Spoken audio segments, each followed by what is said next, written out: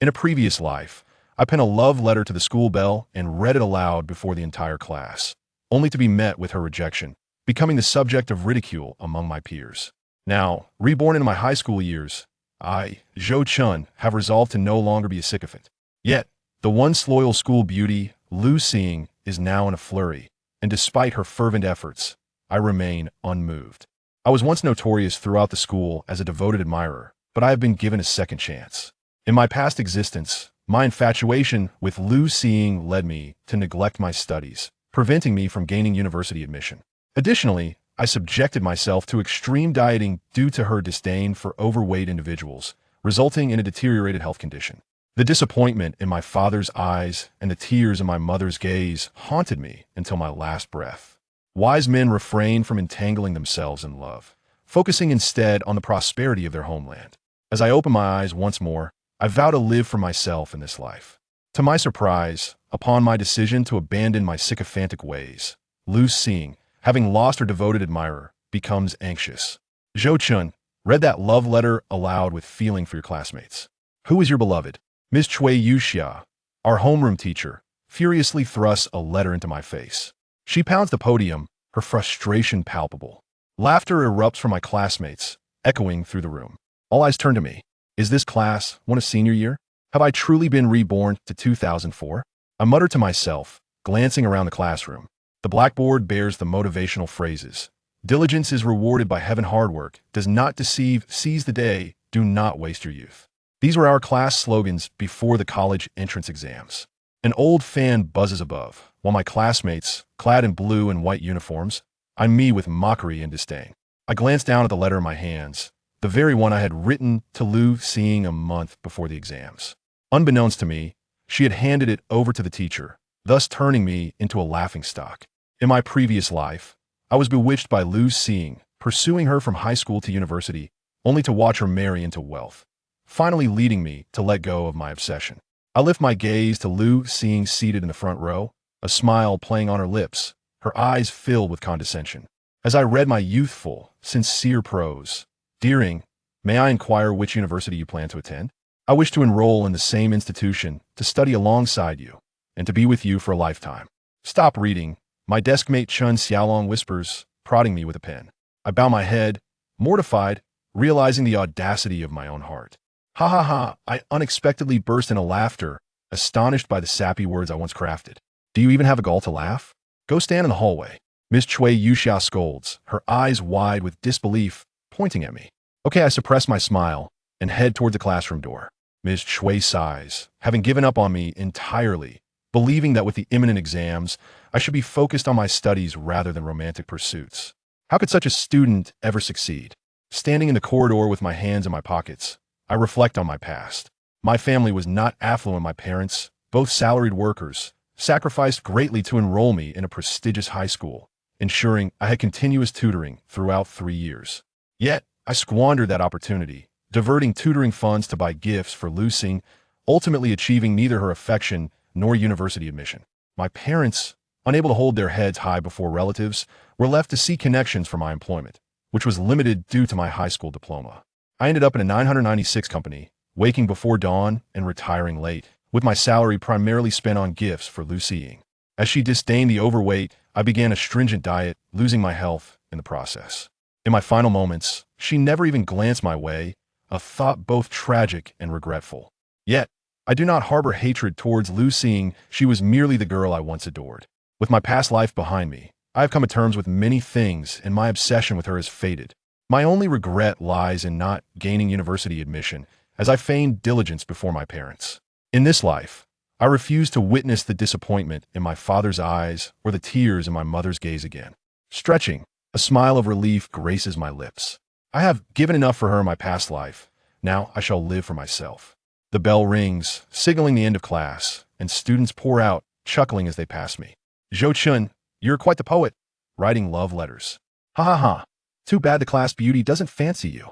Life in senior year is dreadfully monotonous, and this incident will provide ample fodder for gossip for a month. I shrug, unfazed. Just as I am about to return to class, Lu Xing calls out to me, "Zhou Chen, is there something you need?" I respond, looking up. With her blunt bangs and ponytail, her skin is fair as snow. Her large, round eyes, framed by long lashes, give her an innocent appearance. She has yet to learn the art of makeup, and in her school uniform, she exudes a refreshing purity. With her hands clasped behind her back, she fiddles with her clothing, her eyes lowered as she speaks. Zhou Chen, I'm sorry about today. I accidentally left your letter in my exam papers. Oh, I nod, wondering how one could forget such a matter. Yet, it no longer matters. I am indifferent now. Actually, I applied to Jiangzhou University. Work hard, I'll be waiting for you there, she whispers, her voice barely audible, before blushing and hurrying back to class. Whoa, I inhale sharply, nearly succumbing to her charm once again. This girl knows how to play her cards well. Shaking my head, I recite a calming mantra. Wise men refrain from love. Focusing on the prosperity of their homeland, her words remind me that the college entrance exams are just a month away, a stark contrast to my previous life where I failed to gain admission. Though Miss Cui Yuxiao may be stern, she does have a point. Knowledge acquired is one's own, it cannot be taken away. In the real world, I have come to appreciate this truth. In this life, I must study diligently, not only for my parents but for myself. As Lu Xiying returns to class, her friend Tian Shuimin curiously inquires, what if Zhou Chen gets angry for you handing his letter to the teacher? Our summer trip funds rely on him, you know? Don't worry, I already told him which university I'm attending. Do you believe he'll go back to studying now? Lu Xiying twirls her hair, brimming with confidence. Handing Zhou Chen's letter to the homeroom teacher was primarily to signal to other boys that she remained single. She has no intention of giving up a vast forest for a single crooked tree. I see Zhou Chen hurriedly return to class, earnestly engrossed in his essay. Tian Shuimin gives Lu Xiying a thumbs up, exclaiming, "You're incredible." At that moment, Chen Xiaolong returns from the restroom and calls out to Zhou Chen, "Let's hit the internet, ill treat." After all, Zhou Chen has embarrassed himself today, and a little indulgence is in order. What internet? The exams are around the corner. I need to focus on studying. Zhou Chen insists earnestly. Are you out of your mind? It's just a rejection from Lu Xiying. Does it warrant this reaction? Chen Xiaolong shakes his head in disbelief. Even if you and Lu Xiying attend the same university, she would never agree to be with you that I do not study for Lu Xiying, but for myself. Zhou Chen placed the composition selection in front of Chen Xiaolong, stating, write an essay on the topic of variety and richness. It hasn't been tested in the past 2 years, but it certainly will this year. Take a good look at how to write it. Nonsense.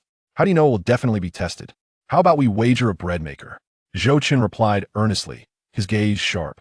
Chen Xiaolong felt uneasy under his intense stare. I'm not betting with you. He sensed something peculiar about Zhou Chen today, though he couldn't quite pinpoint it. As Zhou Chen immersed himself in his studies, he was interrupted by Lu Xing, who commanded, Zhou Chen, I'm going out with Shuimin. Can you bring us lunch? Thank you. She then linked arms with Tian Shuimin and exited the classroom. Zhou Chen remained focused on his book, momentarily forgetting he hadn't had lunch yet. Just as he stood up, Chen Xiaolong stopped him. Where are you going? To the cafeteria for lunch. Are you serious? You actually intend to bring her lunch? Did she give you any money? What's wrong? Is it not permissible for me to go to the cafeteria? Zhou Chen shrugged. Come on, you're only going to deliver food to Lu Xiying, right? Why don't you bring me a portion too? Chen Xiaolong rolled his eyes. All right, they'll bring you one when I return. Zhou Chen then grabbed a book and headed to the cafeteria. Chen Xiaolong was infuriated. Was this really about whether or not to bring him lunch? At 1:30 in the afternoon, Lu Xiying and Tian Shuimin strolled into the classroom, hand in hand, giggling. Chen Xiaolong, where's Zhou Chen? Chen Xiaolong removed his headphones, glanced at Lu Xiying, and replied impatiently, no idea. Seriously? What time is it? Is Zhou Chen trying to starve us? Tian Shuimin complained. Lu Xiying smiled. Perhaps Zhou Chen encountered some delays on the way. I'll be back soon. At that moment, Zhou Chen entered the classroom, holding 2 lunchboxes in one hand and a book in the other. Lu Xiying quickly called out, Zhou Chen, thank you so much. Chen Xiaolong sighed helplessly. His friend was truly hopeless. Zhou Chen looked bewildered. What do you mean thank you? Lu Xiying's almond-shaped eyes curved into crescents. Of course, I'm thanking you for bringing lunch for me and Shuimin. I didn't bring lunch for you too. Zhou Chen shrugged. Enough already. Tian Shuimin impatiently said, you've already brought the food, so stop pretending. She reached for the lunchbox in Zhou Chen's hand. Zhou Chen sidestepped and returned to his seat. Xiaolong, hurry up and eat. Class starts soon.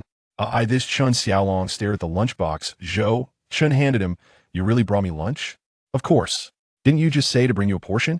Zhou Chen broke open the disposable chopsticks and began to eat. Hey, thanks. Chen Xiaolong grinned widely. His mood lifting as he dug into his meal. Lu Xiying and Tian Shuiming exchanged glances, disbelief etched on their faces. Lu Xiying clenched her fist, her brows knitted in frustration. Zhou Chen, didn't you hear what I said at noon? I did, Zhou Chen nodded. Then why didn't you bring lunch for us? Lu Xiying snapped. Because you didn't give me any money. Lu Xiying's eyes widened in shock. When had she ever paid him for anything? This was his honor, and he dared to ask her for money? Then why did you bring Chen Xiaolong lunch? Did he pay you? Zhou Chen nodded seriously. Xiaolong treated me to go online yesterday, so it's only right to bring him lunch. Lu Xiying was momentarily at a loss for words. She wanted to argue, but realized she had never given Zhou Chen anything. Ha ha, brother. Let's go online together tonight. Ill treat. Chen Xiaolong nearly spat out his food, throwing an arm around Zhou Chen's shoulder. Zhou Chen shook his head. I don't have time. I need to focus on studying. Seeing the two ignore her, Lu Xiying's chest heaved in frustration. Gritting her teeth, Zhou Chen am angry. Don't bother me from now on. With that, she stormed out. Tian Shuiming pointed at Zhou Chen. You better apologize to Seeing this afternoon. Seeing, wait for me. Chen Xiaolong shot Zhou Chen a wary glance. Zhou Chen, you're not going anywhere this afternoon. Where would I go? I still have to study this afternoon. Zhou Chen took a bite of the eggplant dish. The eggplant at the cafeteria is quite good, you should try it. Chen Xiaolong immediately grabbed some, my favorite. The first class of the afternoon was mathematics. Zhou Chen took out his math book, and upon seeing the dense formulas, he felt as if he were reading a foreign language. Anxiety gripped him. Humanities were manageable, but how was he to tackle mathematics and science? He struggled to recall the difficult problem from his previous Lies College entrance examination. As soon as the class ended, he made his way to the front row. Tian Shuiming was sitting there, adjusting her hair with a mirror. Upon seeing Zhou Chen's figure in the mirror, she nudged Lu Xiying and whispered, Ing, Zhou Chen is coming. Lu Xiying huffed dismissively, crossing her arms and raising her chin proudly. So what if he's coming? He's not going to be forgiven easily for what happened today. He must understand the consequences of angering me. Tian Shuiming nodded earnestly. Exactly. Although she was starving, she couldn't forgive him so easily. Zhou Chen approached Lu Xiying, but she turned her head away in disdain. Didn't I tell you not to bother me again? What a fool in the end. He would have to apologize to her. She waited for quite a while, but saw no action from Zhou Chen. Confused, she turned to see him facing the class monitor, smiling. Monitor, I have a question about a problem. The class monitor, Tang Wan, slowly raised her head, adjusting her glasses. With her innocent big eyes, she asked, which problem?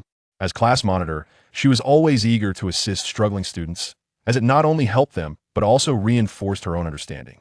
This one, Zhou Chen pointed with his pen. Tang Wan studied the problem seriously. Zhou Chen, not wanting to interrupt, quietly observed.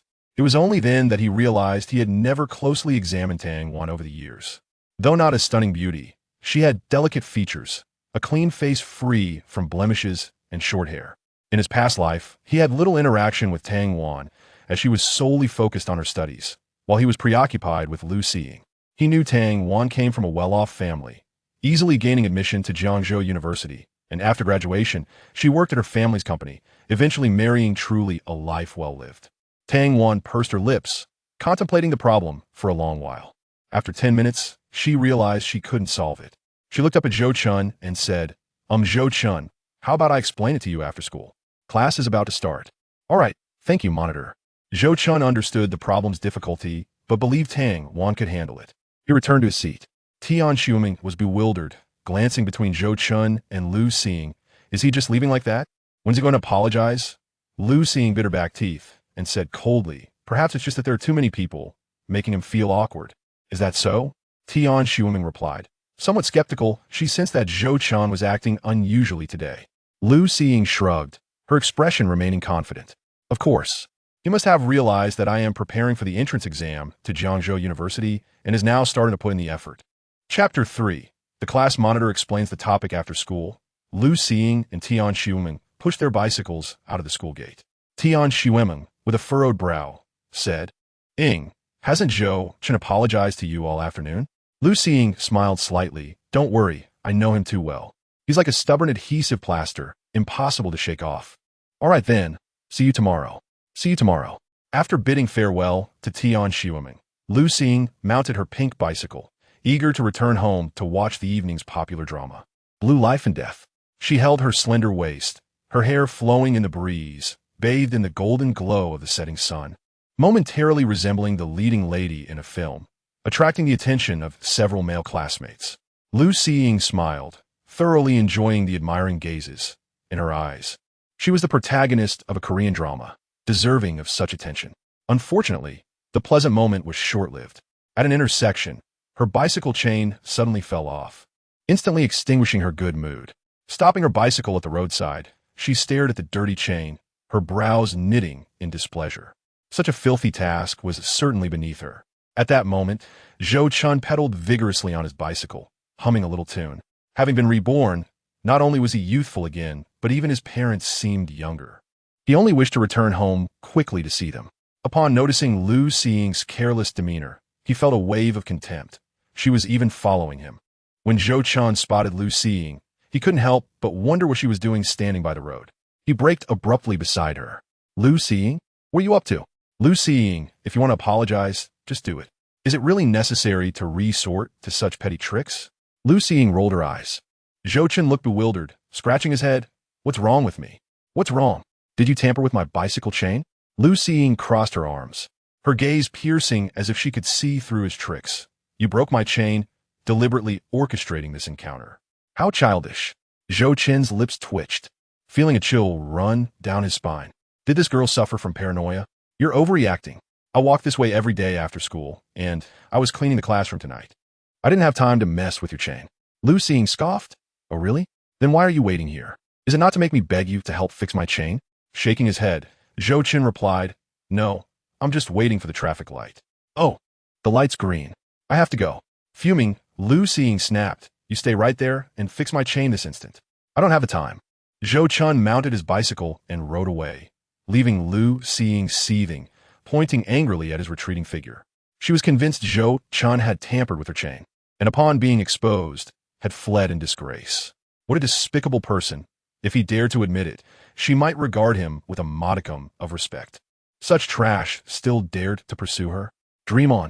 Despite her anger, Lu Xiying had no choice but to fumble with the chain using a small stick. Zhou Chen arrived at the Flip Garden community and spotted a girl in a school uniform, carrying a pink backpack, standing at the entrance, his class monitor, Tang Wan. Zhou Chen waved enthusiastically. Monitor, what brings you here? Tang Wan took a math book from her bag. Zhou Chen, I solved that problem you mentioned. Huh? Zhou Chen's lips twitched. Monitor, you could have just told me tomorrow. There was no need to come all the way here. No way. You see. Tang Wan's eyes were resolute as she took out a pen and began explaining. They sat on a stone stool at the entrance, poring over the problem for quite some time. Passing by, a lady buying vegetables praised, Such diligent kids are rare, truly commendable. Zhou Chen rolled his eyes at the comment. With Tang Wan's explanation, Zhou Chen suddenly felt enlightened. Mathematics was like that. Mastering one method opened the door to many. Although this problem wasn't an exam question, understanding it meant he could tackle the final question with ease. Monitor, you're impressive. Zhou Chen gave her a thumbs up, and Tang Wan beamed with pride. By the way, Monitor, your home is quite far from here. How will you get back? Zhou Chen inquired. Tang Wan, having come all this way for her own sake, felt it was inappropriate to let the young girl walk home alone at night. No need. My driver is waiting for me. She waved her hand dismissively. Zhou Chen's lips twitched. He had forgotten she was from a wealthy family. Tang Wan packed her math book and suddenly asked, By the way, Zhou Chen, which university will you apply to tomorrow?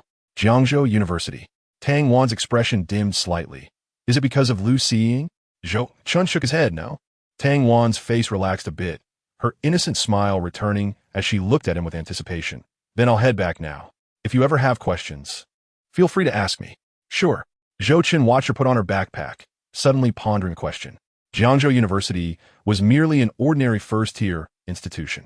Given Tang Wan's academic prowess, she could easily secure a spot in a prestigious university like Tsinghua or Peking University. The thought of Tang Wan coming to his neighborhood to tutor him jolted Zhou Chen. Could it be that this girl harbored feelings for him? It seemed unlikely. They had little interaction.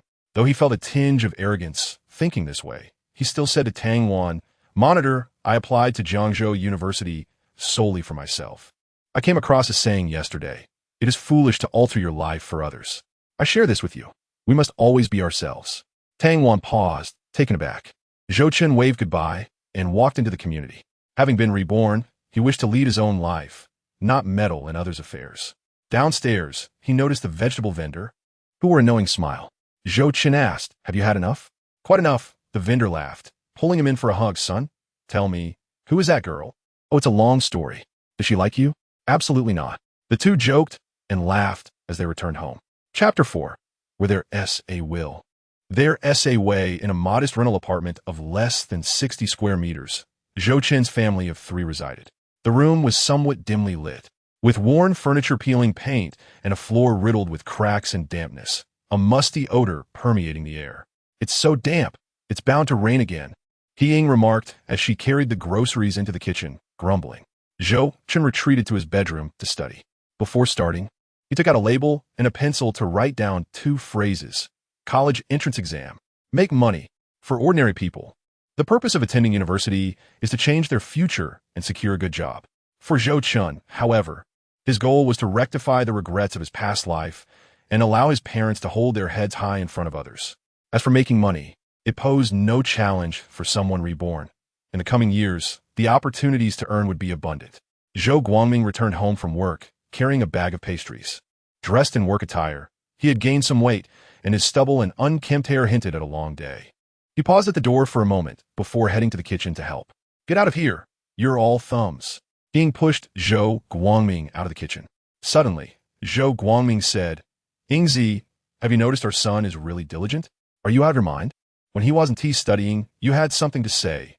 Now that he is studying hard, you still have something to say?" Ying glared at Zhou Guangming with displeasure.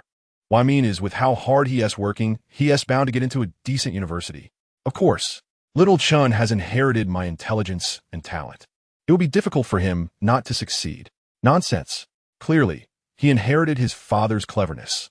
To stop it, Ying swiftly prepared 3 dishes and a soup. Zhou Chen devoured his meal, eager to finish and resume his studies. Ying placed a chicken leg on Zhou Chen's plate, chiding him, "Eat slowly. No one is competing with you." Zhou Chen mumbled, "Time is money. I must finish quickly to review. My time is limited." Ying felt a pang of concern. "Son, don't put so much pressure on yourself. Your health is paramount." Zhou Chen then realized his unusual behavior had worried his mother. He paused, smiling, and reassured her, "Mom, don't worry. I have no pressure." Zhou Guangming took a sip of liquor and inquired, "Have you decided which university to apply to?" "Jiangzhou University," Zhou Chen blurted out. Cough, cough. Zhou Guangming choked on his drink, and even He Ying's lips twitched slightly. As parents, they were acutely aware of Zhou Chen's academic performance. With a bit of effort this month, he should be able to reach the provincial college line. To say he could get into Jiangzhou University was indeed hard for them to believe. He Ying worried if Zhou Chen had become delusional, but before she could speak, Zhou Guangming interrupted. "Ambition is commendable," he said to Zhou Chen. "Where there is a will, there is a way. Dad believes in you." Ying bowed her head, silently eating. With the college entrance examination approaching, she couldn't very well undermine her son's confidence, could she? After finishing his meal, Zhou Chen returned to his room to study. Focusing primarily on mathematics and English, the subjects where he had struggled the most. Time flew, and soon it was 10 o'clock. He Ying knocked on his door. "Son, it's time for bed." "Okay." Zhou Chen stretched, a faint smile gracing his face. The once insurmountable math problems and English exercises now seemed less daunting. He suddenly felt the joy of learning. After washing up, Zhou Chen lay down to sleep, gazing at the old peeling ceiling. Feeling a dreamlike sensation wash over him the next day, He Ying rose early to prepare breakfast. Zhou Chen also got up early for a morning run, as maintaining a routine could bolster his health, enhance immunity, and improve his mental state. Having succumbed to illness in his past life, he was determined to cultivate a strong body in this one. Zhou Guangming, groggy from sleep, emerged from the bathroom, yawning. "Is breakfast ready? I'll go wake our son for breakfast." He Ying scoffed. "He got up before me. He is out for a morning run." Zhou Guangming instantly awoke, astonished. "A morning run? What is going on here?" He Ying gasped, her expression a mixture of disbelief and concern. "Dear, do you think our son has been influenced by something? Studying diligently, and now jogging in the morning. This behavior was indeed peculiar. It was as if he had transformed into a different person." Zhou Guangming stroked his chin, pondering. Could it be that he is in a relationship? The moment the words left his lips, He Ying recalled the girl from the previous afternoon. Who is in a relationship? Zhou Chen, sweating profusely, reached the door. Zhou Guangming hurried to turn on the fan. He chuckled. It's nothing, son. You misunderstood. Zhou Chen refrained from probing further. After enjoying the cool breeze from the fan, he finished breakfast, freshened up, donned his school uniform, and hopped on his bicycle, heading to school. At the first traffic light, Zhou Chen halted, as he always met Chen Xiaolong here. After a few minutes, Chen Xiaolong arrived, pedaling his mountain bike. Whoa, am I seeing things? Today, you're earlier than me, Chen Xiaolong exclaimed, surprised, as he was usually the one waiting for Zhou Chen. Noticing the dark circles under Chen Xiaolong's eyes, Zhou Chen asked, "Did you stay up all night?" Chen Xiaolong, with a mischievous glint in his eye, replied, "I found a new internet CF. It's only $8 for an all-nighter." Zhou Chen rolled his eyes. With the college entrance exam looming, you still have time for that. Chen Xiaolong shrugged nonchalantly. If worse comes to worst, I'll just repeat the year. I don't think I'll make it this time. The two of them were in the same academic boat, both lagging behind in their studies, which explained their placement at the back of the classroom as desk mates. As they pedaled and chatted, they reached the school gates, where Chen Xiaolong noticed Lu Xiying and Tian Shuima. A tall male classmate was delivering breakfast to the two. Lu Xiying's face flushed with embarrassment, while Tian Shuima unabashedly accepted the breakfast, saying, "Come on, we're all classmates. There's nothing to be shy about." Lu Xiying scolded playfully, "Ming, what are you doing? I'm not familiar with him." Tian Shuima shot Lu Xiying a knowing glance, and upon turning, Lu Xiying saw Zhou Chen and Chen Xiaolong. Lu Xiying accepted the breakfast from the boy, sweetly expressing her gratitude. "Thank you so much for bringing breakfast for me and Ming." The long-haired boy, handsome and cheerful, replied with a smile, "Don't thank me. I'm just delivering it for someone else." Someone else. Both Lu Xiying and Tian Shuima were taken aback. Tian Shuima queried, "Who is that person?" The long-haired student replied, "I can't tell you just yet, but you'll enjoy breakfast every day from now on." With that, he strolled into the school. Just then, Zhou Chen and Chen Xiaolong approached the school entrance. As they got closer, Lu Xiying suddenly explained to Zhou Chen, "Don't misunderstand. I don't know that guy. I had no idea he would bring me breakfast." Chapter 5. A change of seats. Zhou Chen halted, gazing deeply into her eyes.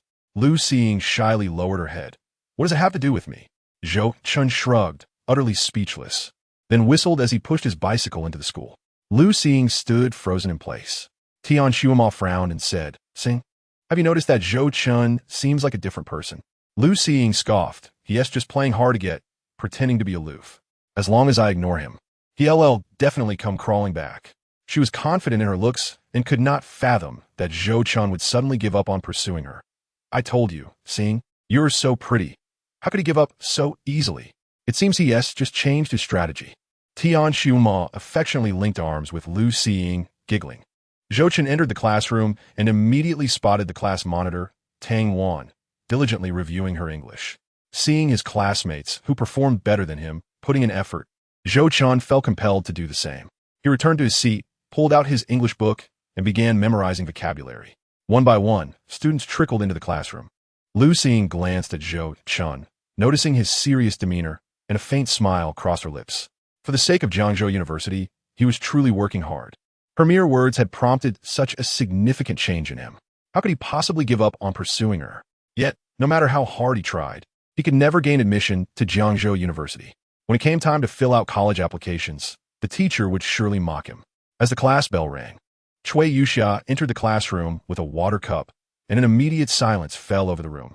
The upcoming month was crucial, and to ensure everyone could focus on their studies, she planned to rearrange the seating. Cui Yuxia intended to adopt strategies from other classes to better position the students. Mischievous students paired with mischievous students only hindered their ability to study seriously, so she decided to mix students with poor grades with those who excelled. Chen Xiaolong immediately hunched down, fearful of drawing the teacher's attention. He had planned to catch up on sleep during the day. "Chen Xiaolong, you'll swap seats with Du Xiao." Cui Yuxia's authoritative gaze fell on him. Oh no, just as he feared. Chen Xiong glanced at Du Xiao, who sat in the middle of the third row, partnered with the Chinese class representative, Zhang Yuru. Zhou Chen admired the class monitor's approach. It was indeed the right remedy. Chen Xiaolong struggled academically, particularly in reading comprehension. She seems to want Zhang Yuru to tutor Chen Xiaolong. However, he is puzzled because there was no scene of switching places in his previous life. It must be due to his rebirth, leading to a deviation in his fate. Teacher, I don't want to sit with Zhou Chen. Du Xiaoyu protested. His Chinese grades had finally shown some improvement, and if he sat with Zhou Chen, his academic performance would surely plummet in the coming month. Cui Yuxiao's expression turned cold. Then do you want to sit by the podium? Du Xiaohu instantly shrank back, pouting as he silently packed his textbooks. Chen Xiaolong, with a mournful expression, lamented, "It's over. My happy life is gone." Zhou Chen shot Chen Xiaolong a glare. "It's just the last month. Focus on your review." With Zhang Yuro around, if you put in even a little effort, your Chinese grades will surely improve. Cui Yuxia continued to rearrange the seating. Tian Xueming, switch seats with Wang Jiqiang. I refuse. Tian Xueming declined without hesitation. Her grades were not great either. She relied entirely on Lu Xiying for help. Wang Jiqiang sat in the third-to-last row, and his desk mate, Guxiangbei, was unattractive and performed poorly, worse than Zhou Chen. Although Zhou Chen's grades were not good, and he was rather foolish, at least he was decent-looking. Tian Xueming, your grades in other subjects are quite good, but your physics is lacking, while Guxiangbei does reasonably well in physics. You can tutor each other, Gui Yuxia explained. She had thoughtfully considered the seating changes. The neighboring classes had also switched seats with satisfactory results. In an effort to improve her class's advancement rate, she borrowed this idea. Lu Xiying glanced at the burly Wang Jiqiang, a flicker of disgust in her eyes. Teacher, I refuse to sit with a boy. Wang Jiqiang, who came from a village, had arms thicker than her thighs, loved playing basketball, and always smelled of sweat. She would rather not sit with such a rural bumpkin. However, Cui Yuxiao's decision was not something a mere student could change. Wang Jiqiang ended up sitting next to Lu Xiying. Lu Xiying felt wronged and tears brimmed in her eyes. Wang Jiqiang had never been this close to such a beautiful girl, and he shyly scratched his head, saying, Lu Xiying, if you don't want to sit with me, I can talk to the teacher after class. Lu Xiying turned her head away, completely ignoring him. As long as she didn't acknowledge him, the teacher's seating change would be ineffective, and ultimately Wang Jiqiang would be moved away. The entire class time was consumed with rearranging seats. Many students had already begun their review sessions with their new desk mates. Cui Yuxia wurde satisfied zmide. Pleased with the seating changes. Why hadn't she thought of this method earlier? Teacher, Zhou Chen suddenly raised his hand. Cui Yuxia shot him a disdainful glance. What is it? I also want to change seats, Zhou Chen said earnestly. Your grades are poor across the board. It won't matter where you sit. Cui Yuxia coldly dismissed him. Laughter erupted among the classmates. Zhou Chen sighed inwardly. How disappointed must the teacher be in him? But it was mostly his fault. He had been preoccupied with the internet and romance, neglecting his studies. Even if he tried hard now, the homeroom teacher would only think he was cramming at the last minute. Seeing Zhou Chen's dejected expression, Cui Yuxia felt a twinge of sympathy and said helplessly, It's not that I don't want to change your seat. Just look around the class. Who besides Chen Xiaolong would want to sit with you? Teacher, I'm willing. A timid voice piped up. Cui Yuxia was taken aback and looked in surprise at Tang Wan. Not only Cui Yuxia, but the other students were also stunned. The class monitor actually wanted to sit with Zhou Chen, a top student and a struggling student. Was this a joke? Cui Yuxia shook her head in refusal. No way. You're the only one in our class with a chance to get into a top university. I want to allow him to hinder your progress. Tang Wan's cheeks flushed slightly as she softly replied. I've seen Zhou Chen working hard lately. Why not give him a chance? Working hard? Working hard on writing love letters to Lu Xiying? Cui Yuxia was incensed just thinking about it. A few classmates laughed mockingly. Tang Wan shook her head helplessly. After a moment of contemplation, Cui Yuxia proposed. All right, I will move him next to you for 3 days. If he performs well, he can stay. But if he shows signs of dragging you down, I will move him immediately. Tang Wan nodded gently, her heart racing a bit. After all, in these high school years, she had never shared a desk with a boy. Zhou Chen eagerly packed his books and switched places with Huang Qiqi, who wore a resentful expression. 3 days. After 3 days, we'll switch back. Zhou Chen smiled faintly. We'll see in 3 days. Once the seating change was complete, Zhou Chen moved from the last row to the first. Lu Xiying, sitting by the window, felt a tinge of jealousy at Zhou Chen's smiling face. What a wonderful opportunity. And he didn't even ask the teacher to sit beside her? She had already thought of how to politely decline. Soon the first class ended. But Cui Yuxia did not dismiss them. Instead, she brought a stack of college entrance examination application forms from the office. In this era, Students filled out their applications before the exams, though a few provinces had started implementing a post-exam application process. Please fill out your college entrance exam applications. This is just a simulation, and submit them by the end of the afternoon. Chapter 6. It's not like I'm buying it for you. Zhou Chen received the college entrance exam application form, found the code for Jiangzhou University, and filled in the code and department name. Zhou Chen, did you really fill in Jiangzhou University? Tang Wan, holding a pencil, turned to ask. Zhou Chen pushed his completed application towards her. Here, all filled out.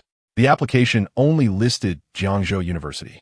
A strange glimmer passed through Tang Wan's clear eyes as she smiled. You seem quite confident? Absolutely, Zhou Chen asserted. As a reborn individual, if he couldn't even get into Jiangzhou University, he might as well find a tofu block to smash his head against. After hesitating for a moment, Tang Wan also filled in Jiangzhou University on her application. Zhou Chen suddenly asked, Class monitor, with your grades, you should be able to get into Tsinghua or Peking University. At the very least, a 985 university. Why choose an ordinary university like Jiangzhou? Tang Wan's hand holding the pencil stiffened slightly, her ears turning a bit red. Zhou Chen, seemingly understanding, nodded. I see. Is it because some of you also apply to Jiangzhou? He turned to look at the study committee member, Li Muse. With a mischievous grin, it's Li Muse, right? Li Muse was a wealthy second-generation student, standing at 175 meters tall, with a commanding presence and excellent grades. But that didn't seem right. With Li Muse's capabilities and family background, he would surely apply to a 985 institution. Could be Daiqing Song? Zhou Chen's eyes brightened as he looked at Daiqing Song, who sat in front of Lu Xiying. Daiqing Song, what school did you apply to? Lu Xiying poked Daiqing Song with the back of her pencil and asked softly. Jiangzhou University. Me too, Lu Xiying replied. Nearby. Wang Jiqiang muttered. Jiangzhou University has a pretty high cutoff? I doubt I can get in. Lu Xiying rolled her eyes. Getting into a third-tier university would be a miracle for you. Why are you dreaming of Jiangzhou? Just as she finished speaking, Lu Xiying caught Zhou Chen sneaking a glance at her. Ha, so you moved to the front row? Now it's not so convenient for you to peek at me, is it? Oh, stop overthinking. I don't have someone I like. Tang Wan blushed and shot Zhou Chen a glare. Zhou Chen flashed a bright smile. Seeing you blush, I must have hit the nail on the head. You're aiming for Jiangzhou University because of Daiqing Song. Just as he finished speaking, Zhou Chen paused. It seemed that in the end, Tang Wan didn't marry Daiqing Song. Zhou Chen, are you done? Tang Wan glared at him angrily, her eyes glistening with unshed tears. Zhou Chen. Cui Yuxiao furrowed her brows and reprimanded him. Zhou Chen instinctively shrank his neck and took out his English book to flip through it. Have you completed your application form? Cui Yuxia inquired coldly. Yes, I have. Zhou Chen nodded in response. Let me see it. Cui Yuxiao extended her fair hand. Zhou Chen handed over his application form. After scrutinizing it for a moment, Cui Yuxiao frowned and sneered. Zhou Chen, do you not have any self-awareness? With your grades, how do you expect to get into Jiangzhou University? The cutoff score is 580, and you barely scored 300 in the mock exam. What makes you think you can get into Jiangzhou University? Cui Yuxiao was extremely exasperated, believing Zhou Chen had filled out the form haphazardly. But there's still a month left to study. What if I do get in? Zhou Chen replied nonchalantly. Cui Yuxiao scoffed. If you manage to get into Jiangzhou University, I'll stand on the teaching building and hold a banner for you. This is what you said. Zhou Chen rubbed his nose, determined to see it through. I said it, and the whole class can attest. Cui Yuxia stated confidently. In truth, her words contained elements of encouragement. If it could motivate Zhou Chen to reform himself, and he truly got into Jiangzhou University, she wouldn't mind sacrificing her own reputation. During the fourth study period, most students were diligently reviewing, with the exception of Chen Xiaolong, who was napping amidst a pile of books. Cui Yuxia stood behind the window, her icy gaze fixed on Chen Xiaolong. Zhou Chen picked up a piece of chalk from the podium and tossed it at Chen Xiaolong's head. Where's the sniper? Chen Xiaolong yelped, suddenly noticing Cui Yuxia at the window, and instantly perked up, grabbing his Chinese book to read aloud. The class bell rang, and Chen Xiaolong immediately set down his book and dashed outside. Zhou Chen, it's time to eat. Zhou Chen stretched and turned to Tang Wan, asking, do you want to go to the cafeteria, together? Tang Wan furrowed her delicate brows and gently shook her head, tears still glistening in her eyes. Zhou Chen's expression darkened. Class monitor, what's wrong? Tang Wan took a gentle breath and shook her head. I'm feeling a bit unwell. You should go eat. Are you okay? Do you want me to take you to the infirmary? No, it's fine. Tang Wan shook her head again. Zhou Chen, why are you dawdling? Chen Xiaolong's voice called from the classroom door. Zhou Chen asked once more, are you sure you're all right? I'm fine. Tang Wan not that. Zhou Chen pursed his lips and stood up to leave. In the cafeteria, Chen Xiaolong handed Zhou Chen a chicken leg. Are you going tonight? Where? To surf the internet. Not going. Zhou Chen said, unceremoniously picking up the chicken leg to eat. Zhou Chen, you can't be seriously thinking about getting into Jiangzhou University, right? It's not a thought, it's a certainty. Zhou Chen replied with unshakable confidence. Haha, really, can you stop joking? Chen Xiaolong asked earnestly. Just tell me honestly, did Lu Xiying provoke you? I've told you. It has nothing to do with her. Zhou Chen shot Chen Xiaolong a fierce glare. Chen Xiaolong, sensing the mood, fell silent. He still believed Zhou Chen was provoked by Lu Xiying. After a few bites of food, Zhou Chen declared, I'm full. You take your time. After discarding the disposable lunchbox, he strode towards the convenience store, selecting a pack of sanitary pads and a bottle of mineral water at the checkout. Just as he exited the store, he collided head-on with Tian Xiumen, who was rushing by. The black plastic bag in her hand fell to the ground. Hey, watch where you're going. Tian Xiumen cursed, rubbing her burgeoning chest. Upon realizing it was Zhou Chen, her anger intensified. Just as she was about to unleash her fury, she noticed a pack of sanitary pads in the fallen black plastic bag. Oh, did Xiying ask you to buy these? What do you mean? Zhou Chen picked up the plastic bag, intending to leave. Tian Xiumen scoffed, stop pretending. You remember Xiying's period so clearly. Zhou Chen stumbled slightly, nearly falling. So, Lu Xiying was also in that situation. However, he wasn't actually buying them for her. Earlier, he noticed Tang Wan looking unwell, clutching her abdomen, and guessed her period must have arrived. She simply felt too embarrassed to tell him. Tang Wan had been diligently tutoring him, so he naturally couldn't neglect her. In the classroom, Tang Wan sat at her desk, anxious. Huang Chi-Chi had already gone to the cafeteria, and she had forgotten to bring sanitary pads. She couldn't dare leave her seat. Chi-Chi, hurry back. At that moment, Zhou Chen burst into the classroom. Lu Xiying immediately called out, Zhou Chen, stop. What is it? Zhou Chen looked at Lu Xiying in confusion. Give me. Lu Xiying extended her fair hand. Give you what? Zhou Chen's lips twitched. The thing in your hand. She could easily tell that the black plastic bag Zhou Chen held contained sanitary pads, as she bought them every month. It's not for you. Zhou Chen went straight back to his seat and stuffed the black plastic bag into Tang Wan's drawer. Tang Wan's eyes widened, and the blush on her face crept down to her neck. Zhou Chen, you. Zhou Chen took out his English book and began to study vocabulary. Tang Wan's heart raced. He actually bought her personal items. It wasn't unheard of for a boy to buy sanitary pads for a girl, but usually it was in a secretive romantic relationship. Seeing that Zhou Chen didn't glance her way, Tang Wan bit her lip, opened the packaging, took out a pad, and rushed out of the classroom. Not long after, Tian Xiumen returned to the classroom, eating ice cream. Lu Xiying asked, Ming, where are my things? Tian Xiumen looked bewildered. Didn't Zhou Chen bring them back for you? Lu Xiying gritted her teeth. He didn't buy them for me. Ah, Zhou Chen, how could you do this? Tian Xiumen glared at Zhou Chen indignantly. Zhou Chen covered his ears and continued studying vocabulary. Lu Xiying, clutching her abdomen, said, Ming, could you please help me buy some? With no other choice, Tian Xiumen placed her unfinished ice cream on her desk and dashed back to the convenience store. Chapter 7. Sending the class monitor home. Tang Wan returned to the classroom just before class began. Zhou Chen noticed that she had changed into a new set of school uniform. As a day student, she had to return home to change clothes. Zhou Chen, thank you. Tang Wan kept her head down, her cheeks flushed, looking incredibly adorable. If you truly wish to thank me, then tutor me well. Zhou Chen chuckled lightly. Tang Wan bit her soft pink lips and said softly, as long as you are willing to study, I can help you. A warm current flowed through Zhou Chen's heart. Few in the class regarded him highly. Tang Wan came from a well-off family and had excellent grades. Yet she didn't look down on him at all and was willing to tutor him. In that moment, Zhou Chen felt a flutter in his heart. Could it be that Tang Wan stayed at Jiangzhou University because of him? The thought arose, but was quickly extinguished by Zhou Chen.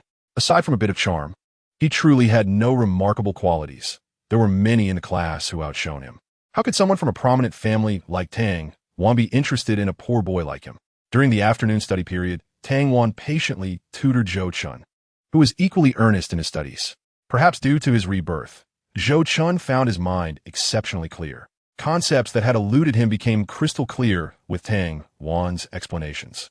Tang Wan handed Zhou Chen a math test paper, saying, "Complete this." All right. Zhou Chen grabbed the bottle of mineral water from the desk, opened the cap, and took a few sips. Tang Wan's eyes widened. "Zhou Chen, what's wrong?" Zhou Chen asked. "That bottle of water is mine." Tang Wan's face turned slightly red. That was the mineral water Zhou Chen had bought when he picked up the sanitary pads, and he had already drunk half of it. No wonder it tastes so sweet. Zhou Chen licked his lips, wearing a look of delightful reminiscence. Tang Wan's face turned even redder, her heart racing. He drank the water she had already sipped. Wasn't he that akin to an indirect kiss? A flush of warmth spread across my face, and I felt as if my head might sink into the desk. Zhou Chen smirked slightly and picked up his pen to fill out the exam paper. The young girl was far too easily embarrassed, which was rather amusing. As the school day drew to a close, Zhou Chen handed over his completed test to Tang Wan. After a casual glance, Tang Wan looked at Zhou Chen in astonishment. "Did you copy the answers behind my back?" Although she had only skimmed through it, she was certain that Zhou Chen's paper would score at least 70. It was worth noting that Zhou Chen had never passed a math exam before. You gave me the test. Shouldn't the answers be with you?" Zhou Chen replied with a playful smile. "You must have learned remarkably quickly. It's all thanks to your excellent teaching, class monitor. Is that really the case?" Tang Wan blinked her clear, bright eyes, nearly convinced by Zhou Chen's jest. "Yes, indeed." Zhou Chen nodded like a chick pecking at rice. The two shared laughter and banter, a scene that caught the eye of Lu Xiying.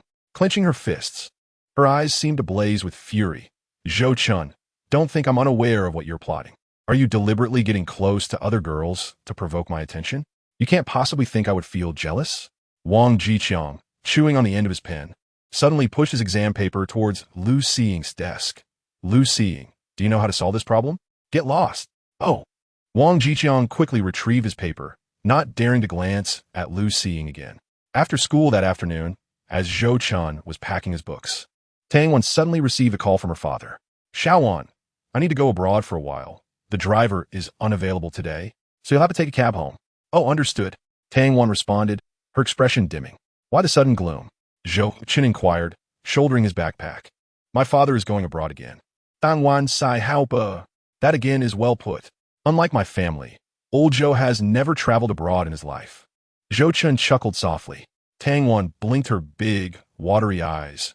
"My dad needs the car, and since no one is here to pick me up, would you mind giving me a ride home?" Zhou Chen raised an eyebrow. "It would be my honor. However, my home is quite far. No witties. I'm quite adept at riding a bicycle." Zhou Chen and Tang Wan walked out of the classroom, backpacks on their shoulders, chatting and laughing. "Hey, Zhou Chen, you're prioritizing romance over friendship. We had an agreement to wait for me." Chun Xiaolong, who was preparing to clean with a broom, grumbled. Tang Wan followed Zhou Chen to the parking lot, where bicycles were parked in dense rows. Zhou Chen's bicycle was a mountain bike, a purchase made by old Zhou after 3 months of quitting smoking. Riding was prohibited on campus, so Zhou Chen pushed the bike toward the school gate, with Tang Wan walking beside him, resembling a young couple. "Seeing, do you think Zhou Chen might be developing feelings for someone else?" In the distance, Tian Xiumei questioned the relationship of Zhou Chen and Tang Wan as they walked away. "Impossible. Tang Wan is renowned for being a good girl. She wouldn't be in a relationship. Besides, what does she have compared to me, other than a bit of money?" Lu Xiying replied with an air of confidence. Yet, despite her words, she couldn't shake the nagging doubt in her mind. Since yesterday, Zhou Chen's attitude towards her had completely shifted. Today, he even hesitated to buy her a bottle of mineral water. This made her question whether she was waiting for him to apologize or if he was waiting for her. Yet, she knew she was not at fault. Tang Wan lived in the city center, about 5 kilometers from the school. Zhou Chen pedaled with all his might, the chain nearly sparking with friction, taking over 40 minutes to arrive at the entrance of her neighborhood. It was summer, and his clothes were drenched in sweat. "Thank you, Zhou Chen," Tang Wan said, her cheeks flushed. Zhou Chen grinned. "No need for thanks. I should head back now." Tang Wan bit her lip. "Would you like to come over to my house to enjoy some air conditioning and rest for a bit?" Go, no. If I don't get home soon, my parents will worry." Zhou Chen declined her kind offer with a smile and quickly rode off. Tang Wan watched his departing figure, her gaze lingering long after he had vanished from sight. Upon returning home, night had fallen. Zhou Guangming stood on the balcony, a troubled expression on his face as he smoked. He Ying sat on the old sofa in the living room, engaged in some handiwork. "Mom and Dad, I'm back." He Ying set down her work and teased. "You're back so late. You didn't go on a date with that girl, did you?" Zhou Guangming entered, his face stern. "What girl? Is our son in a relationship? I just studied a bit longer at school. Don't jump to conclusions." Zhou Chen noted the worry etched across old Zhou's brow. Although he tried to conceal it, Zhou Chen, having navigated the complexities of society, could read the signs. At this hour, it seemed old Zhou was facing unemployment. His grandmother suffered from uremia, needing continual medication and regular dialysis. Though they still managed 3 dishes and a soup, the reality was that finances were tight. It appeared he needed to earn some money to alleviate old Zhou's burden. He Ying brought out a steaming meal from the kitchen. "Let us eat first. Your dad cooked today and made your favorite braised fish." Old Zhou's braised fish was a culinary masterpiece, sour and spicy, delectably flavorful. The fish head and tail were long gone. What remained was always the best for their son. Zhou Chen felt a lump in his throat as he wolfed down his food. "You little rascal, eat slowly or you'll choke on a fishbone," Zhou Guangming teased. At that moment, He Ying asked, "Have you filled out your college entrance exam preferences?" Zhou Chen retrieved the form from his backpack and handed it to He Ying. She scrutinized it and frowned. Well, you really did choose Jiangzhou University, huh?" Zhou Guangming's tone turned displeased. "What is wrong? Is my son not worthy of Jiangzhou University?" "That's not what I meant. I just think he should apply to more schools." "What do you mean? He only filled out one school?" Zhou Guangming snatched the form and glanced at it, his body stiffening. Goodness, he only applied to Jiangzhou University. So he has determined to attend no other school? Encouragement is one thing, but reality is another. He didn't believe Zhou Chen could gain admission to Jiangzhou University. Zhou Chen swallowed his food and cautiously said, "Dad, you don't believe in me anymore?" Zhou Guangming took a deep breath, placed the form on the table, and spoke earnestly. "Why not consider a few more options?" Zhou Chen's lips twitched. Just moments ago, his father had been so adamantly supportive. How hypocritical. Zhou Chen recalled his illness, during which his father often coughed and occasionally struggled to breathe, leading him to suspect his father had lung issues. It was only before his passing that his father agreed to quit smoking. "Dad, let us make a bet. If I get into Jiangzhou University, you'll quit smoking." "Quit smoking?" Zhou Guangming shuddered at the memory of the 3 months he abstained to buy Zhou Chen a bicycle. "Change the wager." Zhou Chen pouted. "You're afraid to take the bet? Look at your lack of ambition." Zhou Guangming, now irate, retorted, "Fine, let us bet. If you get into Jiangzhou University, not only will I quit smoking, I'll give up drinking too." Zhou Chen's lips curled into a smirk of triumph. Zhou Guangming scoffed. "Look at your smugness, as if you're actually capable of getting in." He Ying pinched Zhou Guangming's arm sharply. Who was it that believed so resolutely in him before? Zhou Guangming rubbed his arm and retreated to the balcony for a smoke. With his hunger sated, Zhou Chen returned to his room to study. Mathematics, physics, chemistry, and English were his weakest subjects, and he needed to focus diligently on them. Over the next 3 days, Zhou Chen buried himself in his studies, paying keen attention in every class. He who never raised his hand to speak suddenly vied to answer every question posed by the teacher, responding with remarkable fluency each time. One day, Cui Yuxiao wrote the very math problem Zhou Chen had first asked Tang one about on the blackboard. This question is likely to appear on the college entrance examination. Who among you can solve it? Cui Yuxiao scanned the classroom, noticing that all the students were shrinking back, seemingly afraid of having their names called. Yet, she did not express anger. The problem indeed posed a certain level of difficulty. Even a class monitor, Tang Wan, would likely need to exert some intellect to arrive at a solution. "Teacher, I can solve this problem." Zhou Chen raised his hand. "Let Tang Wan tackle it." Cui Yuxia promptly disregarded Zhou Chen's suggestion. Although Zhou Chen had shown progress in recent days, she did not believe he could unravel such a complex equation. "Teacher, let Zhou Chen give a try. He truly can solve this problem." Tang Wan sut gone feed in. Cui Yuxiao was momentarily taken aback, but eventually nodded, saying, "All right, Zhou Chen, please come up and solve the problem." Zhou Chen approached the podium, chalk in hand, and began to work on the equation. In less than 3 minutes, half the blackboard was filled with the equations Zhou Chen had laid out. He did not pause even once. "Done." Zhou Chen placed the chalk back in the box. "Teacher, can you check if there are any mistakes?" Cui Yuxiao meticulously examined his work. It was entirely correct, without a single error. She stared at Zhou Chen in astonishment, finding it hard to believe that this was a problem solved by a student who had never passed a math test before. Cui Yuxiao took a deep breath. It seems Tang Wan's tutoring has had a significant impact on you. Zhou Chen smiled slightly. Thank you, teacher, for giving me this opportunity. And thanks to the class monitor for her tireless guidance. A rare smile graced Cui Yuxiao's stern face. Very well, you may sit down. I hope you could surprise me even more in tomorrow's mock exam. Zhou Chen returned to his seat, while Tang Wan gazed at the blackboard, a faint smile gracing her lips. She was well aware of Zhou Chen's remarkable progress over the past 3 days. If he continued at this rate, he might indeed have a chance to enroll in Jiangzhou University. Lu Xiying, too, was smiling, believing Zhou Chen's academic improvement was entirely due to her influence. He liked her simply because she had told him she intended to attend Jiangzhou University, motivating him to strive harder. Such was her charm. After class, Tian Shuma shooed away Wang Jiqiang and sat beside Lu Xing, whispering, "Sing, Zhou Chen seems to have truly changed." Lu Xing raised her chin, smugly replying, "Otherwise, how could he aspire to attend Jiangzhou University? How would he keep pace with me?" Tian Shuama inquired. "Has he spoken to you in the past few days? Haven't you seen him studying diligently?" Lu Xing shot Tian Shuama a glance. "So he hasn't spoken to you, then?" Tian Shuama thought to herself. After a moment of silence, she asked, "If he really gets into Jiangzhou University, would you date him?" Lu Xing hesitated briefly before nodding. Most likely, depending on his performance. Recently, Zhou Chen had disappointed her. Not only did he not buy her meals, but he also was too stingy to treat her to snacks. If he managed to get into Jiangzhou University while maintaining such an attitude, she would certainly refuse him.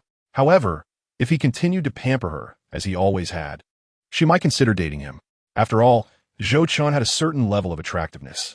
He could rank within the top 10 of his senior class's most handsome boys. By the way, who is the one delivering our breakfast? They seem so mysterious. Who else could it be but my admirer? I detest this air of mystery. Starting tomorrow, we shall refuse to accept their breakfast. I want Zhou Chen to buy us breakfast. All right, I'll follow your lead. The next class was physical education. Cui Yuxiao had already informed the PE teacher to allow students to engage in free activities, believing that most would choose to review their studies in the classroom. Indeed, most of the girls were studying there, but the boys were largely absent. Du Xiaohu, feeling weak and unwilling to sunbathe too long, returned to the classroom. Du Xiaoyu, where's Zhou Chen?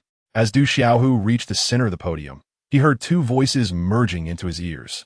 He glanced at class monitor Tang Wan and then at Lu Xiying, who was seated in the corner. Wow, is my brother Chen that charming? The class beauty is looking for him, and even the class monitor wants him. He is playing basketball. Tell him to come up and say I have something to discuss. Lu Xiying commanded. I'm feeling a bit faint. Du Xiaoyu replied weakly. What do you want with him, Lu Xiying? I'm about to go down. Tang Wan asked. Oh, never mind. I'll go down too. I want him to accompany me for a bit of badminton. Lu Xiying replied nonchalantly. Oh, Tang Wan acknowledged and promptly led the way. Lu Xiying followed leisurely, sensing a hint of rivalry from Tang Wan. Although she had no feelings for Zhou Chen, she did not want Tang Wan to grow too close to him. Chapter 9. Does he call me Xiao Wan? Tang Wan exited the classroom, with Lu Xiying trailing closely behind. Tian Shuama, seeing Lu Xiying headed downstairs, immediately set aside her snacks and followed suit. Xiying, are you going to find Zhou Chen? Yes. I haven't played badminton in a while, and I wanted to join me. After several days of intense reviewing, Lu Xiying desired to unwind a bit. Tian Shuama glanced at the leading Tang Wan and whispered, it seems Tang Wan is also going to find Zhou Chen. In recent days, Tang Wan had grown very close to Zhou Chen, making it hard not to speculate. Tang Wan excelled in all subjects, and Zhou Chen merely sought her guidance in his studies. It appeared he was resolutely determined to apply to Jiangzhou University. Lu Xiying felt a tinge of complexity. In Zhou Chen's eyes, she had become a stranger over the past 3 days, a sensation she loathed. Puffed. If he can get into Jiangzhou University, I might as well take his surname. Tian Shuama scoffed. Zhou Chen's academic performance was well known to all. He consistently ranked at the bottom of every exam. Just getting into a third-tier university would be a miracle, let alone a first-tier one. On the playground, Zhou Chen was engaged in a basketball game with several male classmates. The June weather was sweltering, and Zhou Chen and Chun Xiaolong's basketball jerseys were thoroughly soaked. Brother Chen, catch! Chen Xiaolong spun and tossed the ball to Zhou Chen, who caught it and leapt to take a shot. Clang! The three-pointer swished through the net. Nice! Chen Xiaolong jumped up, pumping his fist. Wow, Brother Chen, have you been secretly practicing? Unbelievable. How could you make that shot? The opposing players hung their heads in defeat. Luck, keep it low-key. Zhou Chen smiled, wiping the sweat from his brow. Oh, Lu Xiying is here. Chen Xiaolong narrowed his eyes, spotting Lu Xiying, who was holding a bottle of chilled cola. The other boys turned to look as well. That cola must be for Zhou Chen, right? It couldn't possibly be for you. Brother Chen is in for a treat. The boys cast envious glances at Zhou Chen, who himself displayed an expression of surprise. In his previous life, there had been no scene of Lu Xiying buying cola while he played basketball. Surely, he couldn't have altered the course of fate simply by being reborn? Soon, Lu Xiying and Tian Xiuma arrived at the playground. Lu Xiying handed the chilled cola to Zhou Chen with a sweet smile. It's hot, so I got you a cold cola. It's very refreshing. Zhou Chen stared at Lu Xiying in a daze. Had he not lived this life again, he would have been overwhelmed with excitement at this moment, remembering that Lu Xiying had not even seen him before his demise. He took a deep breath and silently lowered his gaze. Hee, are you touched? This is the first time Xiying is treating a boy to a drink. Tian Xiuma tilted her head, as if it were an honor for Zhou Chen to receive Lu Xiying's kindness. Zhou Chen just then, class monitor Tang Wan approached, struggling to carry a full box of bottled water.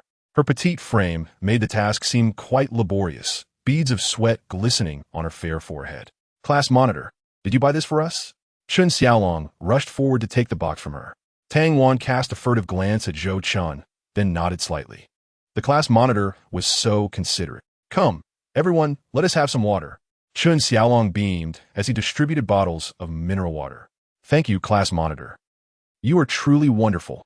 The classmates expressed their gratitude as they accepted the water. Lu Xiying's expression was as if she had swallowed a fly.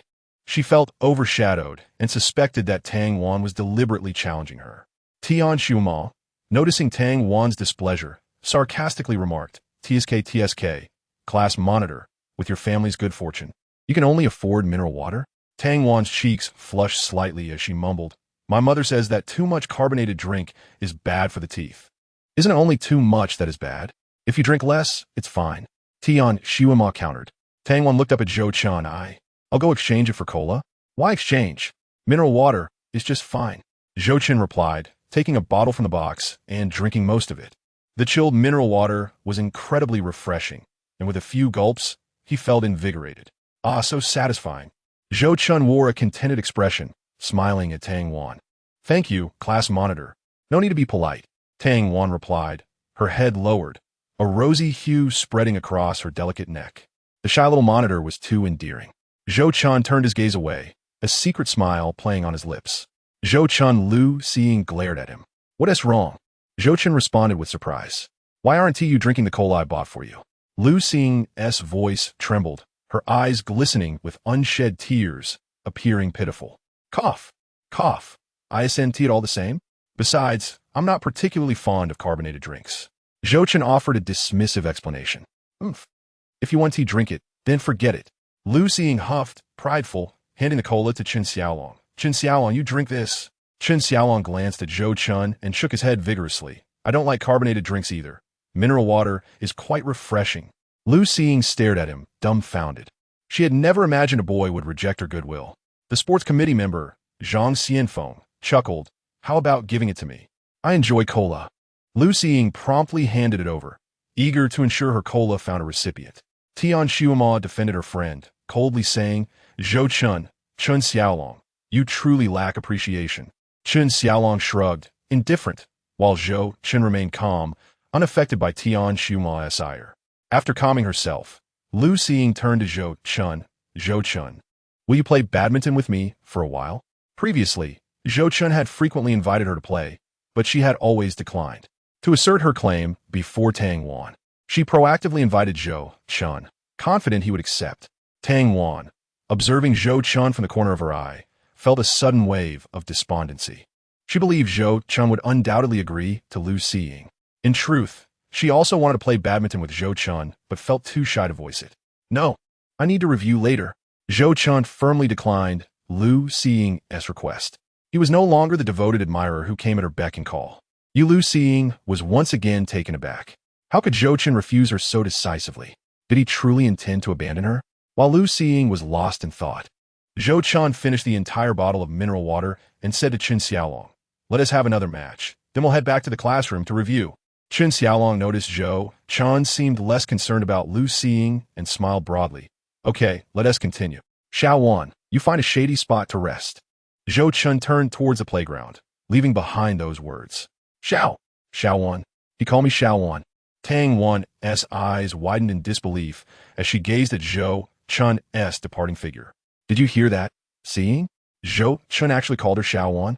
Tian Shuma's eyes widened, the term too intimate. High school students in this era were quite conservative.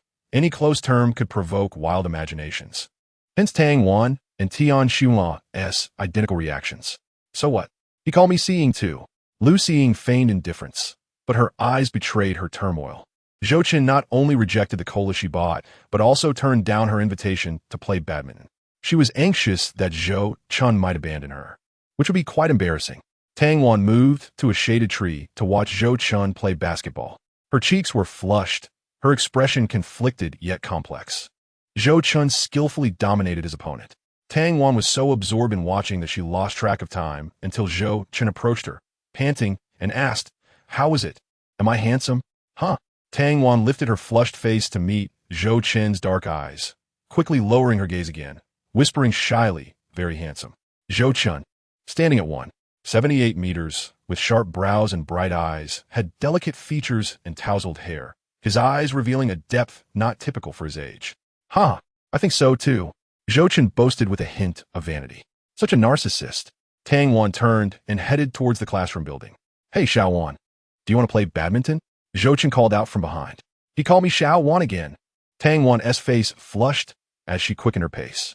Zhou Chen changed into dry school clothes and returned to the classroom, where he and Tang Wan studied English together. Just as they immersed themselves in their studies, a girl with a ponytail approached Tang Wan's desk. "Class monitor, may I ask you a chemistry question?" The girl appeared nervous, her voice soft. "Of course." Tang Wan smiled as she looked up. Zhou Chen also glanced up. The next moment, his pupils constricted sharply. Gu Qingyu, one of the struggling students in the class. On the day of the college entrance examination, she was assaulted by a taxi driver, and when the police found her corpse, her face was unrecognizable, with DNA from 7 or 8 individuals found within her. Until her death, the assailants had not been brought to justice. Gu Qingyu's family, desperate to find the culprits, had exhausted their finances, but to no avail. Zhou Chen's breath quickened, his fingers gripping the pen, turning pale. "Zhou Chen, could you please make some room?" Tang Wan turned to Zhou Chen. Seeing his pallor, she assumed he was unwilling to move and suggested to Gu Qingyu, "Let us go by the window." Gu Qingyu nodded gently. Zhou Chen stood up, saying, "No need, you can sit here." "Thank you." Gu Qingyu smiled shyly, her cheeks reddening. Zhou Chen took a deep breath, stealing a couple more glances at Gu Qingyu before finding an empty seat by the window. His rebirth had altered his fate to some extent, yet many events continued to unfold along their original trajectory. The tragedy of Gu Qingyu was likely to occur once more. Zhou Chen inhaled deeply, resolving to save Gu Qingyu. Perhaps this was the true purpose of his rebirth. Under Tang Wan's patient guidance, Gu Qingyu experienced an epiphany. "Thank you, class monitor, I've understood." Tang Wan beamed. "You're welcome. If you have any questions, feel free to ask me anytime." Gu Qingyu nodded vigorously, nearly moved to tears. Born into poverty, she was introverted and rarely interacted with her classmates, and few were willing to play with her. She had sought help from a student with strong chemistry skills, but was turned away. Recently, seeing the class monitor patiently tutor Zhou Chen, she decided to approach her, not expecting the class monitor to genuinely agree. "Gu Qingyu." Zhou Chen returned to his seat with his textbook. I'm here."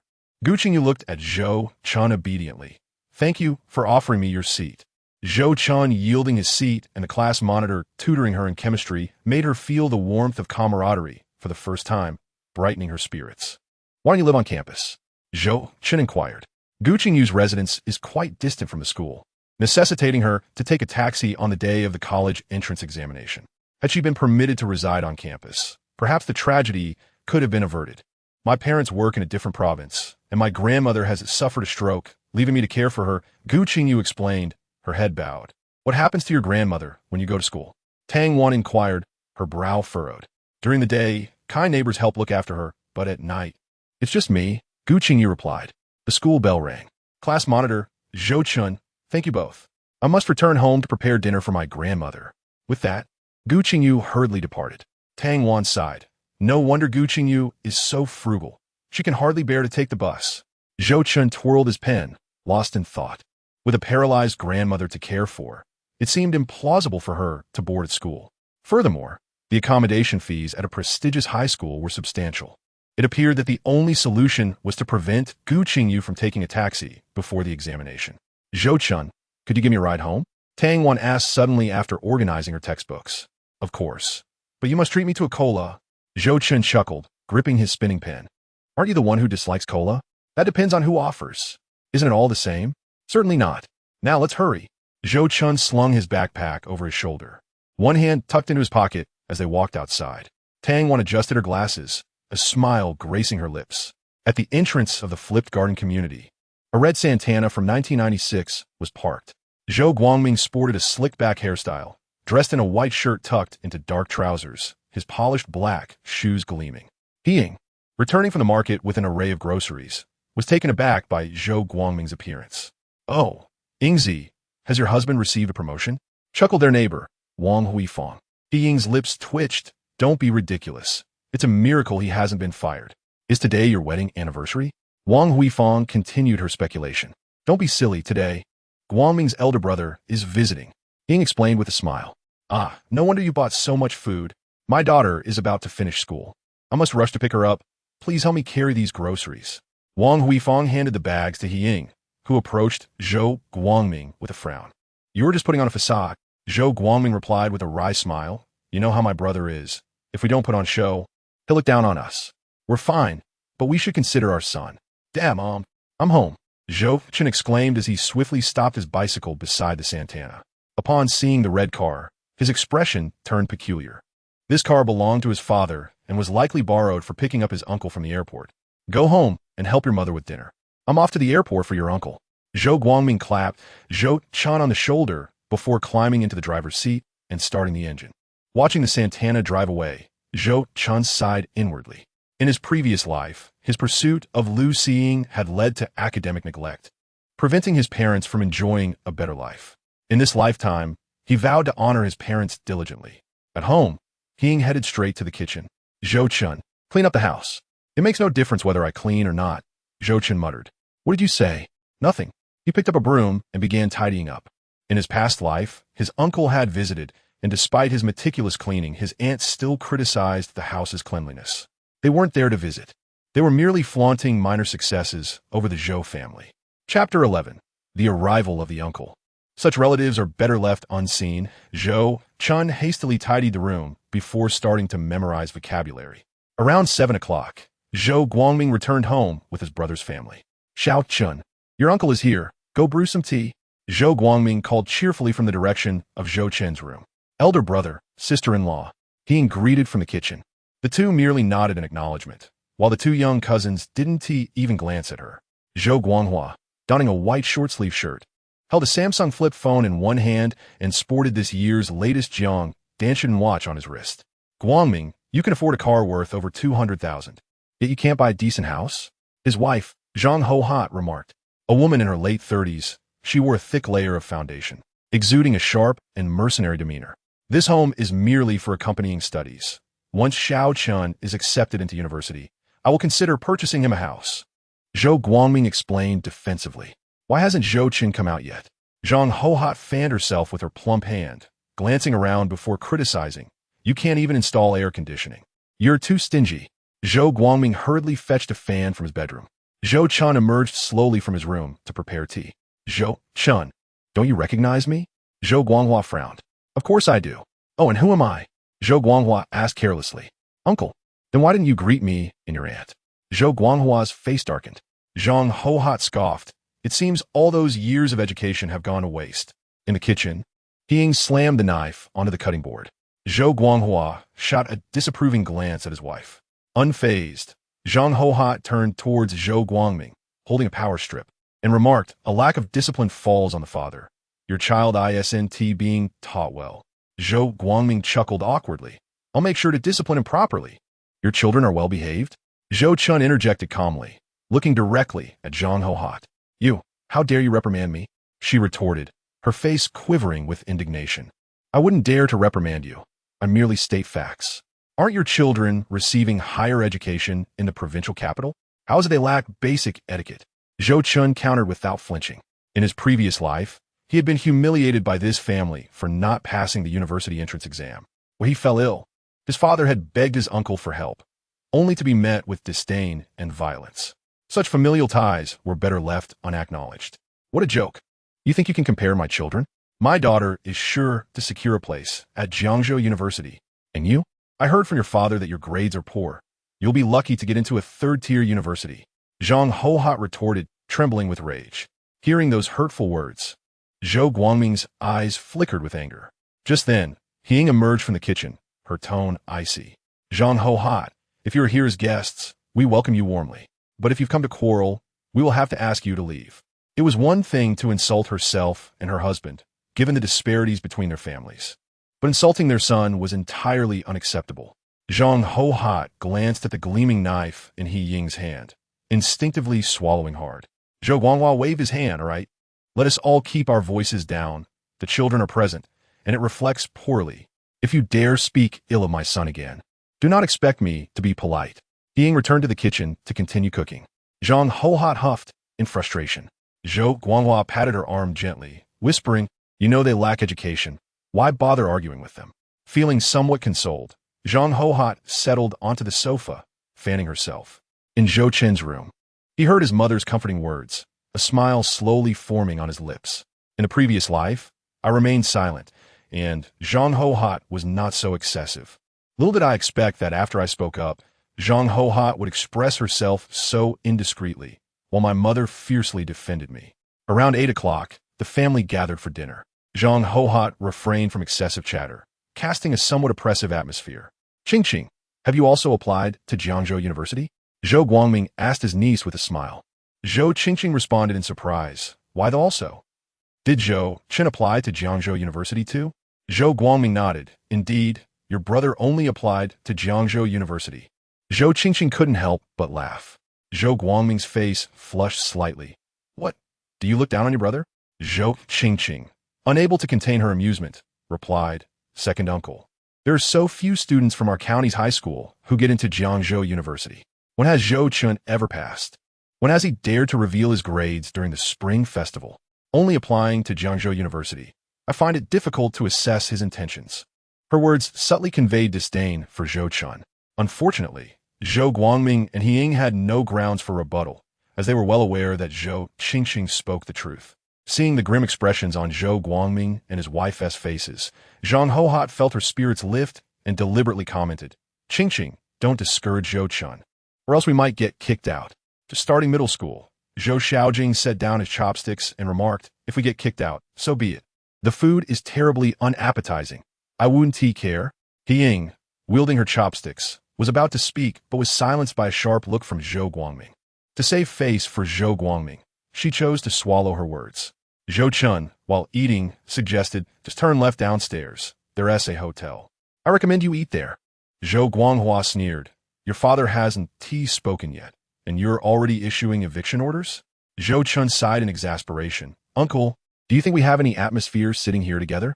You're merely flaunting your wealth from the provincial city. At this, Zhou Guanghua was momentarily taken aback. How did Zhou Chen know that he had made some money? He indeed had earned a bit, initially intending to undermine Zhou Guangming. However, upon seeing Zhou Guangming driving a Santana, he buried that secret in his heart, planning to probe Zhou Guangming's situation before disclosing his own financial gains. Zhou Guangming noticed the surprise in Zhou Guanghua's eyes and quickly poured him a drink, a grin plastered on his face. Brother, have you struck it rich lately?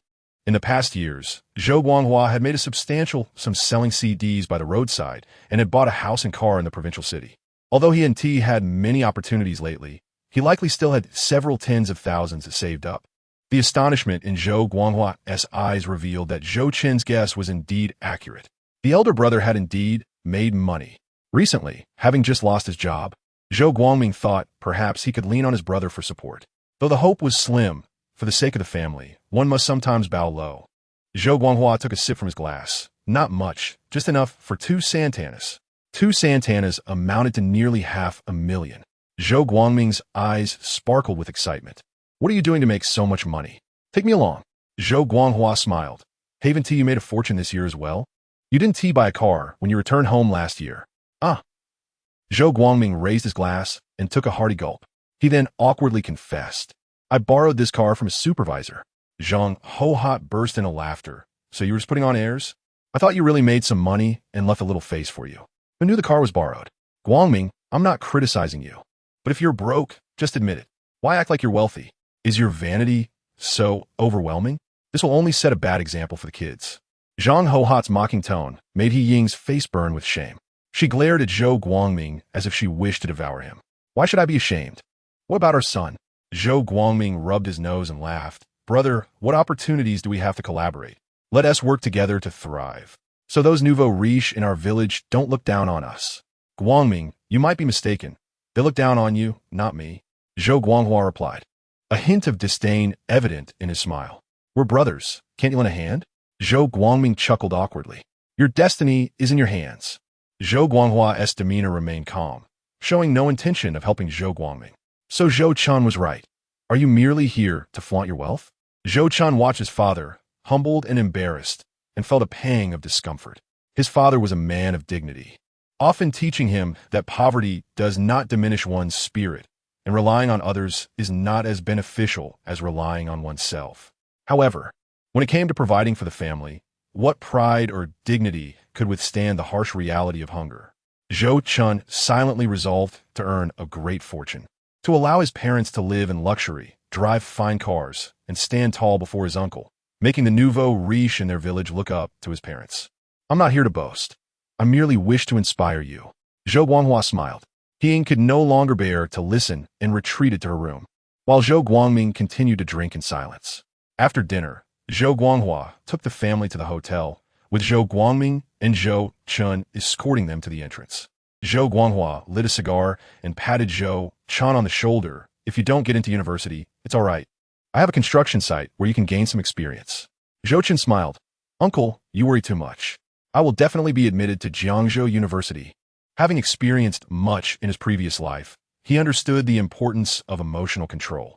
If one cannot manage their emotions when they have nothing, they are merely seen as inept and furious in the eyes of others. Have you ever heard the saying, do not underestimate the youth in poverty? Zhou Chen grinned. Do you think you'll achieve success in the future, and I should curry favor with you now? Zhou Guanghua chuckled lightly. As night fell, he advised, get some rest. Otherwise, there won't be any rooms left. Zhou Chen, hands in his pockets, smiled lightly, knowing that verbal disputes were meaningless. Once he amassed wealth, he would strike back hard. Zhou Guangming, pulling out a cigarette, took a deep drag and sighed, Son, I embarrassed you and your mother today. Zhou Chen, standing at 178 meters, towering over Zhou Guangming, placed his right hand in his pocket and draped his left arm around his father's shoulder, laughing. You were only thinking of this family, and the face we lost, we will reclaim it in time. Zhou Guangming smiled, then feigned seriousness. See, if you lack ability, people will look down on you. So you must get into university and become someone capable. Who says my dad lacks ability? I'll show them how remarkable he truly is. The father and son shared laughter, their silhouettes stretching longer under the dim streetlight as Zhou Guanghua's family returned to the provincial city. Zhou Chen seemed to study even harder, waking at 5 every morning to jog, reviewing for an hour at 6, and finishing breakfast by 7 before heading school. Upon returning home, after dinner, I began my study session, not finishing until 11 or midnight before taking a shower and retiring for the night. He Ying, with a furrowed brow, expressed her concerns. Guangming, do you think our son has been influenced by your elder brother? Such intense studying, can his health withstand it? Zhou Guangming, sitting on the balcony and smoking, replied in a grave tone. Have you not noticed how much more mature and sensible our son has become lately? He Ying paused, momentarily taken aback, then widened her eyes and exclaimed, you might be right. I feel as if he speaks and acts like an adult. Suddenly struck by a thought, she shivered and trembled as she asked, do you think our son could be possessed? I heard from a neighbor that when someone is possessed, they can act in extraordinary ways. Zhou Guangming playfully flicked her forehead and replied irritably, stop with the nonsense. Our son is merely growing up.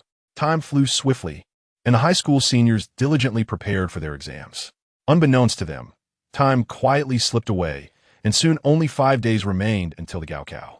Cui Yuxia stood at the podium, her expression serious, as she announced, "Only 5 days left until the Gaokao. I see that everyone has been working hard, and I believe you will all be admitted to your desired universities." Adjusting her glasses, she turned her gaze to Zhou Chen sitting in front of her, continuing, "Among you, Zhou Chen deserves special commendation. He has excelled in recent assessments. Not just excelled, but his performance has been nothing short of astonishing." Cui Yuxia hesitated to disclose Zhou Chen's scores, fearing that if she revealed the secret of his remarkable turnaround, once failing all subjects to now scoring over 90 in every subject after just a month of study, he might be whisked away by research centers for examination. Chen Ge has been quite competitive lately, even doing practice papers during lunch. He brings his English book to the bathroom. How outrageous! Many classmates cast envious glances at Zhou Chen. Chun Xiaolong clutched his heart dramatically, lamenting, "Chen Ge, do you remember our promise to work in the factory together?" Zhou Chen shot him a glare. "When did I ever say that?" You did. Chun Xiaolong pouted playfully. Zhou Chen couldn't help but twitch at the corners of his mouth, wondering how he came to know such a character. Although Chun Xiaolong was somewhat boisterous, he was undeniably a good friend worth cherishing. In a previous life, Chun Xiaolong managed to secure a spot at a second-tier university. However, after failing to gain admission himself, he gave up his studies to accompany Zhou Chen into the workforce. Yet, after a few months of aimless wandering, he was dragged back by old Chun to continue his education. After graduating, Chun Xiaolong used the entrepreneurial funds provided by old Chun to start a small business. Years later, they scarcely crossed paths. Fortunately, before Zhou Chen's demise, Chun Xiaolong visited him in the hospital, weeping as he promised to take care of his parents as if they were his own. It was this heartfelt exchange that allowed Zhou Chen to leave the world in peace. In the final 5 days, students were allowed to rest at home, with the exam scheduled for June 7th. You must arrive at school early on the day of the exam. Chapter 13. Could it be a love letter? Cui Yuxiao passionately delivered a lengthy speech, emphasizing the importance of attending a good university for future job opportunities. Citing successful former students who had graduated and thrived in state-owned enterprises or became successful entrepreneurs. The students listened with rapt attention, their eyes filled with longing. However, she cautioned, not every student will gain admission to university. This isn't meant to discourage you, but rather to prepare you mentally. Don't lose heart. Many of my former students have successfully entered prestigious universities after a year of repeating. Cui Yuxiao leaned on the podium, her gaze stern. "Teacher, do you think I can get into Jiangzhou University?" Lu Xiying suddenly raised her hand to ask. All eyes turned to her. "Don't underestimate yourself. There's hope." Cui Yuxia replied ambiguously. Although Lu Xiying had achieved excellent results in recent assessments, the teacher refrained from being overly optimistic to prevent her from becoming complacent. Lu Xiying smiled confidently, reassured by her diligent studying and her belief in her potential to enter Jiangzhou University. She glanced at Zhou Chen, wanting to inquire about his chances of admission, but chose to refrain from asking, wanting to preserve his dignity. Despite Zhou Chen's rapid academic improvement, she felt his ceiling was a second-tier university. As the final bell rang, the last class concluded, yet the students remained seated in silence. Class dismissed. Cui Yuxia took a deep breath and exhaled 2 words. Today, she unusually refrained from taking up the break time. "Woohoo, we're free." Chen Xiaolong immediately jumped up, tossing his textbook into the air. The classroom erupted in excitement, while others chose to remain quietly in their seats. High school had come to an end. Some may proceed to university for higher education, while others might enter the workforce early, facing the harsh realities of life. Zhou Chen sat in silence, reflecting on his month of rebirth, soon to witness the fruits of his labor. He felt confident about his chances of entering Jiangzhou University, which would mark only the beginning of his new life. "Xiaoqinzi, here, this is for you." The blushing Tang Wan, already with her backpack, handed Zhou Chen a folded pink note shaped like a heart. "What is this?" Zhou Chen looked up, only to see Tang Wan darting out of the classroom. "Wait, could it be a love letter? Has this girl developed feelings for me after our month of interaction?" Just as he was about to unfold the note, Chun Xiaolong abruptly slammed his hand on the desk, exclaiming, "Chingu, let us hit the internet tonight. My treat." At a time like this, he was still thinking about an all-nighter. Zhou Chen rolled his eyes at Chen Xiaolong. How's your research on the colorful essay prompt going? Chen Xiaolong retorted, I've been studying it for a few days, but the Gaokao may not even include that as a topic. As long as you've researched it, that's what matters. Zhou Chen stuffed all his textbooks into the bag he had brought from home. If the Gaokao essay really is on the topic of rich and colorful, I'll definitely offer you incense. Chen Xiaolong said with a beaming smile. Zhou Chen, carrying his bag, replied nonchalantly, I'm not so sure.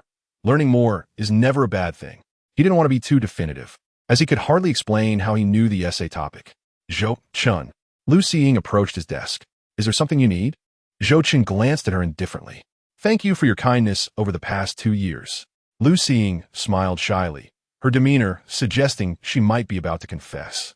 However, Zhou Chen, unfazed, said, just speak plainly. No need for beating around the bush.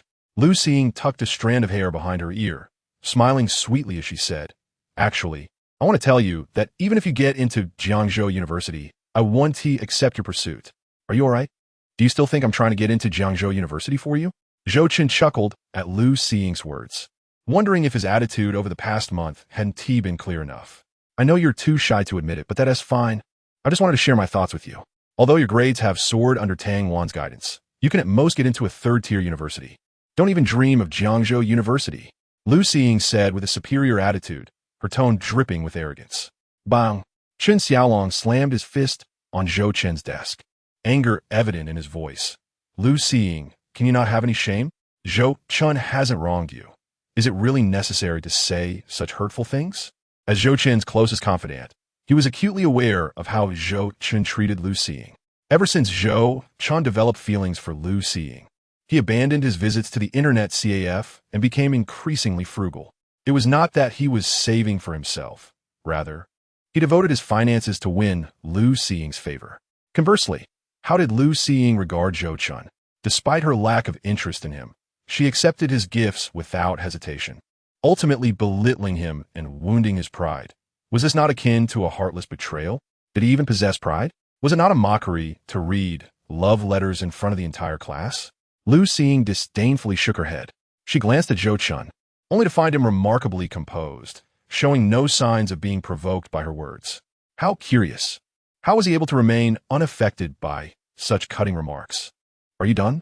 Zhou Chen inquired, lifting his profound gaze. Not yet. Let us make a wager. If you can gain admission to Jiangzhou University, I will agree to date you. What do you think? A playful smile adorned Lu Xiying's face, as if she were certain that Zhou Chen would fail the exam. She wished to witness his desperate struggle, only to see him fail. All right, Zhou Chen replied with a smile. Lu Xiying was momentarily taken aback. She had not anticipated that he would actually accept. Did he truly lack self-awareness? Nevertheless, it mattered little. Zhou Chen was unlikely to be admitted to Jiangzhou University, and even if he were, she would not spare him a glance. Then I shall await the outcome, Lu Xiying replied with a smile. Before shouldering her bag and exiting the classroom, at the doorway, a group of Lu Xiying's friends gathered, erupting into laughter. Are you all right, Brother Chen? Chen Xiaolong asked, giving Zhou Chen's shoulder a friendly squeeze. Mifine. My mental fortitude is quite strong. Zhou Chen grinned. When Lu Xiying approached him, he had already discerned her intentions. He could have easily ignored her, yet he chose to engage in conversation again. In his past life, no matter how hard he tried, he never gained admission to Jiangzhou University, ultimately becoming the subject of ridicule among his peers. Even years later, at class reunions, many would bring up this humiliation. His acceptance of Lu Xiying's wager was merely to allow him the satisfaction of slapping her face with his success once he was admitted to Jiangzhou University. Today, school ended early. Upon returning home, Zhou Chen found that He Ying and Zhou Guangming were not present. He retrieved a bottle of cola from the refrigerator and settled on the sofa, feeling anxious as he opened a letter from Tang Wan. Could it be a love letter? Unlikely. It was more probable that it contained words of encouragement. Upon unfolding the letter, he was greeted by meticulously crafted handwriting. Chapter 14. Tang Wan's confession letter. Hello, classmate Zhou Chen. Do you remember what you said before? It is exceedingly foolish to alter one's life for the sake of others. Do you think a foolish person might appear in your world? We shall meet at Jiangzhou University. Boom. Zhou Chen felt as if struck by lightning, his mind blanking in an instant. Having lived 2 lives, How could he fail to grasp the meaning behind Tang Wan's words? She indicated that she had altered her life for someone else, and that someone was him. No wonder she had achieved such remarkable scores to enter a prestigious institution, yet chose to remain at Zhou University. She truly did it for him. How astonishing. In his previous life, he had little interaction with Tang Wan, yet she had chosen to stay at Zhou University for his sake.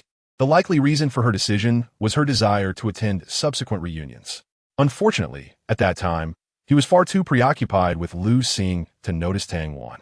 After his rebirth, he had developed some rapport with her, prompting her to muster the courage to write him a confession letter. Zhou Chen's breath quickened, and his hand trembled slightly as he clutched the letter. In a moment of clarity, he sensed a deeper meaning behind his rebirth. Tang Wan's future spouse was likely not someone she loved, suggesting that her life would not be filled with happiness. This was Tang Wan's regret, a regret that he had inadvertently caused. His own short life, his parents' grief, these were remnants of his past life. Zhou Chen inhaled deeply and murmured, Tang Wan, we shall meet at Zhou University. The fact that Tang Wan had left him with that final statement implied that he might not see her for some time. With her shy disposition, she would likely avoid him. If that were the case, then he would indeed see her at Zhou University. Just then, He Ying's furious voice echoed from outside. Wang Huifeng, if you dare speak ill of my son again, I will demolish your house. Zhou Chen hurriedly rose to head outside. What was happening? Why was his mother arguing with the neighbor? In the stairwell, He Ying and Wang Huifeng were locked in a fierce stare, vegetables scattered across the floor. Wang Huifeng sneered, am I wrong? If it weren't for him constantly taking my son to the internet CAF, will my son's grades be so poor? With Zhou Chen's abysmal final scores, dreaming of Zhou University is sheer folly. You insolent wretch, I won't let this go. He Ying lunged at Wang Huifeng, grabbing her hair. Wang Huifeng, undeterred, retaliated by biting He Ying's arm. Mom, Annie Wang, stop it. Zhou Chen rushed in to mediate. Although Wang Huifeng's words were harsh, she had helped his family on numerous occasions over the years. It was likely that her precious son had failed his exams again, prompting her to vent her frustrations on his family. Zhou Chen intervened, pulling the two apart. He Ying, seething with anger, exclaimed, don't stop me. I want to tear her apart. Wang Huifeng, hands on her hips, taunted, come on. If you have the guts, kill me. You think you're so tough? Zhou Chen, let me go. Mom, please calm down. Zhou Chen pleaded, tightly holding on to He Ying. Then turning to Wang Huifeng, Annie Wang, let us all just cool off. We're neighbors after all. There is no need for such hostility. Wang Huifeng smoothed her disheveled hair, saying dismissively, fine for the children's sake. I want to hold it against you. He Ying, mindful of Zhou Chen's presence, restrained her temper, not wanting her son to think she was a shrew. Wang Huifeng picked up the scattered vegetables and returned home. Zhou Chen gathered the remaining vegetables into a plastic bag. School ended early today? He Ying asked, squatting down to help.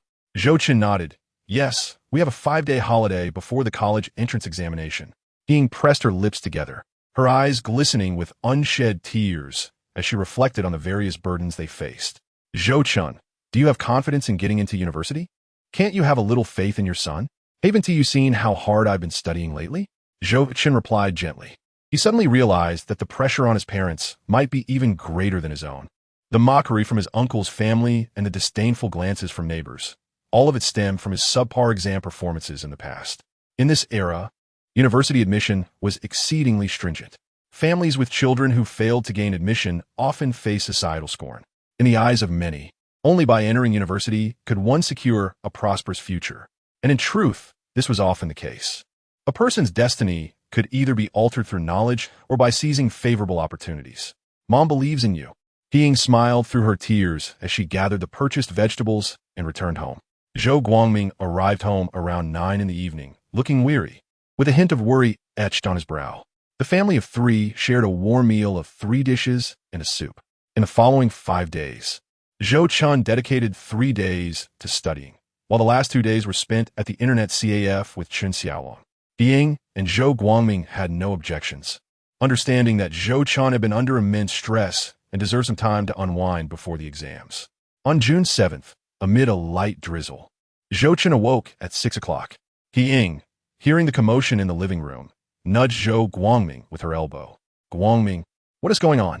Why is Zhou Chen up so early? The examination is approaching. It is time to rise early and prepare. I will get up and make him something delicious. Ying said, turning on the light and sitting up to dress. Zhou Guangming took 100 yuan note from beneath his pillow. Give him this 100 yuan and let him eat outside. That works. Ying, having dressed, made her way to the living room. Mom, did we wake you? Zhou Chen smiled awkwardly. Why are you up so early? If you don't rest well, how will you have the energy for the exam? Ying reproached him. I have a study group going to the exam, but you don't need to leave this early. Ying scrutinized Zhou Chen. The exam is at number 2 high school. It will take me over an hour to ride there. Who told you to ride your bike? Take a taxi. If you can come back tonight, do so.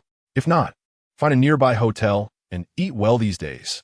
Ying thrust the 100 yuan bill, adorned with the portraits of 4 great leaders, into Zhou Chen's hand. So much money.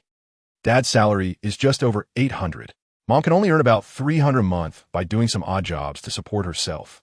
In this era, average wages are low, but so are prices. Breakfast in a high school cafeteria costs only 70 to 80 cents, and a meat dish for lunch is merely 2 yuan. Most boarding students spend only 20 yuan a week. Zhou Chen's weekly allowance is 30 yuan, and he spends 20 of it on Lu-seeing. Remembering how hard his parents work for money while he frivolously spends it on Lu-seeing made Zhou Chen feel a wave of discomfort. This 100 yuan equates to 10 days of his mother's labor. In his previous life, Zhou Chen felt entitled at this age, even thinking his parents' financial support was insufficient. Having lived anew, he suddenly realized how heavy this 100 yuan truly is. Mom, thank you. Zhou Chen embraced Ying, his eyes reddening. Do well on your exam. Don't let your dad and me down. Ying patted Zhou Chen's back. Zhou Chen glanced at the time. It was nearly 6:30. He had to intercept Gu Qingyu before she got on the bus. Over the past few days, he had discovered Gu Qingyu's residence. Riding from the flip garden would take at least an hour. Chapter 15. A critical moment to save Gu Qingyu. Zhou Chen donned a raincoat and pedaled swiftly towards Gu Qingyu's home. It was June, and even on a rainy day, there was no trace of coolness in the air. Zhou Chen's leg muscles were taut, and the chain of his bike, long overdue for oiling, rattled noisily. Suddenly, at an intersection, the chain finally succumbed to the strain and snapped. Damn it! Zhou Chen cursed under his breath, stopping by the roadside to fix the chain. Having ridden a bike for 3 years, he was quite adept at such repairs. After about 10 minutes, he had the chain mended and continued on his way. To prevent another breakage, he found a bike repair shop and applied some lubricant. The mechanic, upon learning Zhou Chen was going to take the college entrance exam, did not charge him. In Xiangyang village, all the houses were made of mud. Nearby was a garbage dump, a temporary site for refuse transported from the county town, lacking a professional cleanup crew. The stench was nauseating. In a modest 30-square-meter house, Gu Qingyu sat by the bed, feeding her grandmother porridge. The room was simple, yet it provided shelter from the wind and rain, and it was kept clean. Xiaoyu, a middle-aged woman in patched clothing, stepped inside. Aunt Zhang, what brings you here? Gu Qingyu quietly set her grandmother down and asked. We pooled some money. You have your exam these days and need to eat well. Aunt Zhang produced a crumpled stack of small bills, mostly 1 and 2 yuan notes, with few 5s or 10s. Gu Qingyu quickly waved her hands. No, I can't accept your money. Her parents worked in another province and had not returned for 2 years, nor had they sent her any money. Over the years, her high school expenses had been supported by neighbors. Aunt Zhang forcefully pressed the handful of coins into Gu Qingyu's hands, her calloused hands clasping Gu Qingyu's rough little hands as she said, Silly girl, you are the hope of our village. Do well on your exams. I'll take care of your grandmother these days. Gu Qingyu, a native of Xiangyang village, felt tears welling in her eyes. She bowed her head, letting hot tears fall as she choked out, Thank you, Aunt Zhang. Please also thank everyone for me. I will not let you all down. She had been working hard. She had to get into university to repay the villagers' kindness in the future. All right, it's getting late. Hurry to school. Aunt Zhang urged. Concerned Gu Qingyu would miss her exam. Okay, please help me look after Grandma. Gu Qingyu was usually an early riser, walking nearly 2 hours to school. This morning, however, Grandma was unwell, and she had spent considerable time at a clinic in a neighboring village. Now, walking to the exam venue was impractical. She would have to take a taxi. After packing her bag, washing up, and tidying her hair, she grabbed her umbrella and hurried outside. Just beyond Xiangyang village lay the county road, bustling with passing taxis. To save money, Gu Qingyu decided to wait for a bus.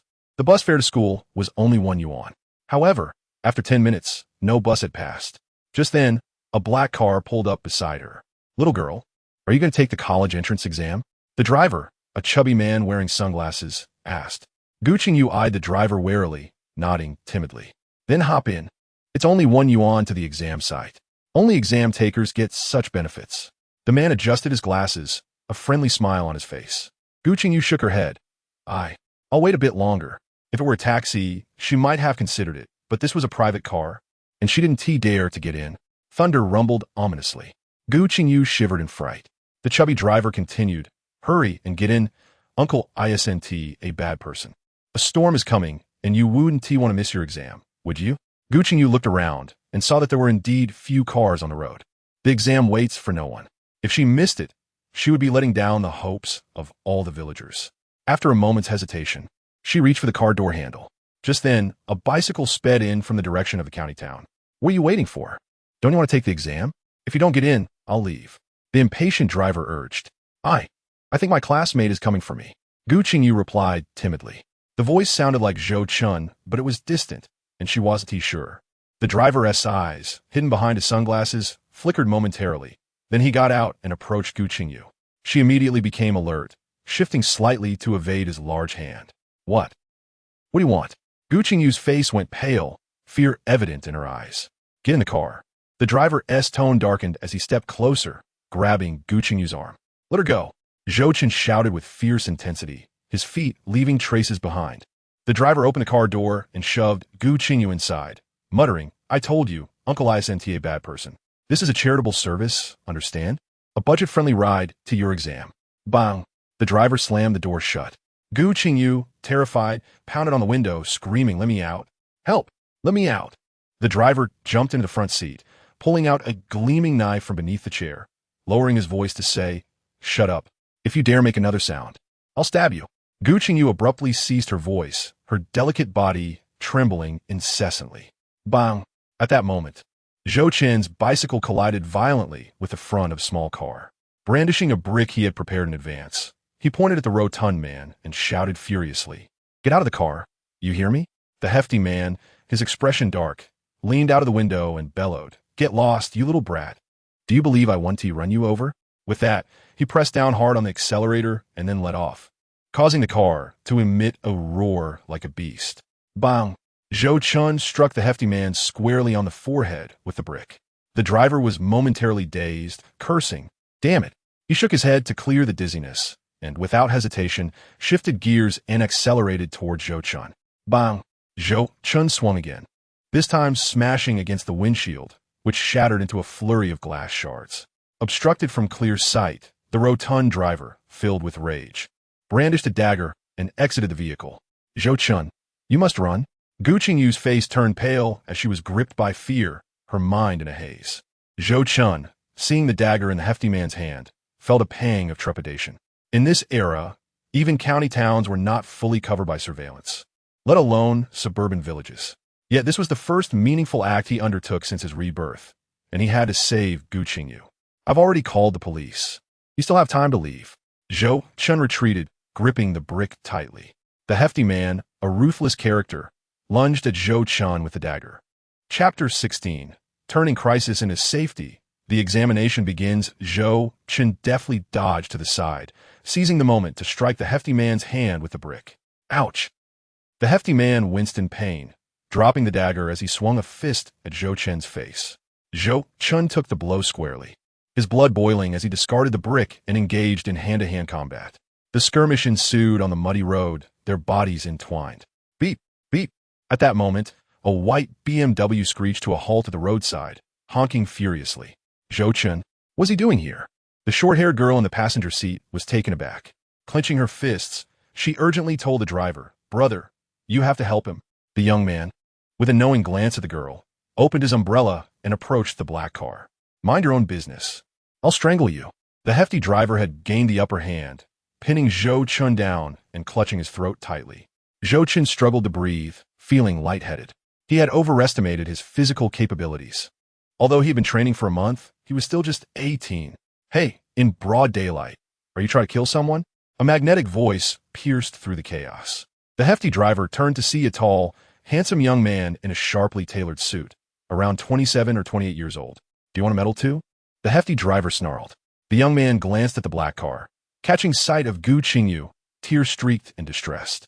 He instantly realized that the hefty driver was likely a human trafficker, prompting him to act. The young man's well-defined hand tightened around the umbrella, and he delivered a swift kick to the hefty man's neck, knocking him out cold. Is he really that weak? He muttered, then approached Zhou Chen, extending a pale hand to assist him. Are you all right? Cough, cough. I'm fine. Zhou Chen stood up and unlocked the black car's door. Gu Qingyu rushed out, enveloping him in a tight embrace, sobbing, "Thank you, Zhou Chen."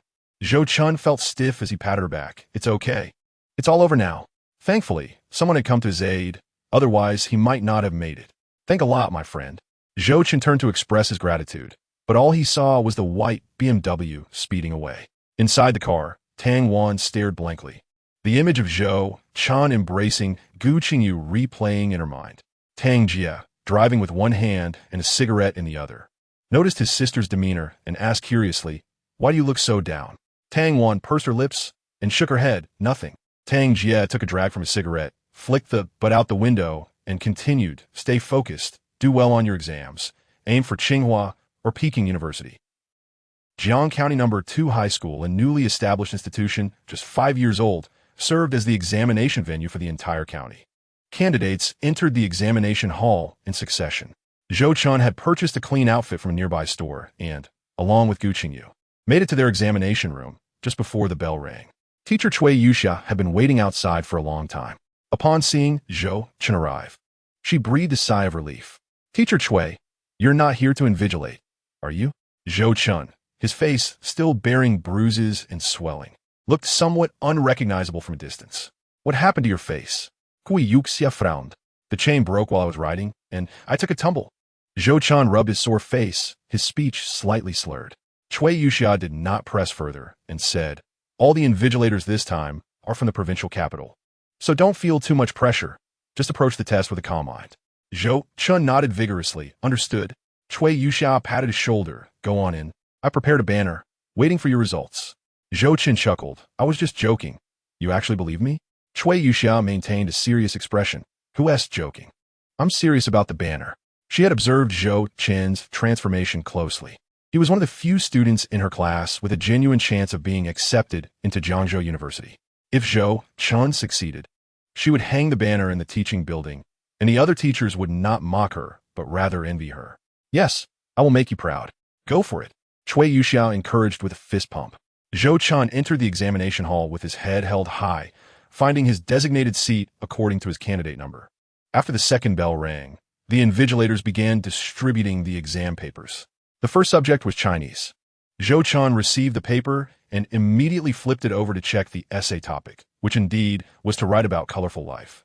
The essay was worth 60 points, accounting for 2/5 of the total score for Chinese. After a brief glance at the paper, a smile gradually formed on Zhou Chen's lips. In his previous life, this Chinese exam felt like deciphering a celestial script. Now the questions posed no pressure at all. It was exceedingly simple. Zhou Chen completed the exam in just over 30 minutes, becoming the first student to exit the examination hall. Outside the school gate, parents holding umbrellas were gathered. Seeing someone exit so early, they speculated he must have submitted a blank paper. "It looks like he's got no future. I truly feel sorry for his parents. Thank goodness he's not my son. If he were, I'd break his legs." "What the heck, old Zhou? Doesn't that kid resemble your son?" A bearded man tapped the shoulder of the one who had just expressed pity for the parents. Zhou Guangming, who was working part-time nearby, had taken a couple of days off to wait for his child's exam. Hence he was there to join the bustle. Clutching a half-smoked cigarette, Zhou Guangming squinted at the candidates, shaking his head. "Not my son. My son isn't that chubby, and he didn't wear that outfit when he left this morning." It was drizzling lightly, making it hard to see the candidates' faces clearly. However, Zhou Guangming was certain that it wasn't Zhou Chen. When Zhou Chen left the building, he stood by the window, stealing a few glances. That kid hadn't worn that outfit today. Yet, Zhou Chen soon emerged outside the school, and Zhou Guangming's face turned pale. It truly was his son. "What happened to your face? Who did you fight with?"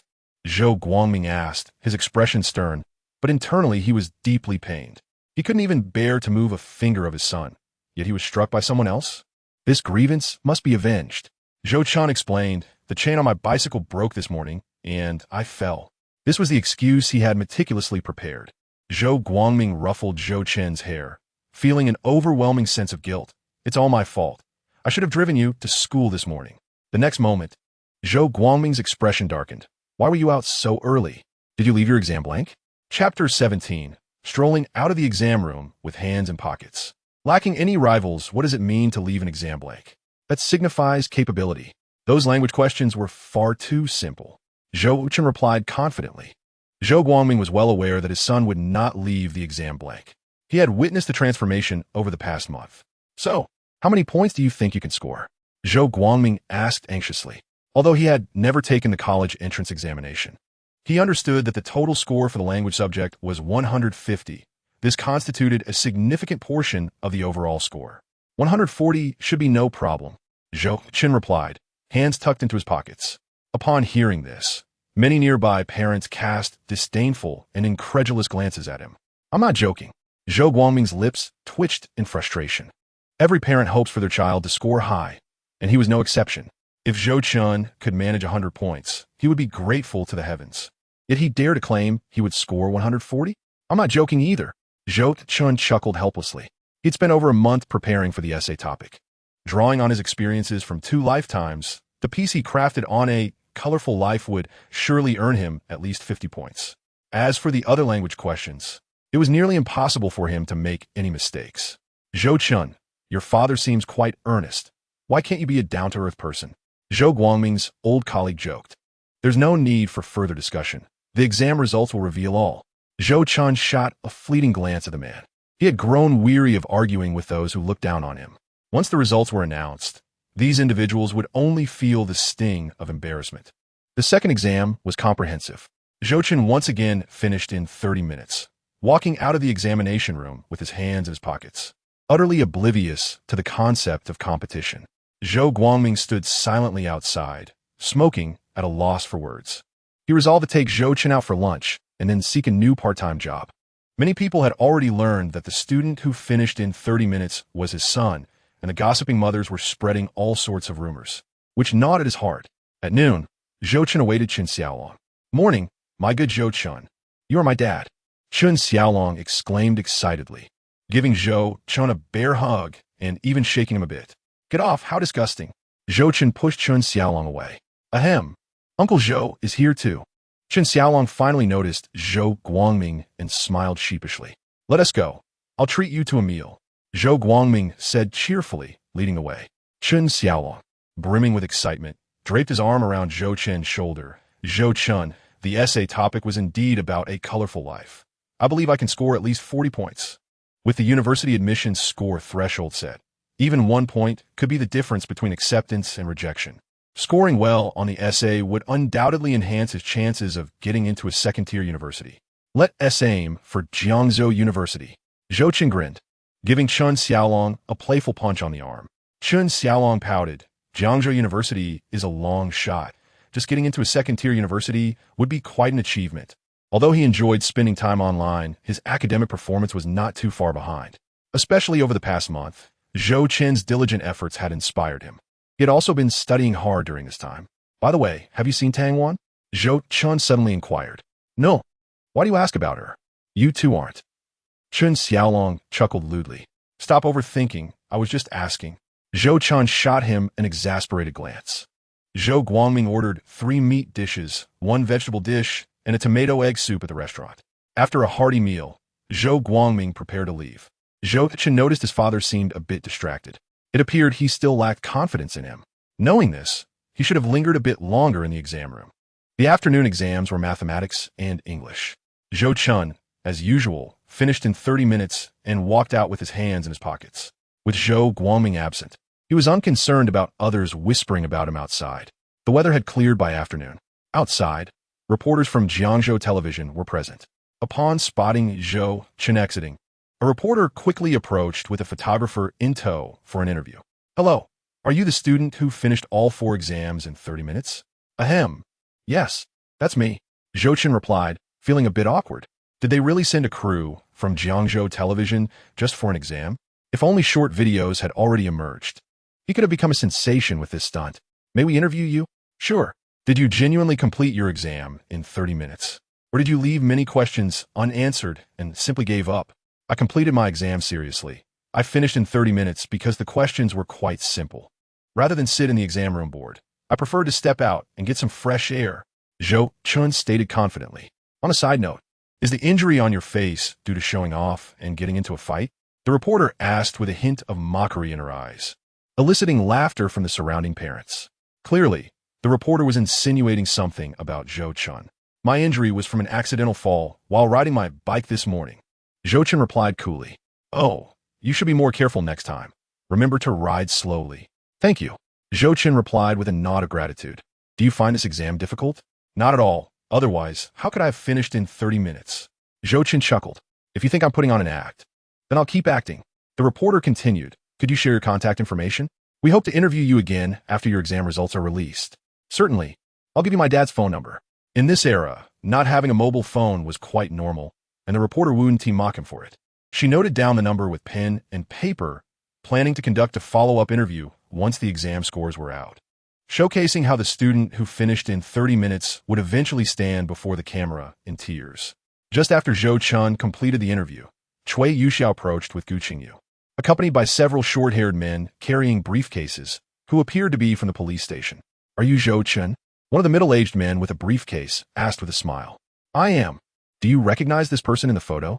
The middle-aged man pulled out a picture of the overweight driver he had clashed with that morning. I do not know him. Are you genuinely unfamiliar, or are you pretending? The middle-aged man's tone sharpened. Having fought with him this morning, does that count as knowing him? Zhou Chen queried, maintaining his calm demeanor. The middle-aged man squinted at Zhou Chen. This kid was surprisingly composed. The more relaxed he appeared, the more suspicious he seemed. The middle-aged man took a deep breath. Would you be willing to accompany us to the station? Zhou Chen nodded, of course. Zhou Chen and Gu Qingyu were escorted into a police car by the middle-aged man, with Cui Yuxia following them to the station. After a round of questioning, Zhou Chen recounted the morning's events in detail. The middle-aged man squinted and asked, now, I have one last question. As far as I know, you and classmate Gu Qingyu aren't very familiar with each other and rarely interact. Why did you ride over 30 kilometers to find her on the day of the exam? Chapter 18. The idea of making money. Zhou Chen finally understood that due to his foresight, the police suspected him of being connected to the overweight driver. Gu Qingyu comes from a humble background, often walking to school and frequently arriving late. Today is the day of the college entrance examination, and I worry she may not make it in time, so I decided to go pick her up. Zhou Chen quickly articulates his reasons for seeking out Gu Qingyu. The middle-aged individuals converse quietly among themselves for a moment, their expressions softening slightly. Upon investigation, they learn that Gu Qingyu has indeed been habitually tardy, and her homeroom teacher is aware of her family circumstances, having never punished her. This suggests that Zhou Chen is likely truthful. Cui Yuxiao leads Zhou Chen and Gu Qingyu out of the police station. Gu Qingyu's complexion is ashen. Moments ago, the officer informed her that the overweight man is an extraordinarily deviant rapist who has assaulted 5 young girls in the past 3 years. Due to incomplete surveillance coverage and the perpetrator's formidable counter-surveillance skills, he has evaded capture for 3 years. Had it not been for Zhou Chen's timely intervention, the consequences could have been dire. Cui Yuxia, visibly shaken by the incident, grips Gu Qingyu's hand and advises her to enhance her awareness of personal safety. Shaken by fear, Gu Qingyu can only nod vigorously in response. Cui Yuxia then turns to Zhou Chen, praising him. Zhou Chen, you are commendable. I am proud of you as your teacher. I will help you apply for a certificate of commendation for bravery, so that everyone knows what a valiant student you are. Though he bears wounds from his encounter with the villain, he claims to have merely fallen off his bicycle, as if to conceal his heroism. Previously, Cui Yuxia regarded Zhou Chen with disdain, but now, she wishes he were her own son. To act without courage is to lack virtue. Acts of bravery are a cherished tradition of our nation, embodying the spirit and character of our people. We, who have received national education, should ingrain these ideals in our hearts and strive to uphold and pass on this noble tradition. Zhou Chen expresses his profound thoughts, prompting a flicker of respect in Cui Yuxia's eyes, though she is also filled with astonishment. Just a month prior, Zhou Chen was often seen dozing off in class and sneaking out during self-study sessions to surf the internet, consistently ranking among the lowest in exams. His transformation in such a short span is remarkable. Gu Qingyu, upon hearing Zhou Chen's words, glances down, her cheeks flushing as if lost in thought. Cui Yuxia generously treats both of them to dinner and even books a hotel room for Gu Qingyu.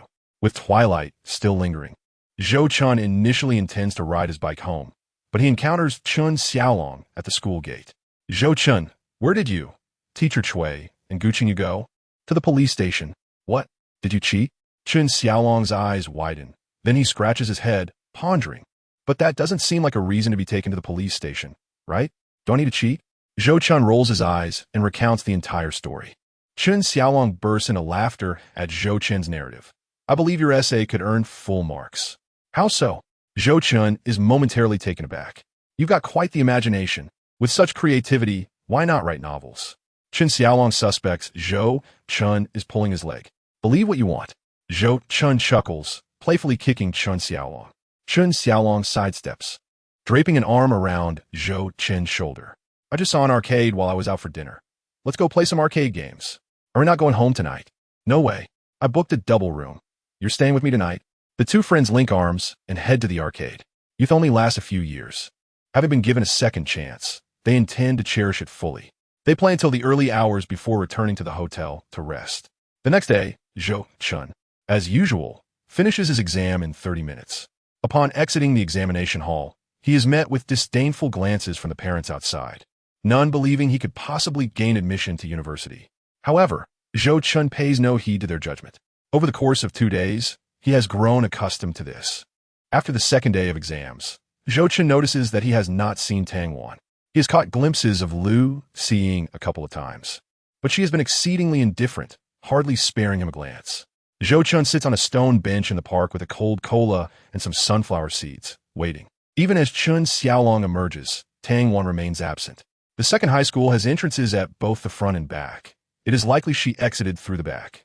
With a resigned sigh, Zhou Chen concludes he will only meet her again at Jiangzhou University. Hey, Xiying, look. Zhou Chen is waiting for you.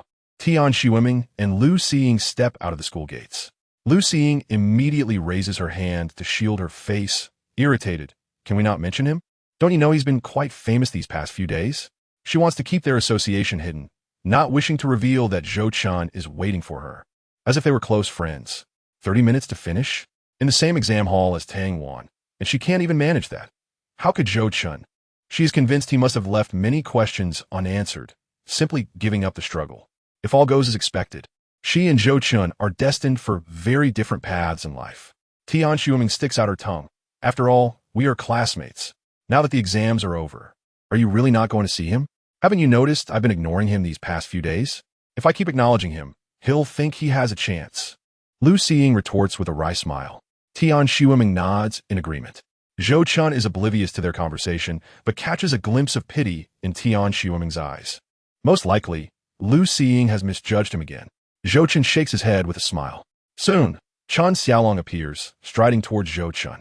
Zhou, wait for me. What else would I do? Zhou Chen naturally conceals that he is waiting for Tang Wan. After tossing the sunflower seed shells into a trash bin and finishing the last half of his cola, he cheerfully says, let us head back and play some Dream of the West. Dream of the West is on the verge of its peak period in the next 2 years. In his previous life, Zhou Chen scrimped and saved to curry favor with Lu Xiying, hardly affording to indulge in games. This time, he does not play merely for enjoyment, but seeks to profit through Dream of the West. The future will see an influx of gaming studios, and by positioning himself ahead of the curve, he can reap the rewards. What's so entertaining about turn-based games? They are dull and costly. Slashing through legends is far more exhilarating. Chun Xiaolong scoffs. Do you wish to earn money through gaming? Zhou Chen suddenly inquires. Of course. Why else would I spend nights grinding in legends? Chun Xiaolong exclaims. A single judgment sword can fetch over 500. If I get a dragon slayer, I'd be a millionaire. Chapter 19. Setting a small goal. First earn 1 million. As soon as the topic of making money arises, Chun Xiaolong is instantly intrigued. What man does not dream of a life where he can enjoy gaming while earning money? Zhou Chen contemplates for a moment before shaking his head. The chances of obtaining a judgment sword are too low, and their value depreciates quickly. In 2002, a judgment sword could sell for over 30,000, enough to buy a luxurious 200 square meter house in the county. However, by last year, it could barely fetch 4 digits.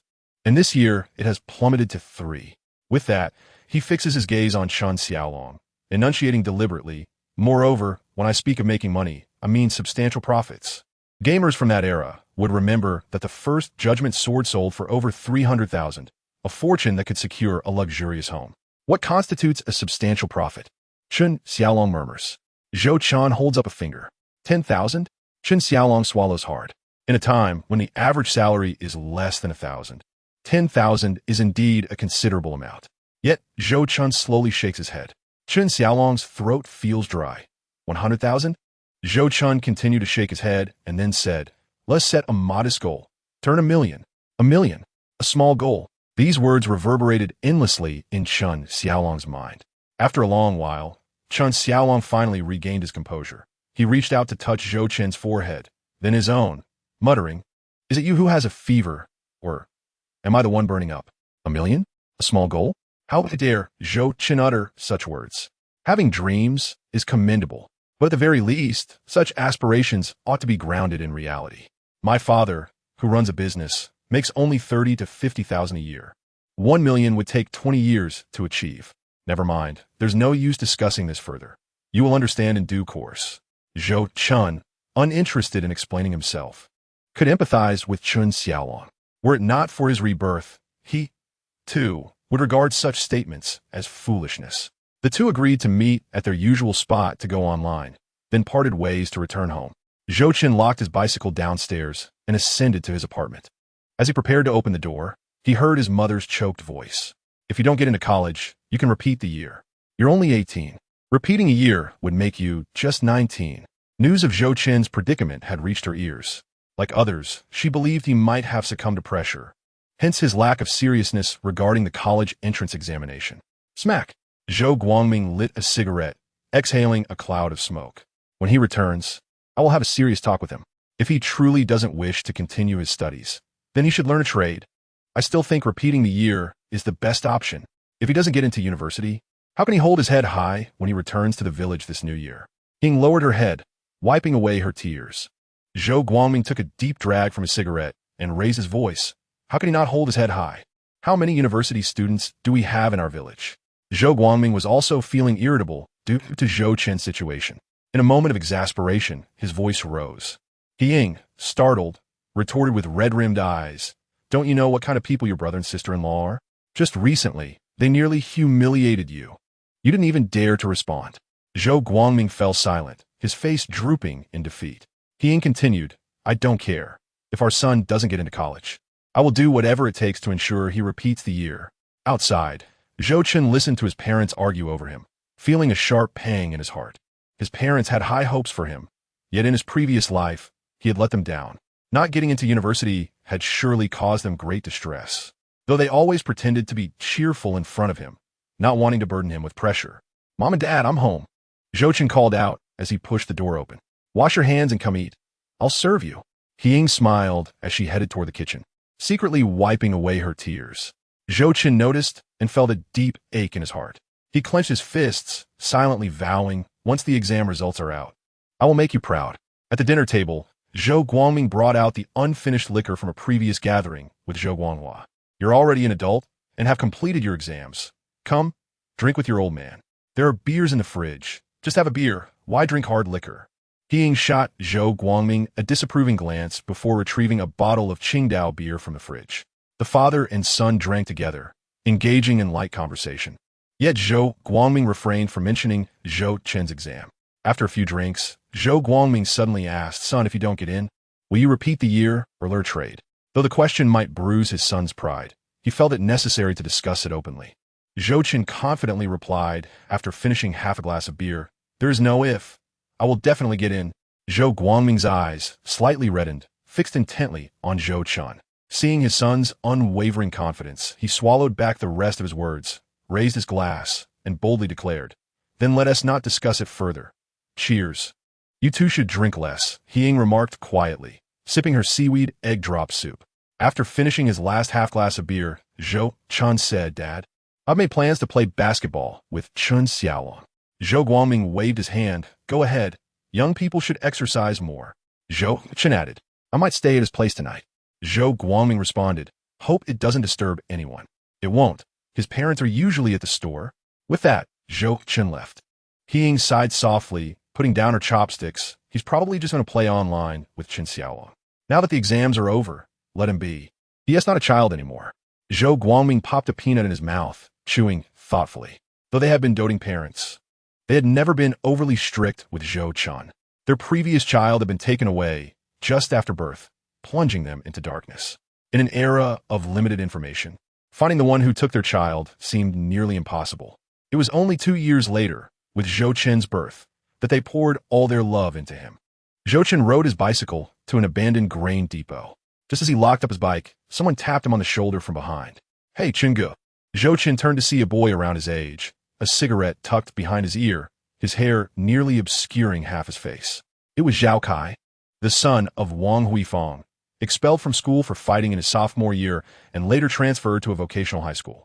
In Zhou Chen's recollections from his previous life, Zhao Xinghe would get a classmate pregnant in the following semester, leading to another expulsion. In the subsequent years, Zhao Kai would drift into a life of crime, ultimately sentenced to 6 years for robbery and causing injury. Yet, Zhou Chen did not harbor disdain for Zhao Kai. Rather, he admired him. Perhaps 3 years later, after Zhou Guangming had gotten drunk and had a confrontation, Zhao Kai rallied a group of friends to help. Fortunately, Zhou Guangming sobered up in time to prevent a brawl. Running low on funds for internet access, Zhou Chen tucked his bicycle keys into his pocket, smiling as he asked. In his previous life, Zhao Kai had helped his father, and now, Zhou Chen aimed to change his future, sparing him for prison. How did you know? Zhao Kai grinned sheepishly, scratching his head. If I had the money, would I be standing outside? Ahem, I'm a bit strapped for cash lately. Is Longa coming? No need to wait for him. Let us go. My treat for internet access. But next time, don't use me as a shield if we get caught. Chapter 20. Something unusual must be afoot. Zhao Kai had been caught multiple times while online, using Zhou Chen as a scapegoat, which led to Wang Huifang's discontent. Their last encounter nearly escalated into a fight. All right, Chingu, I promise I won't sell you out next time. Zhao Kai threw his arm around Zhou Chen's shoulders as they entered the internet CAF. The scent of foot odor, smoke, and instant noodles enveloped them. However, for someone accustomed to internet CAFs, these odors were negligible. The CAF had 2 floors, each housing over 30 computers. The first floor was packed, with many elementary and middle school students wearing red scarves standing behind each computer. In an era before smartphones, when button phones were just becoming popular, computers were considered a novelty, especially the games they hosted, which captivated the youth. "Boss, is there space upstairs?" Zhou Chen pulled out several 10-yuan notes. The CAF owner, a slight man with a cigarette dangling from his mouth, glanced at the client list. "How many machines do you need?" 3 machines. It's summer vacation, and many people are online, so I want to reserve one for Chen Xiaolong. There are 2 available upstairs. One will free up in 10 minutes downstairs. All right, all 3 machines for the night. 50 yuan. Prices have gone up? Zhou Chen paused slightly. Typically, it costs 1 yuan per hour, and an all-night package was only 6 yuan. It is now 8 o'clock. 3 computers are available until midnight, costing 12 yuan. For an overnight session, it amounts to 18 yuan. Shouldn't it be 30? Even if prices are rising, this is outrageous. If you want to play, go ahead. If not, then so be it. The attitude of the internet CAF owner is somewhat unpleasant. It is currently summer vacation, and there are only 2 internet CAFs in the entire county. He hardly worries about business. Zhou Chen pulls out 20 yuan from his pocket once again. "Kai Zi, give me 3 cans of Jinli." Bao, the owner, accepts 60 yuan and hands back 4 yuan in change. "Ahem, Brother Chen, could you lend me those 4 yuan? I need to buy a pack of cigarettes." Zhou Chen politely declined Zhao Kai. This guy isn't even 18 yet. He must guide him onto the right path. If he doesn't lend it, so be it. He is stingy. Zhao Kai's demeanor changes in an instant as he shoves the other 2 cans of Jinli Bao to Zhou Chen and then heads to his computer. "Boss, is there a free computer?" Chen Xiaolong rushes in, panting, pushing aside the curtain. No, the CAF owner doesn't even glance at Chen Xiaolong. "I've got the machine ready. Let us go." Zhou Chen hands Chen Xiaolong a can of Jinli Bao. "Wow, why are you here so early?" Chen Xiaolong looks at Zhou Chen in surprise. "I finished eating and had nothing to do, so I came over early." Zhou Chen explains casually, and then they head upstairs to the second floor. The ceiling on the second floor is low, and the space is rather cramped. Even with 4 fans running at full speed, It feels like a steamer. The two empty computers are not next to each other. Chen Xiaolong sensibly offers the cleaner one to Zhou Chen. After booting up, Zhou Chen skillfully clicks on the little penguin icon on the desktop. He inputs his account password and presses the enter key. Beep, beep, beep. Just as he logs in, the penguin icon starts to flicker. Zhou Chen clicks on it. A message from a user named 7 Seconds of Memory appears. This is Gu Qingyu's QQ number. Zhou Chen, do you have time tomorrow? I'd like to treat you to a meal. I'm busy tomorrow. Zhou Chen quickly types his reply. He knows Gu Qingyu wants to thank him for saving her. At this age of budding feelings, having saved Gu Qingyu might lead her to misinterpret his intentions. Since he already has someone in his heart, it's best to maintain some distance from Gu Qingyu. After a long pause with no response from her, he figures she must have logged off.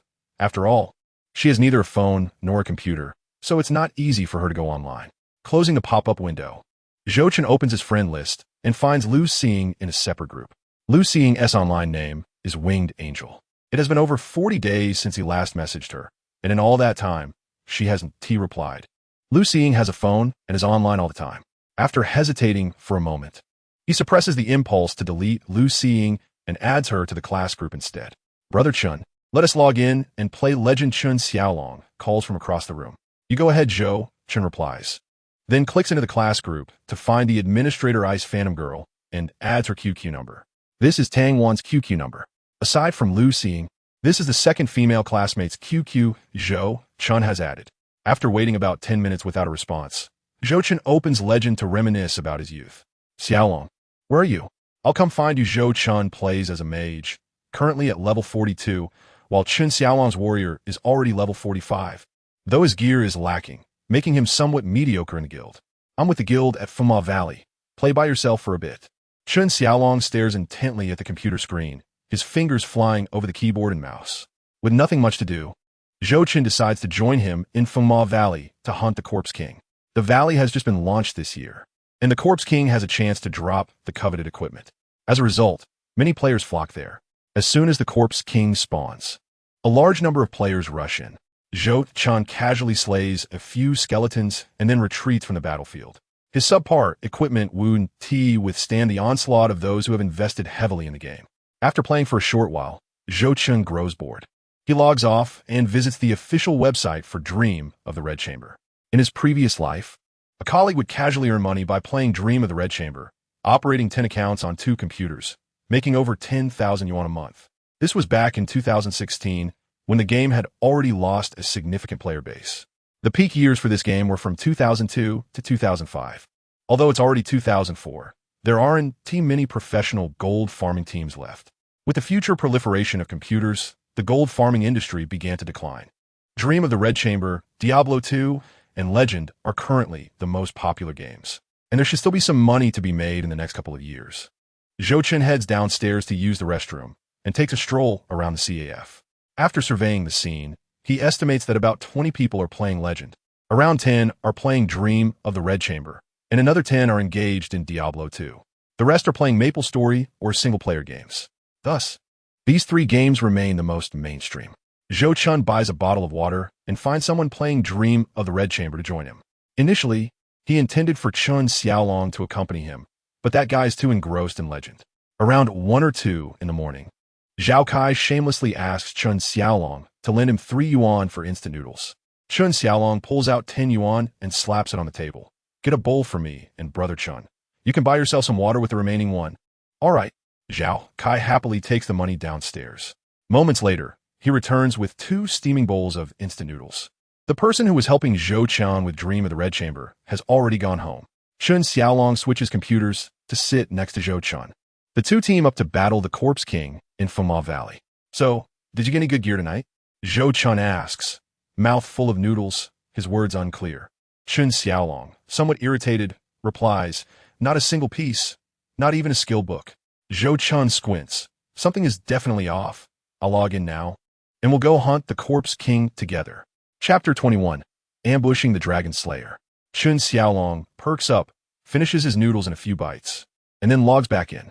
The 2 team up to grind monsters in the Zuma Temple. Chen Xiaolong's warrior takes the hits in front, while Zhou Chen's mage provides support from behind. Their equipment isn't great, and several times, Chen Xiaolong nearly has his health completely drained. Fortunately, he manages to heal just in time. After an hour of relentless effort, they finally bring down a Zuma King. Unfortunately, this Zuma King drops only 2 skill books for the priest class. What on earth is going on today? Is there a bug? I've been playing Legend for over a year and have never encountered this kind of situation. Chen Xiaolong's eyes are bloodshot, and he pulls at his hair in frustration. It's not just Chen Xiaolong who is losing it. Many players in the public chat are also venting their complaints. The drop rates for equipment today are abysmally low. Xiaolong, there's a Zuma up ahead with low health. Zhou Chen suddenly points to the screen's upper left corner. On the screen, a level 47 warrior is engaged in a fierce battle with a crimson, bull-headed monster, his health bar dangerously low. Chen Xiaolong glances at the screen and his pupils constrict. It's the Wolf Clan. Anyone who plays Legend cannot be unaware of this guild. The Wolf Clan, officially known as Hungry Wolf Legend, was established in early 2004. Within just 5 months, it gained notoriety and was dubbed the most ruthless guild. On the bloody road of online gaming, wolves howl in the desert city. Who shares true feelings and life or death is also the Wolf Clan.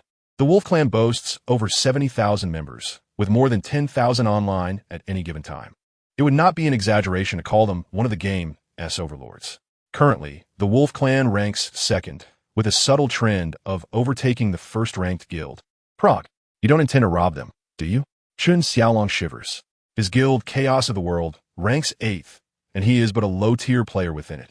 He lacks the courage to offend members of the Wolf Clan. I haven't been in a guild since I started pursuing Lu Xing, Zhou Chen replies. He had withdrawn from the guild long ago, back at the end of last year. Even if I managed to intercept the Wolf Clan's boss now, they would never find me. I'll take a look downstairs. Chen Xiaolong's heart raced. After wandering around the first floor and seeing that those legendary players were all asleep, he returned upstairs and stood behind Zhou Chen, blocking the camera. The Internet CAF owner was also a legendary player, and he worried about being exposed. Zhou Chen took a deep breath and controlled his character to charge forward. The warrior from the Wolf Clan, named Lone Wolf, donned a complete set of holy war gear with a terrifyingly high attack power. This equipment could fetch a sky-high price back in the 1.5 version 2 years ago. Even now, it was considered top-tier gear, albeit at a significantly lower price. Zhou Chen casually swung his weapon at the minor monsters nearby. When a Minotaur's health dropped to 1/10, Zhou Chen suddenly launched a sneak attack, casting a burst flame and hell lightning. However, these 2 skills did not inflict substantial damage on Lone Wolf. Damn, looking for death? A message floated above Lone Wolf's head. Undeterred, Zhou Chen unleashed several high-level skills. Lone Wolf hastily healed himself, and Zhou Chen followed up with an ice palm and extinguishing flame. Simultaneously, the Minotaur struck down. Lone Wolf's health bar was instantly depleted. Zhou Chen moved closer to the Minotaur, continuing to unleash his skills. 3 minutes later, the Minotaur fell. A massive treasure blade suddenly appeared. The Dragon Slayer. Chen Xiaolong's legs went weak, and he gripped the chair with both hands, his eyes nearly popping out. Zhou Chen was also overwhelmed with excitement, even forgetting to pick up the equipment immediately. No way. The Dragon Slayer? The Internet CAF owner, just returning from downstairs, dropped his cigarette from his mouth to the floor in shock. He was a heavy spender, but had only heard of the Dragon Slayer and had never seen one. The 3 of them breathed heavily, their eyes wide. Hurry, pick it up then log off. The Internet CAF owner reacted first, speaking with a tremor in his voice. Zhou Chen regained his composure and quickly picked up the Dragon Slayer, then used a return scroll to log out of the game. Even upon reincarnating, Zhou Chen could not contain his excitement. The Dragon Slayer was even rarer than the Judgment. The first Dragon Slayer in the entire server emerged in 2002. 2 years later, the Dragon Slayers were as rare as phoenix feathers. We're rich, Chengge, we struck gold. Chen Xiaolong, having regained his composure, vigorously shook Zhou Chen's shoulder. The Internet CAF owner looked at the 2 students before him, a cold glint flashing in his eyes. The current market value of the Dragon Slayer was at least over 100,000. If it weren't for his Internet CAF being here, he would have considered using some methods to seize the Dragon Slayer. At this price, not to mention robbery, even violence was not uncommon. Xiaolong, sleepy. Let us head home. Zhou Chen shut down his computer and stood up. Chen Xiaolong, wide awake, nodded vigorously like a chick pecking at rice. Okay, let us go home. The Internet CAF owner pulled out a pack of hard-boxed 8-Joy cigarettes, handed one to Chen Xiaolong, and then offered one to Zhou Chen, revealing a broad, yellow-toothed smile as he asked, "Little brother, are you willing to sell that Dragon Slayer?" Zhou Chen accepted the cigarette, and the internet CAF owner quickly produced a lighter to light it for him. In an attempt to appear more societal, Zhou Chen pinched the cigarette and took a puff. He had learned to smoke from Chun Xiaolong a year ago and coolly exhaled the smoke while looking at the internet CAF owner. "How much are you offering?" The internet CAF owner did not respond immediately. Instead, he lit his own cigarette and took a few deep puffs. Legendary equipment depreciates quickly. It could sell for over 100,000 last year, but this year it's probably only around 50 to 60,000. Nonsense, Chun Xiaolong exclaimed loudly, as if his tail had been stepped on. "Do you think we don't visit forums? Several guilds are offering 10,000 for the Dragon Slayer." His loud voice awakened a few teenagers sleeping on the second floor. "The Dragon Slayer? Where is the Dragon Slayer?" A young man in his 20s with yellow hair groggily asked. "Just playing around. Where would the Dragon Slayer come from?" The internet CAF owner smiled dismissively and shot a fierce glare at Chun Xiaolong. Having spent years mingling in society, the internet CAF owner was covered in tattoos on his arms and neck. Just a single glance intimidated Chun Xiaolong, who took a few steps back toward Zhou Chen. The internet CAF owner smiled at Zhou Chen. "Shall we talk downstairs?" "Sure, let us talk." Zhou Chen followed the internet CAF owner to the first floor. The internet CAF owner led them into his bedroom. The room was air-conditioned and quite cool, with a gleaming machete lying on the floor in the corner. Chun Xiaolong felt anxious, constantly swallowing saliva. Zhou Chen, however, appeared calm. The street had surveillance cameras installed. He was confident that the internet CAF owner wouldn't dare act recklessly. Besides, with over 60 computers in his CAF, it was worth more than 100,000. Seeing Zhou Chen's composed demeanor, the internet CAF owner regarded him with newfound respect. He dragged 2 stools over. "Please, have a seat. I'll get you some water." The 2 sat down, and the internet CAF owner exited the bedroom. Chun Xiaolong immediately asked nervously, "Chen Ge, do you think this guy will act recklessly?" Zhou Chen shook his head.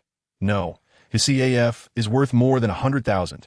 Chun Xiaolong sighed in relief and asked, "So, how much are you planning to sell it for?" Chapter 22. The first bucket of gold. Let us talk to him first. If the price is right, we'll make a deal. Zhou Chen flicked the half-smoked cigarette to the ground and extinguished it. "I think he'll offer at most 80,000. Otherwise, I'll contact buyers on the forum." Chun Xiaolong naturally wanted to sell the Dragon Slayer for the highest price. This was a transaction measured in the tens of thousands, and an ordinary person might not earn that much in a year. Zhou Chen shook his head. "This isn't a few $100. I don't trust dealing with strangers." Even though he didn't have much interaction with the internet CAF owner, at least he was somewhat familiar, making him more reliable than other strangers. "Here, have some water." The internet CAF owner entered with 3 bottles of Gatorade, closed the door with his foot, and handed a bottle to each of them. "Brothers, let us get acquainted. My name is Wang Meng, but they all call me Brother Meng." Wang Meng sat on the bed, popped the tab on his drink, and grinned ominously. "Brother Meng?" Zhou Chen felt a slight jolt. The name was not unfamiliar. A few bullies from Jiang County High School had that name as their backing. Zhou Chen had never seen Wang Meng, so he was unaware that the owner of the CAF was the Brother Meng spoken of by those bullies. Chun Xiaolong tightened his grip on the Gatorade upon hearing the name. "Hello, Brother Meng. I'm Zhou Chen." Zhou Chen introduced himself with a calm demeanor. "Hello, Brother Meng. Chun Xiaolong." Chun Xiaolong's voice trembled slightly, appearing quite nervous. Seeing Zhou Chen so calm, Wang Meng was taken aback. "You're high school students, right? Which school, the first or second?" Jiang County High has dozens of followers, and there should be few who don't recognize him.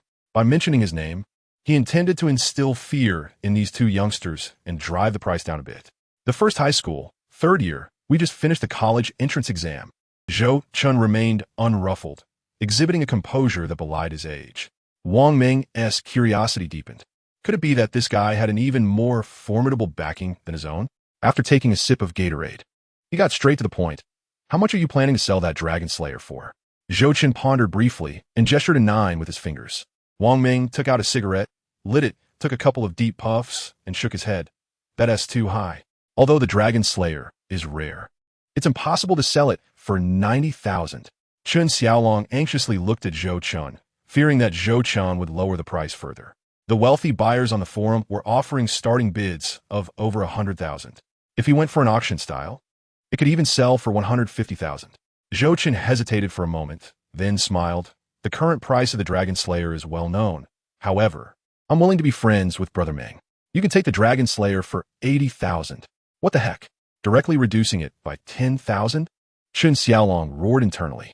Selling the Dragon Slayer, worth over 100,000, for just 80,000? To put it in perspective, the current price per square meter in Jiang County was around 1,700. A second-hand house would probably cost around 70 to 80,000. This was equivalent to a second-hand house. Wang Ming also realized that Zhou Chen was not easily swayed. 80,000 was indeed a price of friendship. It appears that this young man genuinely wishes to befriend me. However, it is not an easy task to gather 80,000 yuan on a whim. After a moment's hesitation, Wang Ming gritted his teeth and declared, 80,000 it is. I will make a call to gather the funds. No need to rush. I will return tomorrow. Zhou Chen chuckled and stood up.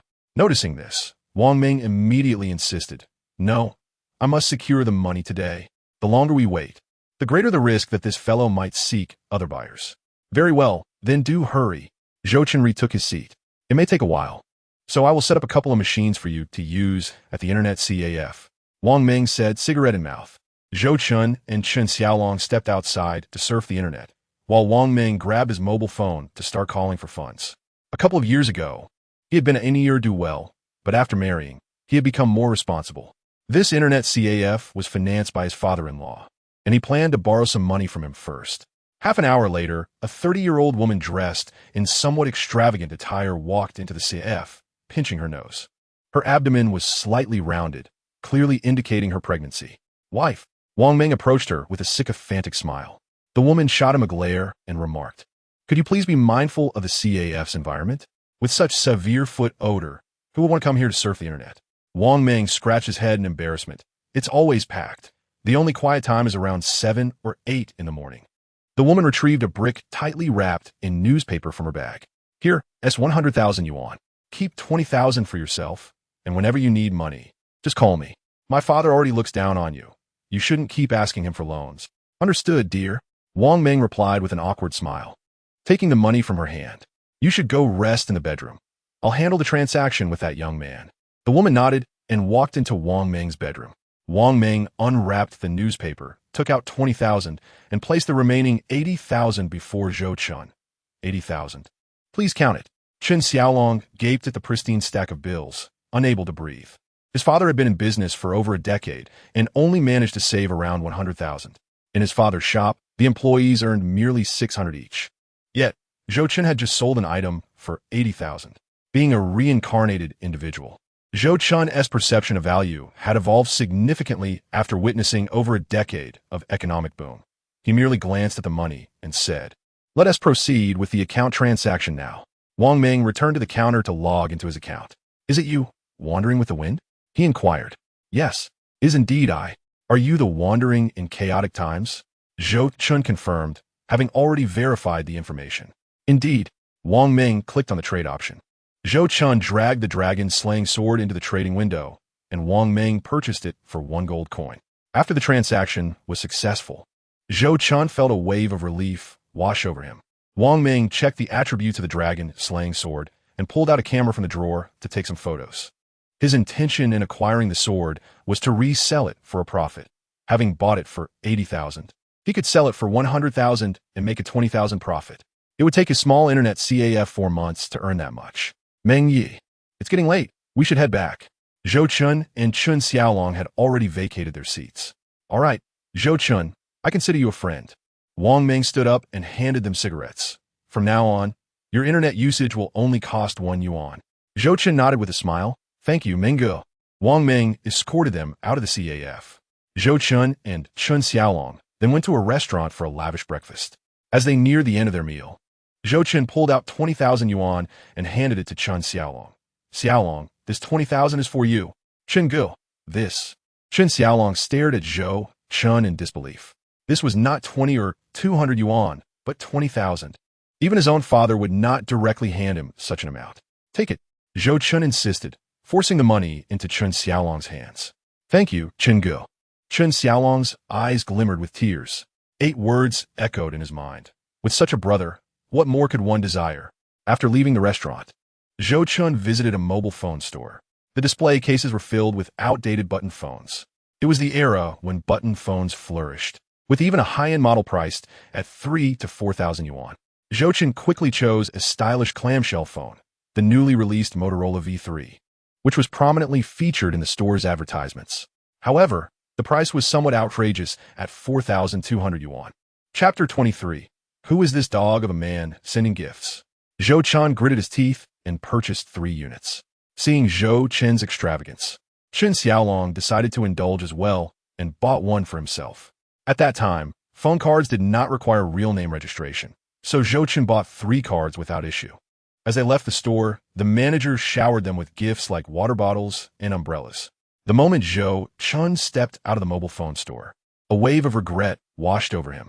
In the coming years, mobile technology would advance rapidly, and perhaps he should not have splurged on such expensive phones. However, considering the unexpected fortune he had acquired, he felt compelled to make amends for not being able to provide for his parents in his previous life. Zhou Chen rode his bicycle to the market and bought a plethora of fresh ingredients, not arriving home until 9 in the morning. He found Hing sitting on the sofa, engaged in handcrafting. Upon seeing Zhou Chen carrying so many meat items, she smiled and remarked, "Oh, it seems my son has truly grown up. He even knows how to buy groceries." Though her words were teasing, Zhou Chen scolded himself internally for being a slacker. Other children had learned to do laundry and cook by middle school, while he had just graduated high school, and this was his first time buying groceries for the family. At 18, he was indeed an adult. Zhou Chen placed the groceries on the table and then approached the sofa with a white gift box containing a phone. "Mom, this is a gift from your son." He Ying's eyes widened as she saw the exquisite Motorola phone image on the gift box. "Is this a phone? Not just any phone, but a high-end Motorola phone." Zhou Guangming, her elder brother, had purchased a Motorola last year for over 3,000 yuan. She could not afford such a phone even after a year of crafting.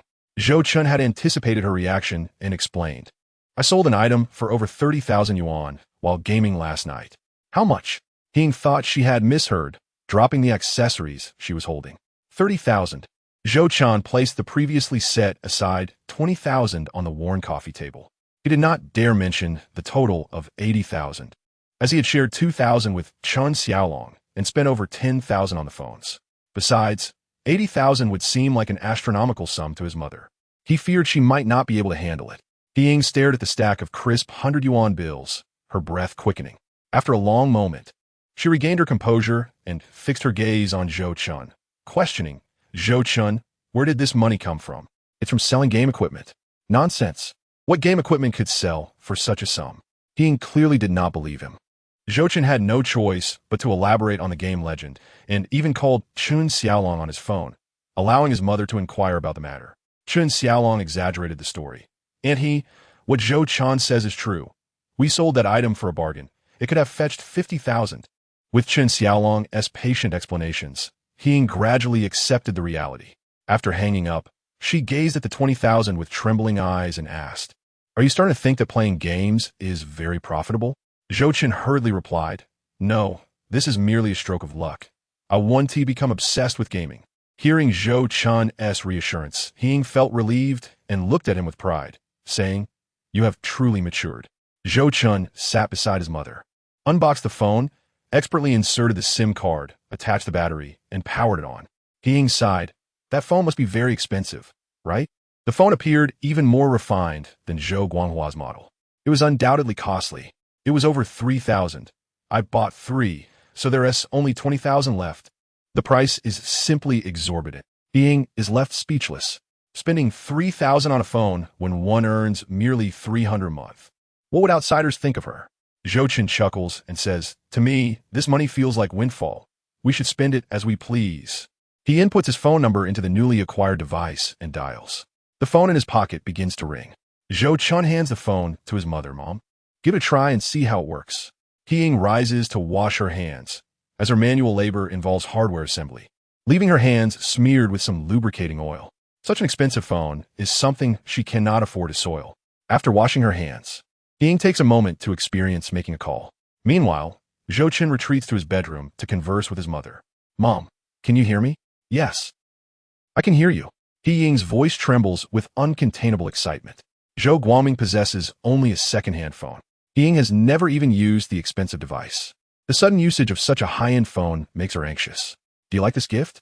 In the future, my son will ensure you and Dad live in a villa and drive luxury cars. Zhou Chen lies on the cool mat, gazing at the ceiling as he speaks with gravity. He Ying's eyes glisten with unshed tears. You silly boy. Don't waste money carelessly in the future. For a long while, Zhou Chen remained silent. He Ying pushes open the door to his room, only to find him fast asleep, likely from a sleepless night. She shakes her head and gently closes the door. Dear, has our son returned? Zhou Guangming suddenly walks in. He Ying frowns slightly. Didn't he go to work? Zhou Guangming sighs. The circuit repair was completed. Today is a holiday. His current part-time job pays by the piece, meaning a holiday translates to no income. Did you go grocery shopping so early? Why did you buy so many vegetables? Are relatives coming over? Zhou Guangming asks, puzzled, glancing at the numerous items on the table. Just then, he notices a white gift box, and his pupils constrict in surprise. Which man sent this? The Motorola 3V, which his boss had purchased just days ago for over $4,000. The groceries on the table must cost at least $100. It's hard not to let one's imagination run wild. He Ying's lips twitch slightly, her tone turning icy. Zhou Guangming, what do you mean by that? Only then does Zhou Guangming notice that He Ying also possesses a phone, and the gift box rests on a coffee table. If it were another man who sent it, would he have sent two phones? He Ying glares at Zhou Guangming. If you don't clarify your thoughts today, we won't be done. They married at 18, and after more than 20 years, she never imagined he would suspect her. Zhou Guangming realizes he has overreacted and slaps his own face. Yingzi, don't be angry. I misspoke. After not earning much money in the past 2 years, he often finds himself overthinking. Upon seeing such an extravagant phone, his first thought was whether another man had designs on his wife. He Ying informs Zhou Guangming about Zhou Chen selling his gaming equipment for money. Like He Ying before, Zhou Guangming refuses to believe it and rises to go to the bedroom to wake Zhou Chen for questioning. Sit down. He Ying presses him down, fuming. Can you please stop this bad habit of jumping to conclusions without understanding the truth first? Zhou Guangming calms down and takes out his old phone to call a manager from his previous company. Brother Qian, aren't you into gaming? Indeed. Brother Zhou, you're not thinking of joining in, are you? Cough. I am curious. Does this thing actually make money? I heard someone sold an item for over 30,000. Zhou Guangming inquires indirectly. 30,000? That's nothing. Last year, a player sold an item for over 200,000. Enough for a luxurious new home. Zhou Guangming is flabbergasted. Things in a game are worth that much? Though valuable, it's akin to gambling. Since I began playing in 2001, I haven't made any money. So, Brother Zhou, you should give up on the idea of making money through gaming. I was just asking. I'm nearly 40. Why would I play games? Zhou Guangming chuckles. By the way, Brother Zhou, where are you working now? Are they hiring? I suspect I might be laid off soon. Cough. Let's talk about this later. I have something to attend to. Gotta hang up. Zhou Guangming hastily ends a call until he secures stable employment. He does not want Ying to know he has been laid off. Ying watches him suspiciously. What's this about later? Are you looking for a mistress? Zhou Guangming, unlike Ying, does not explode but smiles. So you think I'm quite capable, huh? Finding a mistress? Ying scoffs. You have no such ability. You can't even earn as much as our son. Zhou Guangming glances at the 20,000 on the table, solemnly stating, a tiger father does not raise a dog son. If our son is capable, it reflects well on his father. Thicker skinned than a city wall. Ying chuckles scornfully. At lunchtime, Ying calls Zhou Chen to eat. During the meal, Zhou Guangming receives a call from Zhou Guanghua. Zhou Guanghua announces plans to host an admission banquet for his daughter at the county town by the end of the month. Has Qingqing's college entrance examination score come out? Zhou Guangming asks, puzzled and surprised. It just ended yesterday. It shouldn't be available so soon. Her uncle works in the education bureau. Checking scores, ISNT difficult. Zhou Guanghua replies with an air of arrogance. Zhou Guangming inquires, what score did she achieve? 575, just 5 points shy of Jiangzhou University. Zhou Guanghua sighs dramatically. On the surface, it seems like regret, but in reality, that score is enough to provoke Zhou Guangming. 575 is sufficient for admission to various second-tier universities and even some lower-tier first-tier universities. Zhou Guangming sighs, what a pity, just 5 points shy. Although he and Zhou Guanghua are not on good terms, Zhou Qingqing is still his niece. Just 5 points from a first-tier university, indeed, makes him feel regretful. Zhou Guanghua perceives Zhou Guangming's tone as mocking and responds. This year, there will be many summer jobs at my construction site. Would you like to send Zhou Chen over to gain some experience? Zhou Guangming's expression darkens. No, my son's score will not be lower than your daughter's. Haha. Zhou Guanghua chuckles lightly. Confidence is good, but you know better than I do what kind of score Zhou Chen can achieve. Take my advice. If he doesn't get in, don't let him repeat a year. Learning is based on talent. Without it, even 3 years of repetition won't help. It's better to enter society early and earn some money. Mind your own business. I'm hanging up. Zhou Guangming responds. Slightly irked, ready to end the call. Moments earlier, he considered asking Zhou Guanghua to use his connections to check his son's score. However, after hearing Zhou Guanghua's remarks, he feels too embarrassed to ask for help. Wait, there's more? Zhou Guanghua interrupts. For the admission banquet at the end of the month, I plan to invite the village elders. Can you help me organize it? I have no time. I still have to work. Zhou Guangming replies in a neutral tone. Organizing it himself? Isn't that just inviting gossip from the village elders?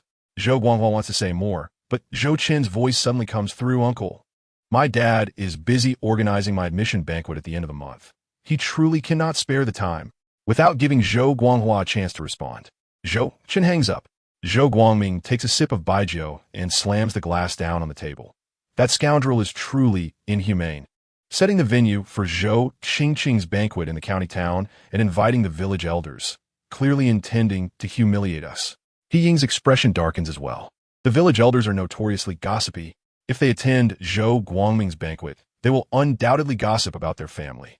Unless Zhou Chen's score surpasses that of Zhou Qingqing and he gains admission to a first-tier university, he mused while savoring roasted duck. Who knows who will end up being humiliated?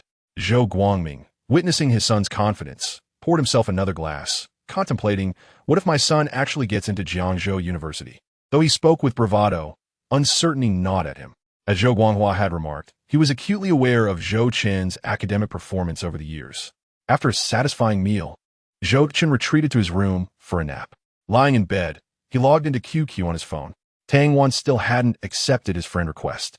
With a sigh of resignation, he retrieved the pink letter concealed beneath his pillow, perusing it once more. Meanwhile, in a lavish villa, Tang Wan, clad in pajamas, sat before her desk, where a sleek LCD computer rested. The phone rang, interrupting her thoughts. Brother, I checked the scores, 620 points.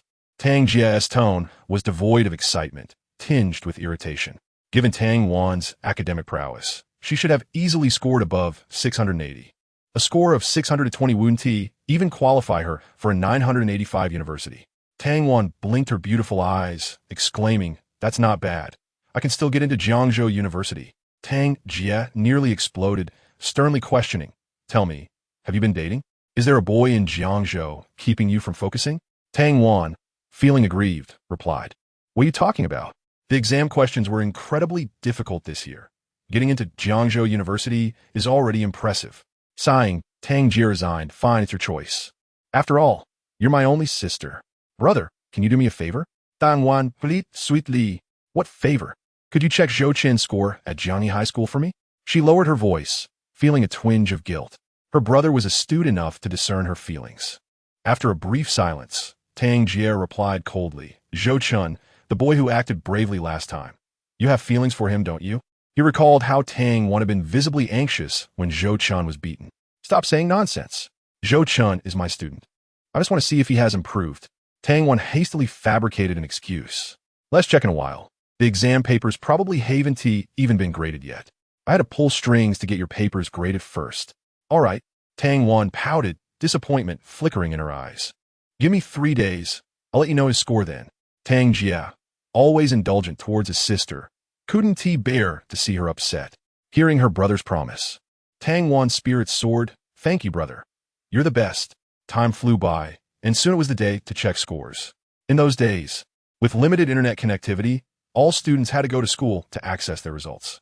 As fate would have it, they encountered Tian Xuma and Lu Xiying at the school gate. Zhou Chen, are you here to check your scores too? Lu Xiying, dressed in a short-sleeved shirt and shorts, displayed her long, fair legs, captivating anyone who looked. Yes, Zhou Chen replied calmly. Lu Xiying chuckled. If you don't pass, will you consider repeating a year?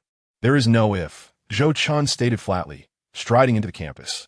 Tian Xiuma scoffed, calling after him. I hope you don't leave in tears. Zhou Chen ignored her, while Chen Xiaolong turned back to retort, the ones crying will definitely be you. Tian Xiuma snapped, Chen Xiaolong, I bet you won't even make it to a third-tier university. Frustrated by his indifference, she stamped her foot, seeing, look at them. Lu Xiying shook her head, chuckling, people like them have no chance of entering university. They're destined to become societal parasites. Suddenly, Tian Xiuma remarked, seeing, you shouldn't disregard Zhou Chen so much. If he doesn't get into university, he'll have to work, and you won't have to worry about finances when you're in college. Xiuma, what nonsense are you talking? If I did what you suggested, wouldn't that make me a vampire? Lu Xiying glared at Tian Xiuma, annoyed. Realizing her words had struck a chord, Tian Xiuma quickly waved her hands. I'm sorry, I misspoke. All right, I'll forgive you this time. Let us head to the classroom, Lu Xiying said, taking Xiuma's hand as they walked towards the school. Meanwhile, the teacher's office buzzed with excitement. Several high school homeroom teachers gathered around Cui Yuxia, with the principal and the head of the academic department present. Ms. Cui, you are remarkable. Your class has 4 students who have reached the first-tier score. This is unprecedented in our school. It seems Ms. Cui will be awarded the best homeroom teacher again this year. Do you have time tomorrow? I'd like to treat you to a meal and seek your advice. Amidst the flattery, Cui Yuxia felt elated. Since the establishment of Jiangyi High School, only a handful of students had gained admission to first-tier universities, and having 4 from a single class was truly extraordinary. The bald principal, with a prominent belly, cheerfully stated, It's time. Let us announce the exam results. Tonight, I'll treat everyone to a feast. With that, the homeroom teachers gathered their files and left the office. As Cui Yuxia emerged, she remembered something and returned to retrieve a large tote bag from her drawer.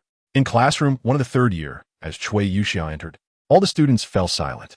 Now, I will distribute the college entrance examination results. When I call your name, come up to receive your score report. Without much ado, she began reading the names from the file. Students who received their score reports returned to their seats to check their results. Tian Xiuma. Upon reading her name, Cui Yuxia cast a disappointed glance at Tian Xiuma, who narrowly missed the second-tier university cutoff by just 1 point. Feeling anxious, Tian Xiuma approached the podium to collect her report. Upon returning to her seat, she clasped her hands in silent prayer. Grandparents, ancestors, please bless me to get into a second-tier university. Moments later, she opened the file to reveal her score. Upon seeing the total of 499 points, her world darkened. It felt as if the sky had fallen. The minimum score for a second-tier university was 500, meaning she was out of luck. Xiuma, how did you do?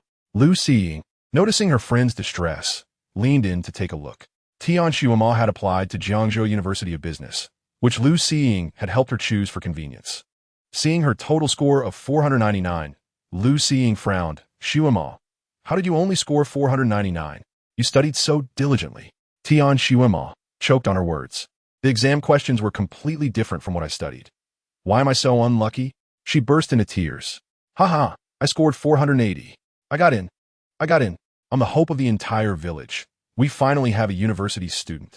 While some wept for not making it into a second-tier university, others rejoiced at their acceptance into college.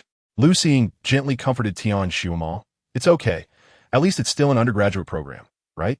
Chen Xiaolong, present. With Tang Wan absent, Chen Xiaolong stood in her place, eagerly stepping up to collect his report. Upon opening the file, he revealed his score, 576 points, a broad grin stretching across his face.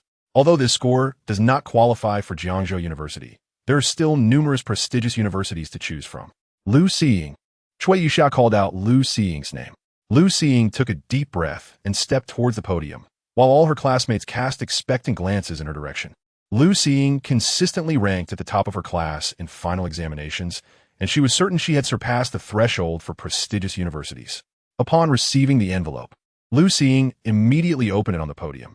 609 points.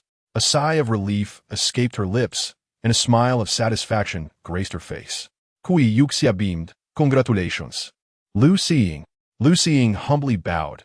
Thank you, teacher, for your guidance over the past 3 years. Cui Yuxia's smile widened. Lu Xiying, what was your score? Du Xiaoyu inquired curiously. All classmates leaned in, holding their breath for the answer. 609 points. Lu Xiying declared confidently. Wow! Gasps of astonishment erupted among her classmates, followed by enthusiastic applause.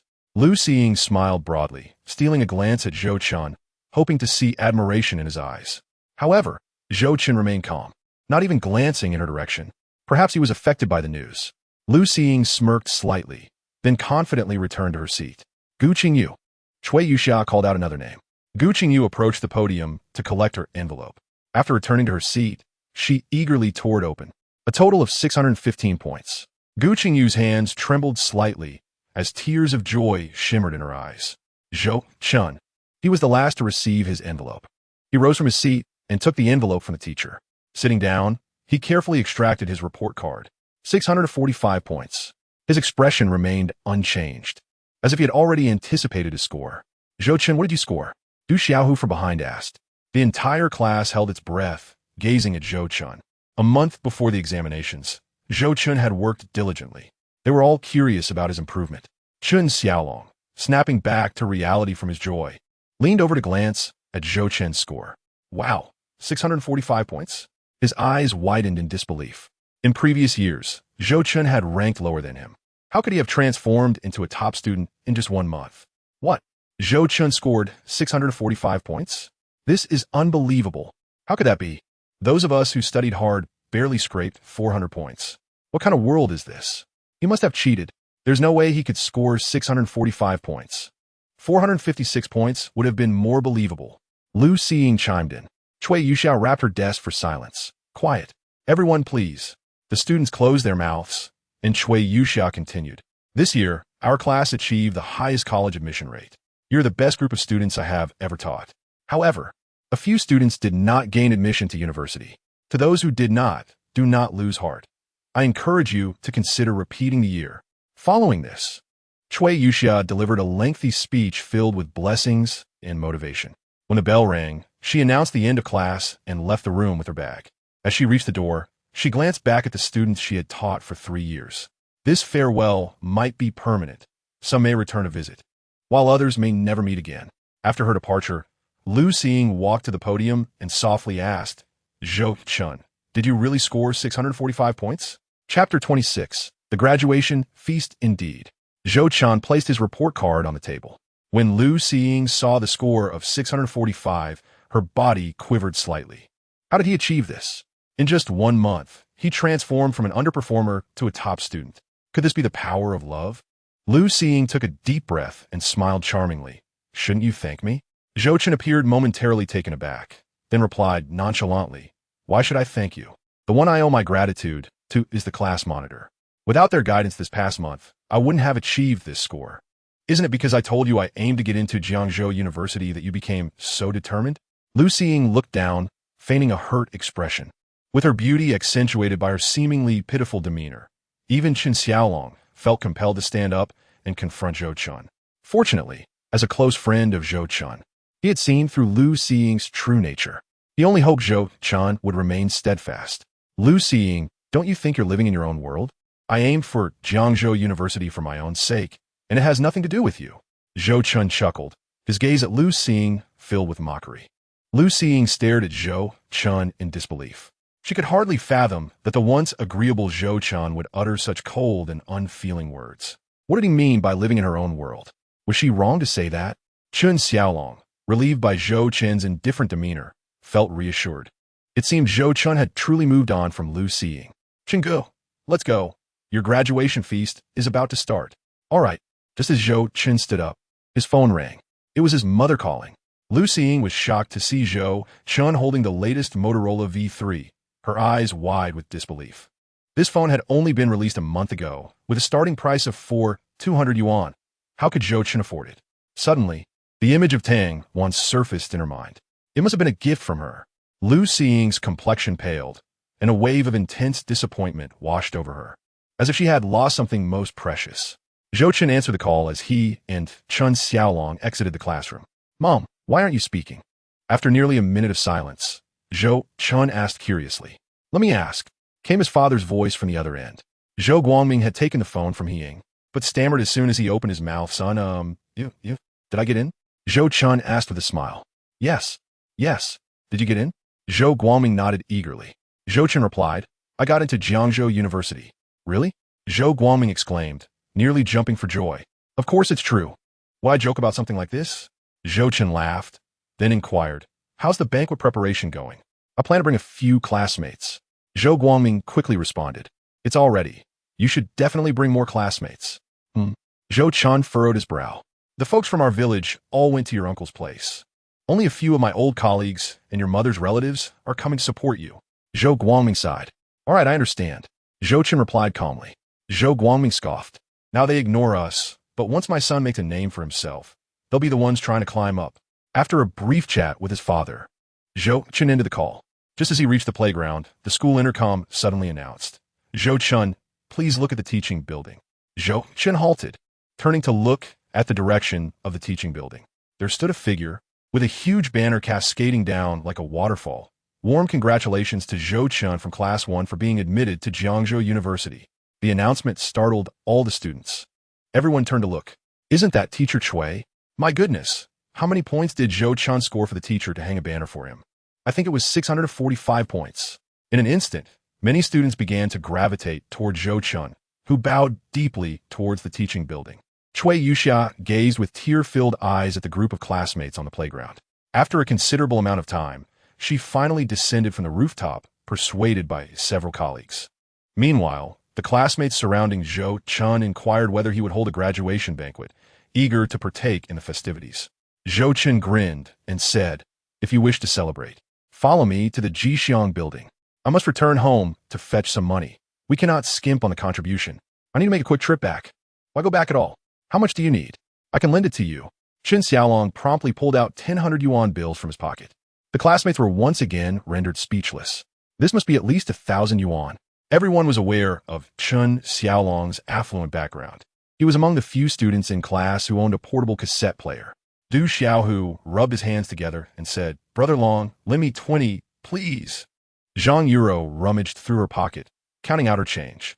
In this era, typical contributions ranged from 10 to 20 yuan. While 20 yuan was available, it was all in coins, which seemed rather unseemly.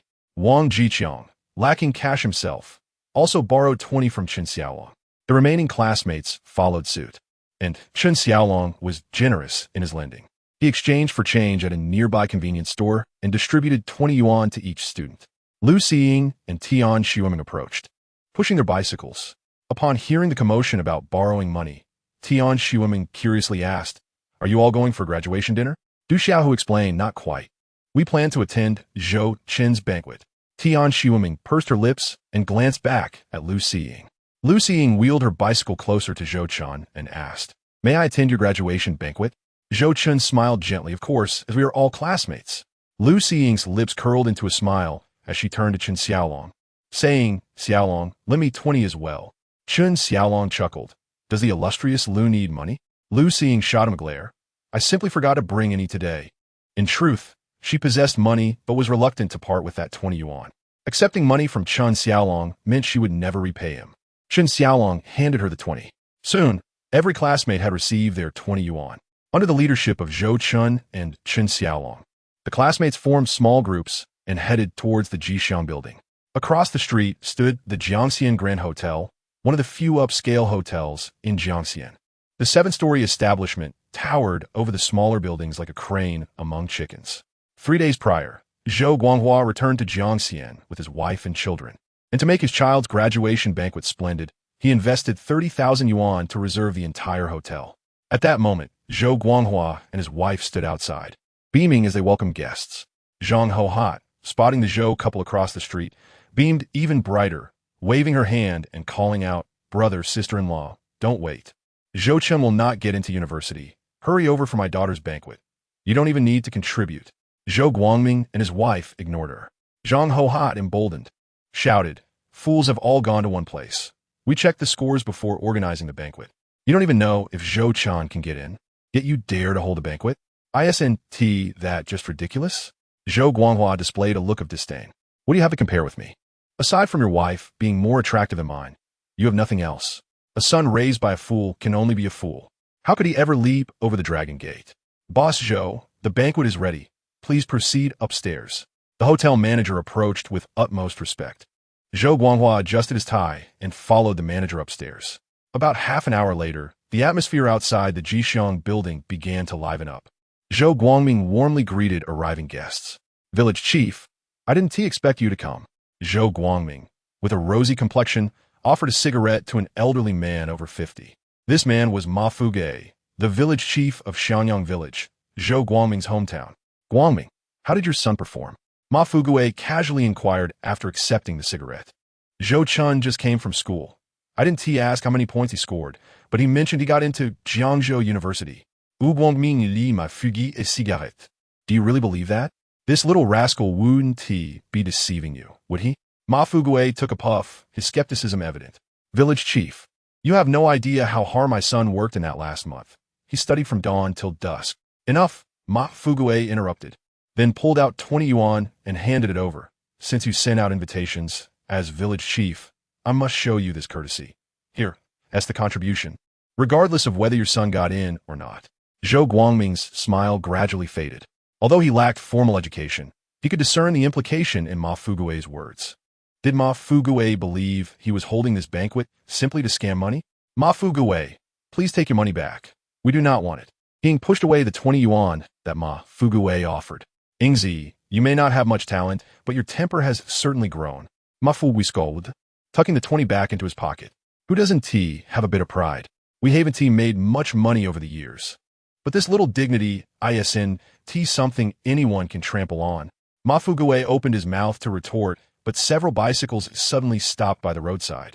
It was Zhou Chen, Chen Xiaolong, and a few of Zhou Chen's high school classmates. Dad, Mom, what are you arguing about? Zhou Chen had heard his mother from afar. Seeing Ma Fugue, he could guess what was happening. After parking his bicycle, Zhou Chen handed his report card to his father. Dad, here is my report card. Zhou Guangming stared blankly at the envelope his son handed over, feeling inexplicably anxious. At that moment, more of Zhou Chen's classmates arrived. Ma Fugue's eyelids twitched at the sight. Could it be that this boy truly got in? Zhou Guangming, trembling hands unsteady, took the envelope, carefully opened it, and extracted the thin report card. 645 points. Zhou Guangming's eyes widened, momentarily forgetting how to breathe. Ying peeked over and gasped, her mouth agape in astonishment. Ma Fugue observed their expressions, his eyes darting. It appeared that Zhou Chen had indeed been accepted. The only question was how well he had performed. Good son, you've made it. Ying, with reddened eyes, embraced Zhou Chen, tears streaming down her face. 645 points. What does Zhou Qingqing's 575 points mean now? Zhou Chen smiled and patted his mother's back. Now you can rest easy, right? Zhou Guangming, grinning, handed the report card to Ma Fugue, feigning confusion. Village chief, please take a look. Is my son's score acceptable? Ma Fugue glanced at the report card and, upon seeing the 645 points, trembled in disbelief. 645 points? This is astonishing. Ma Fugue stared incredulously at Zhou Chen. Zhou Qingqing had always performed well, yet only scored 575 points. How could Zhou Chen achieve 645? Village chief, dinner is about to start. Zhou Guanghua shouted from the third-floor window of the hotel. I'll be right there. Ma Fugue replied, seeing her family approaching. Ying beamed and walked forward to greet them, walking with her head held high. Ma Fugue turned to Zhou Chen with suspicion. Zhou Chen, you didn't forge this report card, did you? He could hardly believe that Zhou Chen could achieve such a score, suspecting the report card was fake. At that moment, Lu Xing approached and said, Excuse me, sir, we witnessed the teacher handing Zhou Chen his report card. He did not fabricate anything. Indeed, we can vouch for that. Exactly. Do not slander him. In our village, there are indeed a number of such individuals who simply cannot bear to see others thrive. The classmates of Zhou Chen were engaged in animated discussions. Ma Fugue, trembling as he held the report card, managed a forced smile as he returned it to Zhou Guangming. Guangming, I misspoke earlier. Please don't take it to heart. He then retrieved a 100 yuan bill from another pocket. This is my contribution. This 100 yuan was originally intended for Zhou Qingqing, but with Zhou Chen's acceptance into Jiangzhou University, a bright future lay ahead, and it was imperative to cultivate good relations. What did Brother Ma say earlier? I can't recall. Zhou Guangming, not one to dwell on trivialities, thought to himself. After all, they lived in the same village, where they would inevitably encounter one another. Given that Ma Fugue was the village head, it would be unwise to sever ties. Ma fu wilafte e artiri. Patting Zhou Chen on the shoulder, praising what a fine lad. I always knew you were destined for greatness. You didn't disappoint me and have brought honor to our village. In this era, rural areas remained impoverished, and aspirations for prosperity were often pinned on the university graduates. At that moment, Zhou Guangming's phone buzzed. He answered to a caller claiming to be a reporter from Jiangzhou television, seeking to interview his son. After obtaining Zhou Chen's consent, he divulged their location. On the third floor of the hotel, 15 round tables were filled to capacity, as everyone gathered to congratulate Zhou Guanghua and his wife, whose faces radiated joy. Zhou Qingqing, too, wore an air of pride, for she was the only university student in the entire village. Where's old Ma? He went across to contribute. Only he believed in Zhou Chen's potential. Ha ha ha. Believe Zhou Chen got into university? I'd sooner believe a sow could climb a tree. The sycophantic villagers of Xiangyang village whispered amongst themselves. Zhang Hohat checked the time on her BlackBerry and reminded Zhou Guanghua, why hasn't village head Ma arrived yet? With a furrowed brow, Zhou Guanghua replied, Qingqing, go call the village head. He understood that Ma Fugui enjoyed making a grand entrance, but as the village head, he deserved a modicum of respect. All right. Zhou Qingqing nodded obediently and stepped outside the hotel. Chapter 28. Jiangzhou television comes to interview him. Zhou Guangming had originally reserved 8 tables, with nearly all the villagers attending the gathering across the street, for tables remained vacant, which Zhou Chen's classmates filled. At that moment, Zhou Chen sat before the camera of Jiangzhou television, preparing for the interview. The reporter held Zhou Chen's report card, her face a portrait of astonishment. This student, who had submitted his exam papers in just 30 minutes, had indeed been accepted into university. Moreover, he had achieved an impressive score of 645. Yunjia, time is running out. The cameraman reminded her as he adjusted the recording equipment. Taking a deep breath, Xiaoyan shed her earlier mockery. Composing herself, she adjusted the microphone and began the interview. Good afternoon to all our viewers and listeners. I am your old friend, Xiaoyan. I trust you remember our previous interview with a student who finished his exams in just 30 minutes. Today, on the day the results are announced, we are thrilled to reconnect with this remarkable individual for an exclusive interview. As Xiao Yun addressed the camera with eloquence, Zhou Qingqing stepped outside the private room and encountered Ma Fugui, who emerged with a cigarette in hand. Uncle Ma, the banquet is about to begin. We're just waiting for you to start. Zhou Qingqing beamed sweetly. Ma Fugui once again produced a 100 yuan bill from his pocket, chuckling, Qingqing, your cousin has also been accepted. It matters not where we eat. This is my contribution. Please accept it. What? Zhou Chen got in too. Zhou Qingqing was taken aback. How could he? On what grounds? Ma Fugui continued. Not only did he get in, but he also secured a place at Jiangzhou University. Boom! Zhou Qingqing felt as if struck by lightning. Her previously rosy complexion drained of color. Zhou Chen had actually been accepted into Jiangzhou University. How could this be? Regaining her composure, she stammered, Village head, you're joking, right? Ma Fugui sighed. The reporters from Jiangzhou television have come to interview him. You can go see for yourself. After stuffing the 100 yuan bill into Zhou Qingqing's hands, Ma Fugui sought out a restroom. Entering the banquet hall, Zhou Qingqing found many people gathered around the window-side sofa. She approached and tiptoed to catch a glimpse inside. The television reporter was presenting Zhou Chen's results to the camera.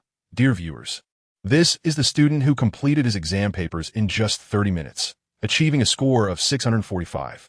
From our interview, we learned that this student only applied to Jiangzhou University, and his score exceeds the admission threshold by over 60 points. Gasps of astonishment erupted from He Ying's relatives, who had initially come with skepticism to Zhou Chen's celebration, expecting him to have merely stumbled into a third-tier university. Little did they know he scored 645 points, surpassing the admission line for Jiangzhou University by over 60 points. Surely, this score could gain entry into a prestigious university, perhaps even a 985 one? Zhou Chen's classmates exchanged envious glances. Lu Xiying felt a tangle of emotions, contemplating whether to accept Zhou Chen's affections.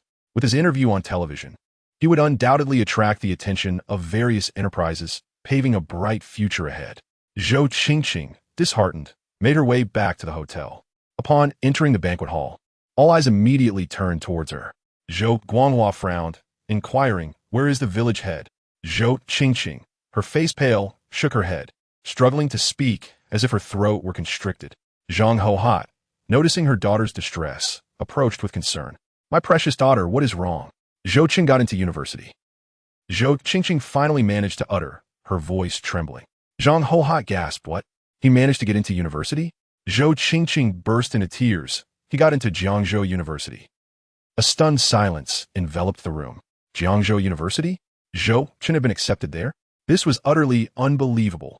With a score of 575, Zhou Qingqing could only secure a place at a second-tier university. How could he possibly gain entry to a first-tier institution? What score did he achieve? Zhang Hohat's face contorted with disbelief. Qingqing, you're not deceiving us, are you? Zhou Qingqing shook her head through her tears. The reporters from Jiangzhou Television are here to interview him. Upon hearing this, Zhou Guanghua immediately switched on the color television in the banquet hall, tuning into Jiangzhou Television. There was Zhou Chen on screen, participating in the interview. As Zhou Chen's celebration is about to commence, we won't take up too much of his time. Today's interview concludes here. We will return another day for an exclusive interview with Zhou Chen's parents, allowing everyone to understand what kind of family could raise such an exceptional child. Zhou Guanghua stared blankly at the large television, his mind racing. Zhang Hohat appeared as if she had lost her spirit. Impossible. Zhou Chen could never have gotten into Jiangzhou University. He must have cheated. 30 minutes to complete the exam and still score 645? Who would believe that? Guanghua, I received an invitation from Guangming. I'll go over to contribute. Indeed.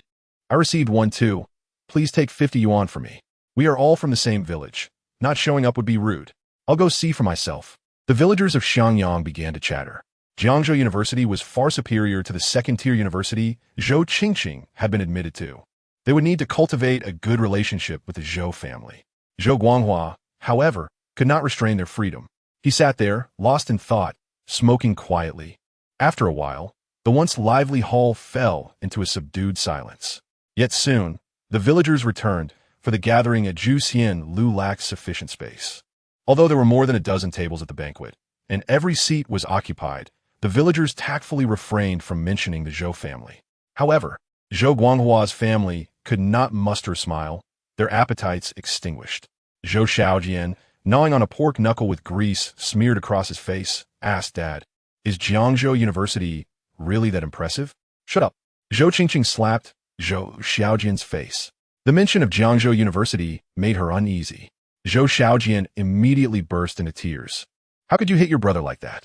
Zhang Hohat glared reproachfully at Zhou Qingqing.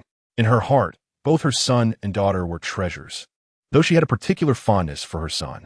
Zhou Guanghua also shot Zhou Qingqing an annoyed look. You didn't do well in your exams, and now you take it out on your brother? I'm not eating anymore. Zhou Qingqing slammed her chopsticks on the table and stormed out. After the graduation banquet, Zhou Guanghua didn't seek out Zhou Guangming, but returned to the provincial city with his children. Zhou Chen had consumed copious amounts of alcohol with his male classmates, while Chen Xiaolong, ever the loyal friend, shielded him from much of the drinking, ultimately passing out before Zhou Chen did. Chen Xiaolong's father, Chen Guangrong, drove a vintage 1996 Santana to the entrance of the gathering hall and approached Zhou Guangming, pulling out 500 yuan from his briefcase. Old Zhou, this is rather ungracious of you. Didn't he invite me to Xiao Chun's graduation banquet? Zhou Guangming chuckled awkwardly. You, Boss Chun, are a busy man. I was merely concerned about interrupting your business. Chapter 29. The admission notice, uncertain whether Zhou Chen had passed the exams, he only called a few old acquaintances. Chen Guangrong, a well-regarded businessman in Jiangxian, pondered how others might perceive him if Zhou Chen had failed yet still invited him. Today was truly hectic. I had to cancel a business deal just to rush over, but I still arrived late. In a couple of days, my son will have his graduation banquet. Let us celebrate together then.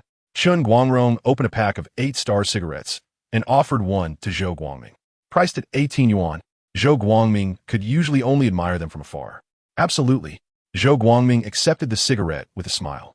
After a brief exchange, Chen Guangrong left with Chen Xiaolong, while Zhou Guangming carried Zhou Chen home.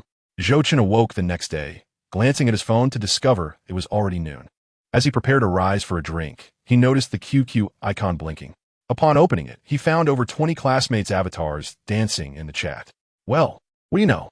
No one ever reaches out to me, and now there's such a flurry. This, he mused, was the reality of life, without accomplishments. No one wishes to intertwine with you. Clicking on the avatars revealed a cascade of congratulatory messages, to which Zhou Chen responded with gratitude. Finally, he opened Liu Xiying's message. Zhou Chen, my graduation banquet is on July 5th. You must come. Sure, just send me the address. Zhou Chen replied. Liu Xiying had attended his banquet. Returning the favor was simply the essence of social etiquette.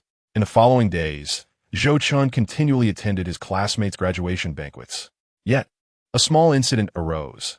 Liu Xiying expressed dissatisfaction with the amount he gifted. Her family scrutinized Zhou Chen for giving only 100 yuan despite possessing a mobile phone worth over 4,000. Zhou Chen felt bemused. Liu Xiying had contributed 50 yuan, and he had merely doubled it. How could they complain? On July 10th, Zhou Chen was napping when he was awakened by the laughter of his parents.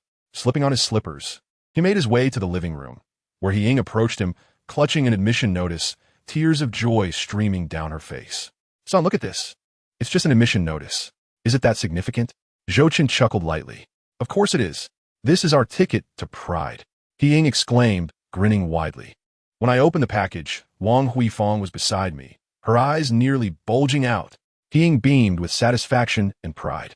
Recently, Wang Huifang had not held back in belittling Zhou Chen's academic performance. Now, with her son's achievement, her spirits soared. Let us eat quickly. This afternoon, I'll take you to open a savings account. I'll deposit the 20,000 yuan you gave us for college. Zhou Guangming spoke with a tinge of guilt, having not saved enough for his son's education.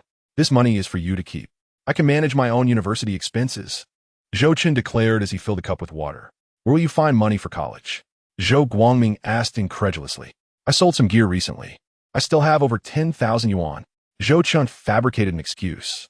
Previously, he had sold his Dragon Slayer for 80,000, giving Chun Xiaolong 20,000, his parents 20,000, and spending 12,000 on a new phone, leaving him with around 27,000 after dining and internet expenses. Regardless of your earnings, you must repay that 20,000. Zhou Guangming insisted. Luck cannot persist eternally. College will require considerable funds. Minimize gaming. It's addictive. Zhou Guangming's tone turned slightly stern, concerned that Zhou Chen might neglect his studies. Enough. Xiao Chun is now a university student. He understands. Ying shot an annoyed glance at Zhou Guangming. Zhou Guangming retrieved a pack of cigarettes, preparing to light one, when Zhou Chen snatched it away, grinning. Dad, don't you recall our wager? Ying chimed in. Exactly. You promised our son you'd quit smoking if he got into university. Men must keep their word. Fine, I'll quit. Zhou Guangming conceded, tossing the half-pack into the trash. He could not afford to lose his son's respect over such matters. Mom, keep an eye on Dad. If I catch him smoking, I'll start smoking too, Zhou Chen declared with an unprecedented seriousness. In his past life, he had seen his father often cough, occasionally spitting blood, leading him to suspect that his father might have lung cancer. It seemed he had concealed his condition to save money for Zhou Chen's treatment. If he smokes again, I'll make him sleep on the street. Ying shot Zhou Guangming a fierce glare. She had long opposed his smoking habit, but he remained obstinate. Now that their son had issued a warning, she was resolved to ensure Zhou Guangming quit, even if it meant escalating to divorce. After lunch, Zhou Guangming took Zhou Chen to open a savings account. After much persuasion from Zhou Chen, he reluctantly agreed to deposit just 10,000 yuan. Time flew swiftly, and soon the holiday was drawing to a close. Zhou Chen had already booked his train ticket to Jiangzhou, while Chun Xiaolong opted for Jiangzhou Electronic Science and Technology University, both schools being in close proximity. Chun Guangrong drove to pick Zhou Chen up for the train station. Zhou Guangming and He Ying lingered at the community entrance, bidding a reluctant farewell to their son. He Ying, having not slept the previous night, her eyes reddened, said, "Make sure to eat well at school. If you lose weight, don't bother coming back."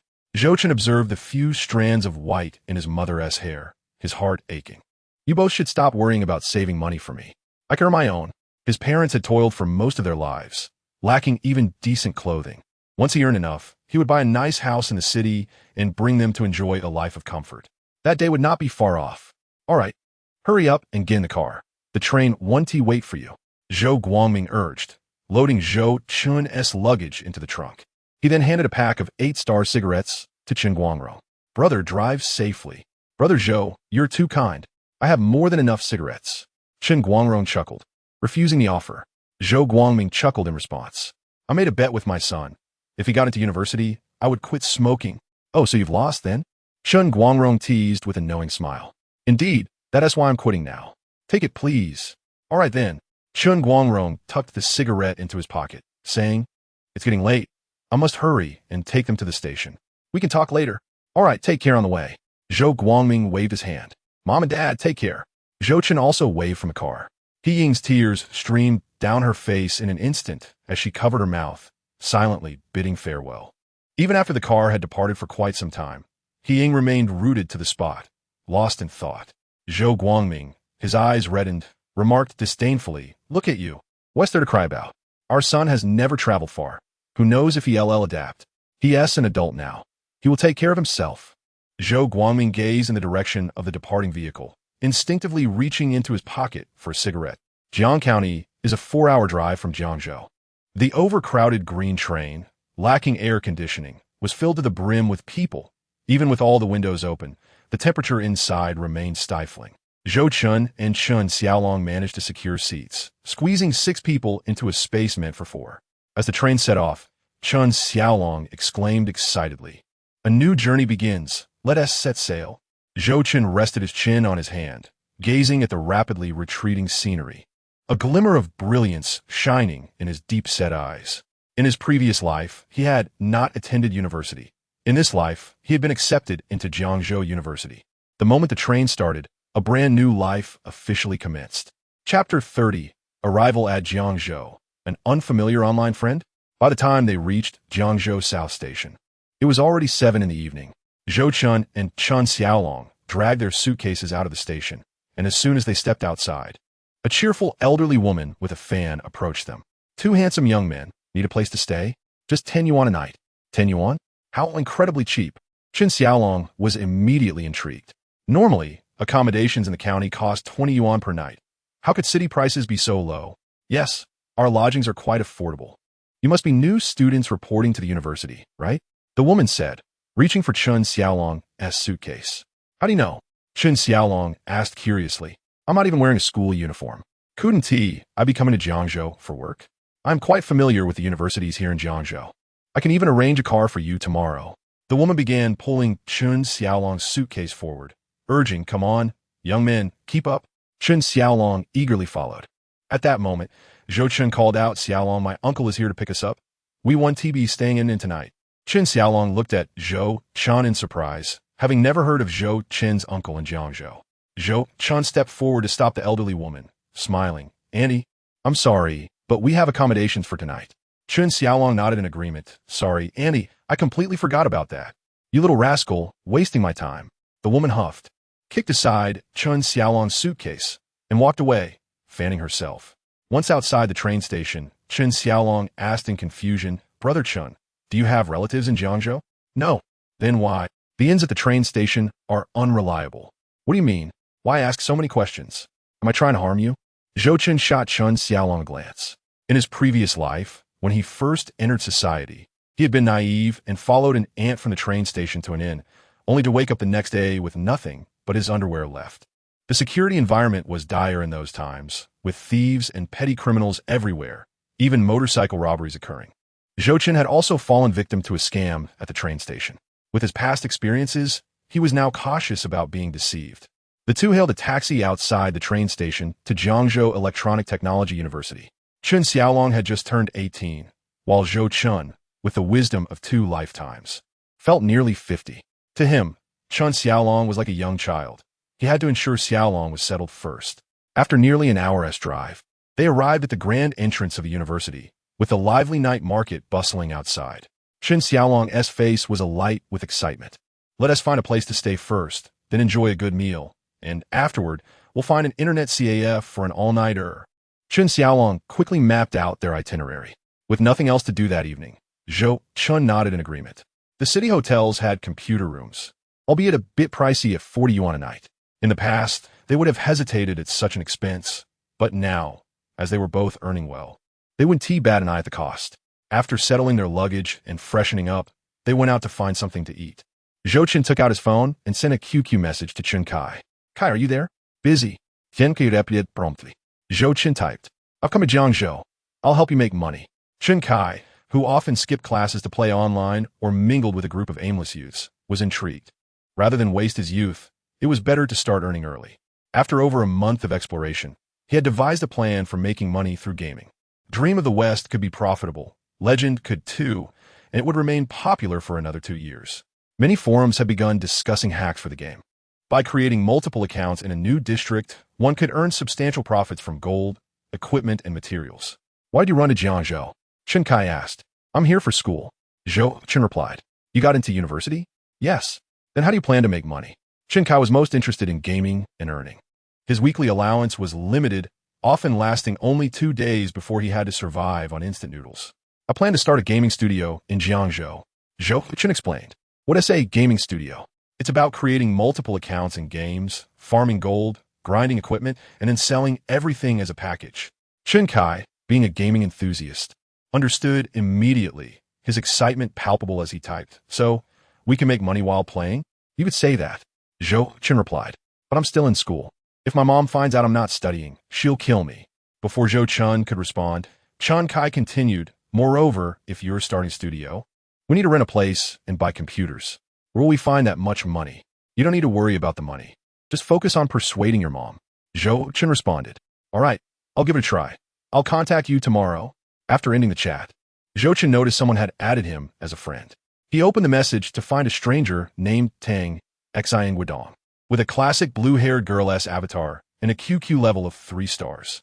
Dan Xin Guozong, he, hello. Wang Shi Sui Feng, hello, who are you? Dan Xin Guozong, Zets Guomewan Wang Shi Sui Feng, are you Tang Wan? Zhou Chen felt an inexplicable thrill. He didn't know Tang Wan's phone number. Her QQ was seldom online, and he had no chance to chat with her. During the 2 months of summer vacation, he often thought of that innocent girl with short hair, even dreaming of her several times, where they were close lovers, going shopping, watching movies, visiting amusement parks, and riding the Ferris wheel together. Beep, beep, beep. Tang Xin Guodong replied. Who is Tang Wan? I'm by Wan. A faint smile crept across Zhou Chen's face. With 2 lifetimes under his belt, did he really think such childish tricks could still deceive him? Wang Shi Sui Feng. Sorry, I might have mistaken you for someone else. Tang Xin Guodong. So, who exactly is Tang Wan? Wang Shi Sui Feng. She is my girlfriend. I thought it was her alternate account. After sending the message, Tang Xin Guodong took a long time to respond. Wang Shi Sui Feng. Why aren't you replying? Tang Xin Guodong. I had something to attend to. Past wins. You are not her. Let us mutually delete each other. Sweet Jelly, no way. Past wins. Why not? Sweet Jelly. I'm quite bored and have no online friends. Past wins. But I fear my girlfriend might get jealous. Sweet Jelly. Your girlfriend doesn't know. Past wins. How do you know she doesn't? Sweet Jelly. Just a guess. Zhou Chen chuckled, unable to contain his amusement. This little class monitor can't even lie properly. How'd I not notice her cuteness before? Brother Chen, when shall we start making money? I'm simply eager. Just then, Chen Xiaolong, standing by the roadside waiting for the traffic light, suddenly inquired. Zhou Chen glanced at the signal and replied, I've called Chen Kai. Let's discuss it when he arrives. Chen Xiaolong widened his eyes. Isn't that guy still in school? Zhou Chen laughed. His studies aren't great. Instead of wasting time at school, it's better for him to join us in earning big bucks. In truth, many individuals are simply not cut out for academics. Chen Kai had never achieved good grades since elementary school, ranking last in middle school. Every time the final exam results were announced, Zhou Chen would hear the sounds of Chen Kai getting beaten.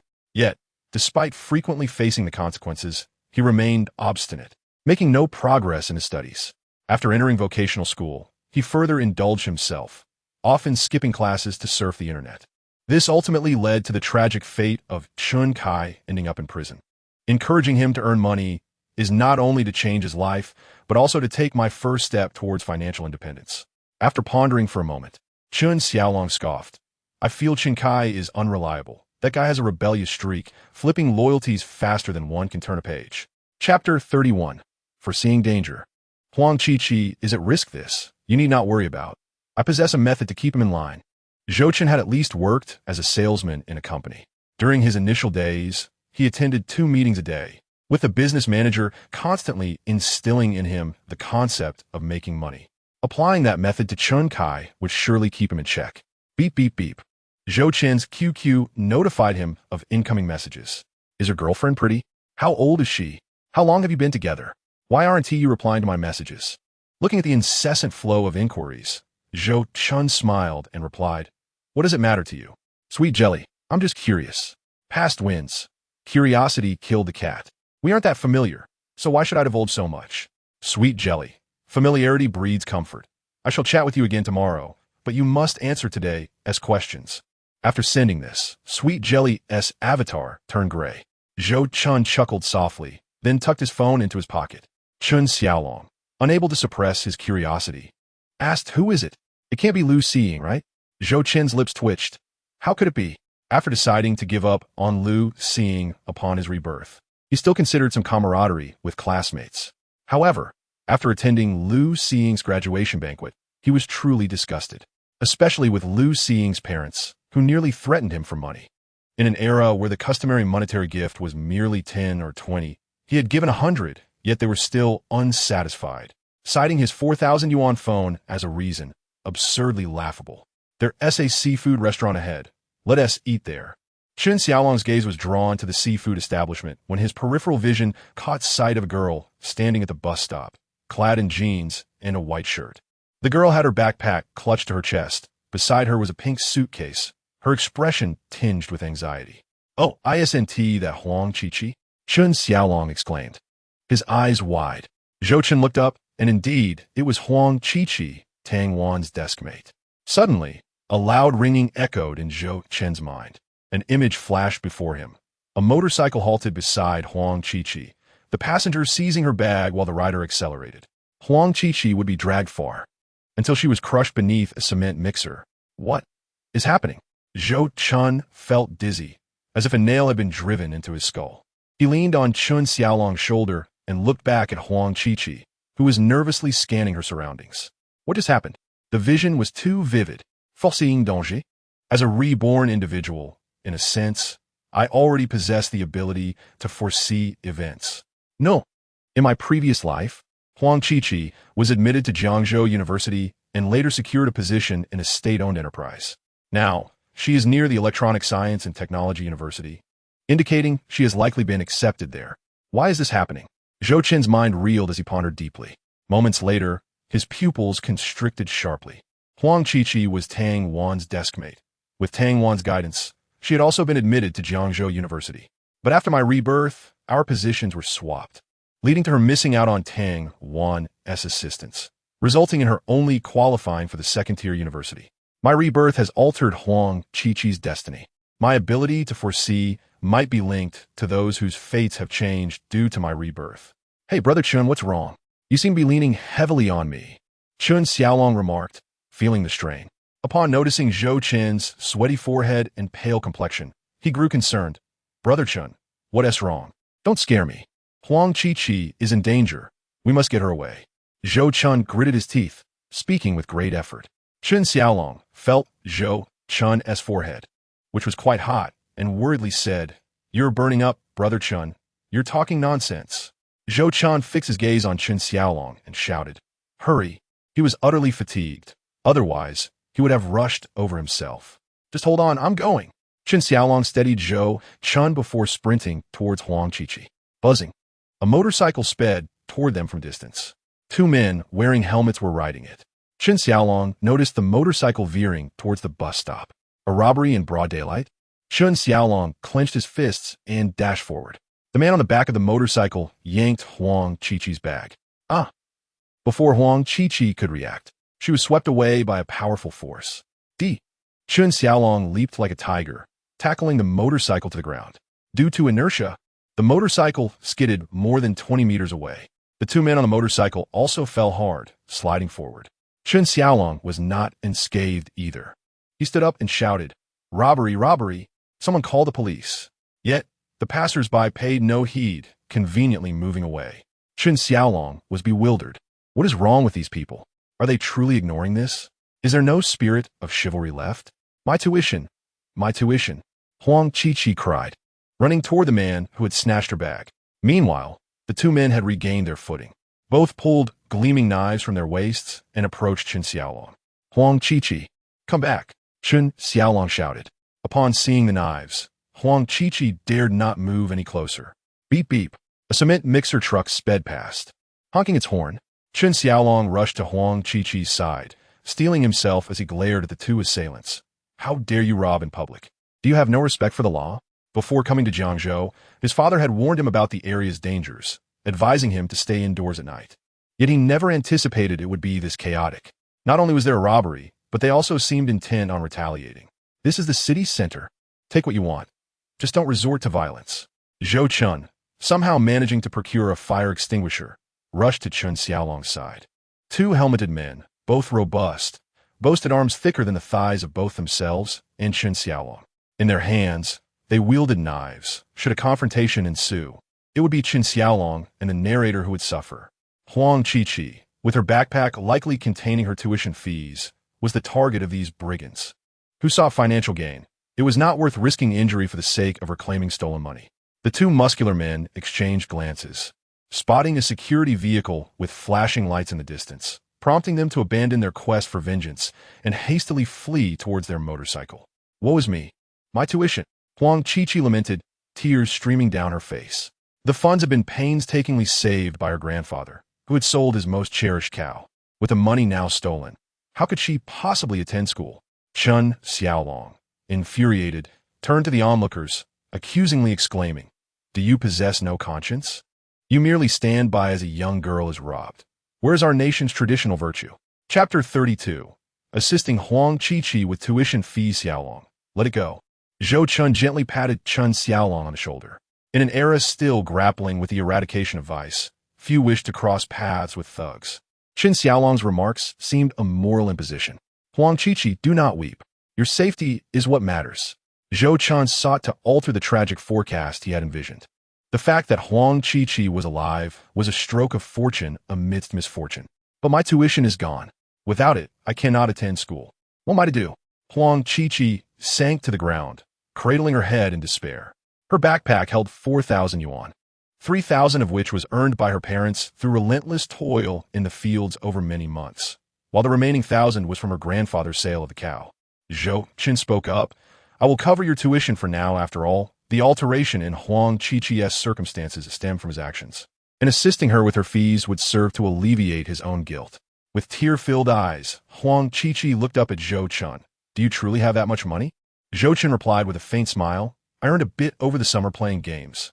Huang Qiqi regarded Chen Xiaolong with skepticism, her voice trembling as she asked, Is what Zhou Chen says true? Chen Xiaolong grinned. Indeed, he is quite wealthy now, but it might take a long time to repay you. Huang Qiqi's sobs intensified. Although she and Zhou Chen had little connection, his willingness to lend her such a substantial amount was extraordinary. It would likely take years of part-time work to repay him. There is no rush to repay. Let us discuss it when you start working. Zhou Chen had no intention of seeking repayment, even contemplating ways to help Huang Qiqi earn more in the future. Moments later, officers from the police station arrived, and the trio accompanied Huang Qiqi to file a report. They then returned to the night market for a meal. Zhou Chen returned to the hotel to retrieve 5,000 yuan from his suitcase. In this era, 5,000 was no trifling sum, yet he felt no regret. Chen Xiaolong ordered 8 dishes at the seafood restaurant. Huang Qiqi was taken aback. While she knew Chen Xiaolong came from a well-off family, this seemed excessively extravagant. Could 3 people truly consume 8 dishes? Sir, your arm seems injured. Would you like me to assist you? The waitress inquired politely upon noticing Chen Xiaolong's scrape. Just a minor injury, it's nothing.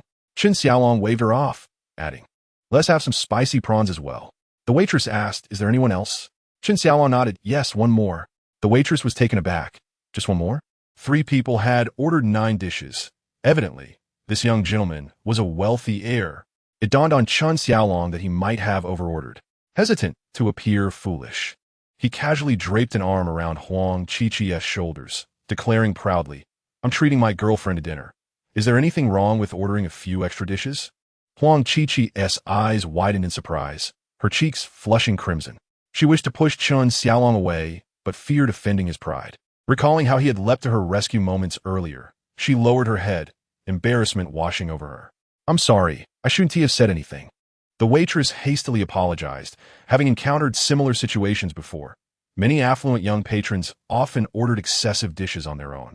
After the waitress departed, Zhou Chen entered the private room. Noticing Chen Xiaolong with his arm around Huang Qiqi, and quipped with a teasing smile, "Xiaolong, you're quite the charmer, managing to win over Huang Qiqi so swiftly." Chen Xiaolong's face flushed, quickly retracting his arm, stammering, "Huang Qiqi, I didn't mean it. It's all right." Huang Qiqi's face was still ablaze, her voice barely audible. Both felt shy, casting their eyes downward in silence. Zhou Chen placed 5,000 yuan on the table before Huang Qiqi, saying, "Huang Qiqi, this is your tuition." She glanced at the stack of crisp bills, unable to gauge the total amount. "Zhou Chen, I truly cannot thank you enough." Huang Qiqi's tears welled once more. In the past, she had mocked Zhou Chen when he changed seats with her, yet he now generously offered her assistance without holding grudges. "We're classmates. There's no need for such formality.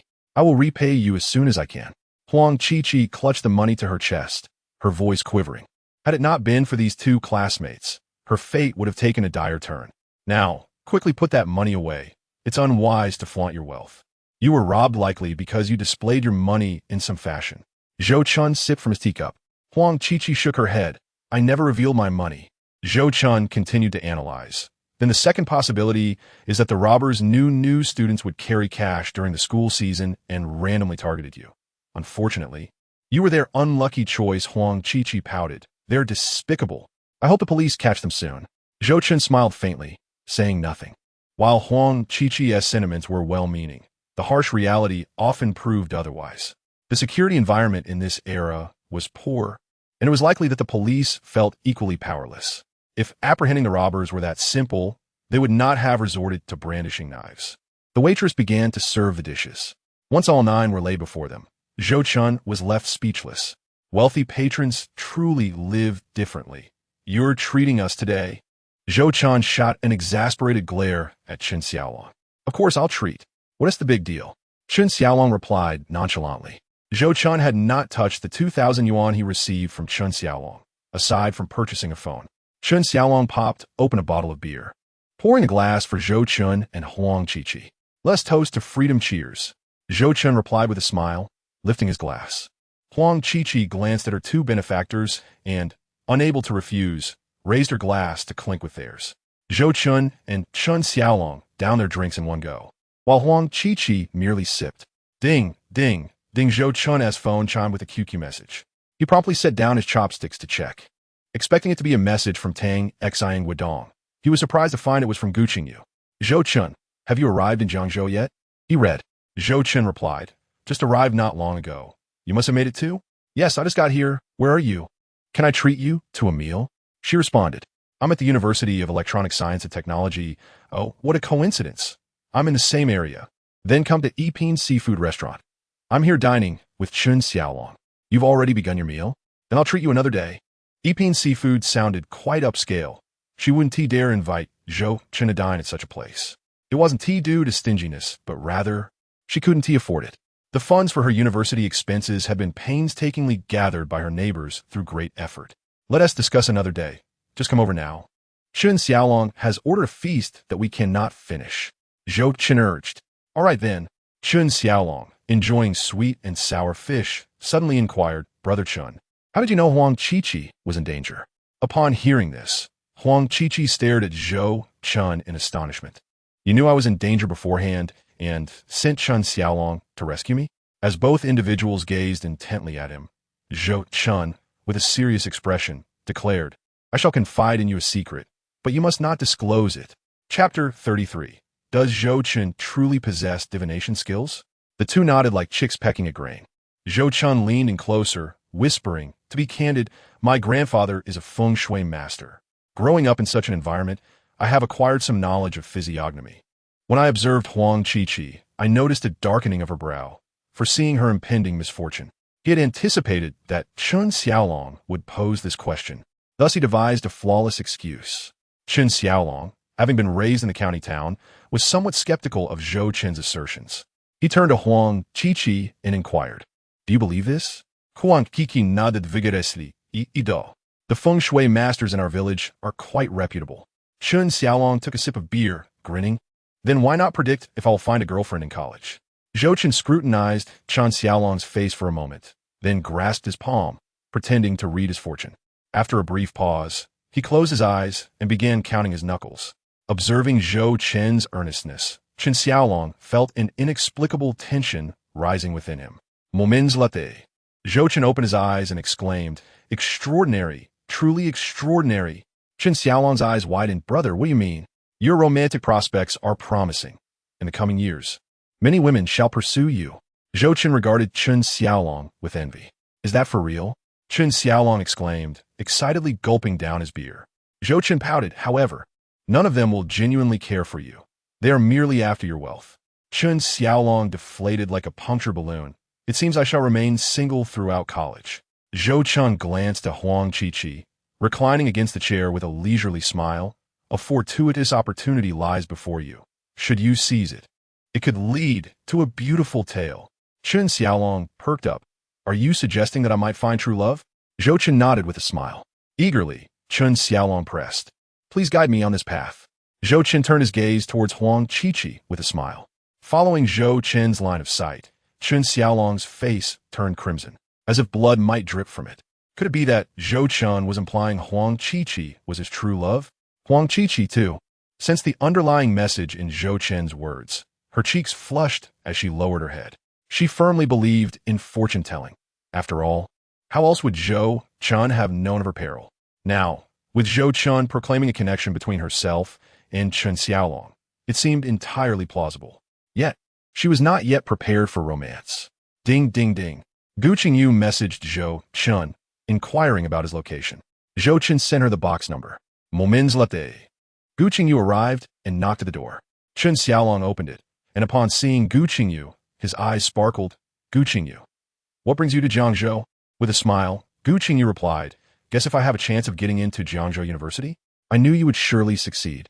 Chen Xiaolong stepped aside, gesturing for her to enter. "Please, Gu Qingyu." Gu Qingyu, clad in a crisp white t-shirt and faded jeans, with her hair tied back, exuded a youthful innocence. "Brother Zhou Chen." Gu Qingyu greeted him, her cheeks rosy. Zhou Chen awkwardly chuckled. "Just call me by my name. Addressing me as Brother Zhou Chen feels a bit strange." Gu Qingyu nodded. "All right, Zhou Chen." Zhou Chen smiled lightly. "Please have a seat." Gu Qingyu took her place beside Huang Qiqi and gazed at the lavish seafood spread before them, exclaiming, "With your dining standards, I might never be able to afford such a meal in my lifetime." Chen Xiaolong, situated between Zhou Chen and Huang Qiqi, suddenly recalled the day of the college entrance examination when Zhou Chen saved Gu Qingyu. With fervent eyes, he inquired, "Brother Chen, did you foresee that Gu Qingyu was in danger that day?" "Indeed," Zhou Chen affirmed with a nod. Gu Qingyu's misfortune was a memory from a past life. Huang Qiqi's fate had altered due to him, while her tragedy was one he had foreseen. Chen Xiaolong was now fully convinced of Zhou Chen's divination prowess, his breaths quickening. And the legendary dragon-slaying event, was that also within your foresight? He finally comprehended why Zhou Chen dared to set an ambitious goal of earning $1 million. With such abilities, making money was hardly a concern. Zhou Chen shot Chen Xiaolong a disapproving glance, retorting, "Do you think fortune-telling can predict everything? The game's loot is purely a matter of luck." Chen Xiaolong chuckled nervously. "That's fine. Your abilities are sufficient." Gu Qingyu, puzzled, asked, "What are you discussing?" Huang Qiqi looked at Gu Qingyu in astonishment. "Zhou Chen saved you too?" Zhou Chen wished to steer the conversation away from this topic, cheerfully suggesting, "All right, let us eat. Such splendid dishes will lose their appeal if they grow cold." As the four dined and chatted, the box resonated with laughter. Around 10 o'clock, they finally departed, having indulged in a feast. The unfinished dishes were all packed up, most of which Zhou Chen and Chen Xiaolong insisted on giving to the two female classmates. Having had a bit too much to drink, Chen Xiaolong took advantage of the moment to ask Huang Qiqi for her QQ number, insisting on booking a hotel for both young women. Huang Qiqi and Gu Qingyu vehemently refused, prompting Chen Xiaolong to express his frustration at their lack of regard for him. Zhou Chen interjected, "If you wish to book a hotel, then so be it. It wouldn't be safe for you two girls to stay alone in a lodge." Recalling past events, Huang Qiqi felt a wave of fear wash over her and tightly grasped Gu Qingyu's hand, saying, "Qingyu, let us stay together tonight." Gu Qingyu nodded, just as she wished to inquire how Zhou Chen had saved Huang Qiqi. Chen Xiaolong used Gu Qingyu's and Huang Qiqi's identification cards to secure a double room for them, and they all proceeded towards the elevator. Outside the hotel, Tang Jie had just parked the car and was about to unbuckle his seatbelt when Tang Wan's trembling voice spoke from the passenger's seat. "Brother, can we change hotels? Is it uncomfortable to stay at our own hotel after driving all day? Can't you show a bit of concern for me?" Tang Jie's lips twitched in frustration. Tang Wan silently lowered her head, hot tears streaming down her cheeks and landing on her hands. Hey, don't cry. We'll change hotels right away." Tang Jie, unable to bear his beloved sister's tears, hastily turned the car around. After a full hour of driving, they arrived at another chain hotel. Tang Wan exited the car without a word, retrieving her suitcase from the trunk. Tang Jie parked and hurried after her. Snatching the suitcase from her grip, "My little princess, what on earth has gone awry?" He realized he was increasingly unable to decipher his sister's thoughts. She had been cheerful in the afternoon, only to turn stormy by evening. At the hotel front desk, a young man and woman were checking in. The young man, clad in designer attire, while the girl appeared more modest. "There's only one room left, see? How about we share a room? I can sleep on the couch."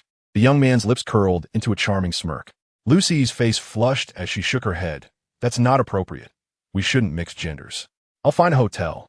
It's fine, even if there are more mosquitoes and the environment is subpar. I'm used to it from high school." Chapter 34. Whom should I choose? "How about this? You stay here, and I'll find another hotel," Zhang Fei suggested, his eyes tinged with disappointment. Lucy nodded. "Thank you, handsome Zhang." Zhang Fei was the mysterious individual who had arranged breakfast deliveries for himself and Tian Xuema. Lucy was not in the same class as him. He was a top student in class 3 of the senior year, even serving as the class monitor. Rumors circulated in school about him. His father was a high-ranking executive at a publicly listed company, earning nearly 100,000 a year. Such an income was sufficient to purchase half a house in the county. Had she known Zhang Fei secretly harbored feelings for her, she would have avoided any association with Zhou Chen. Zhang Fei placed a 100 yuan note on the counter and said, "Please give her the luxurious room." The attendant accepted the money and handed over the key, stating, "Room 608. Lu Xing took the key and walked toward the elevator, waving goodbye to Zhang Fei with a charming smile. "See you tomorrow, handsome Zhang." Zhang Fei nodded with a smile. As the elevator doors closed, Tang Jie and Tang Wan arrived at the front desk. Tang Jie requested, "Give me the keys to rooms 908 and 909. The attendant, recognizing him as the young master, quickly retrieved 2 pristine keys from a drawer. Zhang Fei was momentarily taken aback, but upon seeing Tang Wan, he jovially remarked, "Tang, you seem so innocent. Yet here you are flirting outside." Before he could finish, Tang Jie slapped him across the face. Infuriated, Zhang Fei shouted, "How dare you hit me?" Bang! Tang Jie delivered a kick to Zhang Fei's chest, sending him sprawling to the ground, clutching his chest while glaring at Tang Jie. "How can you resort to violence? Do you believe I won't call the police to have you arrested?" As he spoke, he began to pull out his phone.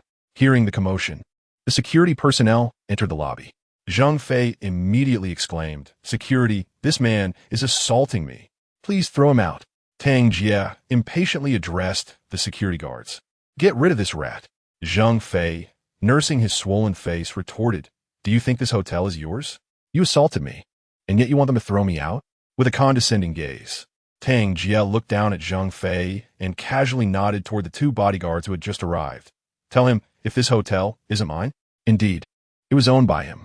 "Kid, considering your age, you should just leave," the leading security guard coldly stated. Zhang Fei was dumbfounded. Had he truly offended the owner of this grand hotel? With a bark from the guard, Zhang Fei scrambled out. Tang Jie, hands in his pockets, strode toward the hotel. In a luxurious computer room, Lu Xing turned on the air conditioning and lay back on the 2-meter-wide Sealy mattress, reveling in the comforts of wealth. What a splendid life the affluent lead. I wish I could stay in such a room every day. Although Zhang Fei was wealthy, his looks paled in comparison to Zhou Chen's. Who should I choose? If only Zhou Chen's father earned as much as Zhang Fei's, she would undoubtedly choose Zhou Chen. Alas, one cannot have both fish and bear's paw. After a moment of contemplation, Lu Xing took out her phone to check if Zhou Chen had messaged her. No word from him, only a message from Tian Xuan. Seeing something came up at home, I can only go to Jiangzhou tomorrow. Lu Xing typed back, got it. Tian Xuan was offline. Lu Xing set her phone down, preparing for a shower, when another call came in. It was Zhang Fei. She answered, "Handsome Zhang, is there something you need?" Zhang Fei's face was swollen. He spoke with a slur. "Xing, let me share some gossip." Lu Xing, intrigued, asked, "What gossip? Are you eating? Your words are quite unclear." "I haven't eaten. My gums are just a bit inflamed." Zhang Fei wouldn't admit to having been beaten, so he made a vague excuse. Lu Xing, not thinking much of it, asked, "What gossip?" "Your high school class leader, Tang Wan, is dating someone." "Huh?" Lu Xing's eyes widened as she immediately thought of Zhou Chen. "Did you see them together?" Zhang Fei was surprised. "You already know?" Lu Xing felt a pang of discomfort, muttering to herself, "Are they really together? But Zhou Chen liked me first. Tang Wan only tutored him for a month. That can't be. Surely, Zhou Chen could not possibly have feelings for Tang Wan." Despite her superior academic performance and family background, Lu Xing excelled in every other aspect. "Her boyfriend is the owner of the hotel where you are staying." Lu Xing was shocked. She never expected the seemingly innocent Tang Wan to be involved with a wealthy benefactor. Zhang Fei, filled with resentment, contemplated exposing this news to their class group. After all, Tang Wan's boyfriend had assaulted him, so he would ensure her reputation was tarnished in the student community. "What did you say? Tang Wan is being kept by a rich man?" Lu Xing's expression brightened. "I knew it. Zhou Chen clearly likes me. How could he be interested in Tang Wan?" "Exactly.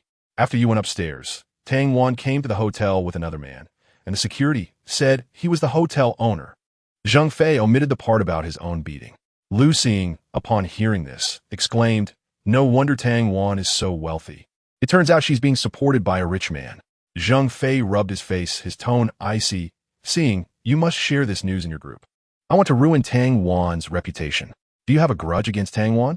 Lu Xing inquired. "I'm a bit displeased." Zhang Fei confessed. "Find someone else. I don't think it's appropriate." Tang Wan held some sway in their class group, and if Lu Xing gossiped about her, those who supported Tang Wan would certainly criticize her behind her back. Zhang Fei, resigned, said, "Fine, I'll think of a way myself." Meanwhile, Zhou Chen and Chen Xiaolong were playing Dream of the West on the computer. Chen Xiaolong, lacking interest in turn-based games, lethargically remarked, "What's so fun about this game? There's no excitement at all. Then go play Legend." Zhou Chen did not press Chen Xiaolong. After all, their studio would eventually be divided into 3 parts. If necessary, he could let him and Chun Kai manage the Legend game section. "Hey, Brother Chun, you won't be mad, right?" Chen Xiaolong chuckled awkwardly. Zhou Chen was taken aback. "Why would I be mad? I'm only playing Dream of the West to understand the market." Chen Xiaolong scrutinized Zhou Chen for a moment, suddenly feeling that he couldn't quite grasp him. Ever since Zhou Chen emerged from the quagmire with Lu Xing, he had diligently studied, transforming from a poor student to an academic achiever, and then he struck it rich by selling a dragon slayer for 80,000. While Zhou Chen's claim of fortune-telling was hard for him to believe, he couldn't deny that Zhou Chen's predictions had come true. "Brother Chen, you wouldn't happen to be a time traveler, would you?" Chen Xiaolong asked whimsically. Zhou Chen paused momentarily while clicking the mouse, turned to Chen Xiaolong, and smiled. "If I said yes, would you believe me?" Chapter 35. The Despicable Rogue Seeks Alone, Not a Chance. Chen Xiaolong shook his head. He would rather believe that Zhou Chen could predict the future than accept that he was a time traveler. Mysticism and mythology were entirely different matters.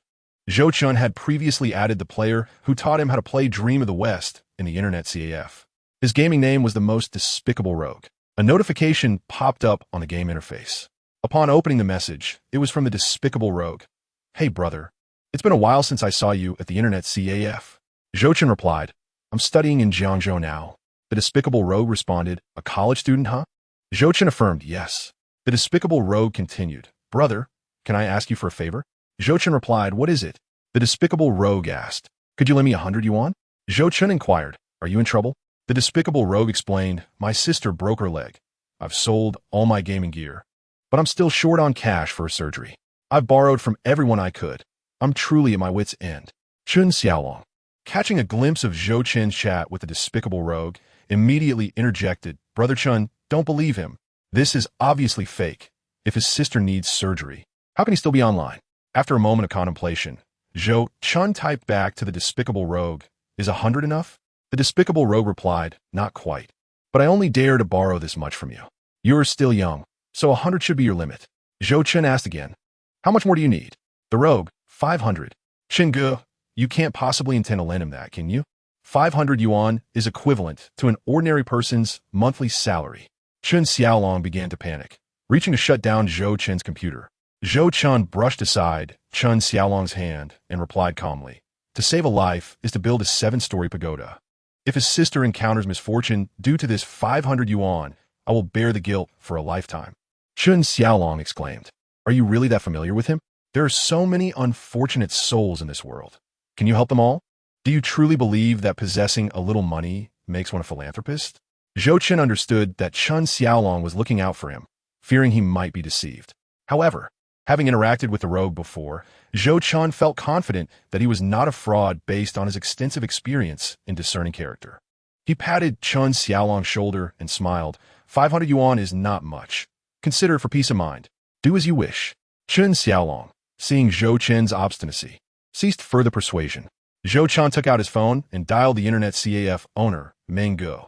"Who is it?" Meng Yi, who was busy posting on the forum to sell the dragon-slaying sword, was in high spirits as its price had skyrocketed to 130,000. "Meng Yi, it's Zhou Chen." Upon hearing Zhou Chen's voice, Meng Ge nearly dropped the cigarette from his mouth. Why was Zhou Chen suddenly contacting him? Did he regret the price of the dragon-slaying sword that had been exposed on the forum? Damn it. There's no such thing as a regret pill. If he dared to show up, Meng Ge would make him regret it. Yet, remembering his wife who was expecting, he hesitated. Perhaps he could part with a little. "Meng Ge, could you lend me 500 yuan?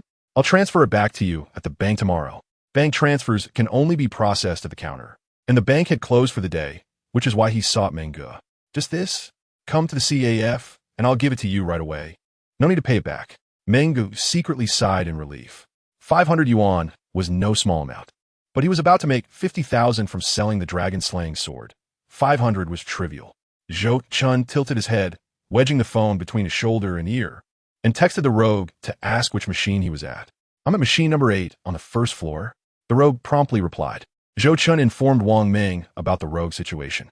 Upon hearing that one of his customer's sister was suffering from leukemia, Wang Ming readily said, "Brother Zhou Chen, you are a good man. How about this? I'll add another 500 in my name."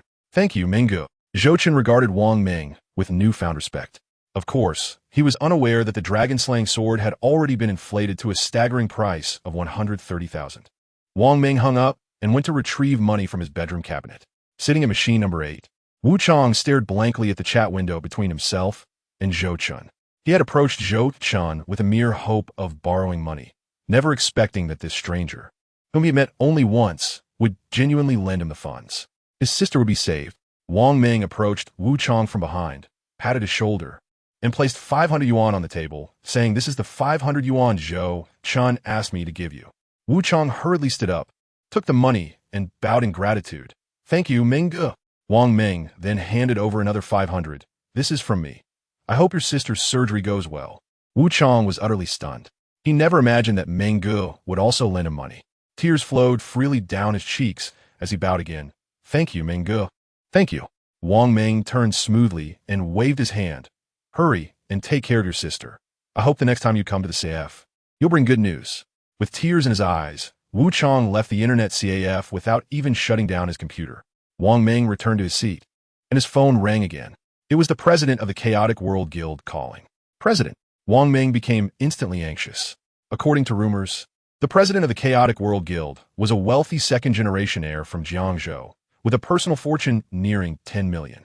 "Xiao Yao, I'll buy your dragon-slaying sword for 150,000. 150,000? The corner of Wang Ming's eye twitched violently. 130,000 was already his ideal price. The president was willing to pay 150,000? Did he think it was too little? The voice on the other end grew colder. "And no, President, where are you? I'll come right over to finalize the deal." The next day, Tang Wan woke early to wash up. She knocked on her brother's door next door, but received no response. Tang Wan puffed out her cheeks. "Stinky pig, you must have played all night again." She couldn't comprehend the allure of that legendary game. Her brother often played until dawn. At this age, he was hardly a source of peace of mind. Chen Xiaolong took Huang Qiqi to the University of Electronic Science and Technology, while Zhou Chen shared a taxi with Gu Qingyu to Jiangzhou University. They sat in the back seat, with Gu Qingyu appearing somewhat anxious and her face slightly flushed.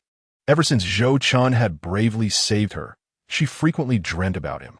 Lu Xiying had rejected such an outstanding young man. She couldn't fathom what was going through her mind. An hour later, the taxi stopped at the entrance of Jiangzhou University. Gu Qingyu carried a large woven bag and a suitcase, the wheels of which had broken off. With a spirit of helpfulness, Zhou Chen offered, "You can take my suitcase. I'll carry yours." "And no, it's okay. I can manage." Gu Qingyu lifted her suitcase, struggling with every step. Zhou Chen shook his head, snatched the suitcase from her hands, and left his own behind. Gu Qingyu's face turned red, and she reluctantly followed with Zhou Chen's suitcase in tow. Just as they entered the school gate, Tang Wan also stepped out of a taxi. Wan, what a coincidence. Lu Xiying emerged from a car behind her. Wearing a duckbill cap, oversized sunglasses, a pristine white t-shirt, and ultra-short shorts, her long, straight legs glimmered alluringly in the sunlight. Lu Xiying's appearance attracted considerable attention from both freshmen and upperclassmen, all gazing at the stunning beauty. Lu Xiying, exuding confidence, lifted her chin slightly. "It is indeed quite a coincidence." Tang Wan offered a faint smile before dragging her suitcase toward the school entrance.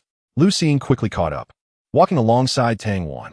Recalling the gossip Zheng Fei had shared with her the previous night, she teasingly remarked, Wan, how long have you been with that man?" "Which man?" Tang Wan paused, frowning at Lu Xiying. "Oh, don't worry, I won't spill the beans." Lu Xiying replied with a playful smile. Tang Wan, being shy by nature, found it difficult to admit, which was understandable. "But I truly have no idea what you're talking about." Tang Wan resumed, dragging her suitcase forward. Lu Xiying followed closely. "Tang Wan, I saw you and that man checking into a hotel last night." Tang Wan stopped in her tracks once more. Lu Xiying blocked her path, smirking as she said, "Just tell me honestly, and I can keep it a secret for you. He is my brother." Tang Wan's expression grew icy. Despite having moved out to live separately from her brother, how had it become a hotel stay, in Lu Xiying's words? "Your brother? Huh?" Lu Xiying's lips curled into a mischievous grin. She intended to grasp Tang Wan's secret, ensuring that Tang Wan would distance herself from Zhou Chen. "Lu Xiying, are you done yet?" Tang Wan's eyes glistened with unshed tears.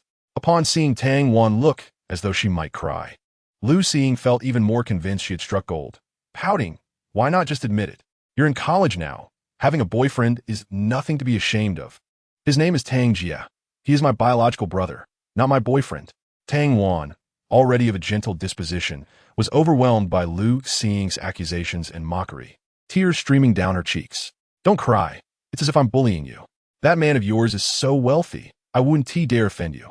Lu Xiying feigned a timid retreat, then turned to leave with her suitcase. Just as she turned around, 3 tall girls blocked her path. The woman at the forefront appeared to be in her 20s, adorned with sunglasses, dressed provocatively, and chewing gum, her lips painted like a vibrant rose. A few senior students seemed to be welcoming the newcomers, so Lu Xiying sweetly asked, "Could you please help me with my luggage?" "Thank you," as she pushed her suitcase forward. "Xiaowan, come here." The striking beauty waved at Tang Wan. Lu Xiying was slightly taken aback. Were they here to greet Tang Wan? You all chat, I'll take my leave," she said, attempting to drag her suitcase away. The alluring beauty blocked Lu Xiying's path. "What do you think you're doing?" Lu Xiying stammered, her voice trembling. "Apologize to Xiaowan," the beauty replied coldly. Lu Xiying swallowed hard. "I didn't hit or scold her. Why should I apologize?" "You will apologize because I said so. Stop with the unnecessary chatter." A woman behind the beauty frowned and rebuked. Lu Xiying was frightened and stuttered, "I am sorry." "Haven't you eaten? Speak louder," the beauty commanded icily. With her eyes reddening with grievance, Lu Xiying raised her voice. "I'm sorry." The beauty then asked, "Who are you apologizing to?" Lu Xiying fought back tears. Feeling humiliated, said, "Tang Wan, I'm sorry." Being new and lacking connections, she had no choice but to yield for now. However, she had memorized their faces, and she would seek revenge once she built her own network. "Xiaowan, are you feeling better?" The striking beauty asked with a smile. "Let her go, I'm fine." After all, they were high school classmates, and she did not wish to escalate the situation. The beauty glanced at Lu Xiying with indifference. "Xiaowan is my sister. If you dare bully her again, I will make your school life unbearable." "Understood," Lu Xiying responded outwardly, though inwardly she scoffed. "Jiangzhou University is not yours to control. You can't possibly expel me. May I leave now?" Lu Xiying cautiously inquired, wishing to distance herself from these intimidating women. The beauty ignored her and affectionately ruffled Tang Wan's hair, saying, "It's been 6 years. You've grown so tall. Xiao, you're becoming more beautiful," Tang Wan exclaimed as she embraced the striking beauty. Lin Xiao was Tang Jia's childhood friend. They had been engaged last year, waiting for her graduation to marry. After hugging for a while, Lin Xiao patted Tang Wan's back and cheerfully said, "Let us go. I'll take you to check-in." The freshman check-in was a bustling affair that lasted all day. By the time Zhou Chen finished his enrollment procedures and bought supplies for his dorm, it was already evening. The dorm was shared by 8 people, with only 2 ceiling fans. The room felt stiflingly hot. Zhou Chen planned to take a cold shower to cool off, but upon seeing the long queue outside the communal showers, he abandoned the idea. He removed his shirt and jeans, changed into shorts, and lay down on his bed to rest. He took out his phone and sent a message to Tang Xinghua. "Hello. What are you up to?" After 3 minutes of waiting without a reply, he assumed she was busy with her own check-in. Zhou Chen closed his eyes, intending to nap for a bit. "Hello, everyone." Suddenly, a booming voice reverberated from the doorway. Zhang Fei entered, dragging a suitcase and holding a large plastic bag filled with chilled cola. "Let me introduce myself. My name is Zhang Fei, and we are now roommates. Since we're all new here, I'll treat everyone to some ice-cold cola." Zhang Fei placed his suitcase aside and began distributing the cola to everyone. "Thanks, buddy. You're generous." "Thank you, Fei Ge." The classmates who received the cola expressed their thanks with playful grins. Soon, Zhang Fei arrived at Zhou Chen's bedside, ready to hand him a bottle of cola when he suddenly paused. "Zhou Chen, do you know me? I'm also from Jiangxia No. 1 High School." Zhou Chen was momentarily taken aback, but smiled. "I know you. You're the class leader of Class 3. In high school, there were only 3 classes, so it was natural to recognize the leader of Class 3. However, Zhou Chen was puzzled about how Zhang Fei knew him, as they had never interacted. "You're curious about how I know you, right?" Zhang Fei seemed to pick up on Zhou Chen's doubts and asked with a grin. Zhou Chen quickly deduced the reason. "It must be because of Lu's seeing, right? Haha. Enjoy the cola." Zhang Fei handed the cola to Zhou Chen. "Thanks, but I'm not thirsty." Zhou Chen declined, sensing a hint of coldness in Zhang Fei's demeanor. It seemed unlikely they would get along well in the future. Zhang Fei sat on Zhou Chen's bed and whispered, "Zhou Chen, I need a favor from you. I'll give you $50. "What favor?" "Just spread a rumor in Class 1 that someone saw class leader Tang Wan checking into a hotel with a man." Zhang Fei had contacted several people from Class 1 the previous night, but they all refused. Zhou Chen, being from Class 1, was the best candidate to carry out this task. "What did you say?" Zhou Chen was taken aback, his eyes widening in disbelief, his face paling slightly. Tang Wan would never check into a hotel with another man. That shy girl wouldn't do such a thing. It's impossible. Zhou Chen pushed away Zhang Fei's hand that rested on his shoulder and replied coolly, "Zhang Fei, spreading rumors is illegal." "Who said I'm spreading rumors? I saw it with my own eyes last night. That man is the owner of the Four Seasons Hotel." Zhang Fei pulled out a 100 yuan bill from his wallet. "If you spread this news, this 100 is yours." "Wow, Fei Ge, you're really generous." "Fei Ye, I want to stick with you." Their roommates stared in astonishment at the 100 yuan bill in Zhang Fei's hand. Most hailed from ordinary families, and even at university, their monthly allowance was only around 300. "Keep your money. Not everyone is as morally bankrupt as you." Zhou Chen still didn't believe that Tang Wan would associate with another man. Coming from a prominent family, she was a refined girl who would never act recklessly. Just then, Zhou Chen's phone on the bedside began to ring. Picking it up, he saw a message from Tang Xinghua. "I just finished. Have you thought about how to answer my question from yesterday?" "Tang Wan, stop pretending. I know it's you." Chapter 37. Get lost. "I'm not short on money," Zhou Chen exclaimed, stunned by the sight of the Motorola V3 on his bed. His roommates gaped. This phone cost 200 yuan. What kind of family can afford a Motorola V3? It's just a V3. Who doesn't have one? Zhang Fei waved his own phone in response. And the roommates groaned. "My little PHS doesn't even compare. I can't believe you can afford a PHS. My only communication tool is a pager my dad gave me." "Ha!" Suddenly feeling confident. "Stop talking. Those of us who can't afford phones will just feel envious." The roommates from all corners of the country quickly bonded. Zhang Fei remarked casually, "Zhou Chen, I'll give you 200. Get lost. I'm not short on money." Zhou Chen shot Zhang Fei a cold glare. Regardless of whether what Zhang Fei said was true, he could never betray Tang Wan for money. If it weren't for her, even as a reborn individual, he might not have been able to enroll in Jiangzhou University. Zhang Fei clenched his teeth. Fine, remember this.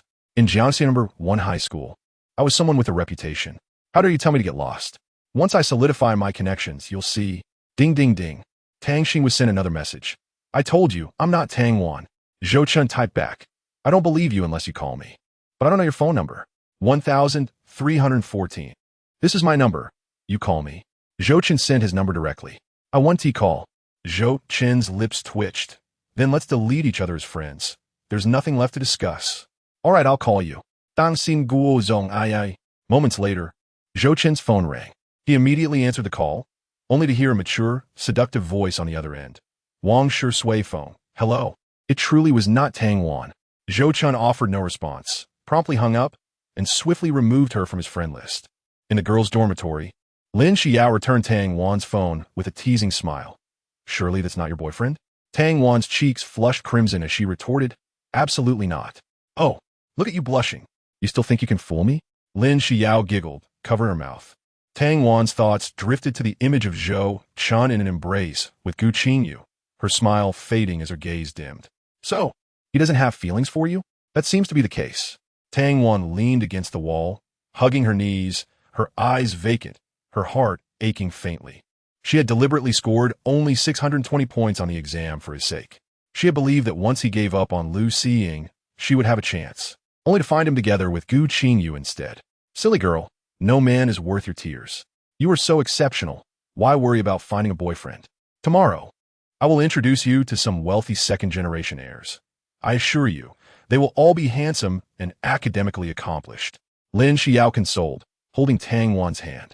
That's unnecessary. I'm not looking to date. Tang Wan picked up her phone, intending to reply to Zhou Chen as Tang Xing Guodong. Her friend list no longer included Wang Shi Sui phone. Tang Wan's eyes widened in disbelief. He actually deleted me? Ha! Lin Xiao couldn't help but laugh. Better to give up on him. Tang Wan reassured herself. He must have deleted me upon hearing your voice. Huh? What do you mean? Is my voice unpleasant? Tell me his name. I will skin him alive tomorrow. Lin Xiao declared, clenching her fists. All right. Hurry back to your dorm. I need to get some sleep. Tang Wan forced a smile. Lin Xiao stood up and addressed the others in the dorm. Wan is my sister, and I am the granddaughter of the vice president of Jiangzhou University. Anyone who dares to bully her will face my wrath. Her domineering attitude intimidated the group of girls, who nodded vigorously. Even Tang Wan shrank back a little. It seemed only someone like Sister Shi Yao could keep her brother in check. The following day, Zhou Chen arrived at class registration. He chose the business school to lay a foundation for future entrepreneurial endeavors. The major of e-commerce was just emerging, with very few students opting for it. There were only 2 classes in the entire program, each comprising 35 students. As Zhou Chen approached the classroom door, he felt 2 pairs of eyes upon him, Gu Qingyu and Tang Wan. They had both chosen e-commerce. Zhou Chen. Gu Qingyu called out with a charming smile. She hadn't expected him to select e-commerce and to be assigned to the same class as her, with an empty seat next to her, allowing them to be desk partners. Tang Wan lowered her head, feeling a pang of discomfort. Classmate, may I sit next to you? Zhou Chen's voice broke through to her. Tang Wan raised her gaze and then turned her head away. No one is stopping you. Zhou Chen smirked slightly and pulled out a chair to sit down. Meanwhile, Gu Qingyu's smile gradually faded, her heart aching. Ultimately, she realized she had been deluding herself. His affection lay with Tang Wan. Zhou Chen's heart raced. After an entire summer, he was finally seeing Tang Wan again. At that moment, Tang Wan was equally anxious, unable to bear looking back at Zhou Chen. Xiao Wan, long time no see. Zhou Chen broke the silence first. Why yes, long time no see. Tang Wan wore a white short-sleeved top and a matching skirt, her small, delicate hands clenched into fists, betraying her nervousness. She wondered why Zhou Chen was not seated with Gu Qingyu, considering they had shared a hotel room together. Aren't you worried Gu Qingyu might feel jealous? Tang Wan's voice trembled slightly, her nostrils flaring, tears welling in her eyes. Why would you be jealous? Zhou Chen replied, perplexed. Tang Wan finally turned to face him, her clear eyes fixed on Zhou Chen. Aren't you together with Gu Qingyu? What? Zhou Chen was baffled, incredulous. Who told you that? I saw it with my own eyes. Tang Wan turned her head away once more. Zhou Chen's lips twitched. What exactly did you see? On the day of the college entrance exam. You and Zhou Chen, you were hugging. That day, Zhou Chen was in danger, and I rescued her. She must have been frightened and held on to me. Zhou Chen explained, distressed. You wouldn't hold that against me, would you? Is that why you ignore me all summer? Zhou Chen felt tears welling in his eyes. How could Tang Wan have witnessed that day? Did she not see him fighting off the assailant? Then why did you go looking for her? Tang Wan, that's... I knew she was in danger, so I went to find her. Zhou Chen explained. That's such a childish excuse. Do you think I'm 3 years old? Tang Wan was somewhat annoyed. Before Zhou Chen could respond, she added, what about last night? I saw you and her go to a hotel together. Chapter 38. The first class in college yesterday, I ran into Chun Xiaolong and Huang Chi-Chi. We had a light meal together. During that time, Zhou Chen wanted to treat me to dinner as a thank you for saving her previously. So I invited her over. She and Huang Chi-Chi had a few drinks, and worried about their safety at the hotel, I, along with Chun Xiaolong, took them to the hotel. I shared a room with Xiaolong, while Huang Chi-Chi and Zhou Chen, you shared another room. Zhou Chen patiently explained the situation. Little girls often indulge in wild fantasies. Once the misunderstanding was cleared, it would be fine. Tang Wan turned back to Zhou Chen. You're not lying to me, are you? Zhou Chen raised 3 fingers. I swear if there's even a single lie, I will. No need to say.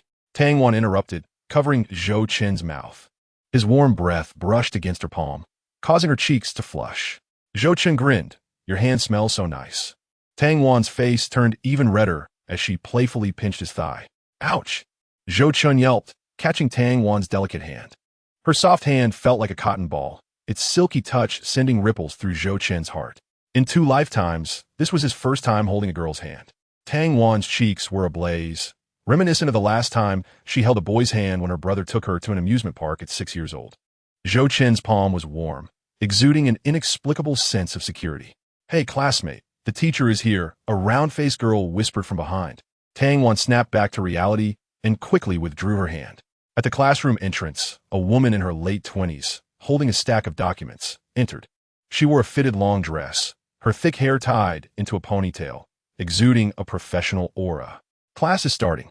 The beautiful teacher's lips parted gently, her voice soft, enveloping the room in a refreshing warmth. Without a class representative to call for order, the students stood haphazardly. Hello, teacher. Hello, students. Please take your seats. The students returned to their seats, many of the boys staring intently at the beautiful homeroom teacher. Welcome to Jiangzhou University's Business School, Class 1 of E-Commerce. I am your homeroom teacher, Lu Su. Lu Su placed the documents on the podium, her alluring yet innocent face adorned with a gentle smile. Applause erupted from the class. Wow, our homeroom teacher is stunning. So young. Does she have sufficient knowledge? Hush, I won't allow you to question Teacher Lu. Exactly, with such a beautiful teacher. Is knowledge really that important? A group of boys whispered among themselves, discussing Lu Su's beauty. Even Tang Wan couldn't help but exclaim, Teacher Lu is so beautiful. Really? I think you're prettier than her. Zhou Chen seized the moment to flatter her. To speak frankly, the homeroom teacher possesses remarkable beauty, with fair skin and delicate features. She exudes an air of scholarly elegance. However, her eyes betray a candid honesty. Tang Wan rolled her eyes, claiming to be attractive. Yet her gaze remained fixed on Teacher Lu. Classmates, please settle down. Lu Su rapped her knuckles on the desk, and instant quiet enveloped the room. Satisfied? She nodded with a smile, saying, now, I would like each of you to come up and introduce yourselves. Her gaze fell upon the first student in the leftmost front row. Let's begin with you. Sitting at that position was Zhou Chen. Taking a deep breath, she stepped onto the stage and introduced herself. Hello, everyone. I am Zhou Chen from Jiang County. I hope to receive your guidance in the future. She bowed to her classmates after her introduction. Lu Su was the first to applaud, and soon the classroom erupted in enthusiastic applause, particularly from the male students, who seemed invigorated. Although Zhou Chen was dressed modestly, her unadorned beauty made her stand out in the class. Blushing, she returned to her seat. Next was Gao Hui. Hello, everyone. I am Gao Hui from Hongcheng. Gao Hui wore glasses and stood at just over 1.60 meters, appearing somewhat nervous. He offered a brief introduction before returning to his seat. One by one, the students took their turns to present themselves, with the courage displayed by their predecessors. The subsequent students grew bolder, even showcasing their talents with impromptu performances. Soon, it was Zhou Chen's turn. He stood up, instantly attracting the attention of many female classmates. Wow, he must be around 1.80 meters. Truly handsome. Why isn't he my desk mate?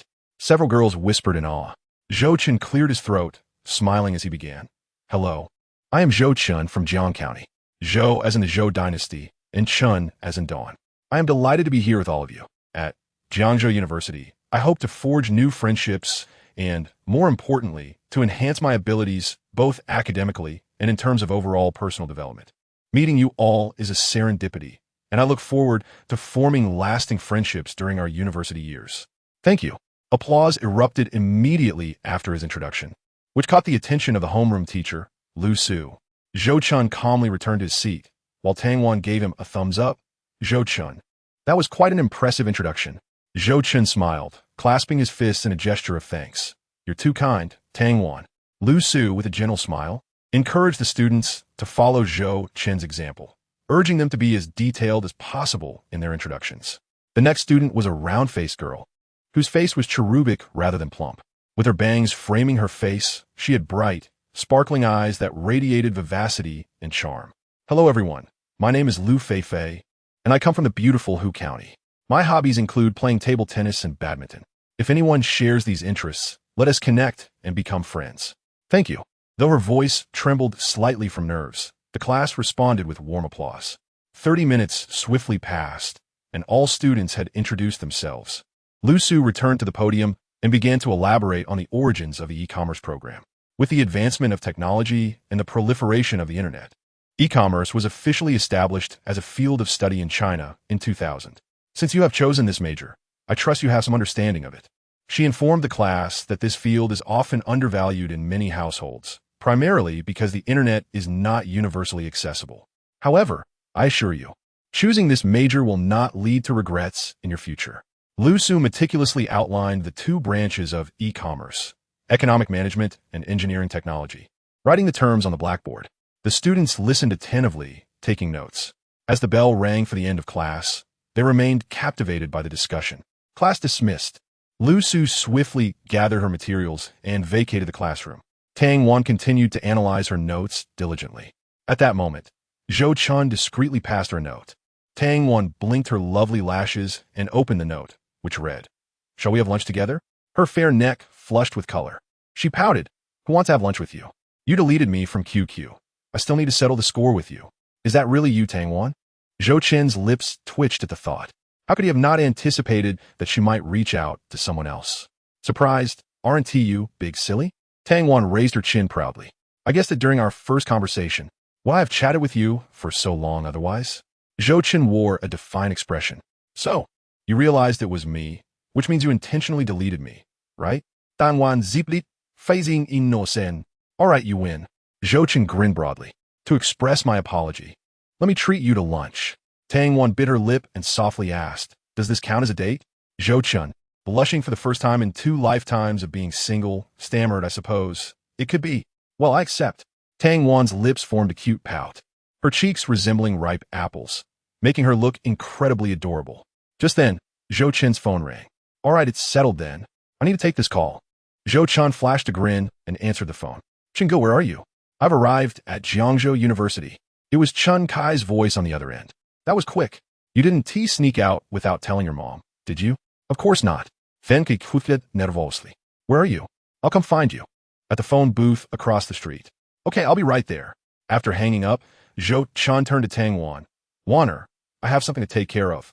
Can you please excuse me from class later? Sure. Hearing Zhou Chen's affectionate address, Tang Wan's face flushed deeper, her heart fluttering sweetly. Outside the school gate, across the street, stood a row of public phone booths.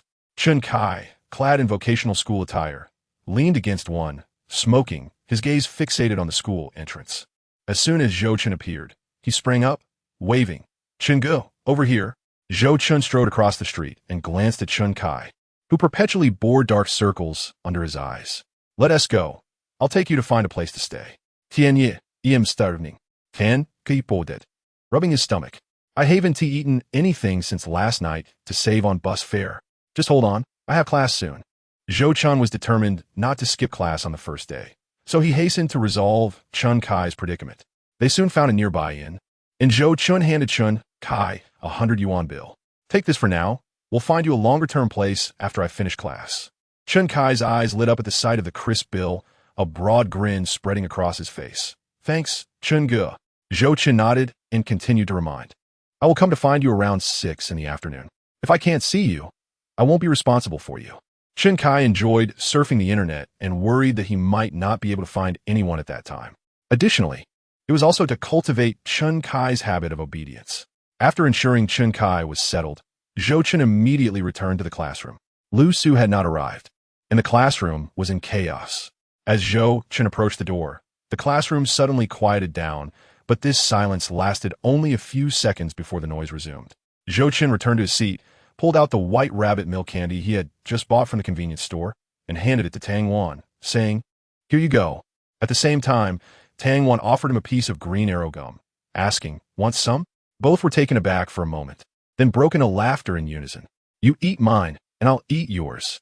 Zhou Chen placed the milk candy in Tang Wan's drawer and took the gum from her, unwrapping it and popping it into his mouth. Buzz! Tang Wan's phone in her drawer vibrated. She pulled it out and discovered it was a call from Chi Chi. Ever since the college entrance examination concluded, the two had seldom been in touch. After eating a piece of milk candy, Tang Wan answered the call with a smile. "Chi Chi, what made you suddenly think to call me?" "Wan, did you check the QQ group?" Huang Chi Chi's voice sounded somewhat anxious. "No, why?" Tang Wan furrowed her brows, sensing a foreboding feeling.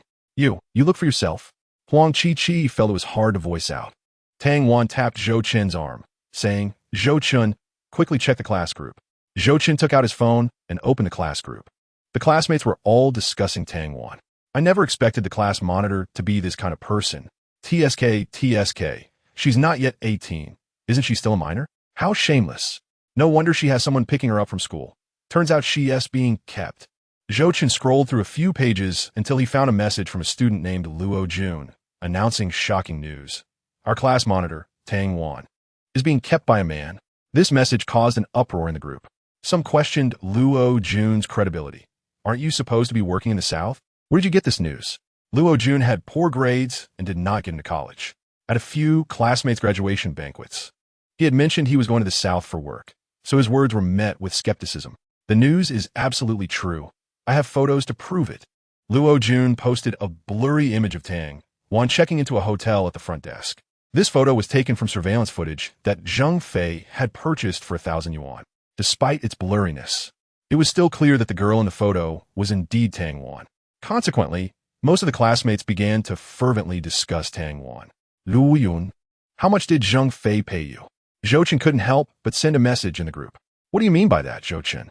Luo Yun replied. Zhou Chen shot back. Did Zhang Fei give you something in return for you to slander Tang Wan in the group? Don't worry about whether Zhang Fei gave me anything. The photo I posted is irrefutable evidence. As class monitor, Tang Wan has committed such shameless acts. She is not just ruining her own reputation, but also tarnishing the image of our entire Jiangxian High School.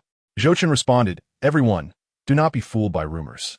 This photo proves nothing. After 3 years together, I believe everyone knows the kind of person our class monitor is. I trust the class monitor. So do I. The class monitor is not that kind of person. Several female classmates steadfastly supported Tang Wan. Luo Jun retorted, TSK. You all don't mean to say you have also found yourselves a sugar daddy like Tang Wan, do you? Lu Wei chimed in. What's the big deal about a class monitor? I really don't get what benefits she has given you. Lu seeing the class group in an uproar and all discussing Tang Wan, felt immense satisfaction and typed a reply. I think the class monitor should come out and explain herself. Chapter 40. Cui Yuxia steps forward to clarify Zhou Chen. What's going on? Seeing Zhou Chen's grim expression, Tang Wan slightly furrowed her brows and inquired. Weren't you in the class group? No, I forgot the password to my previous QQ account. Tang Wan et lai sopti. Zhou Chen handed his phone to Tang Wan. Taking the phone, Tang Wan quickly skimmed through the chat history, her face instantly losing color. Zhou Chen. They're framing me. Tang Wan's voice trembled with emotion, her eyes reddening as she stared at Zhou Chen. You have to believe me. Zhou Chen gently reassured her. I believe you. Don't worry. This is Zhang Fei's doing behind the scenes. Tang Wan bit her lip, explaining, the man with me is my brother. Zhou Chen's eyes lit up. No wonder that man's back looked somewhat familiar. Does anyone in our class know your brother? Teacher Chui knows him. When I first entered high school, it was my brother who took me to register. He's also my guardian. I'll give Teacher Chui a call and asked her to help explain. Zhou Chen immediately dialed Yuxia.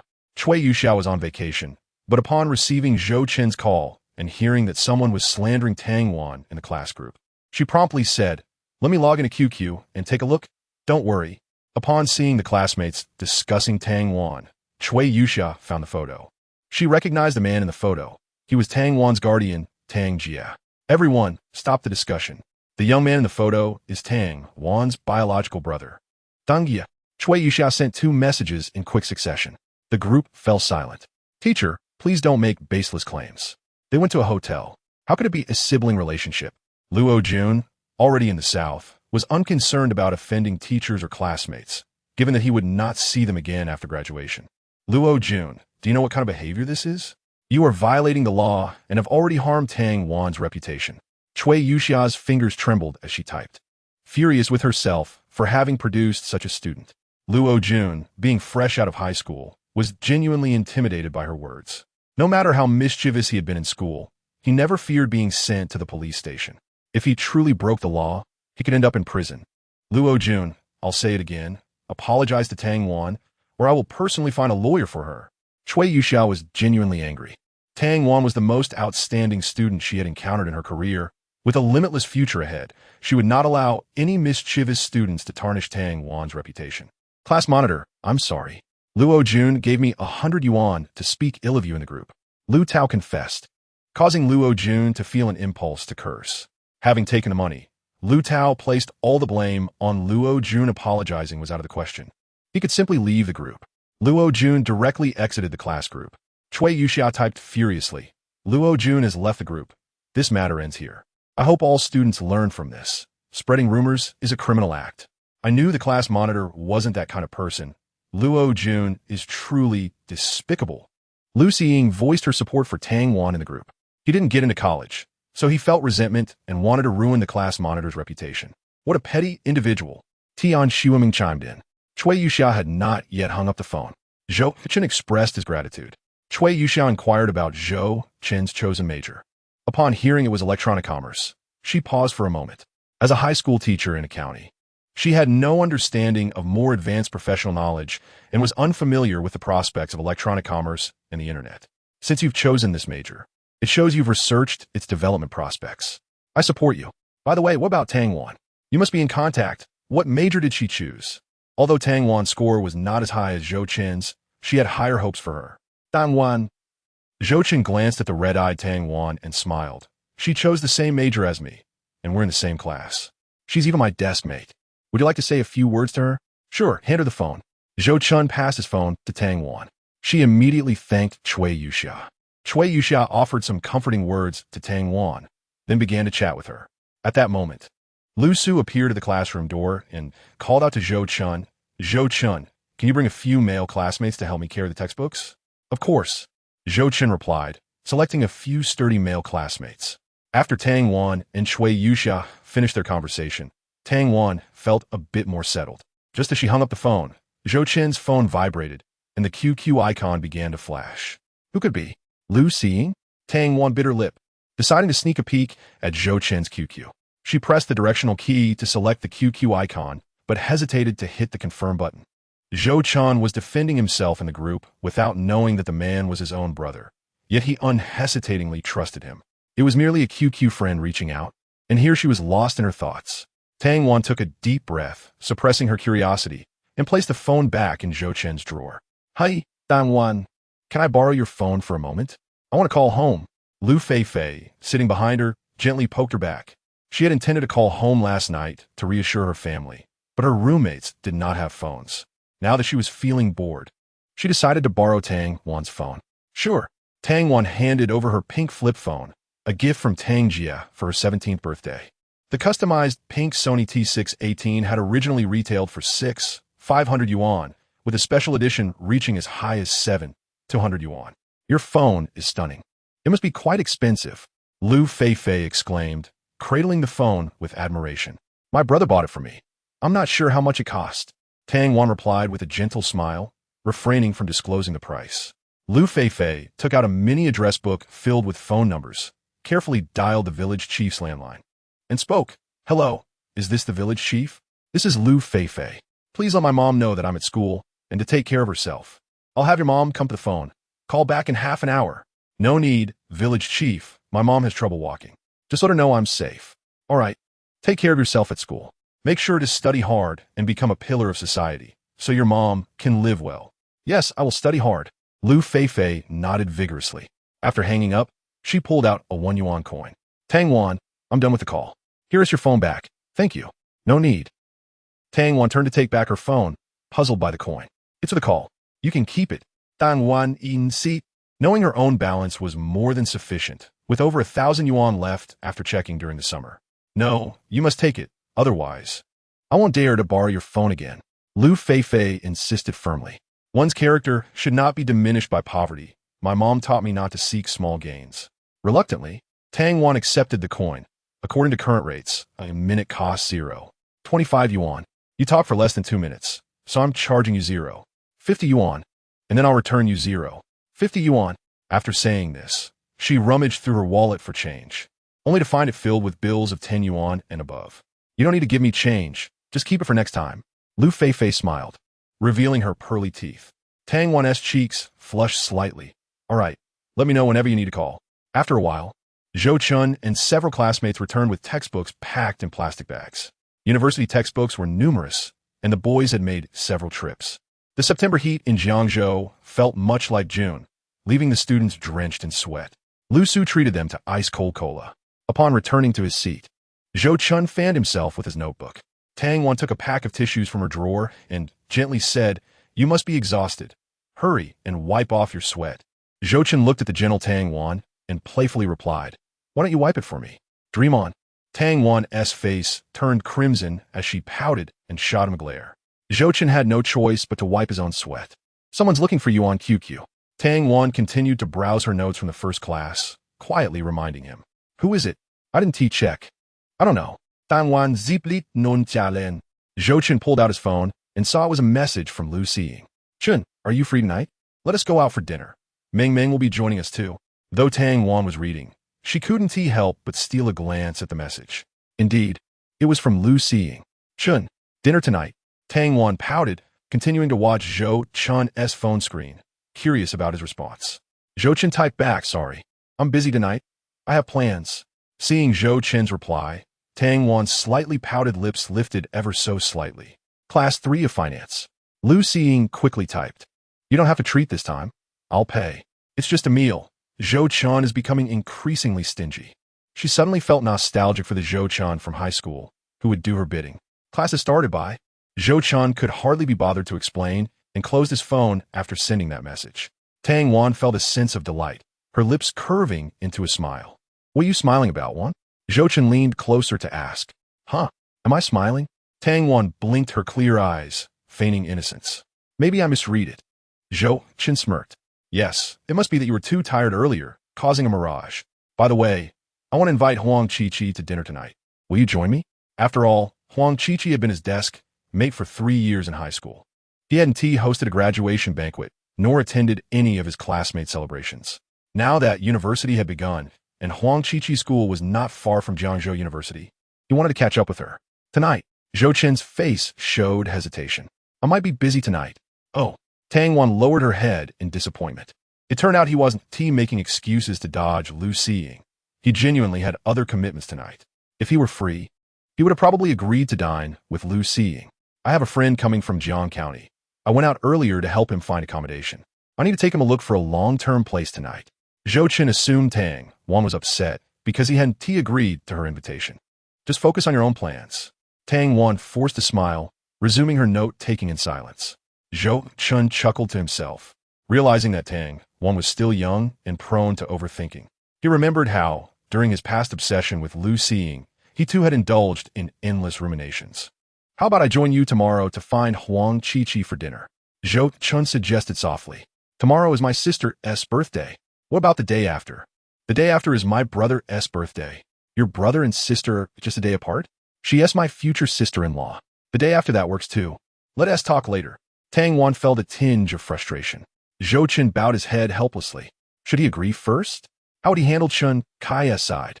After all, he would be following him, and if he made a slip before even starting, How could he establish a good image? With a fleeting glance, Tang Wan caught sight of Zhou Chen, whose bewildered expression stirred a twinge of sympathy within her. All right, I'm not angry. You should tend to your own matters first. Promises made to others must be honored. Wanner, you are truly wonderful, Zhou Chen exclaimed, overwhelmed with emotion. Fool, Tang Wan, how that? Her lips curling into a beautiful smile once more. After sending off their textbooks, the school bell rang, signaling the end of classes. Zhou Chen and Tang Wan strolled to the cafeteria together under the blazing sun. Having forgotten her umbrella, Tang Wan braved the heat on their way. Wait for me, Zhou Chen called, retrieving an empty mineral water box from a nearby trash can. He unfolded the cardboard and moved beside Tang Wan, shielding her from the sun. Bystanders, including students and teachers, cast curious glances their way, some even pointing. In such a conservative era, college romances were often subjects of gossip. Let us go, Zhou Chen said, holding the makeshift shade. Ignoring the stares, Tang Wan blushed and nodded in agreement. Meanwhile, Lin Luoxi, dressed provocatively, strolled across the playground with her friends, laughing and discussing the number of handsome freshmen this year. Suddenly, her friend Li Sisi chimed in, Luoxi, that little sister up ahead seems to be your sister-in-law. Lin Luoxi looked up to see a tall, lean boy using cardboard to shield Tang Wan from the sun. Another friend, Zhao Xiaoluo, giggled, Luoxi, your sister-in-law might be swept off her feet. Lin Luoxi frowned slightly, discreetly snapping a few photos with her phone. Li Sisi remarked, that boy seems pretty ordinary. Your sister-in-law, with her stature, would fall for someone like him? As Lin Luoxi sent the pictures to her boyfriend, she replied nonchalantly, he could never pursue Tang Wan. Meanwhile, Tang Jia, engrossed in gaming at his family's hotel's computer room, glanced at the photos Lin Luoxi sent, his expression darkening. So it's Zhou Chen, my sister, intentionally scored low to attend Jiangzhou University, all for this boy. I regret saving him. Perhaps I should have let him be beaten to death by that thug. Ding ding ding. Mother Tiger, should I remind that boy? Tang Jia replied, no need. I have connections at Jiangzhou University. Aren't you worried about Wan getting upset? My people are reliable. With that, Tang Jia closed the pop-up window and donned his headphones, exclaiming, find the president of AO, sure. Let us see the power of slaughtering dragons in the cafeteria of Jiangzhou University. Zhou Chen secured 2 vacant seats. You hold the spots while I fetch the food. All right. Tang Wan felt an overwhelming sense of happiness. This was precisely the university life she had envisioned in high school. She claimed a spot while Zhou Chen went to get the meals. In this era, the cafeteria did not accept card payments. One had to purchase meal tickets first. After waiting in line for 10 minutes, Zhou Chen finally returned with 2 plates. Lu Xiying happened to be on the same floor, seated not far from Tang Wan's table. Seeing Zhou Chen sitting across from Tang Wan with 2 plates of food stirred an uncomfortable feeling within her. Although she had someone help her get food, it paled in comparison to the sense of accomplishment Zhou Chen's gestures evoked. A wave of confusion washed over Lu Xiying. Had she truly lost him? Xiying, what are you thinking about? Zhang Fei inquired gently, placing a plate of 3 meat dishes and 1 vegetable in front of her. Lu Xiying shook her head, chewing her food as if it were wax. Zhou Chen, having skipped breakfast and engaged in physical labor that morning, devoured his meal hungrily. Could you eat a bit more gracefully? Tang Wan teased, chewing slowly, pretending to be disdainful. Cough, cough, understood.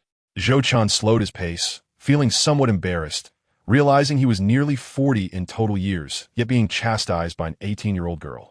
Tang Wan Duke soap the, transferring all the braised pork from her plate to his. Oh, and I don't like fatty meat. You can have it. What do you enjoy eating? Zhou Chen asked, unabashedly savoring his meal. Tang Wan replied softly, aside from fatty meat and organ meats, I'm fine with everything else. Then, feeling a bit guilty, she asked, do you think I'm picky? What is picky about that? Do you know how Lu Xiying is picky? Zhou Chen replied, chewing on the braised pork, his words somewhat muffled. Do tell. Tang Wan turned to glance at Lu Xiying by the window. She had noticed earlier that Lu Xiying was watching her as she fed Zhou Chen, a deliberate act to extinguish Lu Xiying's hopes.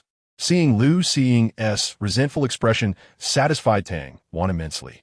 Rice that's too hard is unacceptable. Too soft is also a no-go. Burnt eggs are out of the question. And slightly undercooked egg yolks won't do either. She doesn't eat ginger, scallions, or garlic. nor does she touch soy sauce or vinegar. Zhou Chen elaborated on Lu Xing's picky habits, reflecting on how he used to cater to her whims. Compared to that, I'm not picky at all.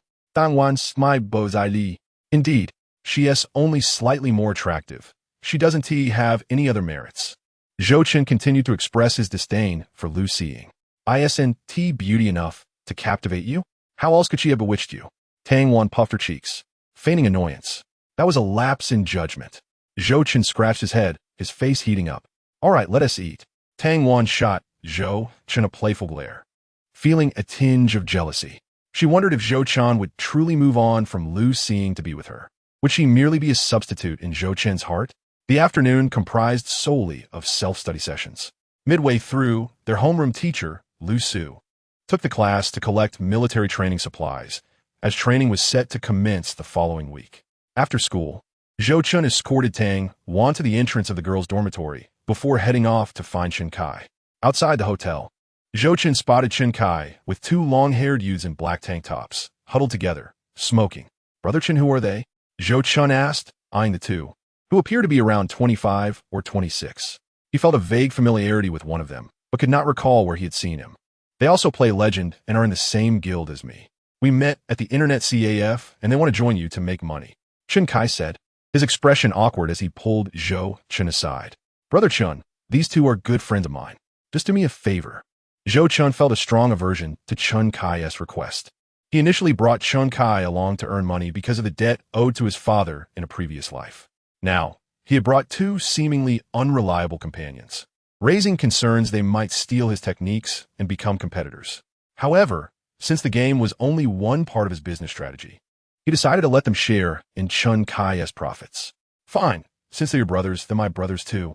As long as they're willing to work hard, they won't be left empty-handed, Zhou Chen said sincerely, patting Chen Kai on the shoulder. Thank you, Brother Chen. Chen Kai expressed his gratitude and called the two over. The two approached reluctantly, greeting Zhou Chen half-heartedly. After all, he has money. In this day and age, wealth commands respect. Introduce yourselves, Chen Kai instructed. One of the lean youths spoke up. I'm Wu Hui, 22 years old. I dropped out of middle school, and I'm a level 47 in Legend, a core member of AO Shi Tianxia. Wu. Zhou Chen's mind flashed with memories from past life. The Prince Hotel, Jiangzhou's largest five-star establishment, was involved in illegal dealings, and its owner, Prince Hui, was killed while fleeing. Pasri, Wu. A storm of emotions surged within Zhou Chen. The name would instill fear for over a decade to come. In 2009, he established the Prince Hotel, and by 2012, he had come to dominate the entire underground force of Jiangzhou. However, in 2015, after offending a powerful figure from the capital, he fell from grace. At that time, the authorities even sent in tanks. If he had managed the hotel properly, his legend would have been even more illustrious. Unfortunately, he ultimately chose a path of no return. Wu Hui has a brother named Wu Bin, who was the catalyst for the downfall of the Prince Hotel. As the second in command of the hotel, Wu Bin was arrogant and contemptuous, openly insulting the girlfriend of that young master from the capital. At that moment, Wu Bin introduced himself, saying, "Hello, Brother Chen. I am Wu Bin. You can call me Binzi. I'm also a member of the Proud World Guild, the 42 Taoists. Brother Chen, what are you thinking about?" Chen Kai noticed that Zhou Chen seemed distracted and nudged him with his elbow. Zhou Chen snapped back to reality, his face brightening with a smile. You haven't eaten yet, right? Let me take you out for a meal. Wu Bin reached into his pocket for cigarettes, only to find he was out. Kai Zi, can you lend me $5 to buy a pack of cigarettes? Wu Bin chuckled. Chen Kai's lips twitched. Brother Chen just gave me $100. I'm covering the meal today, so I have no money left. Wu Bin shot him a glance, indicating he should ask Zhou Chen for some. Chen Kai awkwardly looked at Zhou Chen, about to speak when Zhou Chen said, I don't have any money either. I'll just go to the bank to withdraw some. After withdrawing 5,000, Zhou Chen distributed 200 to each of the three. Use this for now. If it's not enough, we'll talk again. Brother Chen is so generous. Fen Edflimet insteadly. Zhou Chen's generosity surpassed that of his own parents. However, he was curious about where Zhou Chen had obtained this money.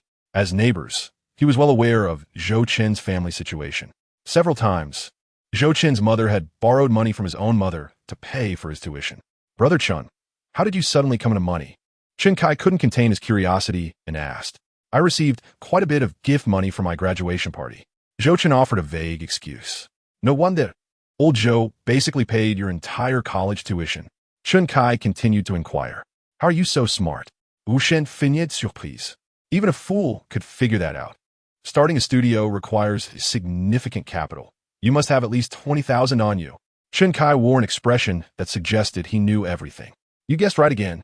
Zhou Chen hailed a taxi by the roadside to Yipin Xian in the South City. Wu Hui and Wu Bin would serve as sharp blades. If utilized properly, they would aid his business plans and prevent the emergence of two heartless bullies in Jiangzhou. Wu Hui, are you a local of Jiangzhou? Zhou Chen suddenly asked from the passenger seat. Wu Hui nodded. Born and raised here. Zhou Chen continued. Then you must know quite a few people, right? Wu Hui smiled faintly. It's all right. If something comes up, as long as you're willing to spend, I can gather 30 to 50 people for you. Chen Kai looked at Wu Hui in astonishment. Brother Hui, you were not exaggerating in the voice chat earlier? Wu Hui chuckled. If I pretend to have money, that's just boasting. You can consider my previous words as bragging, but with money, I can easily fulfill those claims. My connections are my capital for boasting. Chapter 43. I can help you achieve your dreams, Brother Hui makes a valid point. So we must strive to earn money and then realize the dreams we've previously boasted about. Chen Kai gazed at the $100 bill in his hand, visions of the future flickering in his eyes. An hour later, the taxi stopped outside Yipin Xian.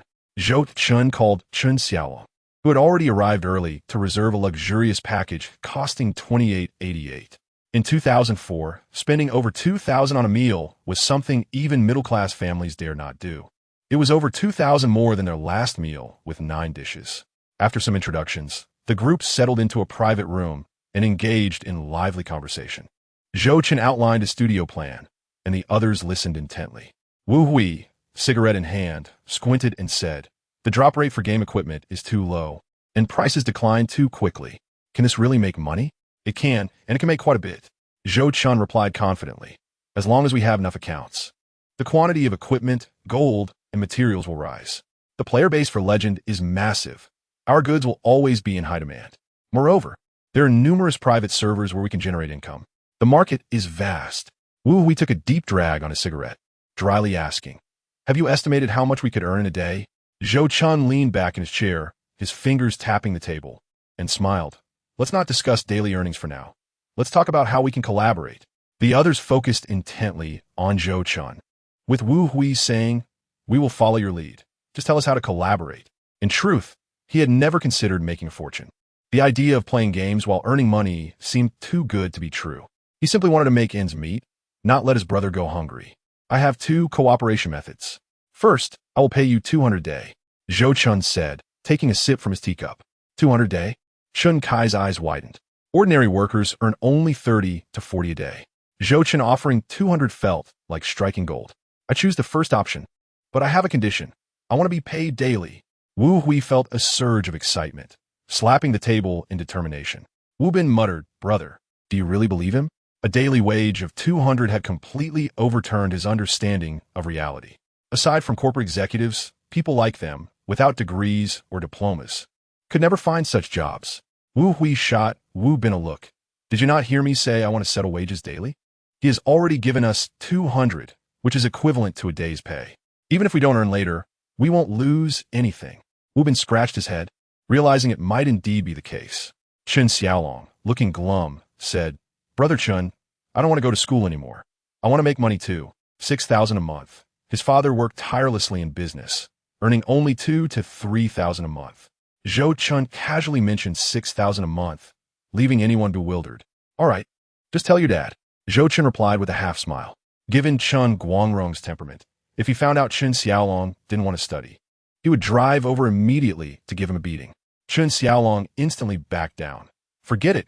Just don't tell old Chen, or he'll break my legs. The waiter brought the dishes, and Zhou Chen ordered a case of beer. After pouring a glass, he raised his cup and said, let us agree on this. Here's to a happy collaboration. Wu Hui raised his cup, grinning. Here's to us making big money in the future. After downing a glass, everyone began to eat. Wu Bin devoured a large shrimp as if he had never tasted meat before. What are your dreams? Zhou Chen asked between bites. He had no intention of altering the history of Prince Hui. He would still emerge, but his fate would be markedly different under Zhou Chen's guidance. Under his mentorship, Prince Wei would become a true hero. My dream is to open a large internet CAF, Chen Kai said eagerly. Wu Wei took a sip of beer and said, I want to open a disco. Wu Bin, his mouth full of crab roe, innocently smiled. I want to open an inn so I won't have to sleep in the internet CAF anymore. Wu Wei took another swig of beer, feeling uneasy upon hearing his brother's dream. They had come from an orphanage. Although not biological brothers, they were as close as family. As the elder brother, he felt a heavy responsibility, unable to provide for his brother's education, and even basic necessities were a challenge. He felt like an irresponsible older brother. You all have big ambitions. Each wanted to be a boss. Chen Xiaolong gave a thumbs up to the three. Wu Bin chuckled heartily. Dreams are essential. What they come true. Chen Xiaolong offered a muted smile, refraining from dashing their spirits. However, Zhou Chen asserted, if you follow my lead diligently, I can assist you in realizing your dreams. Wu Hui and the others turned their gazes toward Zhou Chen, who simply lifted his teacup and took a delicate sip. His composure and serenity belied his age, leaving Wu Hui with a curious illusion that this freshman, who appeared considerably younger, was akin to a weathered elder. His words bore a captivating charm, evoking an instinctive desire to trust him. After a satisfying meal, Zhou Chen led them to search for accommodations. Wu Hui, well acquainted with Jiangzhou, suggested several properties with commendable value. Zhou Chen evaluated the options and ultimately selected a 4-bedroom, 2-living-room apartment with a monthly rent of $500. The landlord, a woman in her 30s named Wang Jing, donned a form-fitting qipao that accentuated her curves, her long waves exuding an enchanting fragrance reminiscent of gardenias, while her face radiated an innate allure. Wang Jing scrutinized Zhou Chen, the most handsome among them, and with a subtle smile, remarked, Actually, we could negotiate the price. Zhou Chen seemed to discern her intentions, responding with a smile, I am quite satisfied with this price. It would be a shame to let someone as beautiful as you suffer a loss. Wang Jing paused, taken aback by the charming young man who appeared not yet 20, yet spoke with such eloquence. This is 3,000. I shall return tomorrow to sign the contract. Zhou Chen prepared the 3,000 and handed it to Wang Jing. I have a contract ready at home. Shall we sign it now? Wang Jing's lips curled into a delightful smile. It's too late. Let us do it tomorrow. A flicker of doubt crossed Zhou Chen's face, suspecting Wang Jing might harbor ulterior motives. The adage, a woman at 30 is like a wolf, and at 40 a tiger, rang true. At merely 18, he wondered if visiting her home would leave him utterly defenseless. In his past life, he might have succumbed to such temptation, but in this life, his ambitions lay solely in earning a living to provide for his parents and ensuring that Wanner would marry him with great honor. Are you afraid she might devour you? Wang Jing observed Zhou Chen's handsome visage with a smirk. Zhou Chen, uncomfortable under Wang Jing's overtly heated gaze, suggested, Why don't I accompany you to sign the contract? Wu Hui noted Wang Jing's interest in Zhou Chen and felt compelled to act as a shield for his boss. Moreover, Wang Jing's allure was undeniable. Surrendering his first experience to her wouldn't be a loss. Wang Jing shot Wu Hui a glance, wrinkling her nose. Why don't you go somewhere cool? I wasn't speaking to you. Wu Hui chuckled awkwardly, then leaned closer to Zhou Chen, whispering, Why not give it a try? This woman is quite stunning, and her figure is appealing. I have matters to attend to at school. Let us return, Xiaolong. Zhou Chen quickly tugged at Chen Xiaolong to leave. Although Wang Jing possessed some beauty, he could not betray Tang Wan. Hey, Brother Chen, what a splendid opportunity. You could enjoy the company of a woman and save some money. Why not cherish it? Chen Xiaolong teased. Get lost. I am not the kind of man who sells himself for money. Zhou Chen kicked at Chen Xiaolong's rear. I'm out. Oh, did I miss? Chen Xiaolong nimbly dodged Zhou Chen's playful attack, grinning mischievously. Watching Chen Xiaolong behave like a child, Zhou Chen couldn't help but chuckle. Checking the time on his phone, he noted it was only 8:10 in the evening. Let us visit the second-hand computer market. Reflecting on the failures of his past life, he recognized that he had squandered precious time and energy on Lu-seeing and harbored a significant procrastination issue. This time around, he vowed to eradicate that habit. He dialed Wang Meng's number. Wang Meng, who had just received a substantial sum of money, was enjoying drinks and meat at his front desk. When his phone vibrated, he turned to see Zhou Chen's name, feeling far less anxious than before, having realized that Zhou Chen was not the type to go back on his word. Hello, Brother Zhou Chen. Mengo, Do you have any acquaintances who run internet cafes in Jiangzhou? I do. A cousin of mine operates one there. Are you considering entering this field? Wang Meng sounded surprised, then added seriously, brother, this industry is quite deep. You need at least 2 to 300,000 to start. And even then, without connections, it's challenging to keep it running. Not exactly. I merely wish to purchase a few computers for gaming, but I'm concerned about being swindled. Zhou Chen understood Wang Meng's implication. Given the chaotic security these days, internet cafes could easily become trouble spots without proper means to manage them. Oh, regarding this matter, I'll give you a number. Just tell him Wang Meng referred you. I source all my computers from him, and he knows the specs. He wouldn't dare overcharge you. Wang Meng replied cheerfully. All right, thanks, Mingge. I'll treat you to a meal when I return for vacation. Zhou Chen expressed his gratitude. Shortly after hanging up, Wang Meng sent over the contact number. Zhou Chen dialed it, and after some discussion, the computer seller invited him to visit the shop. Zhou Chen and Chen Xiaolong took a ride to the computer market in the city center, where numerous mobile and computer shops thrived. Advertisements plastered outside indicated that mobile phones began at 3,000, making it exceedingly difficult for an average person to afford such devices. However, Jiangzhou, being vast and prosperous, was not devoid of wealth. The presence of 4 universities attracted thousands of students, with their parents' hard-earned money fully devoted to supporting their education. As their consumption levels rose, Jiangzhou's cost of living and economy gradually ascended. Upon locating the computer shop, they were greeted by a refined man in his 30s, wearing glasses and a faded yellow shirt. Adjusting his glasses, the young man smiled warmly. Hello, I'm Wang Wen. Wang Meng is my cousin. Hello, Vian Ye. Zhou Chen. Chen Xiaolong. Zhou Chen and Chen Xiaolong shook hands with Wang Wen, who then seated them and offered 2 bottles of cola from the fridge. You're here to buy computers for gaming, I presume? He inquired. Zhou Chen nodded. Yes, hence our requirements for higher specifications. Though games like Legend and Dream of the West did not demand high specs, running multiple instances and auxiliary programs necessitated a decent configuration. Wang Wen offered them cigarettes, which Zhou Chen declined, while Chen Xiaolong eagerly accepted and lit one. Wang Wen, with his refined demeanor, took a puff before introducing the high-spec computers in his shop. Upon hearing that the starting price was around 7,000, Chen Xiaolong's eyes twitched. Even second-hand computers are this expensive? Zhou Chen remained unfazed. Given the recent technological advancements, the prices of computers were reasonable. 7,000 is indeed a bit steep. I require about 6 units. Can I secure them for 30,000? Zhou Chen casually inquired. Wang Wen's expression shifted. A young man capable of offering 30,000 was likely from a wealthy background. Purchasing 6 computers at once represented a significant order. Although you were referred by Meng Ge, this negotiation is quite excessive, Wang Wen remarked, unperturbed. The price for 6 identical computers is 42,000. If you are genuinely interested, I can reduce it to 40,000. He continued calmly. 32,000 is my bottom line. That is all I can offer. Zhou Chen shrugged helplessly, his face reflecting a semblance of disappointment, as if giving up was the only option if 32,000 could not be secured. Wang Wen found the situation amusing. The acquisition cost for these 6 computers is 39,000. If you can manage 39,500, I'll consider it. Zhou Chen hesitated for a moment, lending Huang Qiqi 5,000 yuan, then spending 3,000 on rent, leaving him with over 5,000 for his tuition and accommodation. His savings now dwindled to approximately 32,000. Chen Xiaolong quietly inquired, Brother Chen, is money tight? I can contribute 10,000. Zhou Chen sighed, all right, I'll borrow 10,000 from you for now. To ensure his computer would function flawlessly, Zhou Chen opted for several high-spec Dell machines.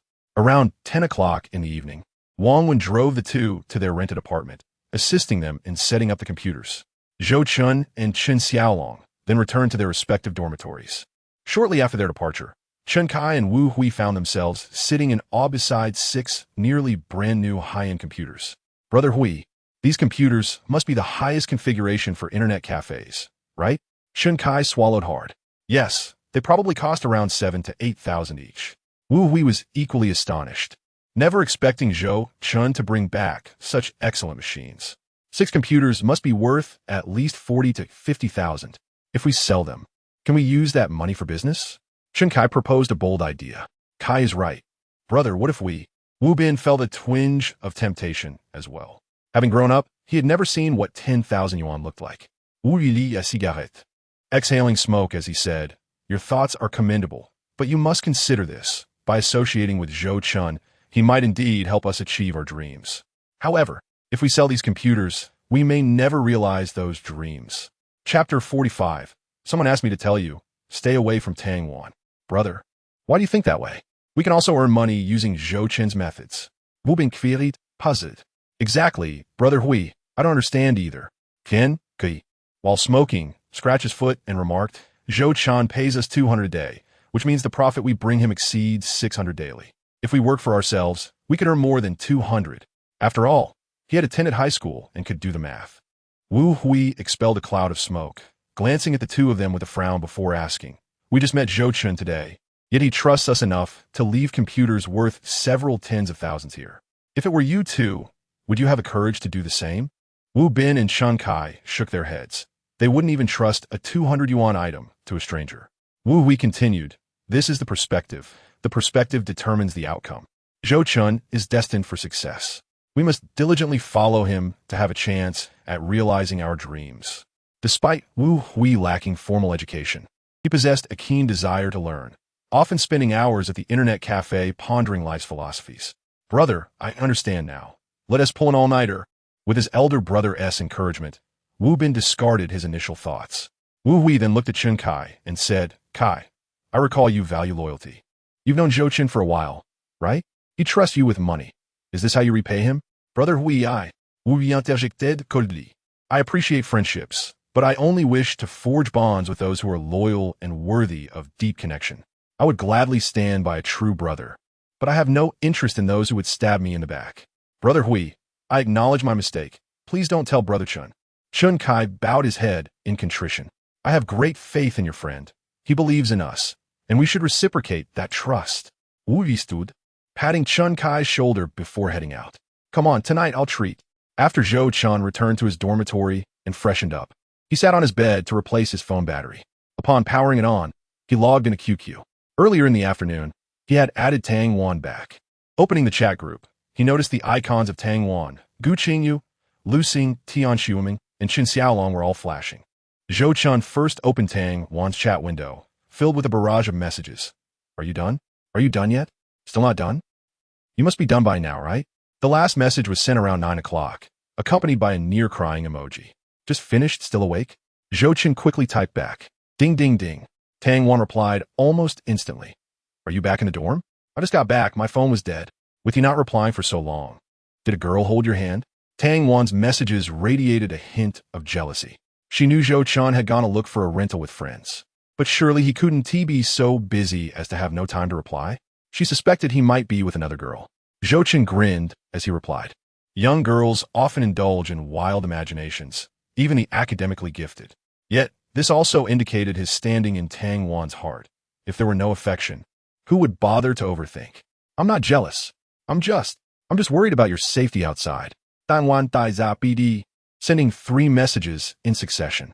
Zhou Chen replied, "All right, I'll make sure to message you promptly next time." Tang Wan, "Okay, it's getting late.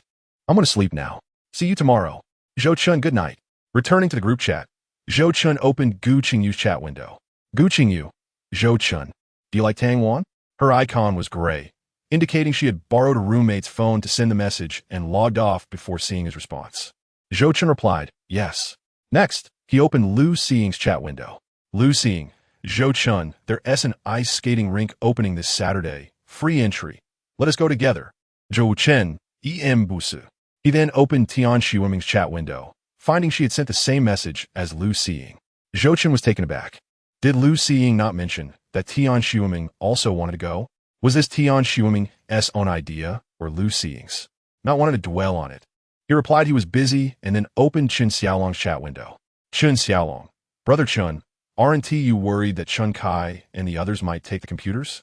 They're worth several tens of thousands." Zhou Chen, "If you can't trust someone, don't employ them. It's worth seeing their true nature for that amount." Freshly showered, Qin Xiaolong saw Zhou Chen's reply and smirked, typing back, "That may be so, but we don't have much capital right now. If we lose this money, it will be hard to recover." Zhou Chen, "I have faith in my judgment." Rather than merely trusting his judgment, he believed in Wu Hui. a man destined to dominate the great industries of Jiangzhou in the future. His vision would not be confined to the mere value of these computers. Suddenly, there was a loud knocking at the door. "Room check, open up." Zhang Fei, whose bed was near the door, opened it to reveal 4 burly junior students entering. "Is everyone here?" The leader, sporting a crew cut and a scarred face, donned beach shorts and a black tank top, appearing quite intimidating. The dorm was filled with freshmen, and upon seeing the scarred face, they all trembled in fear. "Everyone's here." Zhang Fei retrieved several bottles of cola from a bucket beside his bed. "Senor, please have some water." The scarred man accepted the cola with a grin, saying, "You're quite considerate. What is your name?" Zhang Fei. He promptly answered. The scarred man nodded and pulled out a list, while one of his companions pointed at the upper bunk and bellowed, "Get down and line up." The students in the upper bunks, terrified, quickly scrambled down. Zhou Chen furrowed his brow slightly, but to avoid conflict with the upperclassmen, he obediently lined up with his roommates. "Now I'm going to read the names. Respond when I call your name." The scarred man gave the room a fierce glare before beginning to read from a list. "Sun Dashong. Here. Damn, why not call yourself Sun Wukong?" Scarface muttered angrily. "Haha." The room erupted in laughter. The person behind Scarface glared and shouted, "Laugh. Laugh, laugh, is it that funny?" The laughter ceased, and everyone fell silent. "Feng Dong. Here. Young Sen. Here. Jiang Jin Song. Here." Zhou Chen. When Scarface called out this name, he looked up at Zhou Chen, who stood at the back. "Here." Zhou Chen responded. He vaguely sensed that Scarface had an ulterior motive. Scarface approached Zhou Chen and whispered in his ear, "Someone asked me to tell you to stay away from Tangwan." Chapter 46. Who want me to stay away from Tangwan? After saying this, Scarface returned to his previous position. "Allow me to introduce myself. I am Chao Ming from Class 6 of the 3rd year at the Institute of Engineering. My brother, Chao Yuan, runs 3 skating rinks in the entire Wangjiang district, and the 4th one is set to open this Saturday." As he spoke, he pulled out a cigarette and lit it, continuing, "I tell you this not to boast, but simply to inform you that my brother is the boss of Wangjiang district, and I am someone you cannot provoke." Upon hearing this, Zhang Fei's face brightened. "This senior is quite a background. I must build a good relationship with him." Chao Ming turned to Zhou Chen and asked, "Zhou Chen, did you hear what I said?" Zhou Chen nodded. "I heard." Only then did Chao Ming continue. "From now on, I will come and check the dorms around 10 every day. When we come and check, you must line up to answer." "Did you hear that?" "We heard." The roommates replied in unison. Chao Ming added, "Keep the dorm clean, don't throw your shoes around, and no smoking in the dorm." After outlining a series of rules, Chao Ming left with a few others. Sun Dashing sighed as he sat on Zhou Chen's bed. It seems that university life is tough. Even people like this can come to Jiangzhou University, acting like they own the place. Jiang Jin Song, on the opposite bed, whispered, "Didn't you hear what he just said? His brother is the boss around here. He must have connections to get in." Sun Dashing lit a cigarette and glanced at Zhou Chen, asking, "Zhou Chen, what did Chao Ming say to you?" "He didn't say much." Zhou Chen lay back on his bed, closing his eyes to calm his mind. "Who exactly wants me to stay away from Tangwan? Today is the first day of university. Surely no one could fall in love with Tangwan at first sight? If I don't comply, will Chao Ming beat me up?" Zhou Chen rubbed his temples and then picked up his phone to contact Chen Kai. "Brother Chen, what is up? Give me Wu Hui's QQ. 3578. Wu Hui's QQ number is only 6 digits. At level 48, it is quite high in this not-so-developed internet era. His username is Prince Hui. Wu Hui, Brother Chen. Zhou Chen, do you know Chao Yuan? Wu Hui, of course, he has a big shot around here. Zhou Chen, are you familiar with him? Wu Hui, we have some past grievances." Zhou Chen's mouth twitched. He had wanted to use Wu Hui to help smooth things over. "Wu Hui, why are you asking this? Did his brother provoke you?" Zhou Chen was taken aback. "You guessed it." Wu Hui took a long time to reply. Finally, when the lights in Zhou Chen's dormitory were turned off and he was about to sleep, Wu Hui sent a message. "Just endure for now. Once you have enough money, everything will be negotiable." Zhou Chen felt a tinge of disappointment. Am I really going to have to part ways with Tangwan? Damn it. Am I, a reborn individual, destined to live such a constrained life? Reborn characters in novels always have golden fingers. Why am I left with nothing? My ability to foresee the future is not something I can use at will. With a slight sigh, Zhou Chen turned over and began to sleep. Just as he closed his eyes, a news story from his past life suddenly resurfaced in his mind. On September 8th, 2004. The owner of AIO Garment Factory in Jiangzhou committed suicide by jumping off a building due to bankruptcy. Zhou Chen abruptly opened his eyes. AIO Garment Factory. From 2001 to 2004, it was the leading enterprise in Jiangzhou's garment industry. Later, police reports indicated that the chairman of AIO company chose to jump off the building due to the stress of his wife cheating on him with the driver and cashing out $300 million from the company, leading to a broken capital chain. Today is the 5th. There are 3 days left until that chairman jumps. Damn, I still haven't solved my own problems. Zhou Chen gritted his teeth and took out his phone to search for information about AIO Garment Factory. But after half an hour of searching, he still couldn't find the chairman's phone number.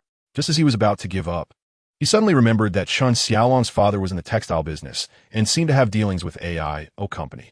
Zhou Chen opened QQ to contact Chen Xiaolong. Xiaolong, does your family have business dealings with AIO company? Chen Xiaolong, Brother Chen, I was just bragging. AIO company is on another level.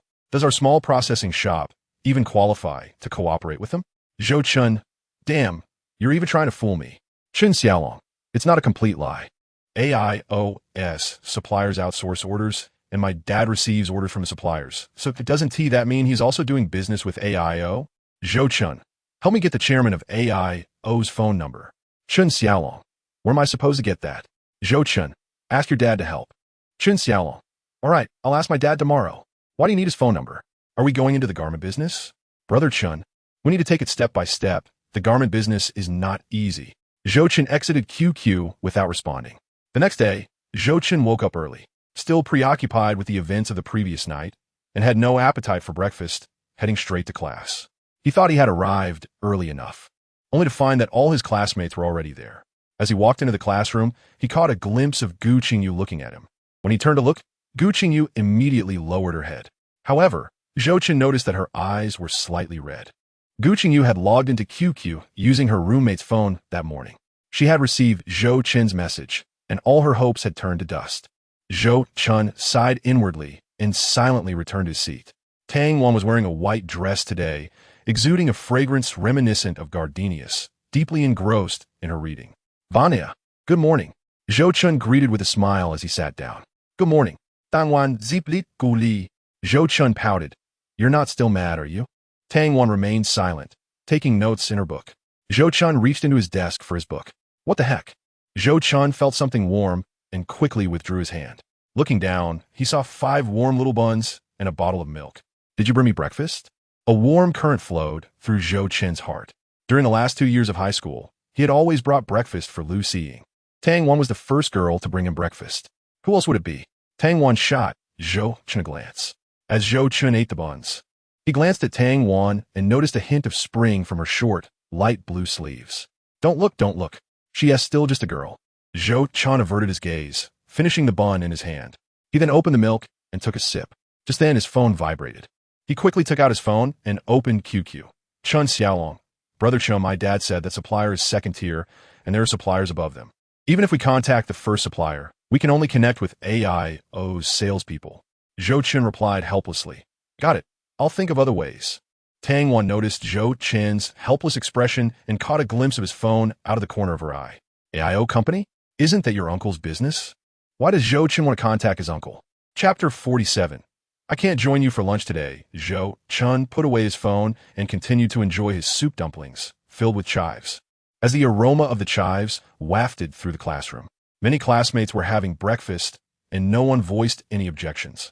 Zhou Chen typically wasn't fond of chives, but today he found the chive-filled dumplings particularly delightful. Zhou Chen, why are you inquiring about the chairman of AIO company? Tang Wan asked, shifting her chair closer to Zhou Chen and lowering her voice. How did you know? Zhou Chen turned his head, almost bumping into Tang Wan. Ugh, it stinks. Tang Wan quickly moved away, fanning the air. I shouldn't have bought you chive dumplings. Is it that bad? Zhou Chen leaned in, taking a deep breath. Get away. That's disgusting. Tang Wan covered Zhou Chen's mouth with her hands. Perhaps their voices were too loud. Several classmates shot them knowing glances. Public place. You two should be more discreet. Lu Feifei in the back stifled a laugh. Tang Wan's cheeks flushed, and she buried her face in her arms, too embarrassed to speak.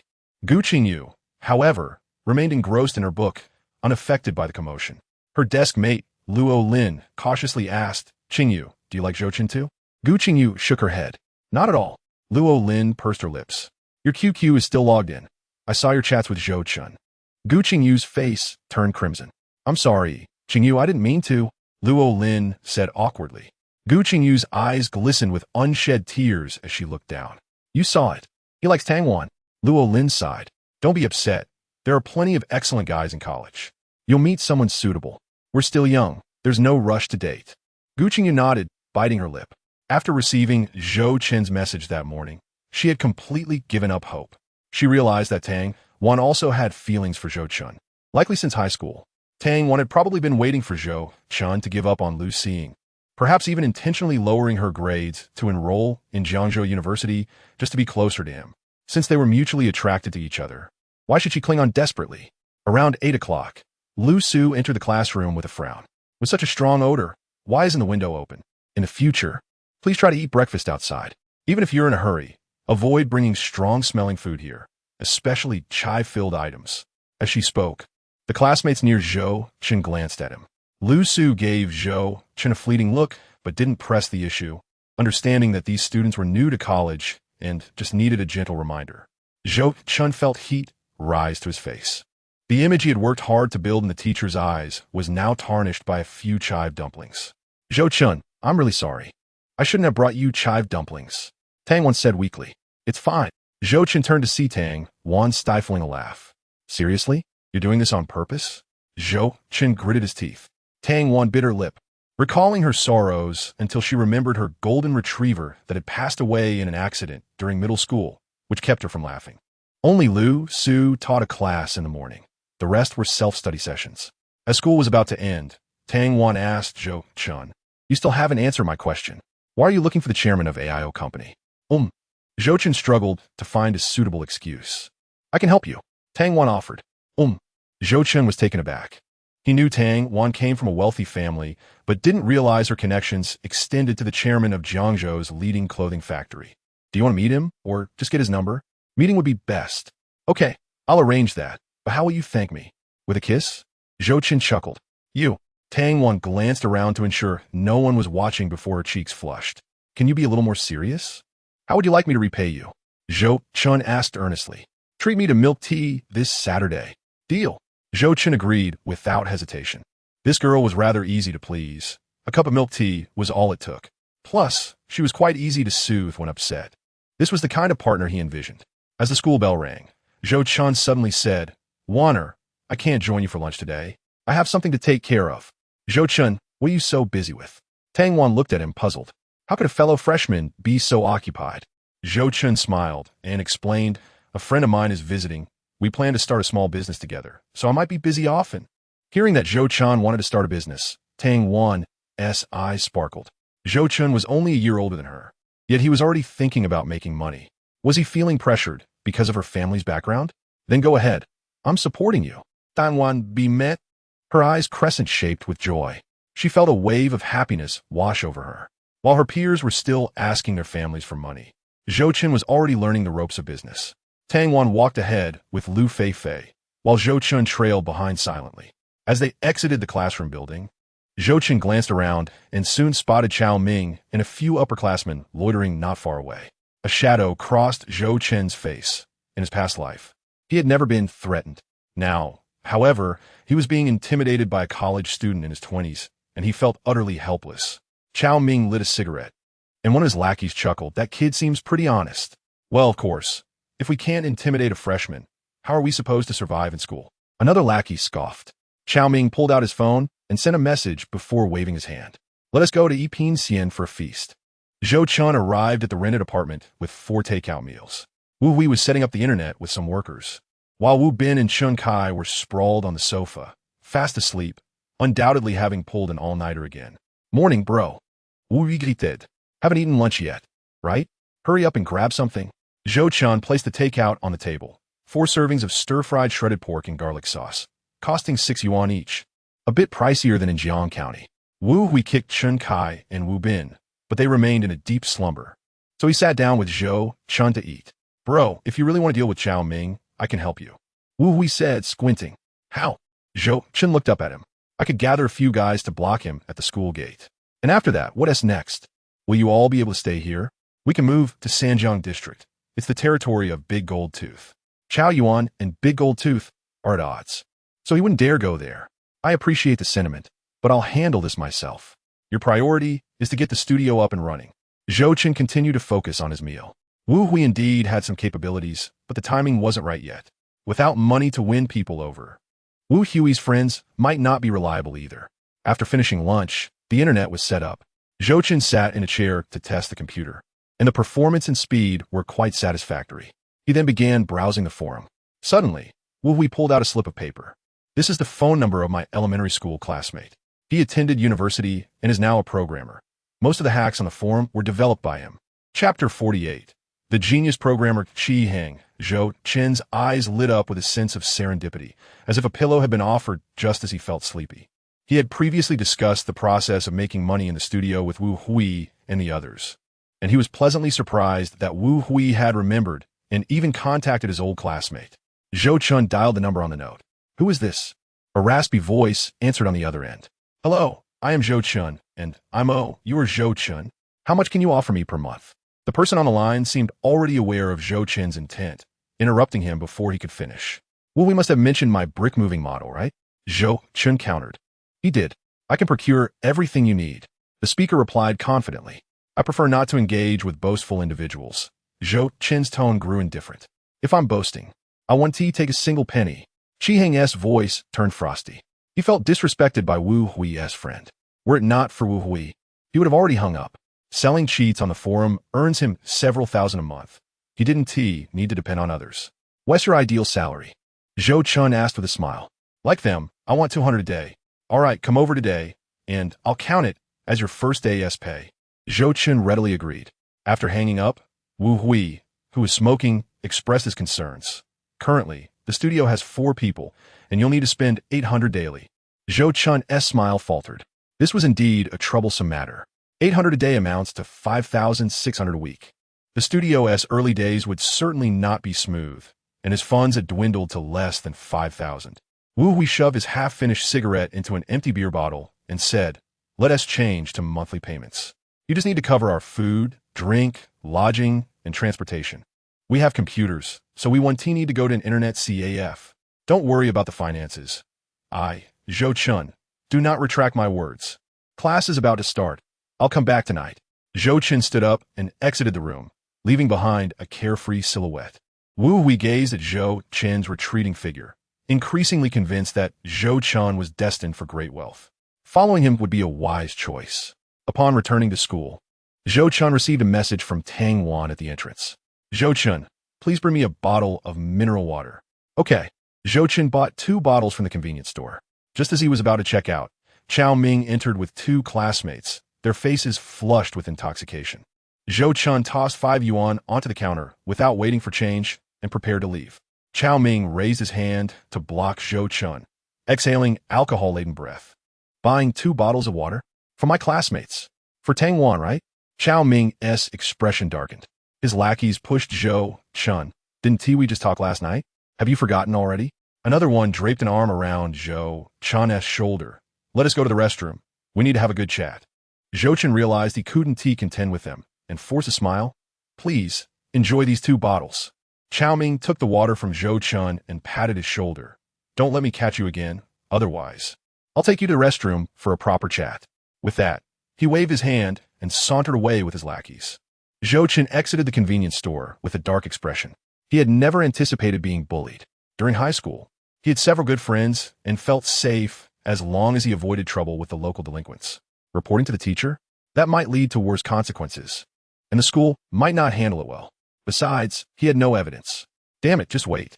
Zhou Chen glared at the convenience store before quickly exiting the school to buy 2 bottles of mineral water outside.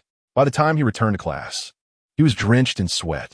Tang Wan frowned slightly, handing Zhou Chen her small fan from the drawer. Why do you look so exhausted? Zhou Chen twisted off the cap and took a swig. I was chased by a couple of dogs. I ran for my life. Ha! Next time, send me a selfie of your flustered self. Tang Wan didn't doubt Zhou Chen's words. She genuinely wanted to see him being pursued. Zhou Chen chuckled, but remained silent. I do all this for you. Tang Wan placed a note with a phone number on Zhou Chen's desk. This is my Uncle S contact. He got me the Chairman S number for AIO Company. He has spoken to him. You can arrange a meeting. Your uncle must have some connections, if even the chairman of AIO Company listens to him. Zhou Chen remarked with a grin. Tang Wan shook her head, smiling. He is a classmate of my uncle. They have some rapport? Zhou Chen didn't think too deeply and promptly dialed the number. After about 10 seconds, a neutral voice answered, "Hello, is this?" Zhou Chen quickly replied, "Hello, I'm Zhou Chen, a student at Jiangzhou University. I'd like to just tell me where to meet. I'm in a meeting, so be brief." 6 o'clock, at Rick's CAF. The call ended abruptly as soon as Zhou Chen finished stating the address. Zhou Chen's mouth twitched. Damn it, I'm saving your life. And it feels like I owe you. Did he hang up on you? Tang Wan asked cautiously. He is a big boss. It's normal for him to have a bit of an attitude. Zhou Chen chuckled helplessly, noticing Lu Su enter the classroom and quickly turning off the fan. Lu Su was busy preparing for the welcome party and left after emphasizing discipline several times. Time flew to the afternoon. As soon as the school bell rang, Zhou Chen left his seat. He dared not walk out of the classroom with Tang Wan until the threat was resolved. Otherwise, if Chao Ming saw him, he would likely suffer. Tang Wan was still packing her books and was irritated to see Zhou Chen rushing out as if racing against time. How rude. You didn't even wait for me. Zhou Chen arrived at Rick's CAF at 6:20. A 30-something young man at the entrance scrutinized him and asked, "Are you Zhou Chen from Jiangzhou University?" Zhou Chen nodded. "That's me." The suited man sized him up, finding it hard to believe he was the child of a company partner, and asked, "What do you want with our chairman?" Zhou Chen replied coolly, "That's none of your business, is it?" The suited man's eyes narrowed. "You little brat. How dare you speak to me like that? How would you like me to address you? I'm here to meet your chairman, who has already agreed to see me. So why all the questions?" The suited man clenched his fists, nearly losing his temper. However, he was to escort someone the chairman was meeting, so he had to restrain himself. "Follow me." The suited man relaxed his fists and led Zhou Chen to the second floor of the CAF.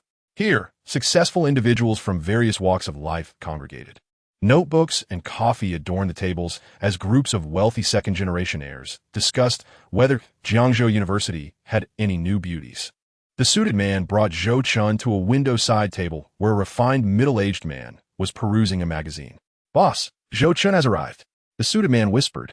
The middle-aged man put down the magazine and smiled gently at Zhou Chen. "Please have a seat." Zhou Chen sat across from him, feeling a twinge of nervousness. This was a billionaire, and in 2 lifetimes, he had never interacted with someone of such stature. The middle-aged man kindly inquired, "Would you like something to drink?" "Rick's coffee, 7 parts sugar. Black coffee is the best. I prefer it sweet. Why not just have milk tea? Too sweet can be overwhelming." Zhou Chen responded. The middle-aged man chuckled softly and called the waiter to order a coffee with 7 parts sugar for Zhou Chen. "Now what brings you to me?"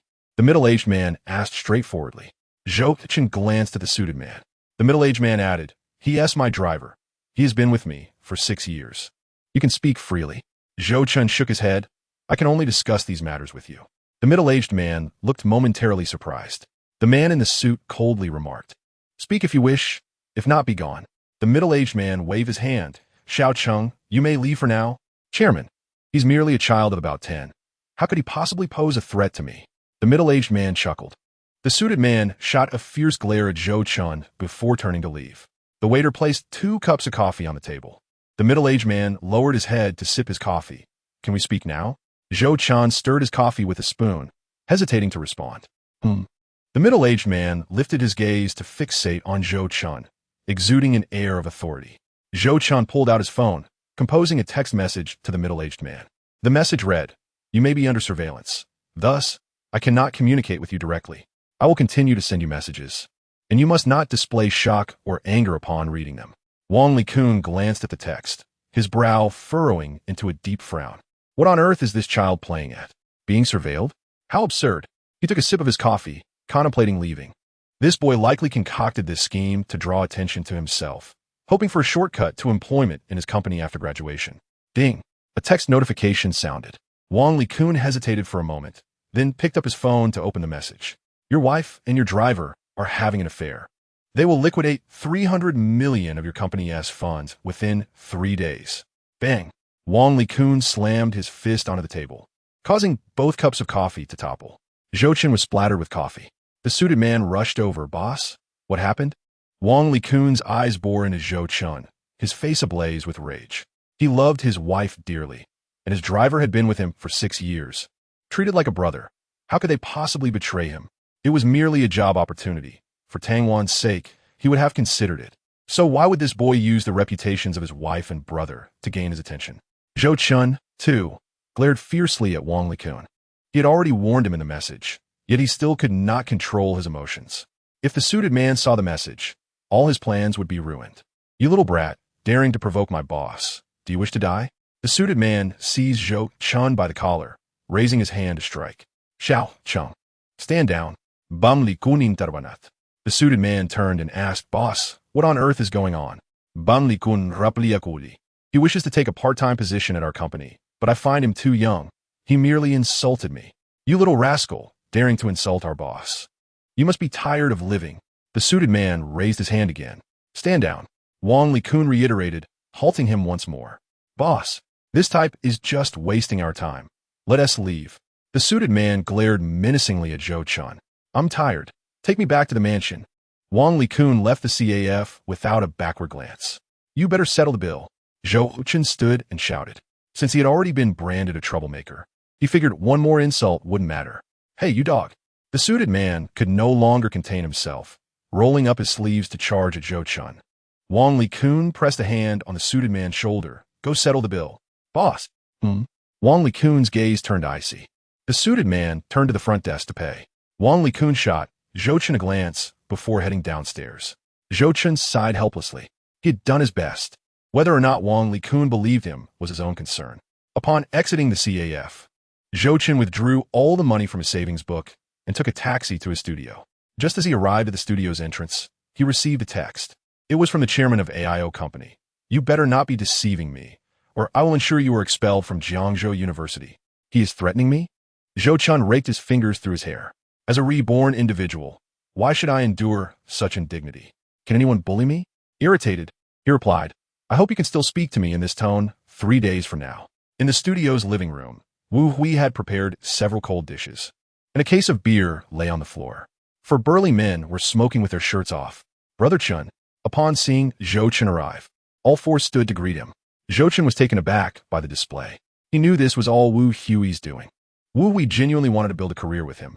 Please have a seat. Zhou Chen smiled as he entered the living room, surveying the new programmer. Chi Hang had unkempt long hair and thick glasses, looking painfully thin. Was Ti had said that programmers only lost hair? How could this fellow be losing weight? As Zhou Chen scrutinized Chi Hang, the latter also appraised Zhou Chen, and seeing his youthful age of 17 or 18, a hint of disdain flickered in his eyes. Welcome to the team. Zhou Chen extended his hand. Chi Hang merely shook his hand perfunctorily before returning to his cigarette. Brother Chen, sit here. Wu Hui vacated his seat for Zhou Chen and pulled over a chair to sit beside him. Zhou Chen opened a bottle of beer, holding aloft. Our team is starting to take shape. Let's have a drink. Wu Hui popped open a beer, and Wu Bin and Chun Kai followed suit, cracking their caps. Chi Hang retrieved a bottle of Erguo from the ground, nonchalantly stating, I drink white. The 5 clinked their bottles together and took a few swigs. Chi Hang downed a third of his white liquor as if it were plain water. Zhou Chen chuckled. Brother Chi, can you still work if you drink too much? Chi Hang smirked. Do you know why I'm not employed anywhere? Wu Hui, amused, replied, other companies don't allow him to drink on the job. Zhou Chen's eyelids twitched. Drinking Erguo during work hours? What employer would tolerate that? If it weren't for the lack of suitable candidates, and out of respect for Wu Hui, he wouldn't have hired him. Wu Hui leaned closer to Zhou Chen, whispering, don't worry. He won't let drinking interfere with work. In fact, he often gets inspired to develop odd, yet practical things after a few drinks. In July 2001, he got so drunk that he hacked into the main server of Legend, causing all the game's servers to be down for 2 days. Wow, that's impressive. Zhou Chen's heart raced. It seemed he had struck gold. Brother Chi, drink as you please. We have no rules here, and the drinks are plentiful. Zhou Chen jovially clinked his beer bottle against Chi Hang's Erguo. Meanwhile, at the Wang family mansion, Wang Likun returned to his room, staring blankly at a photograph of his wife on his desk. The woman in the picture appeared to be merely 25 or 26. possessing an allure and grace that was truly exceptional. After a long moment, he regained his composure and sent a text message. Brother-in-law, please have your private investigator look into Qian and Wang Cheng. Have you come to a realization? Yes. Your sister and I have long seen that woman is no good, yet you chose to turn against us for her, even resorting to violence against your sister. If Qian and Wang Cheng truly have an affair, I will certainly take responsibility. Chapter 50. Qi Hang's cheat. Zhou Chen and the others were enjoying their drinks thoroughly. Midway through, Chen Xiaolong arrived with a roast duck. The six quickly bonded, and Chen Xiaolong even began playing drinking games with Qi Hang. Having frequented drinking establishments, Qi Hang easily outmatched Chen Xiaolong, who soon found himself tipsy after just a few rounds. Bang! Wu Hui lit a cigarette, glaring sternly at Qi Hang. That's enough. Don't get him so drunk he can't handle it. Qi Hang sneered, brimming with arrogance. At his age, I could drink 2.5 gin of liquor. Wu Bin chuckled. Brother Hang, I'll drink with you. He appeared clear-headed, showing no signs of inebriation. Wait here. I need to go to the restroom. Qi Hang stood up, loosening his waistband, and confidently strode toward the restroom. Bang! As Qi Hang approached the restroom door, Chun Kai suddenly collapsed onto the floor. His face and body flushed a vivid red, resembling a roasted pig. This fellow, he cannot hold his liquor, yet insists on drinking. Wu Hui stepped forward to help Chun Kai onto the sofa. You all have quite the capacity for alcohol. Do you have any secrets? Zhou Chen gently sipped from his teacup. Once his business flourished, he would undoubtedly have numerous social engagements, and with such formidable companions by his side, he would be invincible. What secrets could there be? Just drink more. Wu Bin, with a simple and honest smile, added, There's no more alcohol. I'll go buy some. Zhou Chen watched Wu Bin's departing figure, filled with a myriad of thoughts. Who could have predicted that this seemingly simple and honest Wu Bin would one day become a tyrant in Jiangzhou? Yet, since they were now aligned with him, history would surely be rewritten. Wu Bin returned with 2 cases of beer and 3 bottles of Erguo 2. Qi Hang and Wu Bin began their contest, while Zhou Chen and Wu Hui settled down at the computer to play games.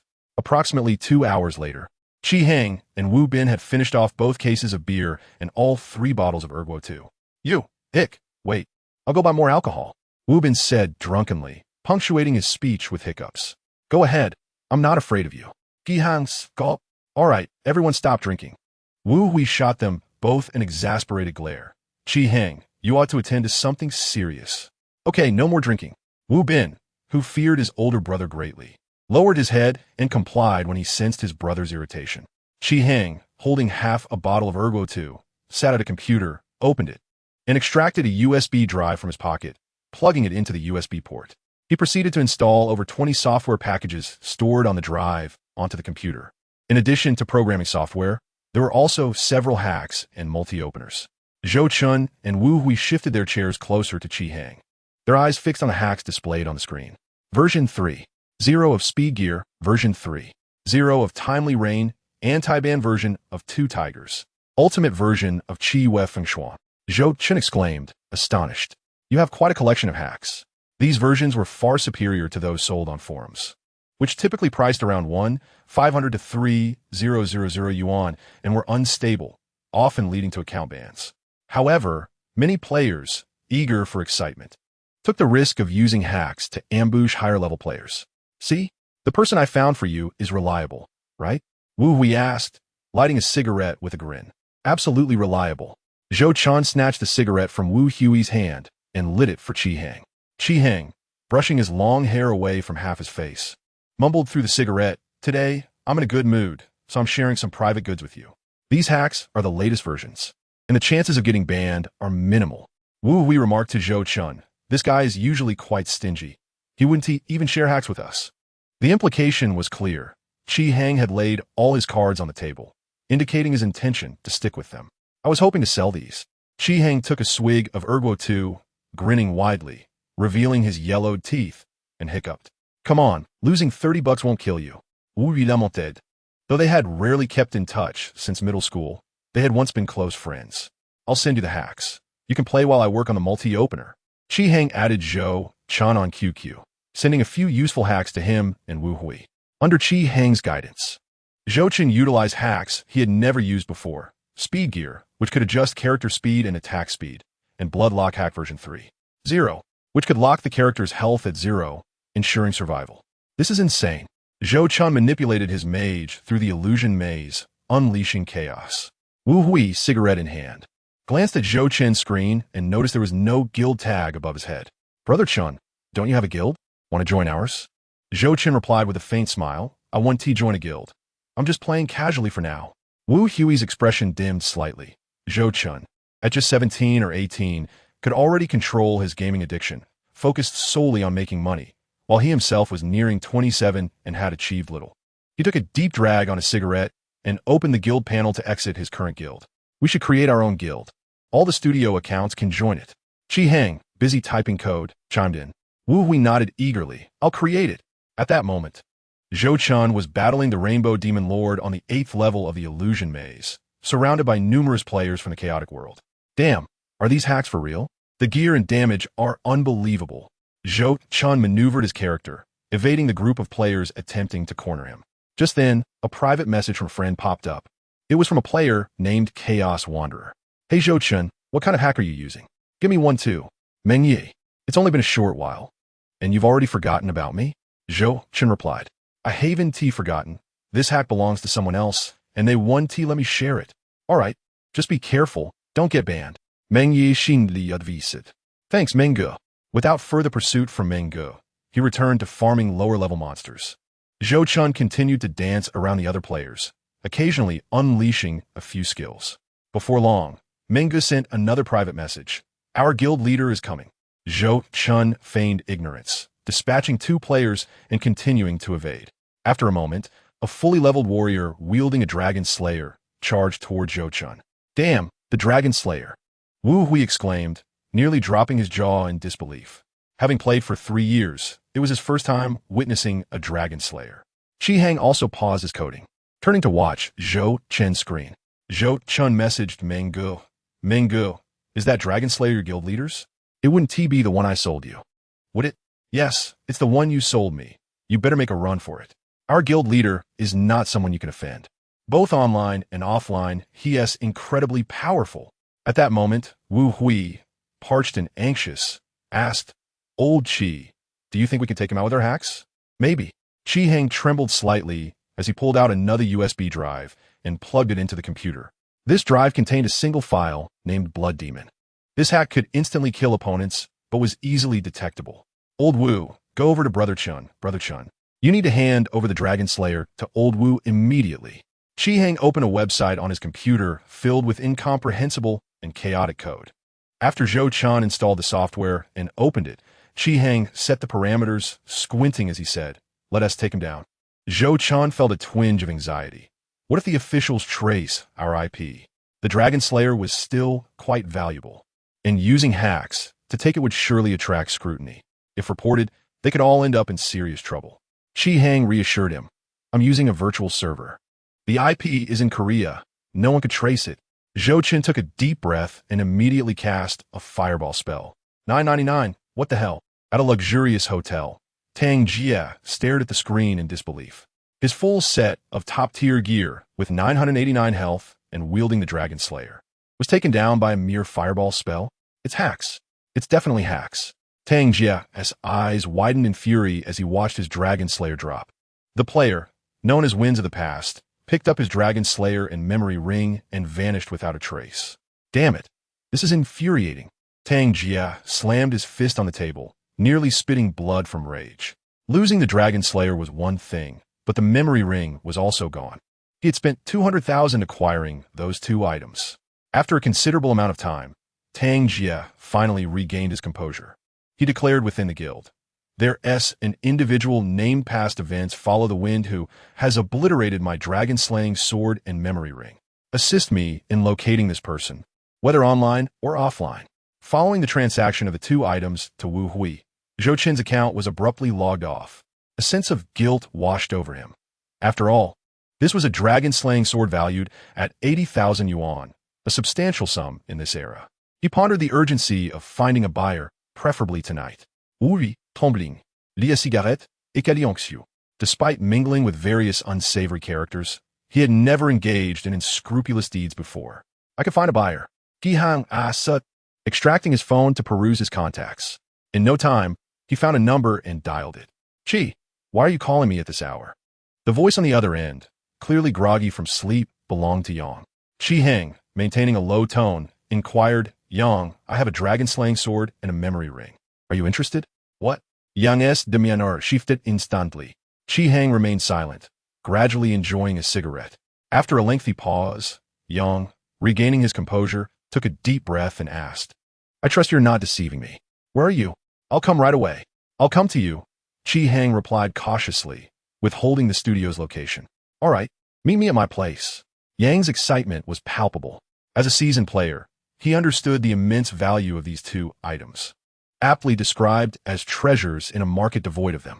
After concluding the call, Chi Heng informed Wu Hui and Zhou Chen, "We're heading to Longtan Hotel." They nodded in agreement and swiftly made their way there. Longtan Hotel, situated 200 kilometers from Jiangzhou, was a 6-story private establishment, a luxury in its own right. Upon arrival at 3 in the morning, they noticed a group of carefree youths smoking outside. Chi Heng had previously described Yang Hong during their drive. Yang Hong, a businessman from the 1970s, owned a hotel and an electronic manufacturing plant. Chi Heng had interned at Yang Hong's factory after graduating, but was dismissed due to alcoholism. Yang personally called to apologize and invited him back, but Chi Heng, proud and impulsive, declined, though he appreciated Yang's character and promised assistance with any networking or software issues. Thus, their friendship persisted, occasionally meeting to engage in games. Yang Hong, an avid gamer, had formed a modest guild and frequently sought to acquire top-tier equipment like the dragon-slaying sword, but such items were as rare as phoenix feathers, making them difficult to procure, even with wealth. As they approached the hotel entrance, a lean youth with dyed yellow hair and a cigarette in his mouth approached them. "Brother Heng, long time no see." The youth offered Chi Heng a cigarette from his pack. "Whereas Yang?" Chi Heng accepted the cigarette and lit it. The youth scrutinized Zhou Chen and Wu Hui before gesturing. "Follow me." They ascended to a luxurious suite on the 3rd floor, where the air conditioning was set to a chilling temperature. Yang Hong lounged on the sofa in silk pajamas, smoking. After knocking, the yellow-haired youth announced their arrival. Yang extinguished his cigarette and opened the door, smiling broadly. "Yang, Xiaoqi, you're here? Come in and sit." Upon entering, Yang Hong inquired, "Where did you acquire these items?" Having played Legend for almost 4 years, he found it hard to believe Chi Heng had fortuitously obtained both the dragon-slaying sword and memory ring. "They dropped from the player Chaos Hero," Chi Heng replied candidly. Yang erupted in laughter. "That guy bought a dragon-slaying sword and has been boasting endlessly. Looks like karma has caught up with him." Yang was aware that the sword should have been his, but the seller had reneged on their agreement, opting instead to sell it to his guild leader. "Are you familiar with him?" Zhou Chen interjected, prompting Yang to direct his gaze at him. Chi Heng quickly introduced, "This is Zhou Chen, the one who defeated Chaos Hero." Yang smiled knowingly. "I assume you used hacks to take him down?" Given that Chaos Hero was a high-spending player, few could contend with him without the dragon-slaying sword or memory ring. Chi Heng's computer skills were well known, so it was no surprise he could craft such a formidable hack.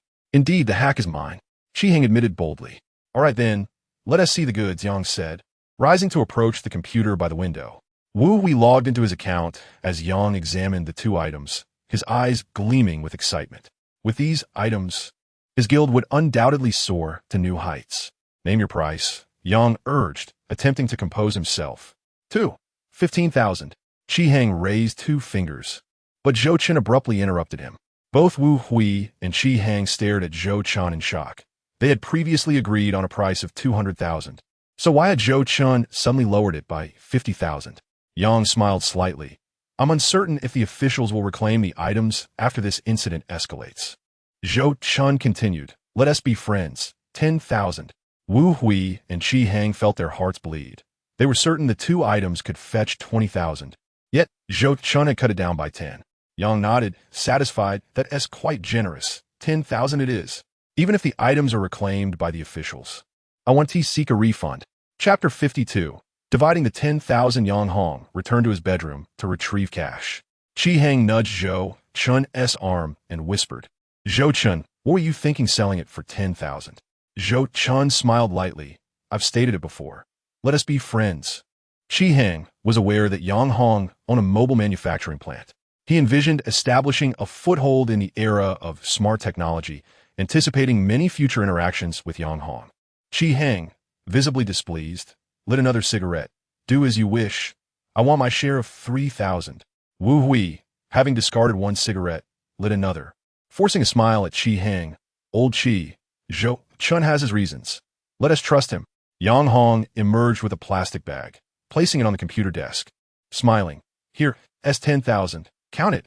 As a businessman of his stature, Yang was indeed trustworthy. Zhou Chen stuffed the money into Chi Hang's arms. Chi Hang gazed at the crisp bills, his irritation dissipating instantly. 10,000 was no small amount. He would receive 3,000, bringing him closer to the 5,000 dowry. The remainder of the transaction proceeded smoothly. Yang Hong equipped the dragon-slaying sword and memory ring, significantly enhancing his attributes. Shall we rest at the hotel for a while? I can arrange for someone to drive you back at dawn. Yang's focus remained on the computer, though he didn't forget to extend his hospitality to the trio. Tomorrow, we have matters to attend to, so we want to impose on you, Yang. May I have your business card? Zhou Chen asked with a smile. Of course. We are friends. Yang replied, retrieving a card from the desk and handing it to Zhou Chen. Feel free to come by for tea anytime. Zhou Chen accepted the card with a slight smile. I will. The three departed the hotel and hailed a taxi back to Jiangzhou. Upon returning to their rented accommodation at 7 in the morning, Zhou Chen initiated the division of their earnings, without Old Chi's hack. We wouldn't have made this 10,000. So, Old Chi takes 3,000, while Wu and I will each take 2,000, and Chun Kai, Wu Bin, and Xiaolong will each get 1,000. They were sound asleep, so what did it matter to them? Chi Hang was rather pleased that Zhou Chen had allocated 30,000 to him. However, he felt that Wu Bin and the others had done nothing to deserve any share. Zhou Chen chuckled softly. We are a team. If there's money to be made, we should all profit together. Wu Hui raised his thumb in admiration. I have never respected anyone before, but you are the first. Your vision is truly remarkable. It will be difficult not to make a profit with your mindset. Seeing Wu Hui express such admiration, Chi Hang felt it inappropriate to continue his complaints. Zhou Chen took out his phone to call Wang Meng. Wang Meng, a member of the chaotic world, was aware of Zhou Chen's true identity, so he had to be given a little hush money. Wang Meng, having breakfast at his internet CAF, seemed somewhat distracted. The president had mentioned in the group that a reward of 10,000 would be given for finding someone named Wang Shui-Feng. That amount was equivalent to a year's salary for an ordinary person. He pondered whether he should sell Zhou Chen out. Just then, the classic Nokia ringtone echoed from his table. Wang Ming glanced at the screen and quickly answered, Zhou Chen, our president is offering 8,000 to find you. Zhou Chen replied, as long as you don't say anything, he will definitely not find me. Wang Ming remained silent, his mind in turmoil. Zhou Chen had earned 50,000 from selling the Dragon Slayer to himself, which he considered a form of grace. He did not wish to betray Zhou Chen, but that was a full 10,000. At that moment, Zhou Chen spoke again. Mengge, send me your bank account details, and I will transfer you 10,000. Zhou Chen, what are you doing? Wang Ming was taken aback. I sold the equipment for 100,000, but only received 20,000. I will share 10,000 with you. You sold the Dragon Slayer and the memory ring for 100,000? Wang Ming nearly leapt out of his seat. Did this extravagant fellow even comprehend the true worth of those two items?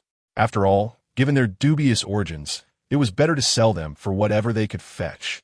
Indeed, that was preferable to having them reclaimed by the authorities. After some casual conversation, Wang Ming sent his bank account details to Zhou Chen. Since they knew each other in real life, he was inclined to support Zhou Chen. Zhou Chen, true to his word, proceeded to the bank to complete the transfer. Upon returning to his rental apartment, Chi Hang had already begun configuring the multi-login tool, while Wu Hui was busy registering alternate accounts. Okay, all set. Chi Hang took a swig from the bottle of Erguo 2 on the table. Wu Hui handed him a notebook containing the recorded usernames and passwords. Soon, all 10 alternate accounts were successfully logged in. Next, Chi Hang activated an automated game script and acceleration software, watching the 10 accounts simultaneously gaining experience and leveling up. Zhou Chen's lips curled into a smile. However, at that moment, all accounts were forcefully logged out. What the heck is going on? Wu Hui's eyelids twitched. Chi Hang attempted to log in again, but the interface displayed a system maintenance message. No need to panic. It's just system maintenance. Chi Hang said, reclining with his legs crossed, brushing aside the hair that obscured his eyes. He continued, after this maintenance update, my hacks will likely become ineffective. Wu Hui offered Chi Hang a cigarette. With a master like you around, why be concerned about updates? Chi Hang lit the cigarette and took a deep drag, yawning as he said, I'll take a nap. Wake me when the maintenance is done. Zhou Chen, having stayed up all night, felt a wave of drowsiness wash over him. Old Wu, you should rest too. I'm not tired. Wu Hui grinned widely. Having just received 20,000, he was brimming with energy. Zhou Chen reclined on the sofa, succumbing to sleep. Wu Hui, with a cigarette dangling from his mouth, copied the multi-login tool and hacks from Chi Hang's computer to another one, then delved into researching the game forum for Fantasy Westward Journey. After Qin Xiaolong and the others woke up, Wu Hui called them over to study the game as well at AO Corporation. Wang Li-kun sat in his office, gazing at the photographs on his desk, his expression darkening to an extreme. The photos depicted intimate moments between his wife and his brother-in-arms. Wang Li-kun's face turned pale as he trembled while opening the video sent via email. Upon witnessing the scandalous footage, his teeth ground audibly in anger. His usually pure wife appeared shockingly promiscuous. Knock, knock. A knock echoed from outside. Wang Li-kun hastily hid the photos and shut down his computer, coldly stating, Come in. A beautiful woman dressed in office attire entered, her gentle smile gracing her fair face. Darling, I have to go on a business trip to Huixien. Could you have a Chung drive me? Huixien is quite far. You probably won't return until tonight. Wang Li-kun replied, his tone indifferent. Yes, I might not be back until tomorrow night. Bai Qianqian lowered her gaze, seemingly feeling guilty. Suddenly, Wang Li-kun slammed his hand down on the desk, his eyes reddening as he roared, Bai Qianqian, how long do you intend to deceive me? The unexpected outburst startled Bai Qianqian, and she looked at Wang Li-kun in confusion, stuttering. Husband, what's wrong? Hearing the commotion, Wang Chung rushed in. President Wang, what's going on? Wang Li-kun yanked open a drawer and threw the pile of photos at Bai Qianqian's face. Upon seeing the images, Bai Qianqian and Wang Chung were struck dumb, their eyes widening in horror. Chapter 53. Would you care to explain? Bai Qianqian's once fair face drained of color. How could this be? Where did he find these photos? Completing this last project would secure her promotion to financial manager. Once she became the financial manager, she could realize her ultimate plan. Why did this have to happen now? Hadn't he placed unwavering trust in her? Why was he investigating her? Bai Qianqian, do you not wish to explain yourself? Wang Li-kun asked, pain evident in his gaze as he looked at the woman he loved deeply. Husband, these photos are fake. They've been fabricated. You must find out who set me up. Bai Qianqian wept, her tears flowing like rain. Bai President Bai is correct. These photos are all forgeries. Brother Kun, I have been with you for 6 years. How could I possibly do such a thing with President Bai? You must believe me. Wang Chung stammered, trembling in his defense. Oh, so you're aware that you've been with me for 6 years? Wang Li-kun stepped forward, his eyes devoid of their previous warmth, replaced by an icy glare. The aura he exuded from his position of power made it difficult for Wang Chung to look him in the eye. Look me in the eye, Wang Li-kun commanded coldly. Wang Chung immediately raised his head, meeting Wang Li-kun's indifferent gaze, and his mental defenses crumbled. Brother Kun, I was wrong. I am no better than an animal. Wang Chung fell to his knees, slapping his own face. Bai Qianqian staggered back 2 steps, realizing the gravity of the situation. It was over. All her plans were ruined. Bai Qianqian, do you have anything else to say? Wang Li-kun, disheartened, closed his eyes. Bai Qianqian took a deep breath. At this point, I have nothing left to say. Nothing left to say. Wang Li-kun laughed bitterly at himself. Slowly, he turned back to his desk, but in that instant, Wang Cheng's eyes glinted with malice as he drew a dagger from behind him and lunged at Wang Li-kun. Wang Li-kun, through his glasses, caught sight of Wang Cheng's move and swiftly sidestepped the attack. Wang Cheng, do you intend to kill me? Wang Li-kun gazed incredulously at the knife in Wang Cheng's hand. Wang Cheng's eyes revealed madness. You brought this upon yourself. He lunged again. Security, security, Wang Li-kun shouted, dodging the assault. Bai Qianqian stood frozen, unsure what to do. Wang Cheng, who regularly worked out, easily overpowered Wang Li-kun, who could not hold out long against him, sustaining several cuts on his arms. Fortunately, security arrived just in time to save his life. Outside the company, a white Audi slowly came to a stop. Tang Yuanshan and his daughter exited the vehicle, while Tang Jia, hands in pockets, followed behind with a blank expression. Tang Yuan cautiously asked, Brother, did you have a fight with Sister Qingxi? No. Then why do you look unhappy? Tang Wan blinked her large eyes and asked in confusion. My brother is usually so cheerful. Why is he silent today, as if the entire world owes him money? Tang Jie sighed. Last night, I was beaten up and lost equipment worth nearly 200,000. How can I be happy? Oh dear, you still get beaten? Didn't you say you were quite skilled in the game? Tang Wan chuckled. Tang Jie looked glum. They were cheating. What could I do? As they spoke, the trio arrived at the elevator where 5 security guards were escorting Wang Chung, bound and gagged, out. At the back was Bai Qianqian. Dang Wan et Golim. Isn't that our uncle's driver? Upon seeing Bai Qianqian's hands bound with nylon ropes, her eyes widened further. Uncle. Aunt. Bai Qianqian kept her head down, too ashamed to face Wang Lekun's family. Tang Jie, equally bewildered, asked, Dad, what's going on? Tang Yuanshan smiled faintly. You can ask your uncle later. The trio entered the chairman's office, where Wang Lekun was tending to his wounds. Uncle, how did you get hurt? Let me help you bandage it. Tang Wan rushed forward to take the disinfectant from Wang Lekun's hand. Xiao Wan, Xiao Jie, brother-in-law.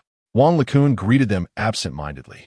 We should go to the hospital first, Tang Yuanshan said calmly, his hands clasped behind his back. Half an hour later, at Jiangzhou First People's Hospital, Tang Jie pressed Wang Lekun to reveal what had transpired. Wang Lekun recounted the tale of his wife's infidelity. Tang Wan was infuriated. How can you be so blind? You treated her so well. It was only then that Wang Lekun recalled Tang Wan's classmate. How had that young man, Zhou Chen, discovered the affair between his wife and the driver, and why was he attempting to embezzle company funds? Wang Lekun took out his phone and called the finance department. Chairman Wang, please check if Bai Qianqian has recently approved any large transactions. Certainly. Chairman Wang, please hold on. After about 3 minutes, the voice on the line responded. Chairman Wang, there is a project payment of 300 million awaiting your signature. Wang Lekun hung up, his heart racing. 300 million. Indeed, 300 million. This amount represented the entirety of the company's assets. If Bai Qianqian were to abscond with it, AIO company would collapse. A cheating wife and a bankrupt company. He was being driven to the brink. Bai Qianqian, you are truly ruthless. Wang Lekun clenched his phone, his eyes ablaze with fury. Tang Yuanshan gazed at Wang Lekun with a complex expression. Remember your previous promise. After uttering those words, he rose to leave. Uncle, what promise did you make? Tang Wan and Tang Jie were oblivious to the adults' matters. Wang Lekun awkwardly replied, It's best if children don't concern themselves with adult affairs. Dingling. Tang Jie's phone rang. It was a staff member from the game company. He moved aside to answer. The staff informed him that the cheating player had been permanently banned, and the 2 pieces of equipment were irretrievable. Enraged, Tang Jie exclaimed, Damn it. What a lousy game. After spending so much money, is this how you treat your customers? By the bedside, Wang Lekun turned to Tang Wan and asked, Xiao Wan, is your classmate from Jiangzhou? He suspected Zhou Chen might have overheard Bai Qianqian and the driver conversing, leading to his knowledge of the affair. He is from Jiang County and attended the same high school as me. Is that so? Wang Lekun felt his mind racing. If Zhou Chen was indeed from Jiang County and a classmate of Tang Wan, he should still be a freshman. Jiangzhou University's semester had just begun 3 days prior, during which Bai Qianqian and Wang Chung had been under Wang Lekun's watch, making it improbable for Zhou Chen to have overheard their conversations. Yet, if this possibility were eliminated, the situation grew even more perplexing. Uncle, did Zhou Chen come to see you yesterday about Aunt's matter? Dan Wan in Guit Gudio Sili. You don't know? I didn't want him to know our relationship, so I didn't pry. Tang Wan's cheeks flushed. Do you like him? Wang Lekun asked, half smiling. Like who? Tang Jie approached after finishing his call. Tang Wan quickly interjected. What do you mean, like who? You misheard, brother. Tang Jie looked at Wang Lekun and asked, Did I mishear? Wang Lekun nodded. Frustrated, Tang Jie raked his fingers through his hair. I'm just angry. If I find that bastard, I swear I'll break his legs. Chapter 54. Snow Ming. Zhou Chen has changed. He has truly changed. Ashu. Zhou Chen was jolted awake by a sneeze, rubbing his nose and muttering. It must be Warner thinking of me. No sooner had he spoken than his phone rang. It seemed he was right.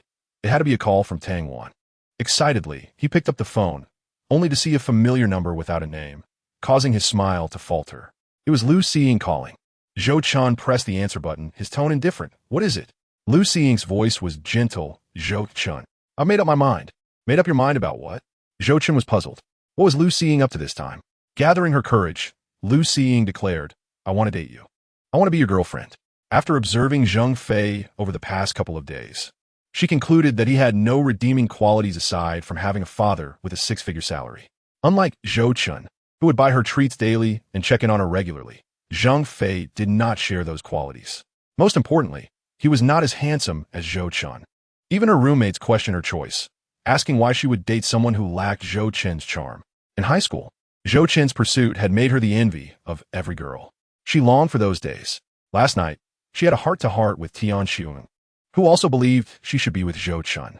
So today, Lu Xiying mustered her courage to confess. Zhou Chen was momentarily stunned before scoffing. Lu Xiying, are you out of your mind? If you are, call 120. Zhou Chen, you. Lu Xiying's eyes widened in disbelief, unable to fathom such cold-hearted words from him. I already have someone I like. Please do not bother me again. Zhou Chen ended the call abruptly. At the milk tea shop near the school gate, Lu Xiying's eyes brimmed with tears as she said to Tian Xiuming, Zhou Chen has changed. He really has. He no longer likes me. What should I do? Tian Xiuming held Lu Xiying's hand comfortingly. I think he is just testing you. After all, you hurt him before. Think about it. If he didn't care, why would he keep your QQ number? Lu Xiying pondered this, realizing it made sense. What should I do next? I've never pursued a boy before. Tian Xiuming took a sip of her milk tea and smiled. Treat him as he treated you, remembering Zhou Chen's previously humble demeanor. Lu Xiying wrinkled her nose. I refuse to be that humble. Tian Xiuming shrugged helplessly. Then I can't help you. I've never been in love either. Love isn't earned through humility. Lu Xiying bit her lip in silence, tears threatening to spill. Tian Xiuming sighed softly. Perhaps you should just give up on him. With your looks, you could have any man. Lu Xiying shook her head. All the others only desire my looks. I've realized that only Zhou Chen is sincere with me. She recalled how Zhang Fei had taken her to a hotel, clearly intending to stay the night, revealing his ulterior motives. Tian Xiuming silently sipped her milk tea, her gaze towards Lu Xiying imbued with complexity, as she found herself increasingly unable to fathom her close friend. Wow, what a stunning car! Exclaimed a group of women at the adjacent table, suddenly drawn to the view outside the window. Both Tian Xiuming and Lu Xiying stood up to catch a glimpse below, where a convertible sports car was parked by the roadside. What a bunch of bumpkins. They don't even recognize a Porsche. A well-dressed senior scorned them. Porsche? Never heard of it. Have you?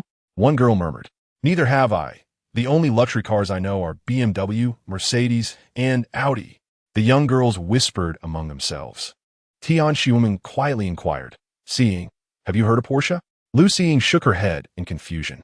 Although her family was not impoverished, they were not wealthy either. Her father's car was a Suzuki Alto bought secondhand for 20,000 yuan. The senior casually remarked, this Porsche Carrera is priced at 2,800,000. Gasps of astonishment erupted from the surrounding students. Many, with phones in hand, began snapping pictures. My goodness, 2,800,000? There exists such an expensive car in the world?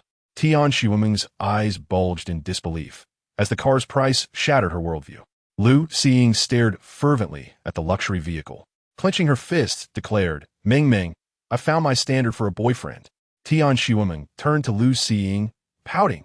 Have you given up on Zhou Chen again? Lu Xiying chuckled awkwardly. Will Zhou Chen ever earn enough to buy that car? Tian Xiuming smiled sweetly. With your looks, finding a wealthy heir is not impossible. In Zhou Chen's studio, the legendary maintenance had concluded. All previous hacks and scripts had become obsolete. After downing a bottle of Ergua 2, Qihang swiftly crafted new scripts and hacks. Zhou Chen was left in awe. Creating hacks seemed as effortless as eating and drinking. Qihang was indeed a genius. The five of them gathered in front of the computer, logging into their alternate accounts. Wu Wei suddenly said, Brother Chen, let's come up with a name for our studio. Let's call it Dragon Soar. It symbolizes our future soaring like dragons and leaping like tigers. Zhou Chen's lips curled into a slight smile. Dragon Soar, that's a splendid name. I'll design a logo. It might just evolve into a company in the future. Qihang fetched a notebook and pencil to sketch a draft. Zhou Chen added with a playful smirk, make it look appealing. Our company may one day venture overseas. Upon hearing this, everyone turned their gaze toward Zhou Chen. Qihang's hand trembled slightly as he held the pencil, smiling. Let us get this studio off the ground first. Don't speak too grandly at this stage. While gold farming studios could indeed be lucrative, many had already emerged, causing equipment prices to plummet. And Zhou Chen's high wages made it challenging to earn substantial profits. Old Chi, must you be such a killjoy? Every venture needs a goal, right? Brother Chen's aspirations are quite ambitious. Why dampen them? Chen Xiaolong remarked with displeasure. Shi Hang took a sip of Erguo too and retorted, I'm simply being straightforward. Dreaming is easy, but reality is often harsh. Chen Xiaolong, slightly irritated, opened his mouth to respond, but was silenced by a mere glance from Zhou Chen. Wu Bin, leaning back in his chair smoking, earnestly stated, I think what Brother Chen and Longa said makes perfect sense. What is the difference between a person without dreams and a salted fish? Brother Chen promised to help us achieve our dreams. I shall await the realization of those dreams. Chi Hang chuckled, shaking his head before diving back into his drawing. Just then, Zhou Chen received a phone call from Tang Wan. Zhou Chen, what are you up to? I'm at the studio. I was planning to treat you to milk tea today, but we have a family gathering tonight, so let us do it tomorrow. All right, I'll treat you to 2 cups tomorrow. Zhou Chen replied with a smile. You better remember that. My brother is here. We'll chat later. Tang Wan quickly hung up. Before Zhou Chen could put down his phone, another call came in, this time from Wang Likun, the chairman of AIO Company. Zhou Chen's lips curled upwards, knowing that Mr. Wang must have resolved his crisis. Upon answering, Wang Likun spoke in a dejected tone. Zhou Chen, thank you. It seems your crisis has been averted. Zhou Chen responded with a slight smile. Yes, my wife will leave with nothing, and Wang Chang will face attempted murder charges, starting with a minimum of 5 years. Wang Likun's voice was heavy, and after a pause, he inquired, but I am curious. How did you know all this? How I know is irrelevant. What matters is that I saved you. Zhou Chen replied. Indeed, do you have time? Let us have dinner tonight. I'd like to repay you. Wang Likun intended to express his gratitude. I'm busy tonight. Let us arrange it for another day. As a businessman worth over 100 million, Zhou Chen was not one to overlook such a valuable connection. Chi Hang's earlier remarks echoed in Zhou Chen's mind. While the studio could make money, the path to substantial wealth was fraught with difficulty. To gather enough funds for the intelligent era, attracting investment was crucial. Wang Likun and Yang Hong represented 2 promising investors. Dinner time, Chen Xiaolong announced as he brought in several takeout boxes. Chi Hang and the others were engrossed in their games at the computer. Chen Xiaolong handed them their meals, cheerfully saying, All right, let us continue after we eat. Zhou Chen joined them at the computer, indulging in his takeout of chicken leg and roast duck, at least 8 pieces in total. Wu Hui spat out his cigarette, but and said solemnly, Brother Chen, why don't we use hacks to loot those spenders' equipment? That would surely bring in quick money. Zhou Chen shot Wu Hui a glance. Let us stick to solid work. Walking along the riverbank, how can one avoid getting wet? We should focus on stability. Wu Hui chuckled awkwardly. I was just suggesting.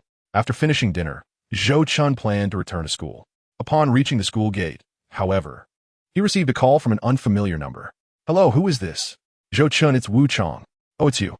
How did your sister's surgery go? Very successful. I truly thank you. Wu Chang's voice trembled with emotion. Without the 1,000 yuan Zhou Chen and Wang Meng pulled together, his sister would not have made it. As long as she's fine. Do you have enough money? Zhou Chen asked with a smile. Yes. I'm looking for a job. Once I earn money, I'll repay you double. Wu Chang hurriedly assured him. Don't bother finding a job. Come to Jiangzhou and work with me. What? Aren't you studying in Jiangzhou? Wu Chang asked suspiciously. I plan to start a dream of the Red Chamber gold farming studio. If you have any acquaintances, bring them along so we can work together. Gold farming? Wu Chang was puzzled by the term, associating it solely with construction workers. It was hard to explain a moment. Just come over. Call me when you reach Jiangzhou University. Okay, I'll come over tomorrow. Wu Chang trusted Zhou Chen's words completely. After ending the call, Zhou Chen purchased some daily necessities before returning to his dormitory. Upon opening the dorm door, he heard the sound of a metal bed creaking. Goodness, starting so early to inherit skills? Zhou Chen shook his head, lying on his bed while browsing the current mobile market. With the world still reliant on 2G networks and Android yet to be developed, creating a globally popular full-screen smartphone required the development of an in-house system comparable to Android. Android was an open-source operating system based on the Linux kernel architecture, while iOS was a closed-source operating system based on Unix architecture. These 2 systems were destined to dominate the intelligent era. The first iOS-equipped phone launched in 2007, and the first Android phone hit the market in October 2008. To compete with these giants, it was imperative to usher in the smartphone era within 2 years. At that moment, Sun Dasheng emerged from his blanket, beads of sweat dotting his forehead. Upon noticing Zhou Chen lying on the lower bunk across from him, he was taken aback. What the hell, Zhou Chen? What did you come back? Zhou Chen replied nonchalantly, just 3 minutes ago. No way you're lying. Sun Dashing exclaimed. Oh, what mischief have you been up to? Zhou Chen asked with a teasing smile. Sun Dashing's face flushed with embarrassment. Stop talking nonsense. Zhou Chen chuckled at his reaction. Isn't it true? Sun Dashing awkwardly laughed and tossed the tissue in his hand into the trash. If you say so. Zhou Chen slipped on his slippers and left the odor-filled dormitory. He resolved to move out the next day, as the living conditions were simply intolerable. Zhou Chen ascended to the top floor and called Qi Hang, intending to recruit some programmers to establish a development team. To create a smartphone, the operating system must first be developed. However, the cost of research and development. Zhou Chen pinched the bridge of his nose, deciding against calling Qi Hang. The challenge of funding research and salaries loomed large. Just then his phone rang. It was his mother calling. Zhou Chen quickly answered, Hello, Mom. Hing asked softly, Son, you don't have class today, right? Zhou Chen replied warmly. It's the weekend. There's no class. Ying felt emboldened to raise her voice a bit. You little rascal. You don't even think to call during the holidays. I've been a bit busy lately. Zhou Chen admitted, feeling slightly guilty, as he hadn't called home since arriving at school. Ying refrained from reprimanding him further and asked, How's school? Have classes started yet? Not yet. They should begin officially next week. Zhou Chen responded. Son, have you seen Chen Kai recently? Ying suddenly inquired. Ken Kai. He's with me. Zhou Chen answered honestly, aware that Wang Huifeng must have noticed Chen Kai's absence from school and prompted his mother to ask. To reassure Wang Huifeng, he felt compelled to speak the truth. Did you call him over? Ying's tone turned colder. Yes, I did. You little rascal. Do you have any idea how frantic his mother has been? She nearly called the police. Ying rarely lost her temper. Mom, Chen Kai skips class to go online every day. He won't learn anything at vocational school. Instead of wasting time there, it's better for him to come out and earn money with me. Zhou Chen explained. But, aren't you in school? Ying's voice trembled with concern, fearing Zhou Chen might abandon his studies. Zhou Chen chuckled helplessly. I opened a game studio. Chen Kai works there while I attend school. It won't affect my studies. Ying felt somewhat reassured, but then asked, Can the game studio really make money? Zhou Chen assured her confidently, Don't worry, it will definitely be profitable. Just talk to Aunt Wang and let her put her mind at ease. Chen Kai will surely make money with me. I'll have him call Aunt Wang tomorrow. If she doesn't believe it, she can come to Jiangzhou for an inspection. All right, I believe you. Ying recalled how Zhou Chen had once been so certain he would be admitted to Jiangzhou University, and now she trusted that his studio would succeed. After a pause, she added, Tomorrow is your grandfather's birthday. Remember to call him. Zhou Chen's pupils contracted as he suddenly recalled a news story from his previous life that had occurred during his grandfather's birthday. Chapter 56. Shaoan. You just said I'm your boyfriend. I knew you wouldn't remember, so I reminded you. Ying teased lightly. Mom, I'll remember. I have something to attend to, so I'll hang up for now. I'll call you all when I have time. Zhou Chen hastily ended the call and strode down the stairs. In his past life, Zhou Chen had gone to his grandfather's house for his birthday. That evening, Jiangzhou television reported a significant news story. Jiangzhou's wealthiest man, Gui Yunsong, had purchased a genuine Su Beihong painting for 80,000 yuan at an antique shop in Jiang County and flipped it for a staggering 386,000 yuan shortly thereafter. Zhou Chen hailed a taxi. Driver to Jiang County. Jiang County? The taxi driver frowned. I don't drive long distances. Zhou Chen pouted, 300 yuan. The driver hesitated, but shook his head. It's not about the money. My wife is in the delivery room, and I'm worried I won't make it back in time. Zhou Chen had no choice but to get out of the car. Just then, another taxi pulled up to the curb. Zhou Chen walked over briskly. The door opened, and Tang Wan stepped out. Zhou Chen. Her eyes lit up. Is your family gathering happening this soon? Zhou Chen smiled and asked, Did you leave early? I excused myself. Are you heading back to your studio? I'd like to see it. Tang Wan said, clasping her hands behind her back, her clear eyes fixated on Zhou Chen. I need to return to Jiang County. Oh, it's so late. Why go back to Jiang County? I have something to take care of. You should hurry back to school. I'll go back to Jiang County with you. Zhou Chen hesitated. Tang Wan immediately donned a sorrowful expression. Zhou Chen relented. All right, get in. The driver remarked. Jiang County is quite far. The fare won't be cheap. Zhou Chen stated directly, 300 yuan. Are you in or out? The driver pondered. Are you coming back? If I have to return empty, 300 yuan, 1 tea cover much. Tang Wan interjected, we will definitely return. I can give you 600 yuan. Is that all right? The driver grinned. All right, let us go. Zhou Chen and Tang Wan settled into the back seat. Tang Wan looked down, her heart racing inexplicably. Zhou Chen leaned back, his brow slightly furrowed. That painting cost 80,000 yuan, yet he had less than 20,000 on him. Should he borrow money from Tang Wan? Zhou Chen, Xiao Wan. They both spoke simultaneously, their gazes meeting. You go first. No, you go first. They both spoke again at the same time. And Tang Wan's cheeks flushed. She quietly asked, I just want to know what your plans are for tomorrow. Zhou Chen smiled. I was thinking of showing you around Jiang County. Tang Wan pouted. I've spent 3 years in Jiang County and have visited all the fun places. Zhou Chen suddenly took her hand. But you haven't had fun with me yet. Tang Wan stared in astonishment at Zhou Chen's hand gripping hers, her face reddening intensely, her heart racing as if it might leap from her chest. Realizing they were in a taxi, she quickly withdrew her hand. Zhou Chen's expression faltered, and he gazed out the window, feeling a tinge of disappointment. Noticing this, Tang Wan felt a pang of pain in her heart and immediately took Zhou Chen's hand again. This time, Zhou Chen was taken aback. She had initiated the contact.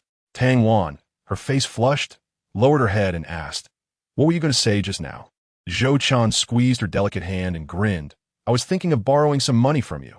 Tang Wan's hand felt incredibly soft, akin to a bundle of cotton. Zhou Chen felt a wave of warmth, wishing to pull her into his embrace. How much do you need? Tang Wan lowered her head, unable to meet Zhou Chen's gaze, her palms beginning to sweat. The taxi driver cleared his throat. Young lady, be careful. Don't let yourself be swindled. Zhou Chen raised an eyebrow. Just drive. Why are you saying so much? Don't you want a fare? The driver replied, nonchalantly, buddy. Isn't it a bit strange for a guy to borrow money from a girl? Zhou Chen's face turned slightly red. If it weren't for dire circumstances, he wouldn't want to ask Tang Wan for money. Tang Wan puffed out her cheeks and huffed. My boyfriend is starting a business. It's normal for him to need money. Zhou Chen looked at Tang Wan in surprise. She had openly acknowledged him as her boyfriend. The driver smirked, opting not to argue further. You're still a kid. Starting a business? If it weren't for how innocent the girl looks, I wouldn't even bother reminding you. Tang Wan was extremely upset. Zhou Chen, let us get out of the car. I refuse to ride with him any longer. Zhou Chen nodded, pulling out a stack of crisp 100 yuan bills from his pocket. He tossed one onto the passenger seat and declared, Here's 100 for your fare. No need for change. The taxi driver was momentarily taken aback, but soon chuckled awkwardly. Please don't be angry. I apologize for my earlier comments. I meant no harm. I was merely trying to offer a friendly reminder. Zhou Chen replied coolly. Without knowing the full context, it's best not to comment. Do you understand? Such remarks can easily offend. Yes, I want to do it again. The driver smiled, his demeanor noticeably improving. Zhou Chen gently squeezed Tang Wan's small hand and said softly, Don't be upset. This gentleman truly meant well. Tang Wan bit her lip and nodded, her eyes inadvertently drifting to Zhou Chen's hand. Leaning closer, Zhou Chen whispered, Xiao Wan, you just said I was your boyfriend. Tang Wan recoiled as if struck by electricity, her eyes wide in disbelief. You, I never said that. Perhaps I misheard. Zhou Chen feigned a sigh of disappointment. Indeed, you must have misheard. Tang Wan blushed and nodded. In her moment of panic, she had blurted that out. A girl must maintain her poise. Zhou Chen, catching sight of the bashful Tang Wan, couldn't help but chuckle. She had already considered him her boyfriend, yet was too shy to admit it. However, matters of the heart cannot be rushed. They must develop gradually. Moreover, there were obstacles preventing him from getting closer to her. Until those impediments were resolved, he needed to maintain some distance from Tang Wan. Around midnight, Tang Wan had fallen asleep. Zhou Chen carefully rested her head on his shoulder, ensuring she would be more comfortable. They arrived at Jiang County by 3 in the morning. As the taxi exited the highway, it entered a bumpy, pothole-ridden road. Tang Wan stirred awake, lazily inquiring, Are we there yet? Zhou Chen gently nodded. It will be a while longer before we reach the county. Tang Wan leaned back against Zhou Chen's shoulder and closed her eyes again, only to realize how closely they were seated together. Never mind. After all, she had already considered him her boyfriend.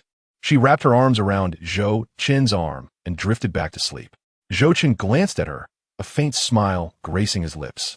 At 4:30, the taxi halted outside a hotel. Zhou Chen reserved 2 rooms for himself and Tang Wan, while the taxi driver curled up inside the vehicle, dozing off. The following day, at 8 o'clock, Zhou Chen knocked on Tang Wan's door. After waiting for a considerable time without a response, he frowned and called her. "Sorry, the phone you dialed is switched off." Hearing the automated message caused Zhou Chen's heart to tighten. He hurried to the front desk, asking the attendant, "Excuse me, did a girl in a white dress with short hair leave just now?" "I didn't see anyone," replied the attendant, a woman in her 30s, different from the night shift staff. Zhou Chen frowned. "She's in room 305. Could you please check?" The attendant shot him an incredulous look. "How can I let you enter a guest room without knowing if you're acquainted? We arrived together last night. You can check the surveillance." Zhou Chen insisted, his urgency palpable. "The surveillance is broken, and the repairman is too busy to come." Bang! Zhou Chen slammed his fist on the counter, raising his voice. "My friend is missing. Can you take responsibility for this?" The attendant, visibly annoyed, retorted, "Why are you yelling at me? I'm just following protocol." Zhou Chen shot her a glare before rushing outside to search for Tang Wan, suspecting she may have gone out for breakfast. Upon exiting the hotel, he glanced toward the taxi. It remained parked, the driver munching on a fried dough stick. Seeing Zhou Chen, the driver set down his snack and drove over. Zhou Chen immediately asked, "Did you see my girlfriend?" The driver shook his head. "I just want to get fuel and breakfast." "Your girlfriend wasn't with you?" Zhou Chen jumped into the car. "Let's look around." The driver quickly turned the vehicle onto the street, and they scanned both sides for breakfast shops. After searching several streets without a trace of Tang Wan, Zhou Chen called her multiple times, but her phone remained turned off. As it approached 10 o'clock, the driver returned Zhou Chen to the hotel. Zhou Chen inquired at the front desk, "Has a girl in a dress with short hair come back?" The attendant frowned. "She's really missing?" Zhou Chen nodded stoically. The attendant swallowed nervously. "You should call the police right away." Zhou Chen's eyes began to glisten, and his hands trembled as he took out his phone. With the hotel lacking surveillance and the breakfast run taking so long, he had no choice but to seek police assistance. Just as he was about to dial, the attendant suddenly pointed outside. "Is that her?" Zhou Chen turned sharply, his eyes landing on Tang Wan, who entered the lobby clutching a black plastic bag. "Why are you staring at me like that?" she asked timidly. Zhou Chen rushed to her, enveloping her in a tight embrace. Tang Wan's eyes widened in shock, her body freezing in place. What was he doing? Zhou Chen's voice was slightly hoarse as he said, "Wanner, please don't make me lose track of you again." It dawned on Tang Wan that her phone had died, which explained Zhou Chen's inability to find her. He had been searching for her. A warmth spread through her heart as she gently replied, "I'm sorry. I went to get some cash, but there were too many people at the bank. So it took longer than expected." This girl, so she had gone to withdraw money. Zhou Chen felt a mix of emotions, both touched and frustrated. He slowly released her, ruffling her hair with utmost seriousness. "Remember what I said. Don't let me lose track of you again." Tang Wan nodded obediently. "Okay. I'll bring 2 power banks next time I go out." She handed him the black plastic bag. "I didn't know how much you would need, so I took all my pocket money." Zhou Chen peeked inside the bag, discovering around 100,000 yuan. Children from wealthy families are truly different. In an era where a regular worker earned only 700 or 800 a month, her pocket money was astounding. Zhou Chen felt as though he were a child being tricked out of his allowance. Chuckling, "You gave me all your pocket money. What will you use? I still have a little stash and living expenses. Little rich girl, I feel like I don't need to work anymore. How about you support me from now on?" "Sure, but you won't mind what others say, right? I can take care of you." Tang Wan giggled, her lips curving into a playful smile. Zhou Chen gently brushed his fingers against her nose. "I would never rely on someone else." After checking out of their rooms, Zhou Chen took Tang Wan to the antique street. This street still boasted many ancient buildings from the Ming Dynasty, with farmers dressed in patched clothing and straw hats lining the pathways. In truth, these farmers were merely actors, creating the illusion that their antiques were unearthed from the countryside or mountains. Tang Wan clutched Zhou Chen's sleeve and quietly asked, "Zhou Chen, you're not planning to buy antiques, are you?" Zhou Chen raised an eyebrow. "What else would I be here for?" Tang Wan pouted. "Do you even know anything about antiques?" "My grandfather has been in the business for over 30 years and often makes mistakes." "Do you believe in luck?" Zhou Chen inquired with a smile. "Not really." Tang Wan shook her head. "You should believe. I've always had good fortune." "Oh really? I didn't notice that." "Think about it. If my luck were bad, how could I possibly meet someone as wonderful as you?" Zhou Chen grinned. "Oh, are you trying to charm me?" Tang Wan blushed, pinching his waist playfully. Ouch, that hurts. Zhou Chen grimaced in mock pain. I didn't pinch hard. Tang Wan looked puzzled. It's fine. Just give it a rub, and it won't hurt anymore. Oomph. Are you trying to deceive me again? Tang Wan scoffed, turning her head away. As they spoke, the two arrived at the entrance of a shop called Zhu Bao Ge. Zhou Chen gazed at the plaque engraved with the 3 gilded characters of Zhu Bao Ge, his heartbeat quickening significantly. This was the place. During an interview, Gui Yinsong had even specifically advertised for Zhu Bao Ge. Upon entering the shop, they found an elderly man with a sharp face lounging in a reclining chair. In his left hand, he held a meter-long smoking pipe, while his right hand lazily waved a fan. Nearby, a teapot brewed tea, accompanied by an old radio playing Peking opera. The old man squinted at the two of them, losing interest immediately upon realizing they were just kids. The cheapest items in my shop start at 10,000. Zhou Chen tossed a plastic bag onto the tea table, a stack of neatly bundled 100 yuan bills sliding out. The old man abruptly sat up, sniffing a stack of money. Hiss, it's real. His demeanor shifted entirely. He washed 2 teacups, pouring tea while smiling ingratiatingly. I wondered why there was such a commotion the moment I opened today. Turns out we have a distinguished guest. A young person capable of presenting 100,000 clearly belonged to a wealthy family. Antique street merchants favored such affluent clientele. Zhou Chen tucked the money away, smiling as he asked, "Do you have any fine calligraphy or paintings?" "Ah, how could you say that?" The old man replied haughtily. "I dare say. My family's collection of calligraphy and paintings is unparalleled on the entire antique street." He gestured invitingly. "What family do you hail from, young master? You dress rather modestly." Zhou Chen glanced around before leaning in to whisper, "I come from the provincial capital. My family isn't in business." The old man's expression changed instantly. "I understand. Young master, no need to elaborate. Not in business means you must be from a noble family. No wonder you dress so humbly. Noble families are not easily deceived. You must present something of value." He walked over to a shelf, pulling out a wooden box from the bottom tier and opening it to reveal an array of paintings. "My grandfather's birthday is approaching. He loves art, especially horses." Zhou Chen's mind filled with the image of Su Beihong's famous painting horses achieving success. Su Beihong, a renowned modern painter, infused his works with the essence of traditional Eastern art, making them highly collectible, particularly his horse paintings, which held profound significance. The old man quickly retrieved 2 marked scrolls. Here we have horses achieving success and galloping horses, both masterpieces by Master Su. Which one would you like? Is this truly an authentic work by Su Beihong? Zhou Chen observed the old man with a sardonic smile. The old man chuckled awkwardly. "I cannot guarantee that. You must judge for yourself." Zhou Chen pointed to galloping horses. "Let me see this one first." The old man produced a pair of white cotton gloves, carefully untying the scroll with a cotton string before unfurling it. Zhou Chen picked up a nearby magnifying glass, inspecting the scroll with theatrical seriousness. The old man inquired, "Your elders must have collected quite a few antiques. I presume you have some knowledge too?" "Just a bit," Zhou Chen replied nonchalantly. The old man chuckled. "You are quite modest."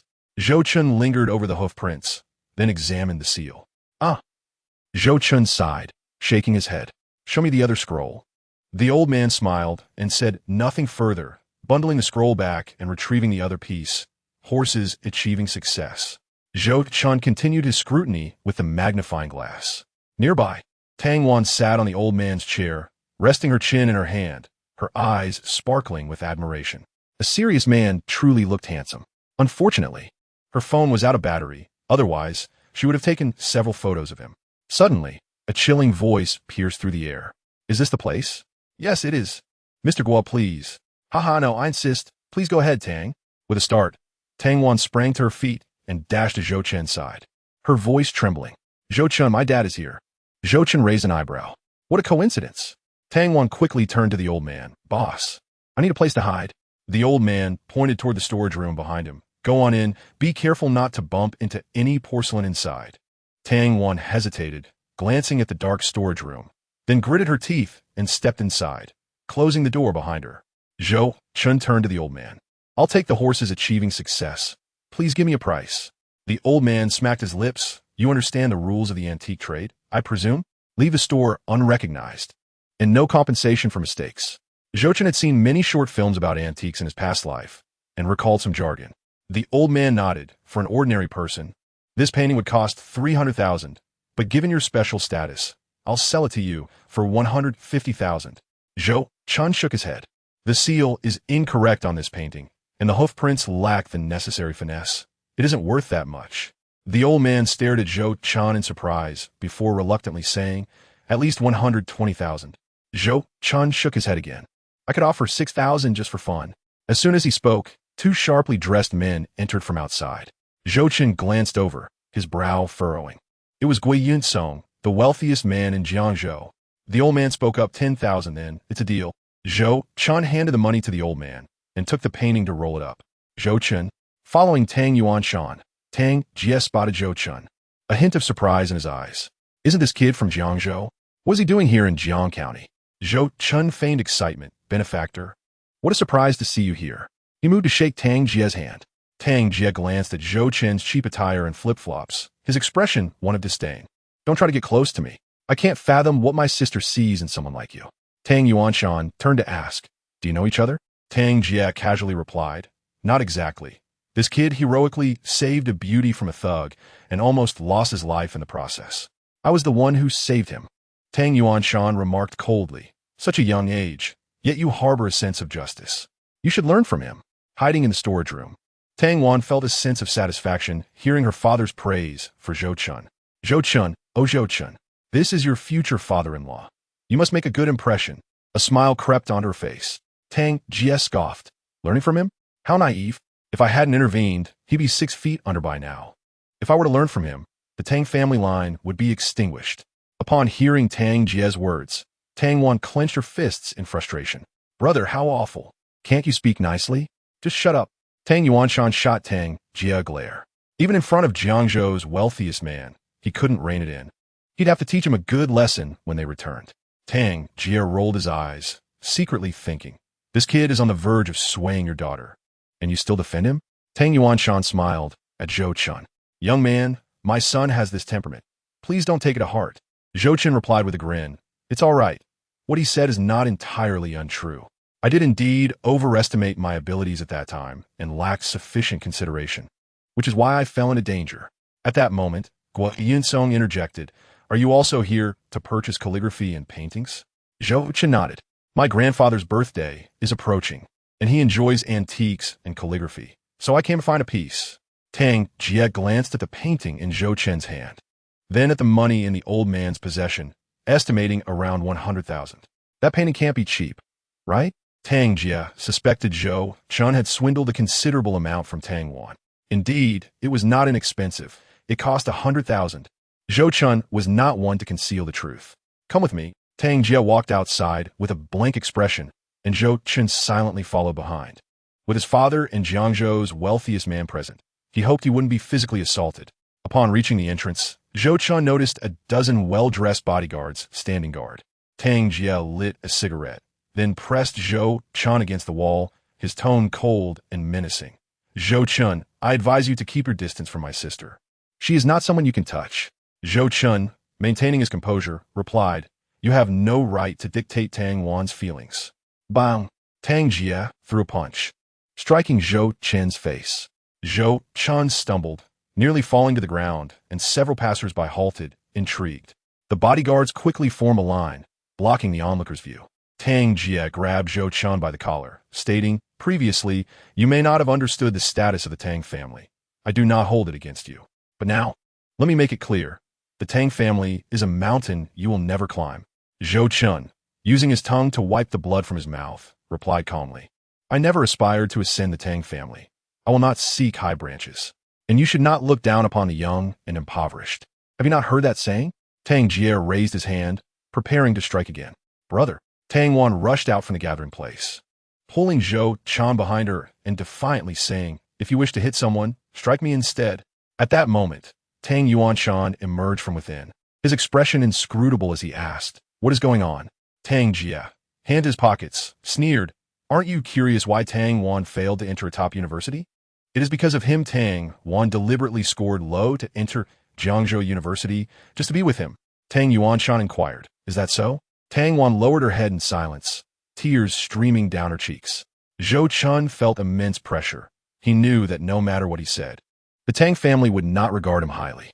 He spoke in a subdued tone, "Uncle Tang, Tang Wan, and I will focus on our studies." Tang Jia let out a cold laugh, about to retort when Tang Yuanshan shot him a glare, silencing him. Tang Yuanshan turned to Zhou Chen and said, "You're both still young. I hope you remain cautious." Upon hearing this, Tang Wan looked at her father in disbelief. What did he mean? It seemed as if he was permitting her to be with Zhou Chen. Chapter 59. One day, I will earn your father and brother's respect. Zhou Chen gazed deeply at Tang Yuanshan. The fact that he could mingle with Jiangzhou's wealthiest, Gui Yunsong, implied that the Tang family's assets were even more formidable than he had imagined. Such a prominent figure could undoubtedly manage emotions adeptly. His words were merely to placate Tang Wan. Afterward, he would not let this matter rest. "Oh, Dad, you are so kind." Tang Wan et Gulim, stepping forward to link her arm with Tang Yuanshan's. Her voice choked with emotion. "Enough. Wipe your tears. You have class tomorrow. Hurry back to school with Zhou Chen." Tang Yuanshan smiled, ruffling Tang Wan's hair. Tang Wan nodded obediently, wiping her tears, then winked at Zhou Chen. Zhou Chen's right cheek was swollen, and he internally chuckled at the absurdity of it all.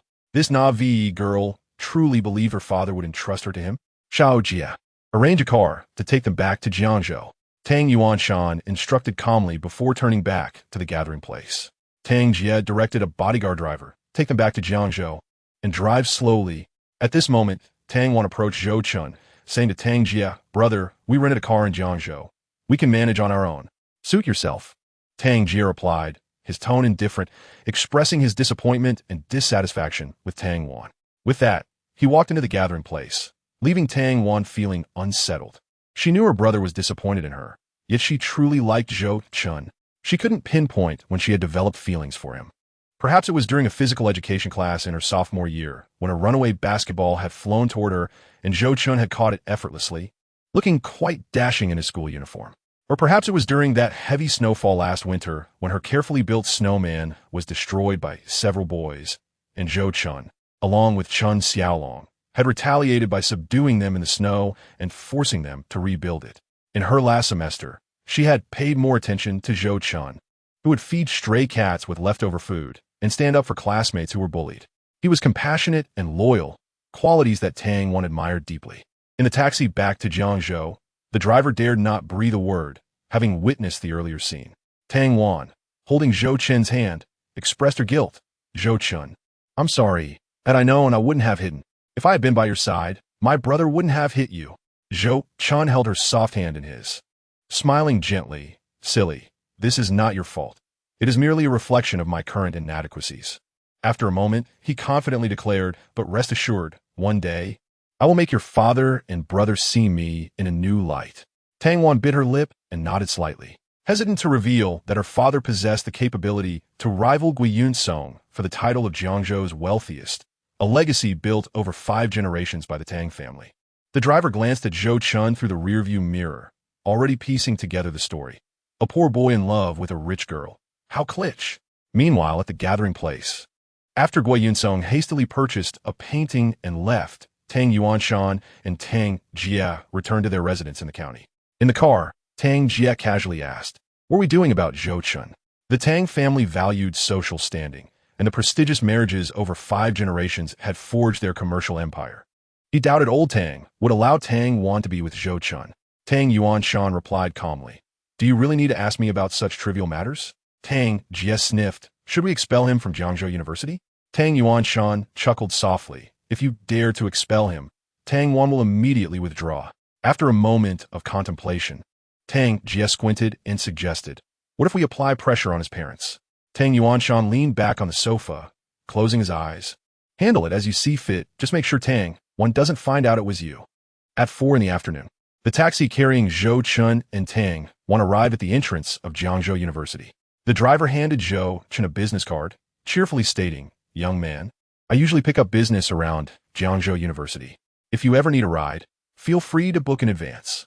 The driver, Qi Yunfeng, was about 30 years old and introduced himself as a former soldier who had driven tanks. "All right, I'll contact you next time I need a ride." Zhou Chen accepted the card with a smile. Despite the driver's earlier comments, he found him to be quite affable after their conversation. He planned to hire Qi Yunfeng as his personal driver in the future. "Business is booming. I'll see you again." Chi and Feng said as he noticed some students waving and drove off. At that moment, Zhou Chen spotted Chao Ming approaching with a group of tall, boisterous upperclassmen. Dan Wan, I'm heading back to the studio for a shower. Aren't you meeting Huang Qianshan for dinner? We could go to South City together afterward. Zhou Chen called over his shoulder as he walked away without looking back. Tang Wan watched his retreating figure, puzzled. What was his rush? She stomped her foot in frustration and headed toward the campus. Minggu, this freshman is quite cute, wearing glasses and looking all demure. Zheng Fei, a recent addition to Chao Ming's circle, remarked cheerfully. Tang Wan's brother was doing quite well for himself. Last time, he had humiliated her, and she felt the need to settle the score. If she couldn't deal with them, could Minggu not? How dare he treat her with such disdain? Chao Ming kicked Zheng Fei to the ground, who happened to fall at Tang Wan's feet. Startled, she feigned curiosity and asked, Zheng Fei, is the ground comfortable? Zheng Fei looked bewildered at Chao Ming. Minggu usually had a lewd disposition. Why was he acting this way today? Junior, I hope I didn't scare you. Chao Ming greeted Tang Wan with a sardonic smile. Tang Wan scrutinized Chao Ming and the older students beside him, with their long hair and cigarettes tucked behind their ears. They exuded an aura of delinquency, unmistakably troublemakers at school. Coupled with Zhou Chen's earlier reaction, she began to form certain suspicions. "Iem me finetang," Van replied indifferently, then walked past Zheng Fei into the campus. Zheng Fei picked himself up, awkwardly smiling at Chao Ming. Minggu, are you trying to create a persona of a model student in front of her? Create a persona? Nonsense. Chao Ming kicked Zheng Fei down once more. Upon returning to her dormitory, Tang Wan replaced her phone battery and dialed Tang Jia's number. Wan, have you arrived at school? Tang Ye donne softenet. Suggesting he had calmed down. Why did you do that? Tang Wan asked coldly. What have I done? Tang Ye replied surpriset. When Zhou Chen and I arrived at school, a few people attacked him, claiming you instigated it. A bunch of useless fools. Tang Ye surset. Tang Wan's eyelashes trembled slightly. So it was true, no wonder Zhou Chen had reacted like a mouse seeing a cat. It appeared they had already approached him before. Why hadn't this fool told her? Wan, I only asked them to protect you. I didn't expect them to assault Zhou Chen. I will call them to reprimand them later. Brother Tang Wan hesitated to speak. Tang Jie felt an inexplicable nervousness. He sensed his sister had something significant to convey. Tang Wan murmured, if you still consider me your sister, please do not harm Zhou Chen any further. Tang Jie took a deep drag from a cigarette, chuckling bitterly. Are you implying that if I continue to oppose him, you will no longer acknowledge me as your brother? As he spoke, Tang Jie felt a pang in his heart, as if pricked by a needle. Their parents were preoccupied with their respective businesses, and their mother returned to work 3 months after giving birth to Tang Wan, who had essentially been raised by him. He remembered her as a baby, holding her bottle, learning to crawl, and then walk. Her first word was brother, a moment he had proudly shared with their parents. After school, the driver would pick him up, and little Tang Wan would press her face against the window, eagerly awaiting his exit. Their bond deepened over the years. In college, a friend once remarked, Jiego, with how much you pamper your sister. Won't you cry when she gets married? That moment left Tang Jie in contemplation. He had never considered such a possibility. He believed no one in the world was worthy of his sister. In fact, he had noticed something unusual before Tang Wan's college entrance examination. While studying, she would occasionally chuckle to herself, and she always seemed unusually happy when heading to school, as if anticipating something. On weekends, she would complain that time passed too slowly. Having experienced love himself during high school, he suspected Tang Wan might be in a relationship. However, he refrained from investigating, fearing he wouldn't be able to accept the truth. If given a choice, he would prefer to remain in ignorance. Yet, contrary to his wishes, he learned of Tang Wan's involvement with Zhou Chen through his fiancée, Lin Qingxi. The news struck him like a bolt from the blue. He pondered for a long time whether to consider his sister's sour feelings or to drive Zhou Chen away. Ultimately, he chose the latter. Little did he know that the sister he had cherished since childhood would contemplate severing ties with him for that man. Tang Jie sat on the hotel's sofa, the burning cigarette and scorching his fingers, oblivious to the pain. Brother, are you all right? Tang Wan asked anxiously after a prolonged silence. She too felt the weight of the situation. On one hand was her beloved brother, who had doted on her since childhood. On the other was the man she had secretly loved for 2 years, with whom she had finally come together. I'm fine, Tang Jie rasped. extinguishing the smoldering cigarette. "Brother, I'm sorry." Tang Wan felt a surge of guilt for hurting him, tears streaming down her cheeks. Tang Jie forced a smile. "I will tell them to stop bothering Zhou Chen." "Thank you, brother," Tang Wan replied, her voice choked with emotion. After ending the call, Tang Jie leaned back against the sofa, closed his eyes, and let out a quiet sigh. Before Zhou Chen arrived at the studio, he received a call from Wu Chong. Wu Chong was already at the entrance of Jiangzhou University, and Zhou Chen instructed the taxi driver to return.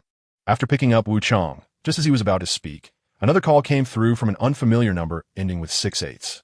Zhou Chen answered, and a deep voice inquired, "Is this Zhou Chen from Jiangzhou University?" "Yes, I ask who you are?" Zhou Chen replied, "Guiyin Song Guo Basqua."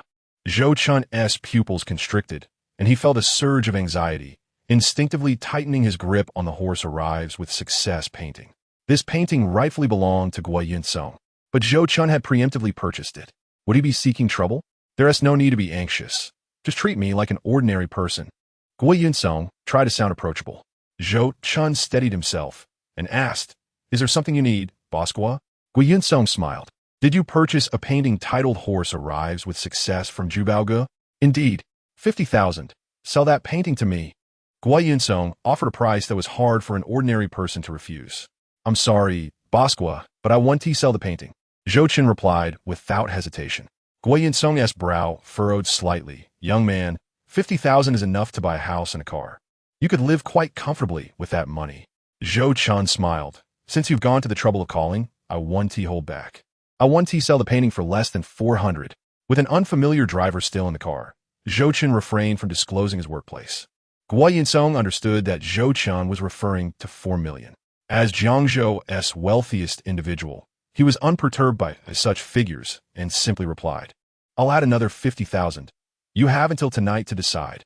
With that, Guiyin Song hung up. According to rumors within the circle, 3 months ago, a batch of high-quality replica paintings sold at Panjiayuan included a genuine piece by Master Su Beiyang. He had spent over 200,000 tracing where that batch had been purchased. In the past 3 months, he traversed several cities' antique shops, acquiring all of Su Beihong's works, regardless of authenticity. Zhubaoge was his final destination.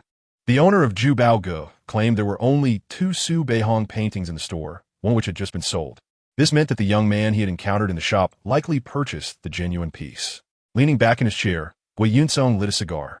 Though he held little interest in antiques, he needed land for a recent construction project, with numerous real estate companies vying for the same land. Some unscrupulous competition tactics had emerged. The father of the approver held a profound admiration for the masterpieces of the esteemed Su Beihong, prompting numerous competitors to seize this opportunity to acquire genuine works by the master in the market. Suddenly, the phone rang. Guiyin Song picked it up. A deep voice resonated from the other end. "Boss, someone from Wanqing Real Estate has also gone to the Zhubaoge." Guiyin Song's expression instantly darkened. Zhou Chen and Wu Chong were traveling in a taxi across the Qingjiang Bridge. The Qingjiang River meandered through Jiangzhou, and one stretch of it was remarkably wide, resembling the belly of a python that had just consumed a large yellow cow. This area was known as Wangjiang District, which was on the verge of development, destined to become Jiangzhou's most luxurious district. Property prices were projected to soar from the current 209,000. Following the global financial crisis of 2008, property prices skyrocketed nationwide, and Wangjiang District experienced a second transformation, surpassing the 20,000 mark.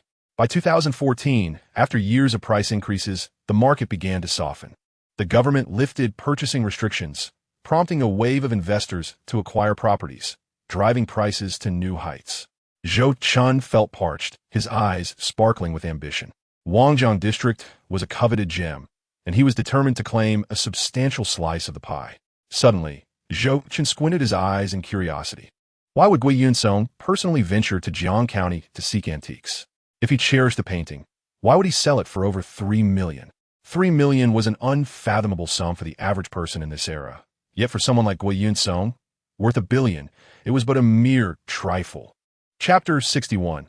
A transaction of 8,600,000. As Zhou Chen pondered these questions, his phone rang again. The number was strikingly unique, featuring 4 8s in the middle and ending with 4 6s. "Hello, who is this?" Zhou Chen answered. Hello, did you purchase a painting at Zhou? A gentle, melodic female voice inquired. Zhou Chen surmised that this woman was also interested in acquiring the horse to success painting. So he admitted, yes, a Su Beihong horse to success. The woman responded with delight. What price are you considering for it? Zhou Chen paused for a moment before asking, how much can you offer?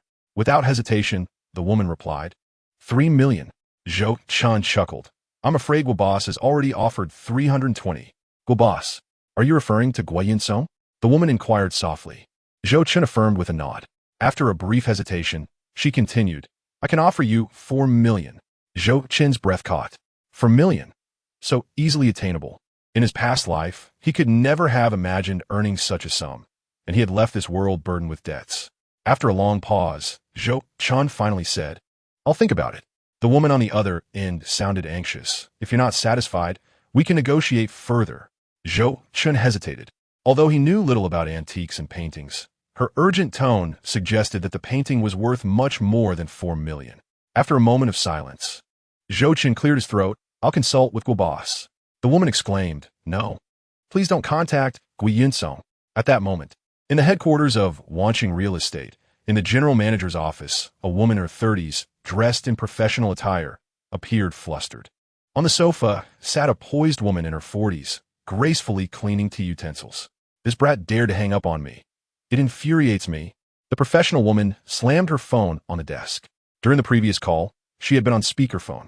The elegant woman, discerning the other party's youthful voice, chuckled. I warned you to manage your emotions. When you panicked, they had already seized your weak point. She mused from his voice. He shouldn't be more than 20 years old. Whose child could he be?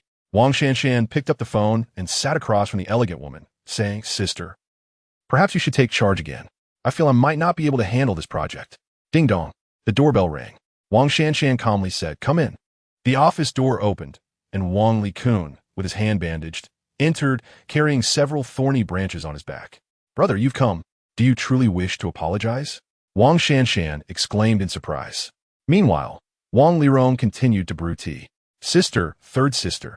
Wang Likun lowered his head as he stepped inside. Suddenly, he knelt on the ground. Sister, I promised my brother-in-law that if Qianqian truly strayed, I would come to you to apologize.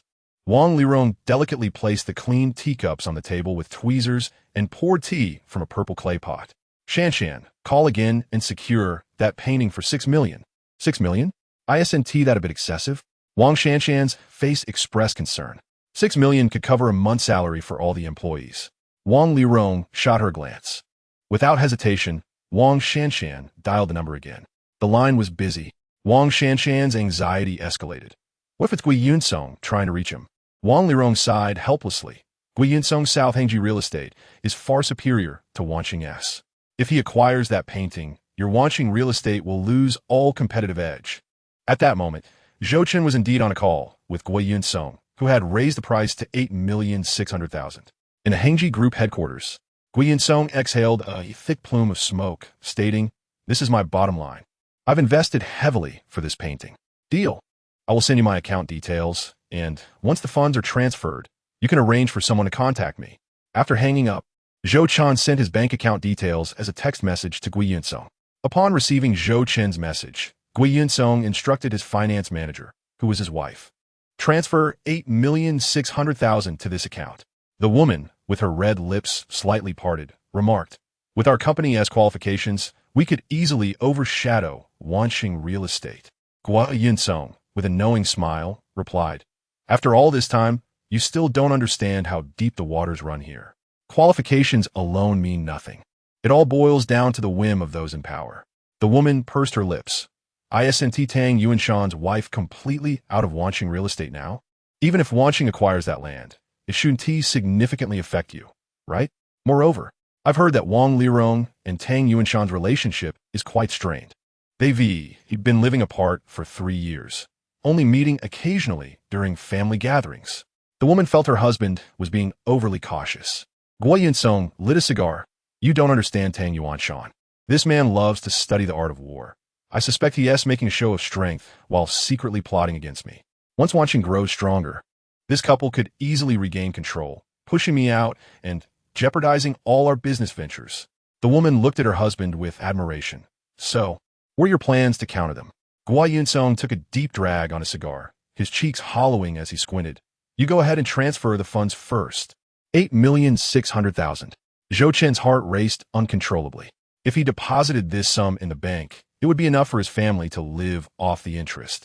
However, given the second chance he had been granted, settling for this amount would hardly be fitting for someone reborn.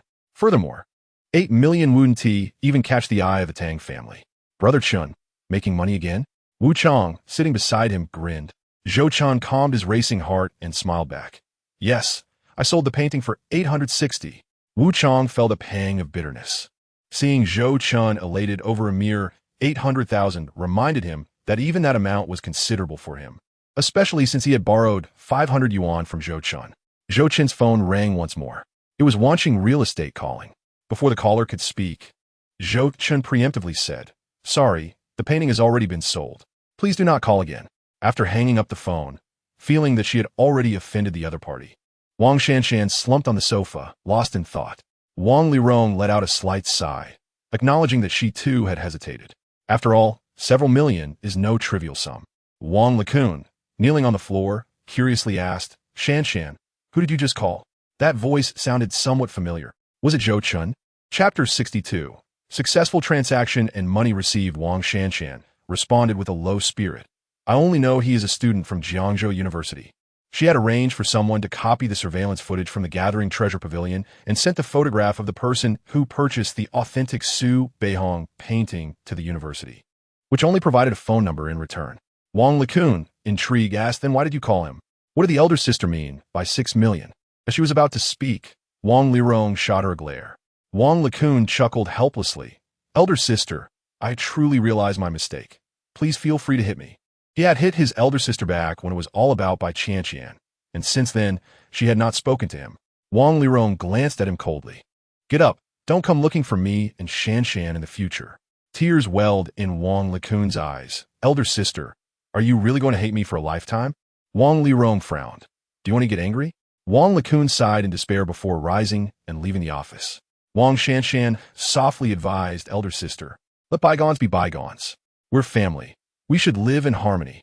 Wang Lirong stood up and adjusted her qipao, saying calmly, "I will return to the provincial city to take care of father. Take care of yourself, and remember my words. Keep your distance from your second brother. Moreover, do not trust anyone but me." With that, she left, her high heels clicking against the floor. Wang Shanshan stared blankly at her sister's retreating figure. After a long while, she sighed, "Why must our family come to this?" After getting into a BMW, Wang Lirong called Tang Yuanshan. Tang Yuanshan greeted her with a laugh. "Is the sun rising in the west today? You're actually calling me." Wang Lirong replied nonchalantly. "Wanqing has no chance for that vacant lot in Wangjiang district." Tang Yuanshan tapped his fingers on the table. "No chance at all?" Wang Lirong merely responded with an indifferent hum. Tang Yuanshan felt a headache coming on. "I hope my news is incorrect.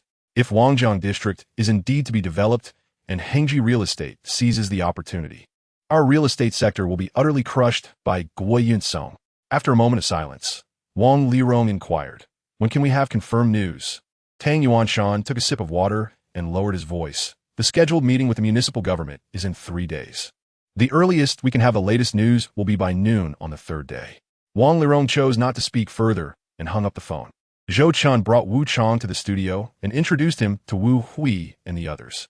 Wu Hui grinned and offered a cigarette, "Since we share the same surname, we'll be like brothers from now on." "Thank you, Brother Hui, but I don't smoke." Wu Chong politely declined the offered cigarette, smiling as a newcomer. "I hope to receive your guidance." Zhou Chen glanced at the fluctuating balance of his bank account before opening a text message from Guo Yunsong. "Settle Wu Chong in. I have some matters to attend to." Zhou Chen left that message and headed to the right coffee shop with his painting in hand. Guo Yunsong trusted him because he had the strength to find Zhou Chen. In front of Jiangzhou's wealthiest individual, Zhou Chen dared not entertain any other thoughts. Moreover, business must be conducted with integrity. Upon arriving at the right coffee shop, Zhou Chen noticed 5 identical Mercedes-Benz vehicles. He walked over and found Guo Yunsong's car, where Guo was chatting with a rosy-cheeked old man. Upon seeing Zhou Chen approach, Guo Yunsong smiled slightly. "Yes, here." Zhou Chen walked straight up and handed the painting to Guo Yunsong. Guo Yunsong remarked with a forced smile, "At such a young age, possessing nearly 10 million, you have surpassed 99% of your peers nationwide. It was disheartening that something that could have been bought for tens of thousands had cost over 8 million. Zhou Chen smiled modestly, all thanks to boss Gua.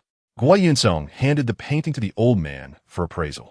After examining it with a magnifying glass, the old man nodded at Gua Yunsong. Return to the company, Gua Yunsong said indifferently, no longer bothering to look at Zhou Chen.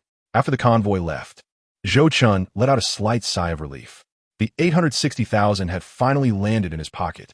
He packed several coffees and flagged down a taxi, only to coincidentally catch Qi Yunfeng's vehicle. Qi Yunfeng laughed heartily. It seems we are indeed fated. Zhou Chen handed Qi Yunfeng a cup of coffee, grinning.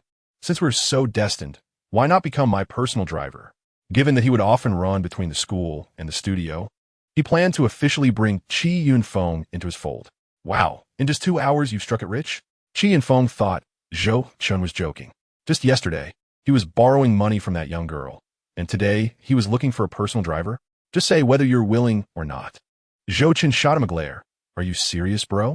I've done a bit of business, and will frequently need a vehicle to shuttle between the school and the studio. Zhou Chen explained. Qi Yunfeng remembered what Zhou Chen's little girlfriend had said about him, starting a business, and believed it somewhat. Do you have a car? Mine belongs to the company. I don't have a car yet. I plan to buy a used one for now.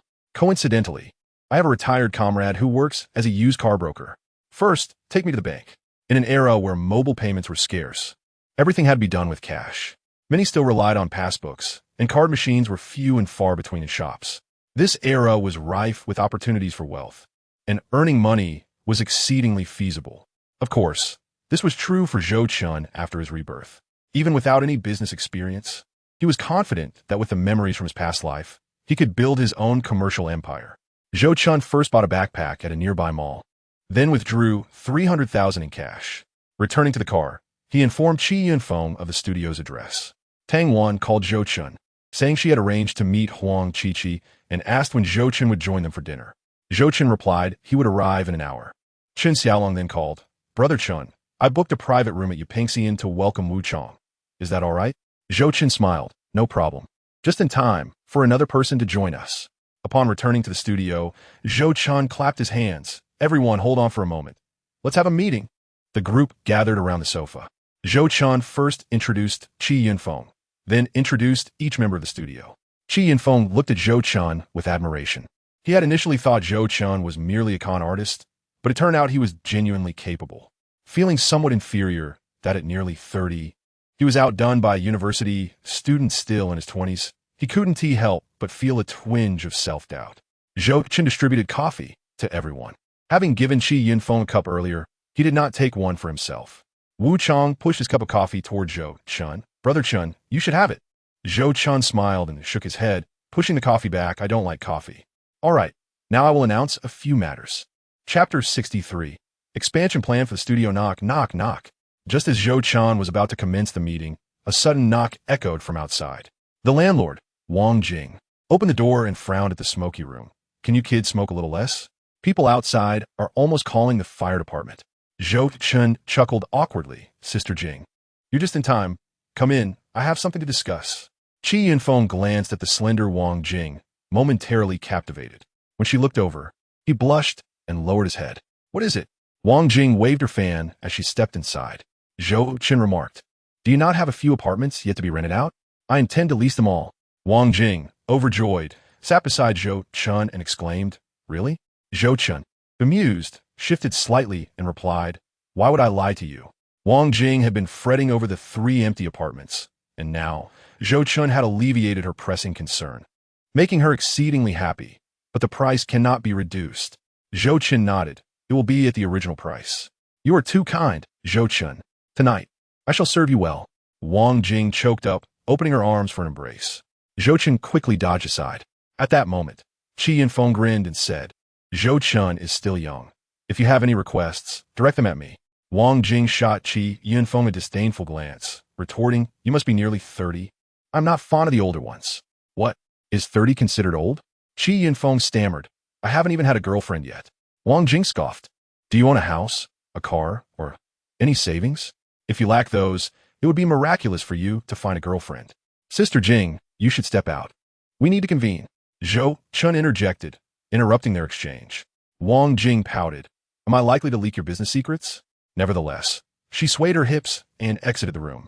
Zhou Chen then continued, "This is our first meeting. I have other matters to attend to, so I shall be brief." Wu Chang, a seasoned player of Dream Journey, was brought on board primarily to oversee that segment. Qi Hang, you must work hard these next few days to assist Wu Chang in establishing the Dream Journey Gold Farming Studio. Zhou Chen directed his gaze towards Wu Chang and Qi Hang. Wu Chang was motivated by the need to earn money for his sister's medical treatment. Upon mentioning the gold farming studio, he comprehended its significance immediately. Qi Hang, sipping from a bottle of Erguo II, smiled lightly. "Our legendary studio has yet to turn a profit. Where will the funds come from to open a new one?" Zhou Chen set his backpack on the table and opened it, revealing 300,000 in cash. The room fell into a profound silence, the sound of a pin dropping audible. Chen Xiaolong stared at Zhou Chen in shock, asking Brother Chen, "You aren't planning to rob a bank, are you?" Zhou Chen ignored the question and continued, "We will add 6 computers to the legendary studio and procure 10 computers for the Dream Journey studio." As he spoke, Zhou Chen placed 200,000 in front of Wu Hui. Wu Hui, dry and tongue-tied, stammered, "Brother Chen, you." He struggled for words, knowing they had only known each other for less than 3 days. Zhou Chen had the audacity to entrust him with such a sum, enough to purchase an apartment. "My principle in hiring is to trust those I employ. Since I am bringing you along to earn money, I shall not doubt you," Zhou Chen said with a knowing smile directed at Wu Hui, before proceeding to allocate new tasks. The Longting Studio was divided into 4 departments: the Legendary Department, Dream Department, Dark Department, and Technical Department. Chen Kai was appointed as the head of the Legendary Department, Wu Bin as the deputy head, Wu Chang as the head of the Dream Department, Wu Hui as the interim head of the Dark Department, Qi Hang as the engineer of the Technical Department, Qi Yinfeng as my personal driver. Zhou Chen assigned the roles in a single breath.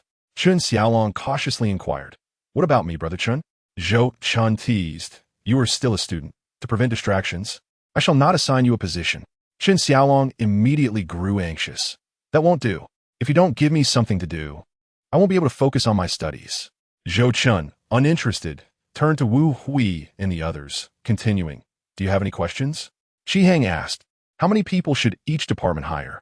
Zhou Chen pondered and replied, "One person can manage 6 computers, and those we hire will receive a monthly salary of 3,000. Additionally, the technical department needs more personnel." "Why does the technical department require so many people?" "I can handle it myself," Qi Hang asserted while drinking. "I have other uses for them, and I need only top talent in the technical department, those who can independently complete application development."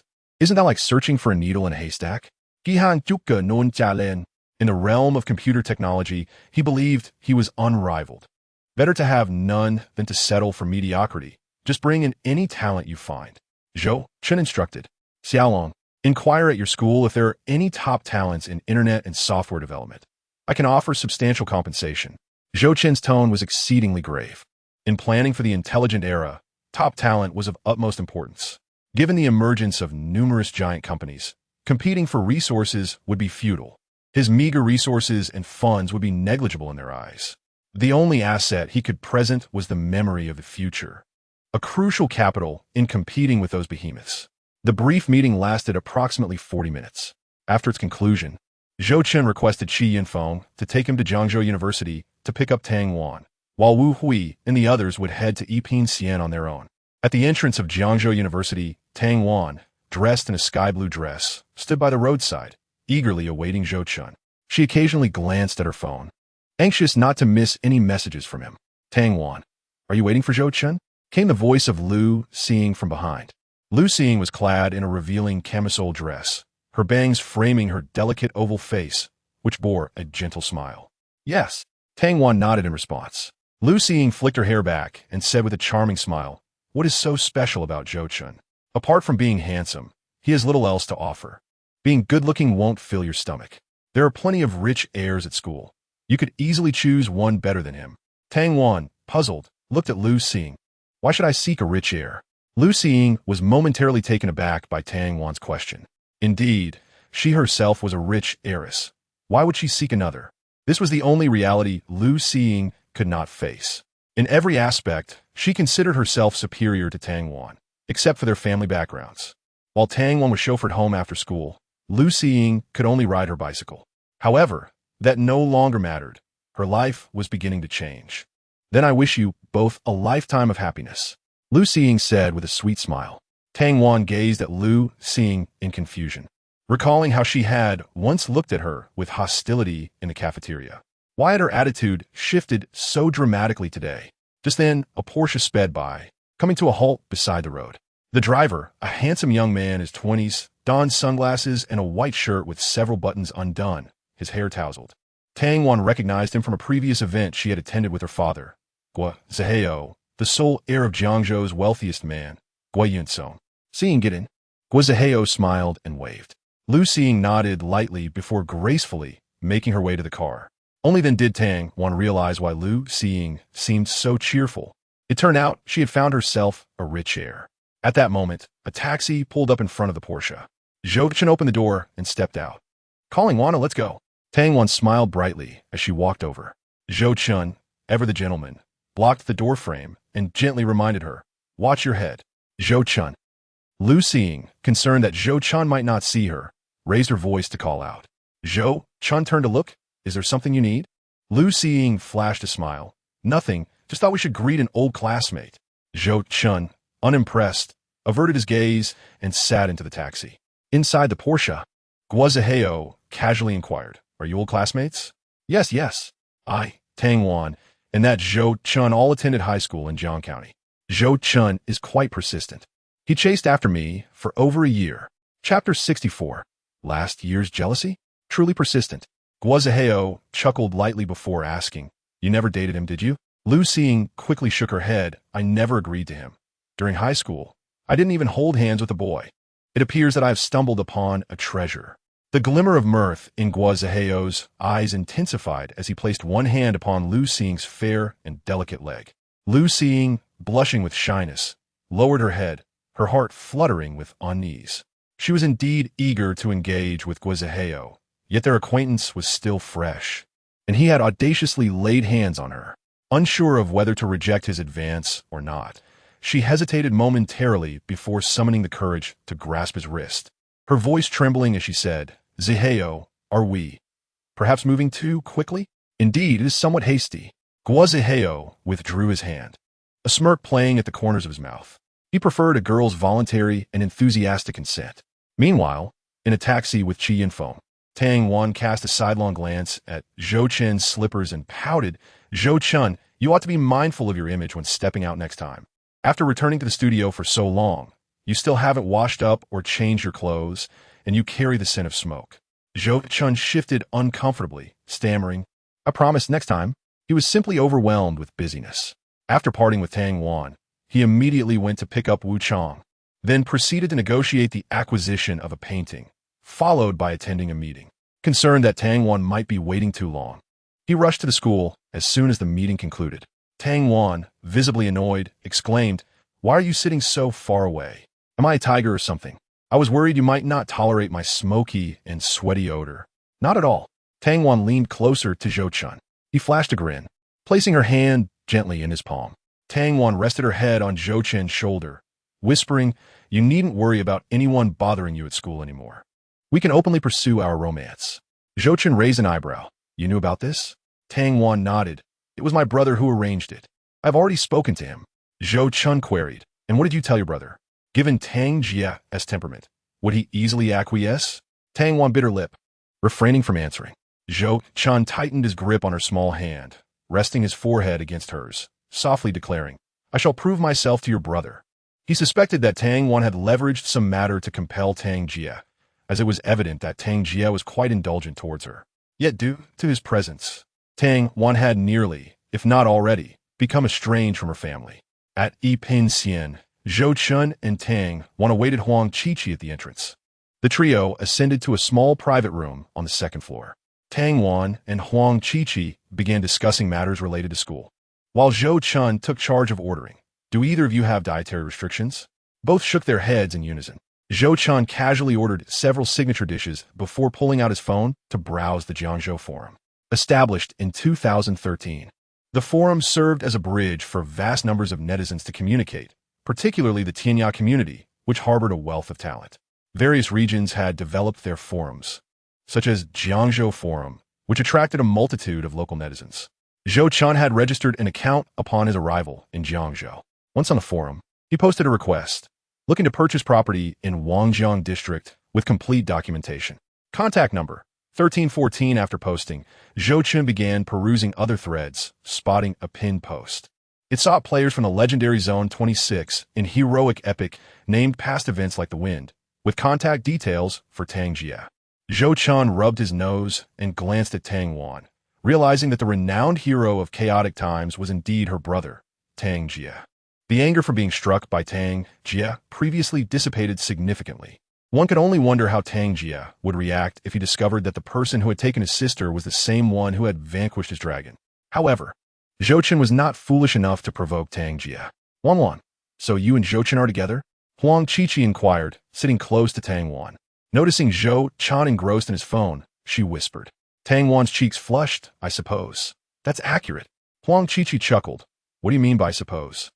Tang Wan lowered her voice to explain. It's just, he hasn't confessed, and I haven't either so it merely lacks a ceremony? Huang Qiqi's brows curved playfully before furrowing in thought. But wait, Zhou Chen seems to care about such things. He even gave Lu Xing roses back in school. When did that happen? How come I didn't know? Tang Wan's smile faded, her nose tingling with emotion. Huang Qiqi quickly realized her slip of the tongue had struck a nerve and backtracked. I was just joking. There is no such thing.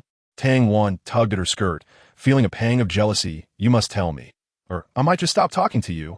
Huang Qiqi glanced awkwardly at Zhou Chen, uncertain of how to proceed. The table was small, and although Zhou Chen sat opposite them, he could still hear their conversation. Noticing Huang Qiqi's pleading gaze, Zhou Chen smiled nonchalantly. Last Valentine's Day, I bought a rose for Lu Xing and waited in the rain beneath her dorm for 2 hours, but she didn't even glance my way. Serves you right. Tang Wan turned her head in irritation. Last Valentine's Day was a weekend. Her brother had quarreled with his future sister-in-law, and she had been at home strategizing how to appease Lin Qingxi.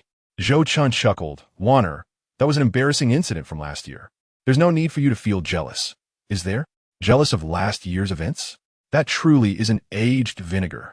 Tang Wan huffed, turning to Huang Qiqi. Qiqi, let's talk about something else. What major did you choose? Studying accounting. As they conversed, Zhou Chen poured himself a cup of tea. Huang Qiqi had mentioned the significance of rituals. The reason he had not directly confessed to Tang Wan was that he wished to provide her with a romantic declaration. However, before that, he needed to achieve some success in his business endeavors to grant her a sense of security. The waiter brought the dishes. Zhou Chen donned disposable gloves and peeled several shrimp for Tang Wan, pushing them towards her. Wanner, eat more shrimp. It's good for your health. Tang Wan looked up at Zhou Chen and, upon seeing his warm smile, turned her head away. I'm not incapable of feeding myself. Huang Qiqi interjected. Wan, if you don't want them, I want to hold back. No way. He peeled those for me. Tang Wan quickly reclaimed the small plate of shrimp. Huang Qiqi sighed dramatically. You two are flirting while I'm left as a mere light bulb. I'm truly at my wit's end. Tang Wan's cheeks still bore a hint of pink as she squinted with a smile. Aren't there any male classmates in college? You should find someone for yourself, too.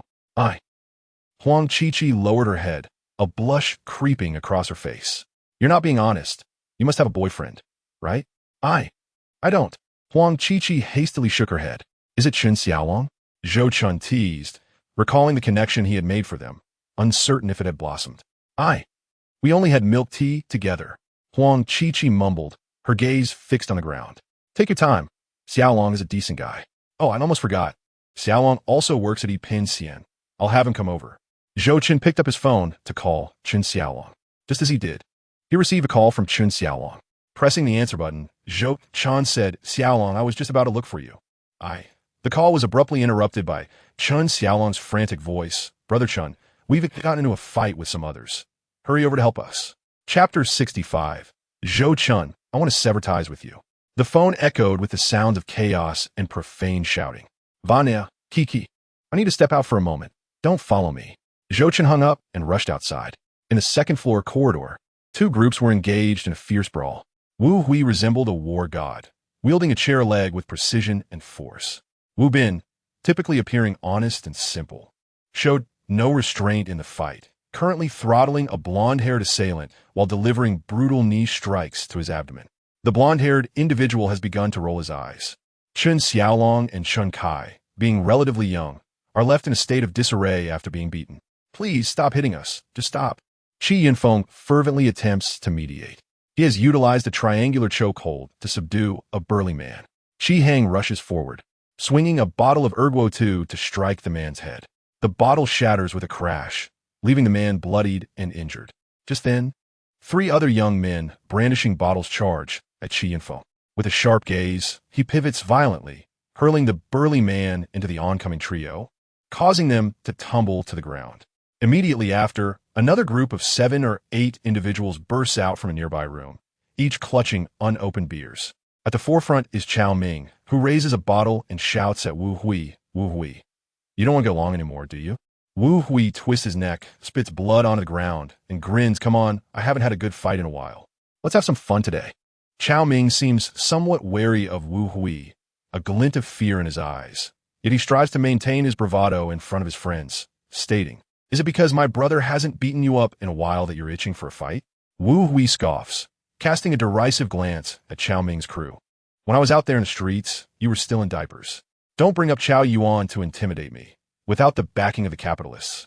Your brother is nothing." Zhou Chen descends the staircase, gripping a rusted chair leg. Upon recognizing Chao Ming's group, his brow furrows slightly. Wu Hui had mentioned that Chao Ming's brother is Chao Yuan, a prominent figure of the area. Offending either Chao Ming or Chao Yuan could lead to significant trouble. After a moment of contemplation, Zhou Chen discards the chair leg and strides over Wu Hui. "What happened?" Wu Hui retrieves a cigarette from behind his ear, lights it, and explains a few kids from the next room got drunk and came over to stir up trouble.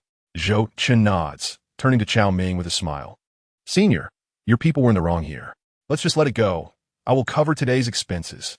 Wu Hui furrows his brow, but remains silent, understanding that Zhou Chen is considering his own business interests. Chen Kai, bruised and battered, approaches, exclaiming, "Chen, are you out of your mind? They started this mess. Why should we treat them to a meal?" Treating them to a meal is like admitting fault. He cannot accept Zhou Chen's decision. Chen Xiaolong limps over, his eyes reddened, saying, "Zhou Chen, when did you become so spineless? Back in high school, you were the first to throw a punch if someone was bullied. Now, after being beaten up, you want to buy them dinner? What a humiliation." Qi Hang, hands in his pockets, suffers from a cut on his arm, his long hair obscuring half of his face, rendering his expression unreadable. Qi Yinfeng stands with arms crossed, believing Zhou Chen's approach to be wise. Given the numerical superiority of their opponents, prolonging the conflict would only lead to further disadvantage for their side. Zhou Chen's handling of the situation reflects his maturity and composure. Ignoring the protests of his companions, he continues to fixate on Chao Ming, asking, "Senior, what do you think?" After a moment of hesitation, Chao Ming declares, "I want 8,000 for medical expenses." Damn! Chen Kai and Chen Xiaolong nearly lose their composure. "Are we not injured ourselves?" Wu Bin steps forward, saying, "Chen, if you're paying them for medical expenses, I have lost all respect for you. My brother always taught me, one could be broke but never lack dignity. Even in our darkest times, we would rather sleep under a bridge than beg." Zhou Chen looks up at Wu Hui, asking, "Do you have the money?" Wu Hui silently glances at Wu Chong, who is hiding in a room with a backpack containing 300,000 in cash. Zhou Chen enters the room, retrieves 8,000 from the backpack, and hands it to Chao Ming, stating, "This is for your medical expenses." Chao Ming smirks, "You have some sense. But let me remind you, it's best to keep your distance from them in the future. Today, I'm in a good mood, so I won't hold it against you." With a wave of his hand, he adds, "Let's go continue drinking." Chao Ming's crew returns to their room, and Wu Hui and the others also retreat. Chen Xiaolong shouts at Zhou Chen, "Zhou Chen, I am severing ties with you." With that, he turns and limps away. Wu Bin sighs, "Brother, I'm done too." Chen Kai remains silent, quietly following Wu Bin out. Qi Yinfeng shakes his head with a bitter smile. Young people just can't keep their cool. Qi Hang pours Ergo 2 over his wounded arm. Veins bulge in his neck, yet he remains silent. Qi Yinfeng observes Qi Hang closely, despite his frail appearance. He possesses a fierce spirit, hard on others and equally hard on himself. After finishing a cigarette, Wu Hui lights another. Zhou Chen takes a swig of the Ergo 2 on the table, letting the strong liquor suppress his anger. "This debt is one we will remember. Within a month, I will ensure that Chao Yuan and Chao Ming are expelled from Jiangzhou. Zhou Chen's tone is calm, yet his eyes glimmer with intensity. His brothers have been wronged, and he feels the weight of it. However, with his business still in its infancy, patience is essential. Wu Hui extinguishes his cigarette, saying, "This area used to be under Lei Laohu's control. I worked alongside him for over a decade." Then Chao Yuan suddenly swooped in with over 10 million to acquire several entertainment venues, swiftly crushing Lei Laohu's business. Lei Laohu's operations plummeted, and his loyal subordinates were bought off by Chao Yuan. Eventually, Chao Yuan even had Lei Laohu's wife taken from him, leading to Lei Laohu's tragic leap from a building in despair. Qi Yinfeng picks up his chopsticks, taking a piece of steamed fish and chewing. "I thought you fought over territory directly. 10 years ago, it might have been direct confrontations with hundreds involved. However, in recent years, regions have strengthened public security, making large-scale brawls increasingly rare." Qi Hang leans casually against the back of his chair, adding, "You all are younger than me, yet you've experienced so much." Qi Yinfeng chuckles in disbelief. "But you were a soldier. It's understandable if you're unfamiliar with these matters." Qi Hang smiled like the ding ding ding. Zhou Chen receives a call from an unknown number. The voice on the other end respectfully inquires, "Is this half a cigarette?" Half a cigarette is Zhou Chen's forum ID. Zhou Chen responds, "Yes." The caller, excited, introduces himself. "I am Xiao Song, the business manager from Xinglong Real Estate Agency. I saw your post on the Jiangzhou forum about acquiring properties in the Wangjiang district, and I happen to have several listings available." Chapter 66. Is he going to kiss me? How many sets? 6 sets, all residential properties near the river, which can be easily rented out with some minor renovations. I'll come by tomorrow at 6 in the afternoon. All right, I will await your call. After hanging up, Zhou Chen feels a surge of joy. In 3 days, news of the Wangjiang district's development will circulate in upper circles. Additionally, a significant announcement regarding the first subway station in Jiangzhou will also be located in the Wangjiang district. As capitalists catch wind of this, they will rush to seize this lucrative opportunity, causing property prices to skyrocket overnight. 6 sets are far too few. Zhou Chen plans to invest all of his 8 million into this venture. In 3 days, this 8 million could potentially yield a 35-fold return. After sharing a few drinks with Wu Hui and the others, Zhou Chen intends to return to the small room on the 3rd floor to accompany Tang Wan. He tells Wu Hui, "Talk to Wu Bin and Chen Kai. Help them see things clearly. Starting next month, we will settle this account." Wu Hui nods with a smile. "They are still young. Be more understanding." Zhou Chen smiles back, then turns to leave. Qi Hang downs a glass of liquor and asks Wu Hui, "Do you believe him?" Wu Hui shakes his head, "Not really." Yet Wu Chong, with unwavering conviction, states, "I believe in Brother Chun." The 3 individuals then turn their gaze toward Qi Yinfeng. What good is disbelief? Can you contend with Chao Yuan? Qi Yinfeng chuckled silently. In truth, he held his own doubts about Zhou Chen. Had Zhou been of a similar age, perhaps he would have entertained a semblance of belief. However, the youth was far too young, and Qi Yinfeng felt certain that Zhou Chen would struggle against the capitalists backing Chao Yuan. The only semblance of trust lay in Zhou Chen's relative maturity compared to his peers. Wu Hui and Qi Hang sighed in unison. Zhou Chen returned to the private room on the 3rd floor to join Tang Wan. After indulging in a hearty meal, he proceeded to the front desk to settle the bill. His table had racked up over 300 yuan, while Chao Ming's 2 tables had amassed an extravagant 12,000. Zhou Chen seethed inwardly, convinced that those scoundrels had pocketed several bottles of fine wine. Tang Wan had already seen Huang Qiqi off in a taxi. Spotting Zhou Chen emerge, she approached him and inquired, "How much was it?" "I'll cover your share." This meal was Zhou Chen's treat for Huang Qiqi, and Tang Wan felt it inappropriate to let Zhou Chen foot the entire bill, especially considering his entrepreneurial endeavors, which had left him financially strained. Zhou Chen, hands tucked into his pockets, smiled and replied, "Why the formality? We're all classmates. Let me treat you." "No, I insist on paying for this meal," Tang Wan firmly declared, retrieving a wad of 100 yuan notes from her bag. Zhou Chen, bemused, protested, "Is this really necessary?" Tang Wan, her big eyes wide with determination, retorted, "If you refuse my money, I'll invite you to dinner next time." Zhou Chen, with a playful smile, snatched 2 bills from her hand, suggesting, "Let us split the bill then. The total is 360. You cover 200, and I'll take care of 160.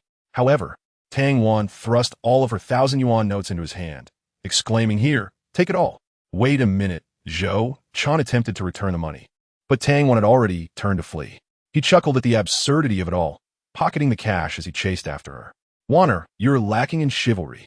You're making me feel like I'm living off you. Then go ahead and live off me. Isn't it delightful? Tang Wan turned back, grinning mischievously. Zhou Chen caught up with her and playfully seized the nape of her neck, teasing, "Why stop running now?" Let go of me," Tang Wan squeaked, curling her neck like a frightened kitten. She raised her hands to tickle Zhou Chen's waist. Hey, don't tickle." Zhou Chen was extremely ticklish since childhood and quickly released her, twisting away to evade her playful assault. Tang Wan broke free, arms drawn back, causing Zhou Chen to bolt in the opposite direction. "Oomph. You scoundrel Zhou Chen, don't you dare run." Now it was Tang Wan's turn to pursue Zhou Chen. The chase led them to a grassy area near the square. Zhou Chen suddenly halted, turning to spread his arms wide, inviting Tang Wan for an embrace.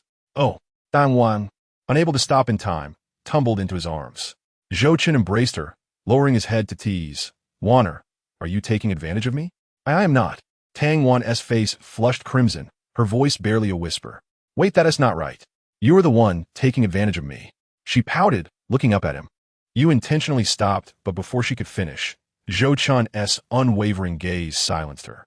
In the dim light, the moonlight filtered through the trees, casting a gentle glow on Tang Wan's delicate face. Her soft, pink lips shimmered alluringly. Zhou Chen swallowed hard, unable to resist the urge to lean in for a kiss. Tang Wan's eyes widened in shock, her heart racing.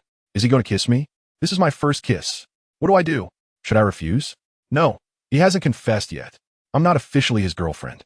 But if I refuse, will I seem like Lu Xiying? After a tumultuous inner struggle, Tang Wan slowly tilted her head back, firmly closing her eyes. I'll go for it after all. It's Zhou Chen's first kiss too. I won't lose out. Suddenly, a loud bang erupted in the center of the square, startling Tang Wan and causing her to flinch. Instinctively, she turned to look. A crowd had gathered, and a plethora of fireworks were set up. The vibrant explosions illuminated the night sky with a dazzling array of colors. How beautiful! Tang Wan's eyes sparkled with wonder. Zhou Chen, reclining on the grass, softly asked, "Do you seldom get to see fireworks?" "I always spend New Year's in the provincial capital, where fireworks are prohibited. Do you enjoy them?" "Yes. I adore the moment they bloom. It's fleeting yet mesmerizing, leaving one entranced." Tang Wan gazed up at the sky, lost in admiration. As the fireworks danced, Zhou Chen lay back, resting his hands behind his head, casually kicking his feet. The crowd began to cheer, chanting for a kiss. A couple in the throng shared a romantic kiss. Tang Wan's eyes sparkled with excitement.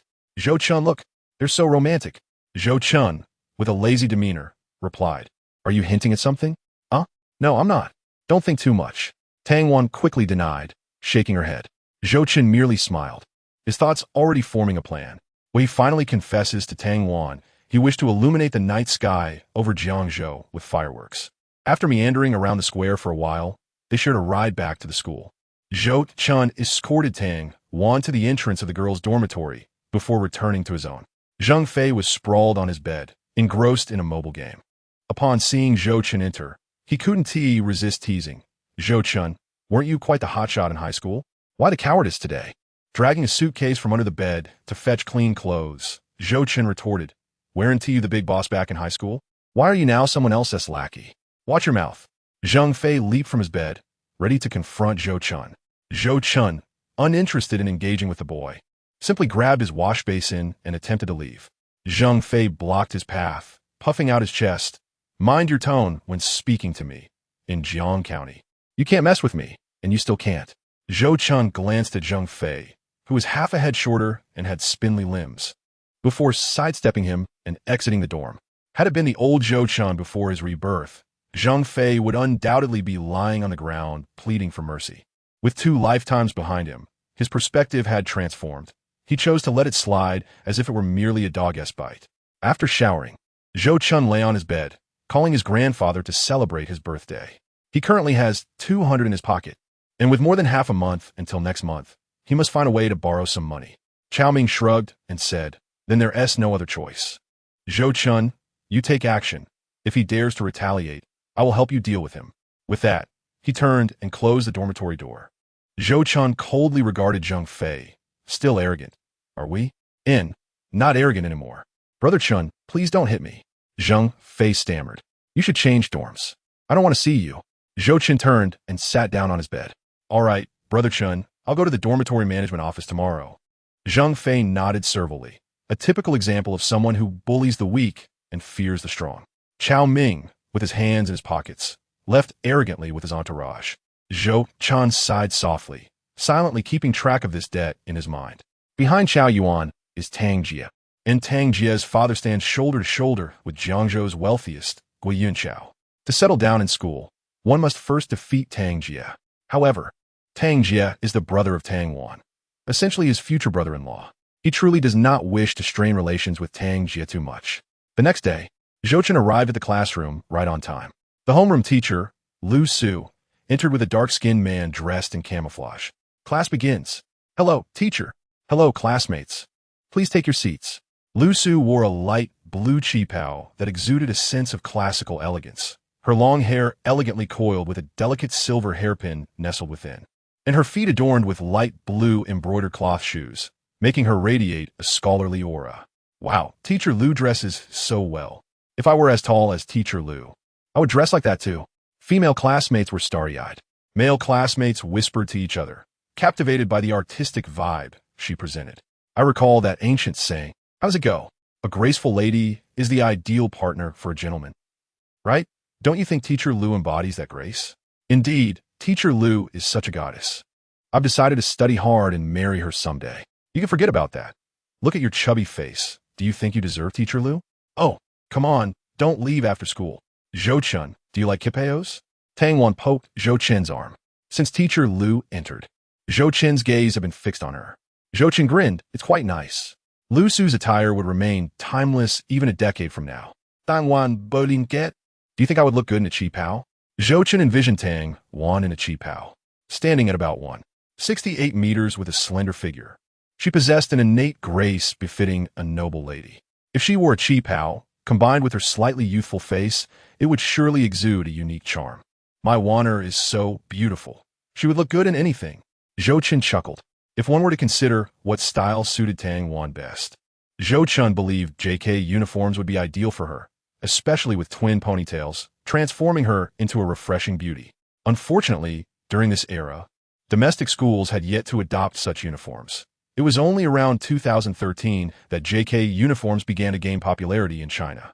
However, once he has some spare cash, he could consider introducing such fashion early on. Class, quiet down. Lu Su gently tapped the desk, and all students immediately hushed. To enhance your physical fitness, we will commence a military training program lasting half a month. This is your military training instructor, Hong Lei. Instructor Hong, the class is yours. All right. Hong Lei smiled slightly. Lu Su cast a meaningful glance at the students before turning and leaving the classroom. As soon as the homeroom teacher departed, the class seemed to lose interest, slumping over in their chairs. Bang! Sit up straight. Hong Lei forcefully struck the podium, his piercing gaze akin to that of a hawk. The students were startled into sitting up straight. I don't care how you behave in other teachers' classes, but in mine, you must obey. Hong Lei walked through the aisle, hands clasped behind his back, exuding an intense pressure. The students fell silent, not daring to breathe. First, let us have a simple self-introduction. My name is Hong Lei. I am a veteran and have been awarded the title of Best Instructor at Jiangzhou University for 7 consecutive terms. By the way, I have a nickname, Black Egg. Ha! Some students couldn't hold back and burst out laughing. Hong Lei grinned, revealing his white teeth against his dark skin, creating a striking contrast. Those who had been stifling their laughter finally erupted into uncontrollable giggles. Only Tang Wan looked troubled, muttering, so he is Black Egg. Our military training is doomed. What is the story? Zhou Chen asked, puzzled. Sister Qing Shi mentioned Black Egg to me. He is a devil of an instructor. Freshmen trained by him come back barely alive. Dan Wan Sai He Vi Li. It can't be that exaggerated, right? Zhou Chen's eyelids twitched, already picturing the terrifying training ahead. Just wait and see. Hong Lei raised a fist, and the students instinctively quieted down. In a calm tone, he said, this class will be long. I'll start by sharing my military career, followed by our training plan. I hope we can get along well over the next half month. Chapter 68. Dad advises breaking up Hong Lei briefly explained his journey from enlisting to retiring, instilling a sense of patriotism in the students. He then announced the training schedule, daily from 7:30 to 11:30 a.m. and 2:30 to 5:30 p.m. After military training, there would be a welcome party. The bell rang, signaling the end of class. Starting tomorrow, we will have military training, and since it's the first day, I expect everyone to gather on the field half an hour early at 7. Do you all understand? Understood. The abrupt change from an 8 o'clock class to a 7 o'clock gathering left everyone looking glum. Haven't you eaten? Speak up. On lei barked. Understood. The students shouted hoarsely. That's settled. Class dismissed. Hong Lei walked out with his hands behind his back. Ugh. I hate military training. Lu Feifei rested her chin on her desk. Looking dejected, Tang Wan pouted. I despise it too. The sun is so strong right now, and I'll definitely get tanned after training. She had experienced military training in high school. Although she had been pampered since childhood, she never complained, even when things got tough. But now she felt anxious. She didn't possess particularly stunning looks. The only aspect that could rival the school beauties was her skin. If her skin got tanned, would Zhou Chen dislike her? As this thought crossed her mind, her eyes began to shimmer with unshed tears. She gently pinched Zhou Chen's arm, pleading, Zhou Chen, you can't dislike me. Huh? Why would I dislike you? Zhou Chen took her tiny hand and squeezed it. Tang Wan, feeling a jolt, quickly withdrew her hand, worried Zhou Chen might misinterpret it, and hastily explained in a whisper, we're in the classroom. Zhou Chen rubbed his nose, smiling, then quickly answered my earlier question. What could I possibly dislike about you? It's just, if I get tanned during military training, you can't dislike me. Tang Wan mumbled, her head lowered. Zhou Chen gazed at her cautious demeanor, filled with happiness. Silly girl, I will never dislike you. His gentle tone and magnetic voice brushed over Tang Wan's heart like a spring breeze. Tears glistened in her eyes. Happiness, gratitude, joy. A myriad of emotions flooded her heart. She was easily contented. Even a simple phrase of affection and commitment can be overwhelming. Must you both continue to indulge in such displays of romance? I am truly satiated, I assure you. In the back seat, Lu Feifei's deskmate, Yuan Tao, could no longer bear the sight and protested with a sorrowful expression. Tang Wan's cheeks flushed crimson as she buried her face in her arms. Unable to meet Zhou Chen's gaze. The subsequent classes were self-study sessions. Most students lacked mobile phones, thus dedicating themselves earnestly to their studies. Before long, noon approached. Tang Wan had intended to share a meal with Zhou Chen. However, just before school ended, Lin Qingxi called to invite her to lunch. As Lin Qingxi was to become Tang Wan's sister-in-law, she accepted the invitation to foster their relationship. Zhou Chen, left to dine alone in the cafeteria, had barely settled down with his meal when he received a call from his father, Lao Zhou. Hello, Dad. Zhou Chen answered as he continued to eat. Zhou Guangming's voice was grave. Are you involved with a girl named Tang Wan? Zhou Chen paused, furrowing his brow. Is someone looking for you? No one is looking for me. You are still young. Focus on your studies. You can find a girlfriend after you graduate from university. Zhou Guangming advised earnestly. Zhou Chen sensed a hidden concern in his father's tone, quickly deducing that Tang Jia might have put pressure on his parents. Zhou Guangming sighed and continued, moreover, I have heard that the young lady comes from a well-off family. We are not worthy of her. It will be best to part ways so as not to hinder her studies. Understood, I know what to do, Zhou Chen replied, his grip on the chopsticks tightening. He simply wished for a straightforward romance, yet it seemed so fraught with difficulty. Zhou Guangming sighed, once more before abruptly ending the call. With little appetite, Zhou Chen picked at his meal and then retrieved his phone to dial Song Yang. Mr. Yin, hello, I am currently in a meeting, Song Yang whispered. Normally, he would not take calls during a meeting from regular clients, but this Mr. Yin was a major client. If he secured this deal, the commission would sustain him for several years. Prepare the contract. I will come over to sign it now. Zhou Chen stated succinctly before hanging up. Song Yang, upon hearing Zhou Chen's words, nearly leaped with excitement. Each property yielded over 4,000 in commission, and selling these 6 properties would earn him more than 20,000, equivalent to what an average person would earn in 2 years.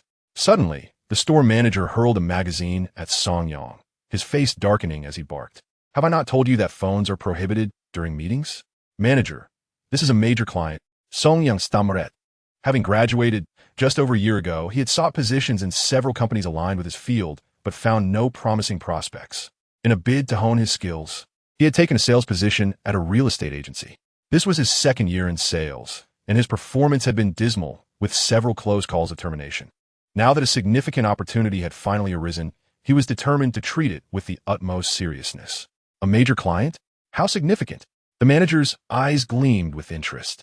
Sensing the manager's anger dissipating, Song Yang continued, "This client intends to purchase all properties in the Wangjiang district. We currently have 6 properties available. Is that credible?" The manager asked skeptically. The Wangjiang district had suffered a severe population decline and lacked commercial incentives. Who would be foolish enough to buy property there? It is credible. He is on his way to sign the contract. Song Yang's gaze flickered uncertainly. The client's voice was youthful, likely under 20. Did he truly possess the means to acquire these 6 properties? Young man, you are still naive. You do not understand the perils of this world. You are likely being deceived. The manager sipped from his thermos before continuing. Additionally, given your lack of performance over the past 5 months, the company has decided to terminate your employment. The initial words had touched Song Yang, as he believed the manager was imparting wisdom. However, the latter statement left him wide-eyed in disbelief. Manager, you are terminating me? The real estate market in the Wangjiang district was already struggling, and their branch primarily dealt with second-hand properties. Other colleagues had also not closed deals in months. The manager produced a stack of 100 yuan bills from his briefcase and tossed it at Song Yang. Here are 2,000 yuan. It should cover your base salary for 5 months. Manager, get out. The manager's expression darkened, rolling up his sleeves as if to imply that further resistance would lead to violence. Song Yang swallowed hard, slowly removing his work ID and the company-issued phone. As he placed the phone down, he realized the manager's intentions. He wished to dismiss him and claim the lucrative deal for himself. The manager had a cousin involved in unsavory dealings, and with his parents working in the Wangjiang district, resistance could lead to trouble for his family. The true peril of society? It lies not in its structure, but in the hearts of men. Song Yang counted 8 bills from the 2,000. It represented his rightful salary. After gathering his belongings, he left the store in a daze. The manager lit a cigarette, and, once Song Yang had departed, quickly checked his call log. After locating the most recent number, he narrowed his eyes and dialed. In the Wangjiang district, a brand new black Mazda 6 was particularly eye-catching. This was the vehicle Qi Yunfeng had just acquired that morning, costing a total of 125,000 yuan. The Wangjiang district was filled with aging houses from the 1970s, and the streetlights were wooden poles supporting light bulbs. Qi Yunfeng drove, occasionally glancing at Zhou Chen in the back seat, who remained silent, seemingly indifferent to the cost of the car. Throughout the journey, Qi Yunfeng felt an overwhelming sense of pressure emanating from Zhou Chen, reminiscent of the tension he experienced facing a superior during military service. Such feelings had never arisen before. The car halted at a fork in the road, and Qi Yunfeng cleared his throat, earnestly asking, "Boss, could you inquire which street they are on and the name of the store?" Just as Zhou Chen reached for his phone, it rang, Song Yang's number. Zhou Chen answered on speaker. "I was just about to reach out to you. I have arrived in the Wangjiang district. Which street is your store located on, and what is its name?" "Young man, where are your parents?" The store manager, perceiving the youthful voice on the line, inquired kindly. "I am the buyer." "You? Is that acceptable?" Zhou Chen's tone darkened. Of course. Our store is called Xinglong Real Estate, located at 178 Wangjiang 3rd Street. The manager hastily replied. Age aside, perhaps he was merely a playful rich kid. After hanging up, Zhou Chen conveyed the address to Qi Yunfeng, who then resumed his tranquil demeanor. 10 minutes later, they arrived at Xinglong Real Estate. The manager, smoking outside the store, noticed the shiny new car and immediately extinguished his cigarette to greet them. Qi Yunfeng, curious, asked, "Boss, are you actually planning to buy property here?" He was well acquainted with the district, having frequently driven in and out. Since the departure of a plasma television factory, the area had lost a significant portion of its populace, leading to the near bankruptcy of local KTVs and bars. "Is that not permissible?" Zhou Chen replied as he stepped out of the car. The manager approached with a broad smile, extending his hand. "You must be Mr. Yin. I am Wang Chong, the manager of this agency." Zhou Chen politely shook his hand. "My surname is Zhou." "Ah, Mr. Zhou, what a pleasure." Wang Chong glanced at Qi Yunfeng as he exited the driver's seat and asked, "And this young man is?" "He is my driver," Zhou Chen replied with a slight smile. Wang Chong was momentarily taken aback. A dedicated driver suggested considerable wealth. He felt a surge of excitement. Shall I take you to view the properties now? Dispose of these 6 houses. And after deducting the commission, I will still net over 40,000. 3 years without any business, and now I can eat for 3 years. What about Song Yang? Zhou Chen suddenly interjected. Song Yang is on leave for some personal matters. I can take Mr. Zhou to view the properties. Wang Chong slightly lowered his gaze, a stiff smile on his face. Zhou Chen immediately perceived that Wang Chong was lying. He had already made an appointment with Song Yang to sign the contract. Even if an unexpected situation arose, Song Yang should at least notify him, right? He didn't call, and his phone was still in the store manager's possession. It was not difficult to deduce that the store manager had snatched Song Yang's deal, perhaps even dismissing him. I will only sign the contract with Song Yang. Since he is on leave, I shall return another day. Zhou Chen turned to leave. Qi Yinfeng also promptly headed towards the driver's seat. Mr. Zhou, please wait. I will call Song Yang and ask him to come over immediately to show you the properties. Wang Chong hurriedly stepped forward to hold the car door. It was not easy to find a big spender. He could not let him go so easily. Wang Chong quickly took out his phone and dialed Song Yang's private landline. The first call did not go through, so he dialed again. Still, no one answered. It was not until the 7th attempt that someone finally picked up the phone. Wang Chong, why are you calling me? A cold voice came from the other end. Wang Chong could feel Song Yang's anger even through the phone, and he forced a smile as he said, Xiao Song. I was confused earlier. Please hurry back to work. In the sales industry, capable salespeople are revered. As long as Song Yang could secure this major deal, Wang Chong would be willing to kneel down and apologize to him. After a moment of silence, Song Yang asked, Is Mr. Yin here? Yes. He specifically requested to sign a contract with you. Wang Chong deliberately avoided Zhou Chen while on the phone, keeping a distance of more than 20 meters from him. Song Yang hesitated for a moment, inhaled deeply, and said, All right, I will come over immediately. He was not returning for the job. He aimed to fulfill Mr. Yan's home buying needs. It was evident that Mr. Yan specifically wanted him to sign the contract, and he could not disappoint Mr. Yan's goodwill. Don't say I fired you or anything like that when you come back. Wang Chong reminded him in a low voice. I know what to do. Song Yang replied and then hung up, heading out. Meanwhile, Zhou Chen leaned against the car door with his arms crossed. After finishing his cigarette, Qi Yinfeng walked over, still trying to convince him. Boss, the properties here have no appreciation value. You should reconsider. I've already made up my mind. Zhou Chen turned his gaze to the nostalgic street, a confident smile curling at the corners of his mouth. Fine, you are the boss. It's your call. Qi Yinfeng shrugged helplessly. When you regret it later, don't blame me for not warning you. Zhou Chen smiled, but remained silent, glancing at the time. Half an hour had passed, and he would likely be late returning to school. Since there were no classes today, he decided to take a leave. Zhou Chen dialed his homeroom teacher's number. Considering there were no classes in the afternoon, Lu Su readily approved his leave. Wang Chong bought 2 bottles of Red Bull for Zhou Chen and Qi Yinfeng from a convenience store. He opened a bottle, took a couple of sips, and asked with a grin, Mr. Zhou, what business does your family run? A game studio? You mean an arcade hall, right? Wang Chong, a child of the 70s, had not played many games, but he had noticed that many arcade halls had substantial foot traffic in recent years, so he assumed Zhou Chen was referring to that. Yes. Zhou Chen had little fondness for Wang Chong and did not wish to elaborate. Wang Chong noticed Zhou Chen's disinterest and awkwardly chuckled, glancing down the road where Song Yang worked. It's been quite a while. How come that guy hasn't arrived yet? Zhou Chen replied nonchalantly. No ruse. I have plenty of time this afternoon. After about 10 more minutes, Song Yang finally appeared at the end of the street, pushing a bicycle. Unfortunately, on his way here, the bicycle chain had snapped. Song Yang locked up the bike, jogged over to Zhou Chen, and extended his hand. Hello, Mr. Yin, I am Song Yang. Zhou Chen shook his hand and replied, I'm not Yin. My surname is Zhou. Mr. Zhou. Song Yang quickly corrected himself with a smile. Zhou Chen smiled slightly. Let's go see the properties. Song Yang nodded and turned to the store manager. Manager, can I borrow your car? The manager was about to hand over the keys when Zhou Chen interjected. Let us take my car instead. Qi Yinfeng had already climbed into the driver's seat. Song Yang hurriedly opened the car door for Zhou Chen. After Zhou Chen settled in, Song Yang closed the door and entered from the other side. Song Yang politely addressed the driver. Go straight for 500 meters, then turn left onto Ronghua Avenue. Chapter 70. I want to invest all 8 million. Qi Yinfeng skillfully drove towards Ronghua Avenue. Zhou Chen reclined in his seat, crossing his legs, one hand lightly tapping the car window, exuding an air of authority. Song Yang sat up straight, appearing somewhat tense.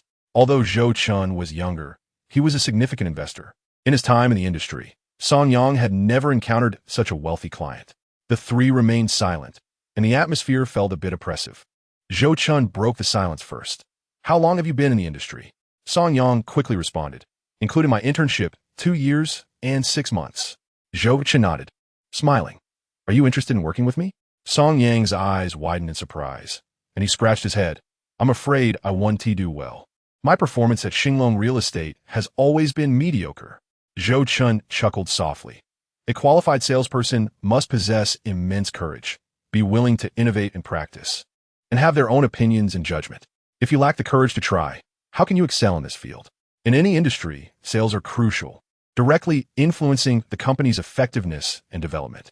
For instance, in my game studio, having an excellent salesperson could quickly turn all the equipment into cash."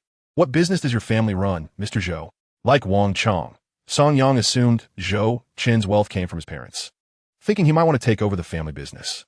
"My family does not run a business. I run a business myself. I have a game studio," Zhou Chen explained. "All right, then I'll work with you." Song Yang no longer hesitated and immediately agreed. Since he had no intention of returning to Xinglong Real Estate, he was essentially unemployed and might as well follow Mr. Zhou for a while. 10 minutes later, the car stopped by the roadside on Ronghua Avenue. Song Yang led Zhou Chen to the property. It was a row of brick and tile buildings from the 70s and 80s. The walls still bore slogans painted in oil, such as "Family planning enriches the nation and strengthens the people and gender equality for generations." Song Yang pointed to a 7-story building and said, "Mr. Zhou, the 6 properties you requested are all in this building."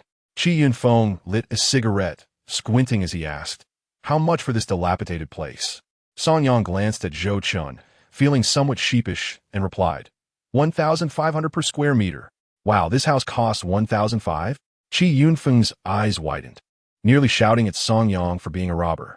Currently, new properties are just over 2,000, and this second-hand house from the 70s and 80s looks like a potential hazard, yet they dare to ask for 1,500?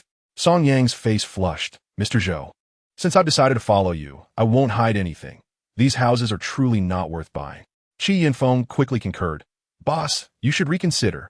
Zhou Chen's lips curled into a smirk. "No need to think. I'll take all of them. 1,500 per square meter is well below my budget." Qi Yunfeng and Song Yang sighed helplessly. However, Zhou Chen's next words utterly astonished both of them. Taking a deep breath, Zhou Chen declared, "I have 8 million in hand, and I intend to invest it all." "What?" The expressions on Qi Yunfeng and Song Yang's faces were utterly astonished. 800,000? This was simply too extravagant. Qi Yunfeng, with a hint of skepticism, remarked, "Boss, you aren't deceiving me, are you? Just the day before yesterday, you were borrowing money from that wealthy heiress." Zhou Chen replied with a calm smile, "Do you know what I borrowed the money for?" Qi Yunfeng squinted thoughtfully before fixating his gaze on Zhou Chen, saying, "You must have purchased a painting. It's not possible that you stumbled upon a genuine antique, is it?" Zhou Chen smiled enigmatically without responding. Qi Yunfeng, clutching his chest as he gasped, exclaimed, "With 800,000, you could acquire luxury cars, buy a villa, and the remaining funds could be deposited in a bank to earn interest, ensuring a lifetime free from financial worries." Song Yang's eyes sparkled with excitement. He had perceived Zhou Chen merely as an ordinary rich second generation, possessing perhaps 1 to 200,000, but to his astonishment, he had 800,000. Zhou Chen turned to Song Yang and commanded, "This task is entrusted to you. I want to invest this 800,000 within 2 days." Song Yang hesitated and swallowed hard. "Boss, don't you want to reconsider?" Zhou Chen shook his head firmly. "Just do as I say." Although Song Yang struggled to comprehend his boss's intentions, he dared not defy him. Nodding vigorously, "I will do my utmost to find more properties." Subsequently, the three of them strolled along Ronghua Avenue, with Song Yang jotting down some phone numbers for rental and sale properties. Upon returning to Xinglong Real Estate, Zhou Chen signed 6 contracts and then transferred 890,000 to the manager's account at the bank. After completing all necessary paperwork, it was already 3 in the afternoon. Song Yang requested his 2,000 commission from the manager, who reluctantly retrieved the cash from the safe. On their way back to the studio, Song Yang handed the heavy 2,000 to Zhou Chen, saying, "Boss, this money is for you." Zhou Chen could have signed a contract with Wang Chong, but he chose to give that opportunity to Song Yang. This money should not belong to him. Why return it to me? You rightfully earned it. Zhou Chen pushed the money back. Xinglong has already taken 2,000 as commission. The 6 properties only cost 850,000. Returning this 2,000 to you will mitigate your losses. Song Yang explained it, but Mu said, enough with the formalities. What is rightfully yours is yours. This commission is yours, and it is certainly better than giving it to Wang Chong. All right. Fine. Song Yang reluctantly accepted the money. Zhou Chen leaned back on the sofa, gazing out at the rapidly retreating scenery, lost in contemplation. The housing prices in Wangjiang district were far below his budget. If he could flip the properties in 3 days, he could potentially reap around 80 million. This sum would be sufficient to launch his mobile phone company. However, he would still require funds for research and development, as well as hardware customization. This would amount to a substantial fortune. The road to establishing his own brand of mobile phones was still long. Beep. Zhou Chen's phone chimed with a QQ message notification. It was from Tang Wan. Zhou Chen, did you take the afternoon off? Zhou Chen replied, yes. Tang Wan in Guit? Is it business related? Zhou Chen confirmed, yes. Tang Wan continued, what's wrong? You seem preoccupied. Zhou Chen responded, not at all. Tang Wan pressed, then why are you so distant? Zhou Chen stated, I'm busy at the moment. Tang Wan reminded him, you still owe me a cup of milk tea. Treat me after school. Zhou Chen replied, I probably won't have time. Let's do it another day. Tang Wan conceded. All right, you focus on your work then. After ending the conversation, Zhou Chen leaned back in his chair and slowly closed his eyes. At that moment, he truly did not know how to navigate the complexities of his relationship with Tang Wan. Continuing to date her could potentially jeopardize his parents' safety because of Tang Jia. Did he really have to part ways with Tang Wan? Song Yang, do you have a cigarette? Zhou Chen asked with his eyes still shut.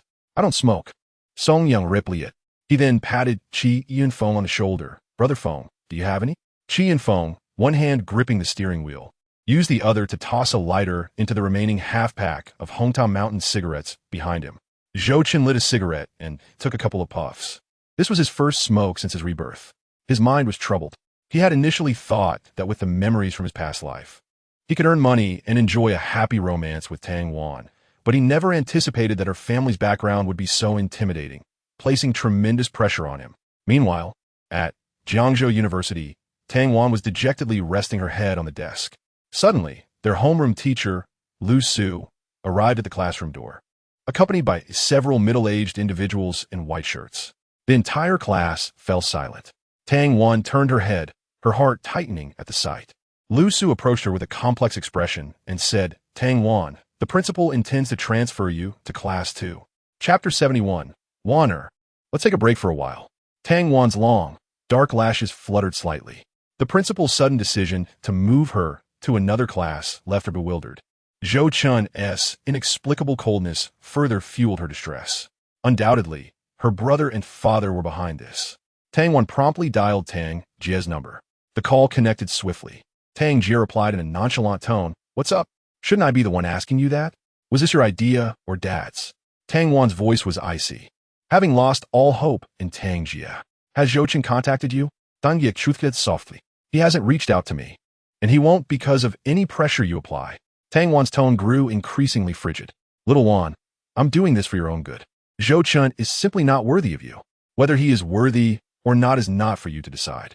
If you insist on separating us, I will hate you for a lifetime. Tang Wan's eyes reddened as she spoke with a quivering voice. I never expected you would choose to dislike me over an outsider.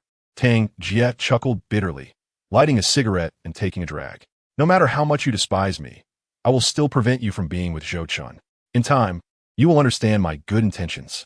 After uttering these words, Tang Jie hung up the phone, marking the first time he had ever terminated a call with Tang Wan.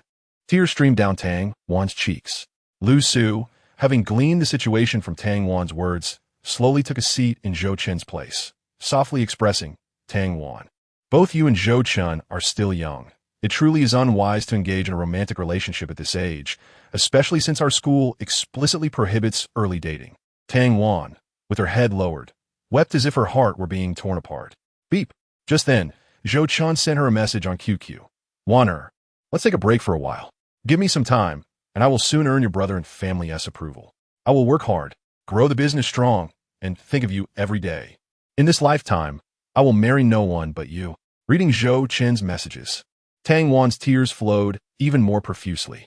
He was only 18. How much pressure must he endure? What if his entrepreneurial venture failed? Tang Wan, sobbing, replied to Zhou Chen, I will wait for you. Lu Su caught sight of Zhou Chen's message to Tang Wan and sighed inwardly. She had just learned that Tang Wan was the daughter of the prominent entrepreneur Tang Yuanshan. Zhou Chen likely came from an ordinary background, which was why Tang Wan's family was obstructing their relationship. Yet, Zhou Chen had made her an almost impossible promise. To gain the Tang family's acceptance, he would need at least several million in assets. Currently, a university teacher's monthly salary was around 1,300, and even if one lived frugally for a year, they would barely save 15,000. Hence, Lu Su did not believe Zhou Chen and Tang Wan had a future together. Tang Wan packed her books and slung her bag over her shoulder as she headed outside. All her classmates watched her, speculating about what had transpired. What's wrong with Tang Wan? I don't know. So many school leaders showed up. She must have violated school rules. Stop guessing. It's obvious Tang Wan was caught dating. They should be more discreet. It's clear to anyone that they're in a relationship. Gu Qingyu looked at Tang Wan with a puzzled expression. Could it be true that the school authorities had discovered Zhou Chen and Tang Wan's relationship? Surely, they wouldn't expel them. At this moment, Lu Su ascended the podium and rapped on the desk, declaring, Everyone, please observe the rules. The students promptly silenced. Lu Su continued, Do not let your imaginations run wild. Tang Wan has merely been transferred to Class 2. Outside the classroom stood Tang Wan. Principal Lin Pingyan, with a helpless expression, remarked, Xiao Wan, do not hold this against me. It was your grandfather's decision. Tang Wan forced a smile, saying, I do not blame you. This matter is not your doing. She had not anticipated that Tang Jie would invoke their grandfather. Her grandfather was a staunch traditionalist, highly valuing social status. Her brother's fiancé had been arranged by him, and their parents' marriage was also a union of families. After their marriage, their relationship had remained lukewarm, each engrossed in their own business affairs. Many longed to be born into affluent families, yet they were oblivious to the challenges that accompany such privilege. At Longting's studio, the legendary department acquired 6 new computers. Chen Kai and Wu Bin, both with bruised faces, were busy with their tasks. Wu Hui was seated on the sofa, negotiating terms with several young new members. Upon noticing Zhou Chen's entrance, Wu Hui immediately instructed, Stand up, everyone. Allow me to introduce our boss, Zhou Chen. Hello, boss. The 8 new members greeted Zhou Chen in unison, their ages ranging from 16 to 25. They were visibly astonished, clearly not expecting their boss to be so youthful. Zhou Chen, smiling, nodded, Please, take a seat and continue your discussion. Wu Hui's efficiency pleased him immensely. Just then, Wu Chang approached with an awkward expression, saying, Brother Chen, I would like to request a leave to return to Jiang County. Wu Hui frowned slightly. The computers for the dream department are about to be installed. Isn't it inappropriate to take leave at this moment? Wu Chang lowered his head timidly. I can return tomorrow. Oui, maintenant stock demi-heure, replié. The personnel for the dream department have been selected. They are not well-versed in dream journey, and we are counting on you to guide them. Wu Chang swallowed hard, cautiously glancing at Zhou Chen. Wu Hui, concerned that Zhou Chen might misunderstand him as excluding Wu Chang, quickly explained, I assured them that salaries will commence from today. The computers will be set up by this afternoon, and Chi Hang has already prepared the script. My plan is to operationalize the dream department tonight. Zhou Chen smiled, saying, A day's delay is inconsequential. Salaries will be issued, as usual. Consider it a welcoming gesture. He then turned to Wu Chang, inquiring, You're going back to fetch your sister, aren't you? Yes, my sister has no one to care for her, and I wish to bring her over. Wu Chang expressed with guilt, Brother Chen, I sincerely apologize. Please deduct any losses from my salary. It's a trivial matter. Zhou Chen replied with a grin, then addressed Qi Yinfeng, Brother Yinfeng, I appreciate your assistance in this matter. Wu Chang's heart trembled, quickly insisting, Brother Chen, I can take the train back myself. Feeling guilty for requesting leave at such a critical time, he did not want to impose on Zhou Chen's driver. Zhou Chen insisted, Your sister has just undergone surgery. She cannot endure much upheaval. Having a car to fetch her will save a great deal of trouble. Thank you, Brother Chen. A warm current flowed through Wu Chang's heart as he bowed to Zhou Chen with reddened eyes. Wu Yi, realizing for the first time that Wu Chang had a sister who had just undergone surgery, felt remorseful and said, Xiangzi, Why didn't you mention your sister's surgery earlier? My tone was a bit harsh. Please do not take it to heart. It's nothing, Brother Hui. Wu Chang awkwardly replied. It's my fault for not fully trusting Brother Chen at that moment, which is why I didn't bring my sister along. He glanced at Zhou Chen, feeling a pang of guilt. He was deeply troubled. Having only met Zhou Chen once, he had borrowed 500 yuan without hesitation when in need. Zhou Chen was also set to help him earn money. Although he had indeed arrived in Jiangzhou, he had not fully believed that Zhou Chen could truly assist him in making a profit. Was he not underestimating Zhou Chen's capabilities? Zhou Chen, unconcerned, smiled. It's getting late. You should set off quickly. Do take care on the road. Chapter 72. A brawl ensues after Qi Yunfeng and Wu Chang departed. Zhou Chen made his way to the second floor. Wang Wen, the computer supplier, was installing computers with an apprentice, though the desks and chairs were second-hand. The computers were brand new. Upon seeing Zhou Chen, Wang Wen paused his work, beaming, Boss Zhou, you're back. His apprentice pulled out a pack of Huangalu cigarettes from his pocket, expressionless, and offered one to Zhou Chen, saying, Boss, would you like a smoke? Wang Wen introduced. This is my new apprentice, He Jun. He Jun, 18 or 19 years old, sported earrings, white hair, and tattoos of scorpions adorning his neck and colorful ink on his arms, making it hard to feel any semblance of fondness. Thanks, but I don't smoke. Zhou Chen politely declined. He Jun frowned slightly, feeling slighted. Is Boss Zhou being so dismissive? He believed that even if Zhou Chen did not smoke, he should still accept it to save face. I genuinely do not smoke. This Huangalu is not inexpensive, and accepting it would be a waste. Zhou Chen explained with a smile that concealed his rising anger. He was the boss and a client of Wang Wen, while Wang Wen treated him with courtesy. His apprentice felt offended by Zhou Chen's refusal to accept a cigarette. Song Yang noticed Zhou Chen's temples twitching slightly. Earlier in the car, it seemed Zhou Chen had broken up with his girlfriend, and his mood had remained low. This kid was walking straight into a minefield. Xiaohe, how dare you speak to Boss Zhou like that? Wang Wen glared at He Jun, then turned to Zhou Chen with an apologetic expression. Boss Zhou, please don't take offense. He Jun is my cousin's son. He comes from a single-parent household and has lacked guidance, leading to some bad habits. He Jun and Zhou Chen were of the same high school cohort. He had always struggled academically, failing to gain university admission, at his mother's insistence. He had come to the city to learn computer repair from relatives. During this time, he had fallen in with a group of aimless youths, dyed his hair, and gotten tattoos, leaving Wang Wen feeling helpless. Zhou Chen had no intention of stooping to He Jun's level. Wang Wen was a relative of Wang Ming, and He Jun was Wang Wen's nephew. They were all acquaintances, and there was no need to sour relations. Moreover, the gaming studio was just starting out. Barring any unforeseen circumstances, it was poised to expand over the next several years, and he and Wang Wen would be in long-term collaboration. With this in mind, Zhou Chen smiled. No worries. Let us get to work. Aim to have all the computers set up by this afternoon. Suddenly, He Jun interrupted Zhou Chen loudly. Song Yang's blood pressure surged as he kicked out angrily. Zhou Chen, too, seized He Jun by the hair, clenching his fist and aiming for his face. I'll make you pay.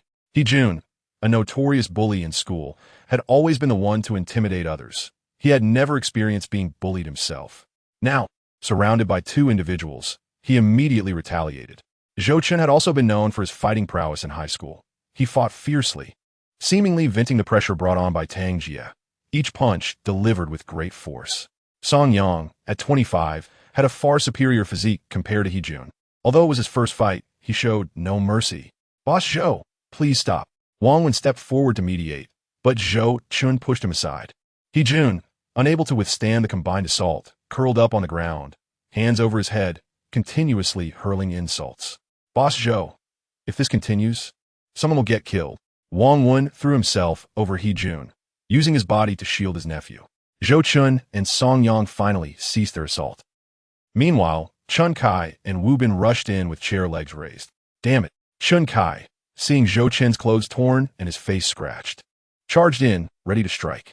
Zhou Chen grasped Chun Kai's wrist tightly, panting as he spoke, forget it. Wu Bin twisted his neck, pointing a chair leg at He Jun and growled, you better watch yourself. At that moment, Wu Hui arrived with a group of people, armed with either beer bottles or steel bars removed from the window. He Jun spat out a mouthful of blood and slurred, just wait. My brother won't let you get away with this. Wu Hui lit a cigarette, squinting as he asked, who is your brother? He Jun scoffed in reply. Wei Wu from Xingyue Bay.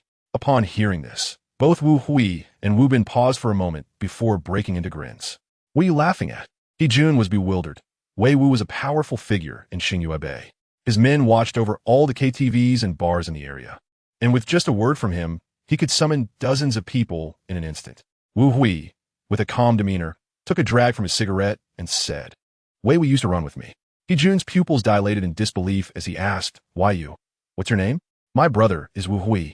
Niknamed Pansri, Wu Bin declared, placing the chair leg across his neck with an air of arrogance. Pansri? He Jun felt a chill run down his spine.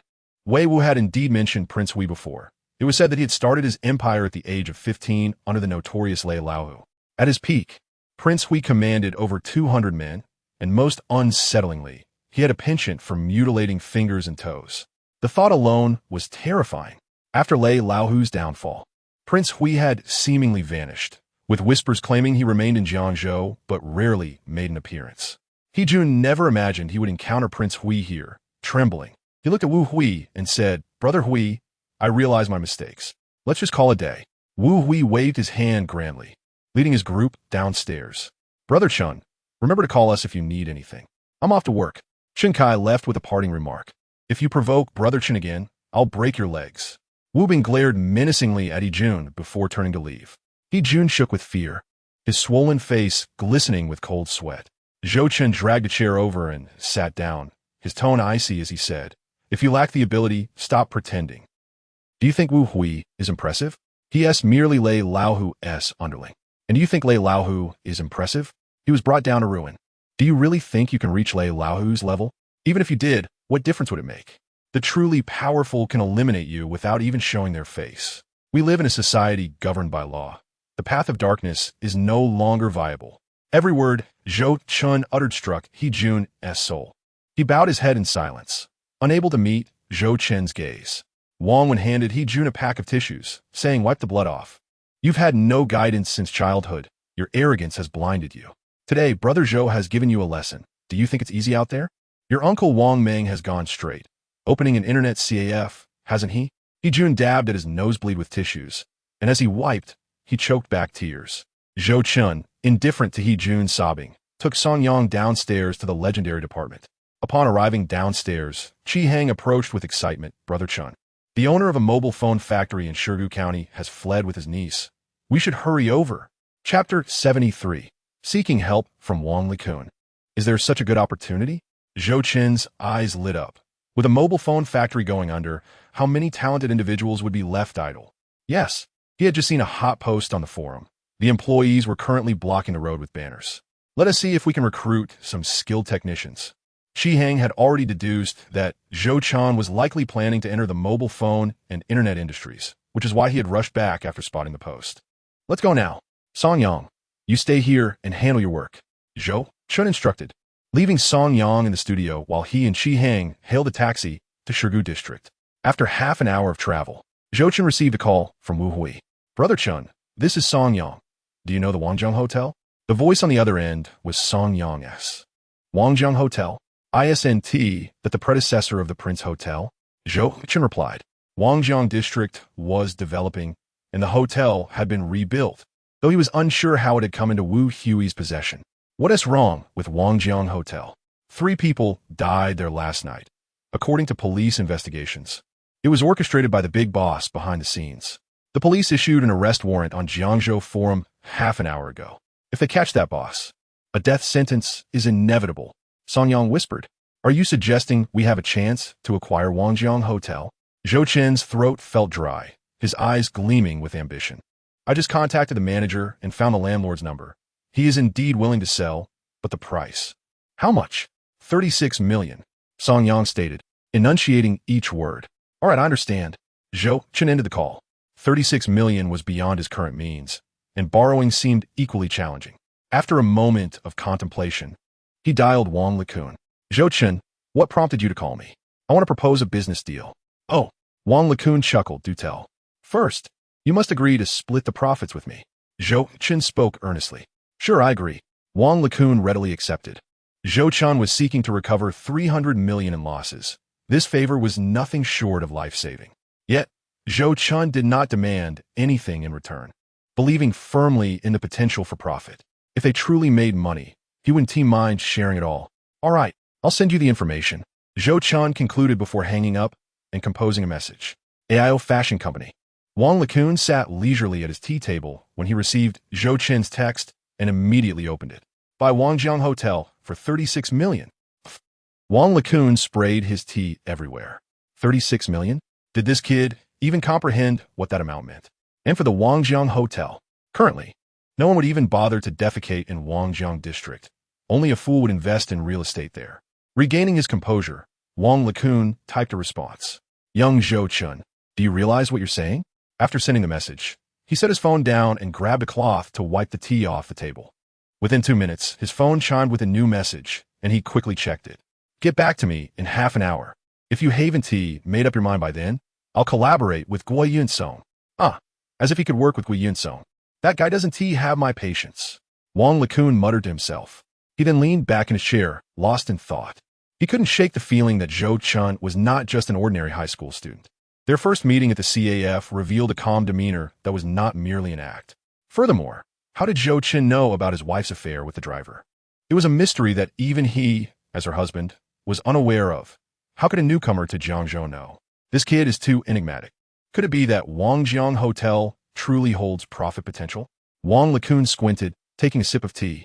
The only way Wangjiang Hotel could be profitable is if Wangjiang District were to undergo development. However, if that were the case, the highest echelons of Jiangzhou will be the first to know.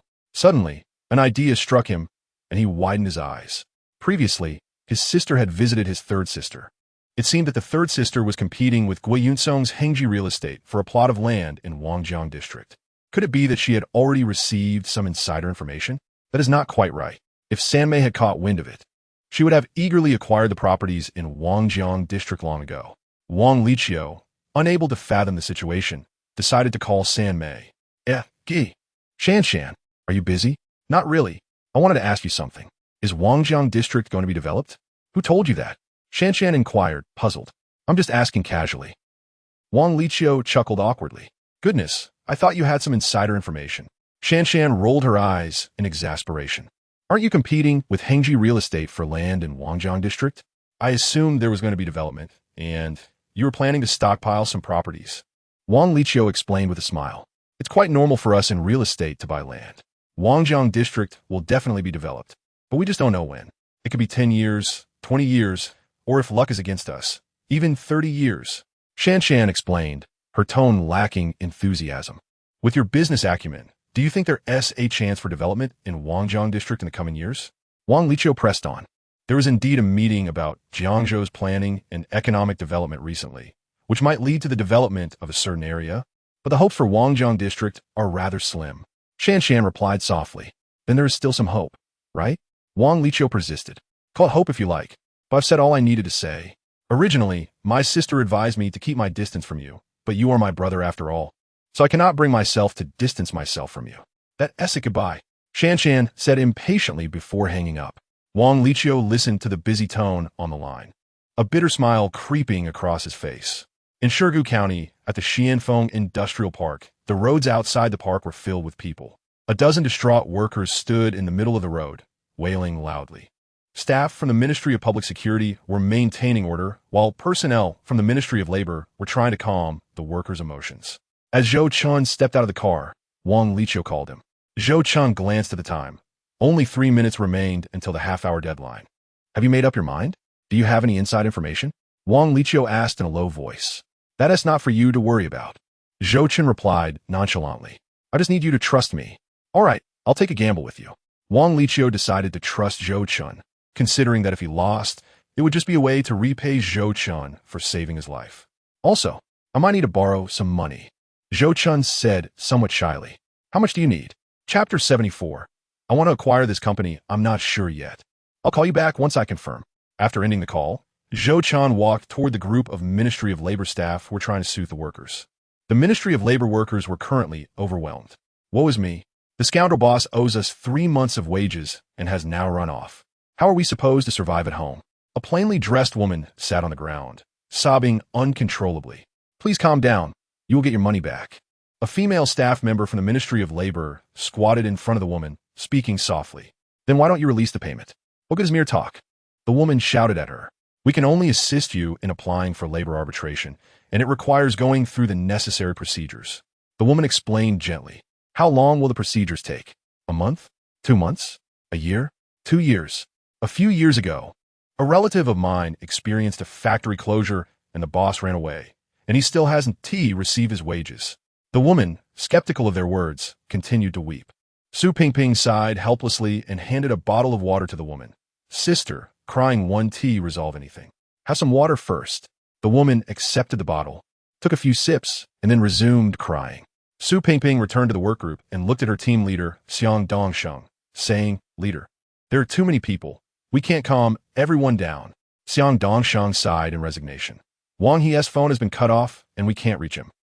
Furthermore, he has fled abroad. These workers' rights protection is quite complicated. He then turned to the company's human resources manager and asked, How many employees does your company have? About 1,600. The HR manager, an elegant lady in her 30s, appeared relatively composed. And you've owed 3 months of wages? Xiang Dongsheng continued to inquire. Yes.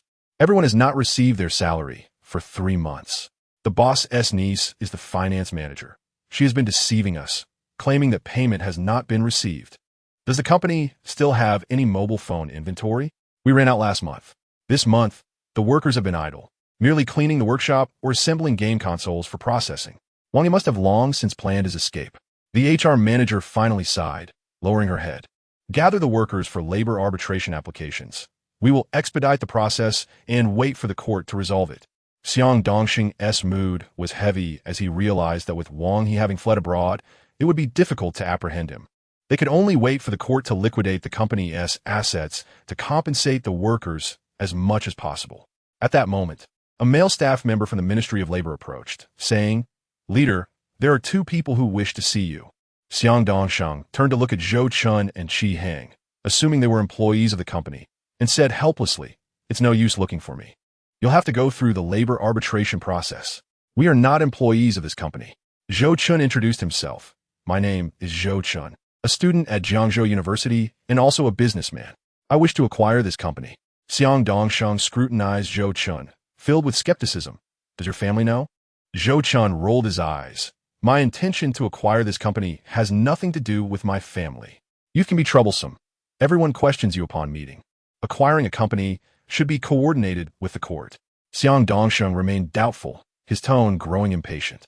This company's factory is likely rented, and the value of the equipment is probably insufficient to cover the workers' salaries. Otherwise, the boss wouldn't have fled. If I take over the company, I can ensure the workers are compensated. Zhou Chen preferred to allocate some funds for the workers' compensation rather than waste time. He simply wished to break free from the pressure from the Tang family and enjoy a joyous 4 years of university life with Tang Wan. Life is fleeting, and youth is priceless. For the sake of his beloved Waner, he must forge ahead. Xiang Dongsheng reassessed Zhou Chen, noticing his maturity and composure compared to his peers, and cautioned, I'm a public servant. You'd best not jest with me. Do you know Wang Liqiu? Zhou Chen asked with a smile. The chairman of AIO Company. I know him quite well. Are you his relative? Xiang Dongsheng's expression softened. If this young man were indeed related to Wang Liqiu, he could potentially have the capability to acquire this company.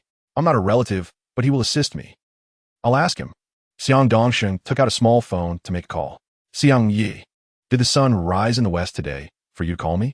Do you know Zhou Chen? Xiang Dongsheng asked directly without preamble. I know him. What is up? What is your relationship? Xiang Dongsheng continued. A cooperative relationship. All right, I understand. I will follow up later. Having confirmed Zhou Chen's words, Xiang Dongsheng felt a weight lift from his heart. He fixed his gaze on Zhou Chen and said, I will communicate with the court. If all goes smoothly, you should be able to acquire this company in 3 days. Zhou Chen's brows lifted in delight as he extended his hand, saying, Thank you, leader. Xiang Dongsheng smiled and shook hands with Zhou Chen, remarking, Heroes emerge from youth. I never imagined you were so young yet possessed the audacity to establish a factory. I hope you will be a commendable boss. Leaders are always welcome to oversee. Zhou Chen grinned broadly, unaware that Qi Hang behind him wore a perplexed expression. Although he had suspected Zhou Chen's intentions to venture into mobile phones or the internet, he believed Zhou Chen would start with a studio, not outright acquire a company. Xiang Dongshang clapped his hands and addressed his colleagues. Please inform the workers that a new owner is taking over the company. Their wages will remain unaffected and should be processed in about 3 days. With these words, the staff from the labor and police departments breathed a collective sigh of relief. Xiang Dongsheng led Zhou Chen to the management side of Lady Company, introducing him as the future owner of Lady Company, who will ensure the rights of all workers. Your wages will not diminish, and you may engage in preliminary discussions. The management team gazed at Zhou Chen in astonishment. Isn't he rather young? Couldn't they find an adult to play this role? He appears younger than my son. How could he possibly manage as a boss? Do not underestimate him. He might be a rich heir. Zhou Chen clapped his hands and introduced himself. Hello everyone, I am Zhou Chen, and I'll take over Lady Company in 3 days. I hope for your cooperation moving forward. The manager of the business department scoffed quietly, muttering, he hasn't even matured yet, and thinks he can manage a factory with over 1,000 employees? The production manager hurriedly stepped on his foot, urging, can you keep quiet? We're counting on him for our salaries. The business manager cleared his throat and fell silent. Zhou Chen overheard the balding man's mutterings and made a mental note to address it later upon assuming control of the factory. Who is in charge of the R&D department? Zhou Chen inquired, his interest piqued, as this was the core department of the factory. A striking woman in her late 20s stepped forward, saying, hello, General Manager Zhou, I am Li Qiushui, the R&D director, who is the second in command of the business department. Zhou Chen continued his questioning. There is no second in command, only a first. The balding man who had earlier mocked Zhou Chen replied nonchalantly, is there a supervisor? Zhou Chen did not even glance at the balding man. Li Qiushui slightly pursed her lips and pointed to a middle-aged man smoking beneath the notice board at the industrial park entrance, saying, he is the business supervisor, Lu Chen. The senior management exchanged knowing glances at the balding man. Their intentions were clear. A change of guard was imminent in the business department. The balding man was not oblivious to Zhou Chen's implications, his lips curling into a disdainful smile. He held sway over the company's major clients. How could this young upstart possibly dismiss him? Even if he were to be ousted, he could leverage his client relationships for a better opportunity. Qi Hang brought Lu Chen over, who looked at the group of executives with confusion, asking, which leader is looking for me? Li Qiushui introduced, Supervisor Lu. This is our new boss, General Manager Zhou. Lu Chen's eyes widened in surprise. New boss? Does that mean our salaries are secured? Li Qiushui nodded with a smile, affirming that the leaders from the labor department had assured her of that, and she had unwavering faith in this new boss. Ashido, General Manager Zhou, I am Lu Chen, the business department supervisor, primarily responsible for the hardware supply chain. Lu Chen nervously extended his right hand. Knowing his superior was arrogant and dismissive, perhaps this new boss would not get along with him, which could open doors for his own advancement. Zhou Chen shook Lu Chen's hand. Hello, Supervisor Lu. You may find the coming period quite demanding. Lu Chen's eyes gleamed with fervor. As long as we can revive the company, I welcome any hardship. Zhou Chen nodded with a smile. Please guide me in understanding the company. At that moment, employees began to disperse under the persuasion of the labor department and various supervisors. Wang Lekun arrived, parking on the roadside and exchanging pleasantries with Xiang Dongsheng before striding over to Zhou Chen with a dark expression. Boss Wang, you seem a bit under the weather? Zhou Chen greeted with a playful grin. Wang Lekun's piercing gaze fixed on Zhou Chen as he inquired, are you truly intent on acquiring this mobile factory? Having committed to purchasing the Wangjiang Hotel for 36 million, he already regretted it. However, at least the hotel held some potential for appreciation. As San Mei noted, the Wangjiang district would eventually be developed. It was merely a matter of time. With the spare cash, he could consider it a deposit in the bank. By the time the district was developed, he would not incur losses, perhaps even profit. But what was Zhou Chen's intention in buying this mobile factory? Did he not comprehend the depths of the mobile industry? His elder sister had once operated a mobile factory, but abandoned it within 3 months after losing nearly 100 million. His brother-in-law had also ventured into the mobile sector, but after half a year of struggle due to inadequate technology, he too had to relinquish the endeavor, losing almost 200 million. Even Jiangzhou's wealthiest, Guiyun Chao, had tried his hand at the mobile industry, only to be swiftly overwhelmed by competitors. A 17 or 18-year-old university student embarking on such a venture. Zhou Chen's profound gaze radiated seriousness.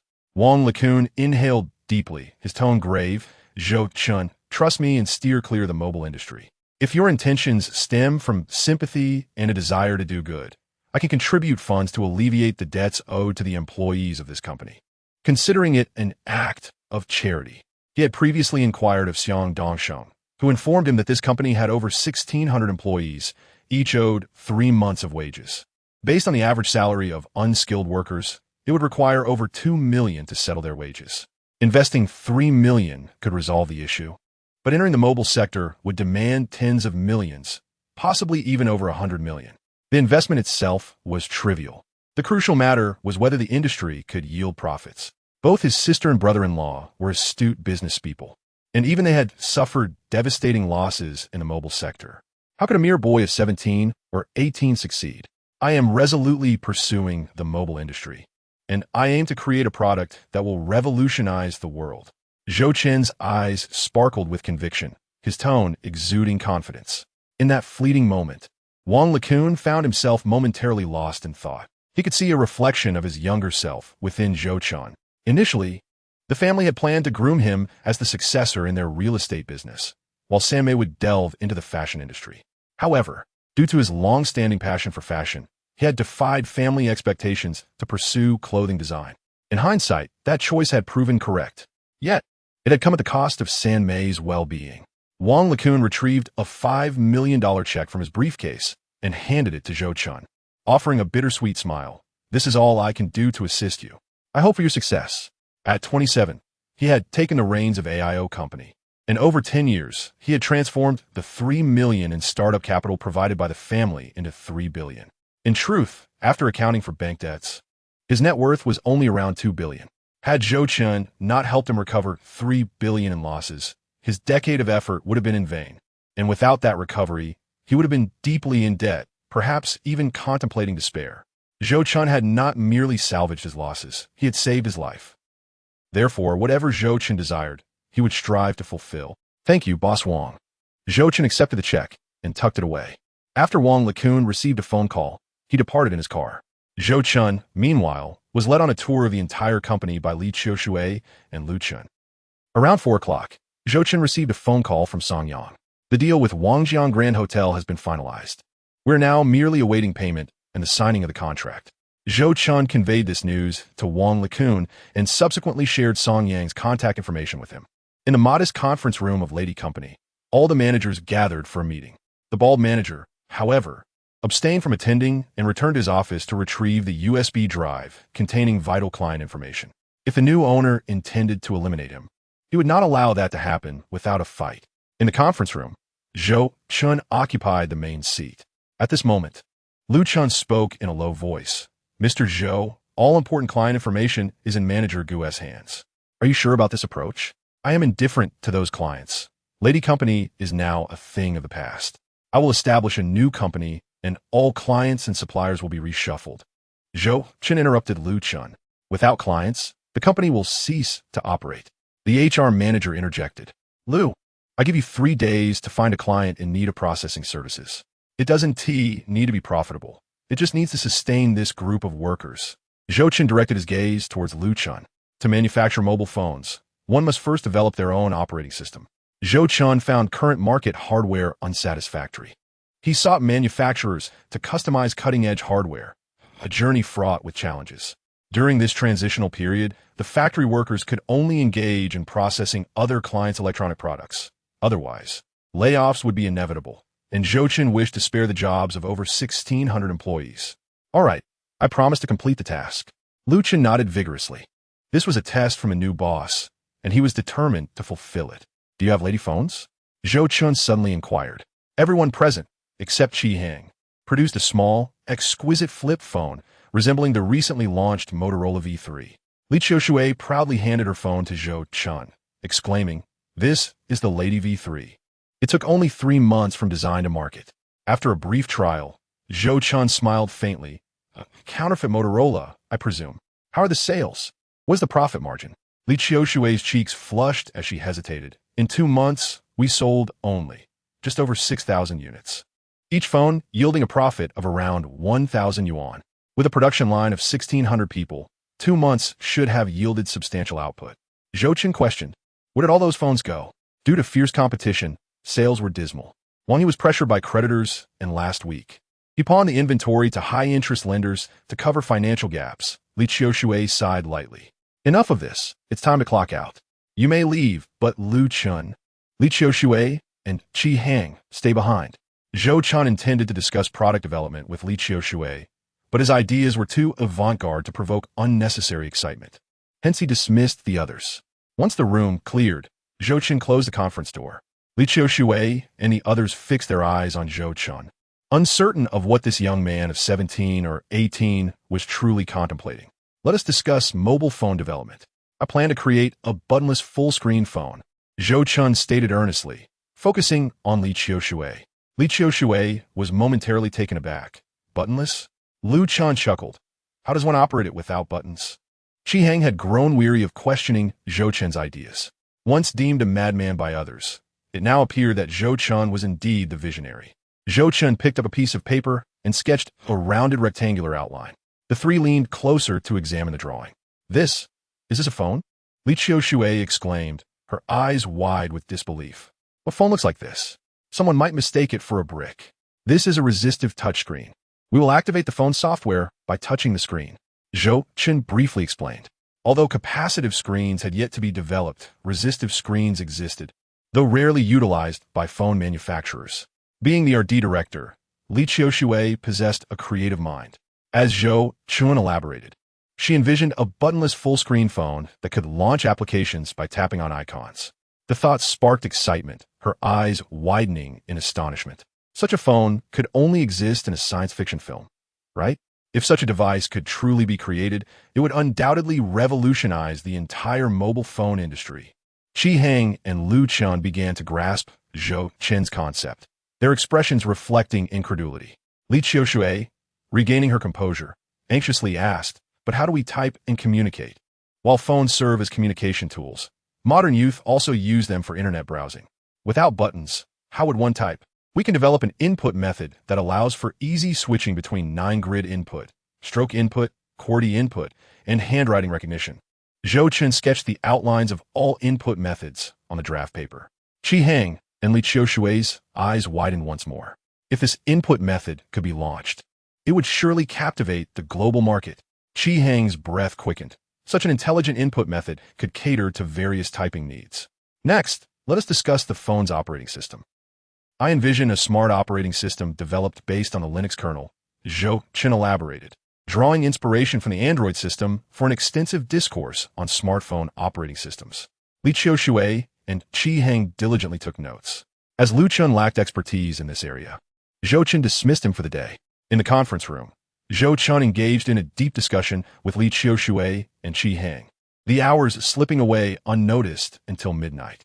A thick stack of draft papers accumulated before Li Qiushui and Qi Hang, each sheet representing core business secrets. Around 2 in the morning, Zhou Chen finally concluded his explanation of the intelligent operating system. Li Qiushui took a deep breath, her gaze filled with admiration as she asked, Mr. Zhou, how did you conceive such an operating system? Zhou Chen smiled. I had a dream where I used such a phone, and I want to bring it to life. Li Qiushui glanced at the draft papers, her expression dimming. With our company's R&D team, it will be challenging to create such a system. Lady Company is merely a knockoff phone manufacturer, and most of our R&D staff are inadequately skilled. The operating system for Lady phones is merely a modified version of subpar existing systems. I lack confidence in developing something so advanced and remarkable. Reclining in his office chair, Zhou Chen lightly drummed his fingers on the desk, his deep gaze fixed on the smoking Qi Hang. Old Qi, do you have confidence? My skills are not sufficient for this level. Qi Hang exhaled a plume of smoke, shaking his head, his usual arrogance absent. This was not a mere add-on or web page. It was a comprehensive intelligent smartphone operating system. Zhou Chen was no longer just the head of a game studio, but the owner of a company with over 1,600 employees. At that moment, Qi Hang felt minuscule in Zhou Chen's presence, hesitant to speak too boldly. The three sat in silence, the fervor in their hearts seemingly extinguished. Suddenly, Li Qiushui spoke. I have an uncle who is a senior technology executive at Apple. Perhaps we could consult him. As her words fell, Qi Hang took a deep drag from his cigarette and solemnly proposed, let me handle this project. If others can accomplish it, so can we. Li Qiushui furrowed her brow and cast a glance at Qi Hang, feeling that he was disrespectful towards her uncle. She inquired coolly, which company were you employed at previously? A vagrant. Qi Hang V. Dole. What gives you the confidence to create this mobile operating system? Do you even understand the mobile industry? Are you knowledgeable about phones? Li Qiushu piresit, het, gaze unavering. Did our country understand atomic weaponry back in the day? Yet, we managed to develop it ourselves through exploration. Qi Hang Kauto Defian B. If you think you're capable, then step up. Haven T, I already said I'm here. The two faced off. One a company S.R.D. director and the other a self-proclaimed genius programmer, neither willing to concede. At that moment, Zhou Chen decisively declared, it's settled then. Qi Hang, you will oversee the system UI, and Li Qiushui, you will be in charge of the internet software applications. Chapter 77, Late to Military Training. Punished with 36 laps at 3 in the morning, the meeting finally concluded.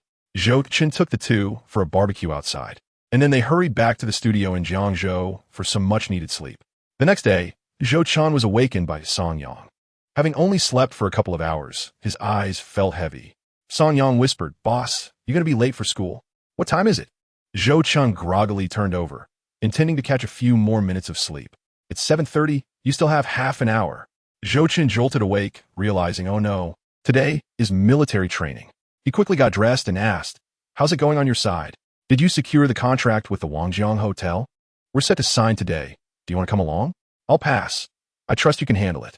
Tying his shoelaces hastily, Zhou Chen rushed out the door, only to realize his pockets were empty. He returned to the sofa to grab his phone and borrowed 100 yuan from Song Yang for a taxi. At 8:05, Zhou Chen arrived at the school gates. Upon stepping out of the taxi, he spotted a sea of camouflaged students on the playground.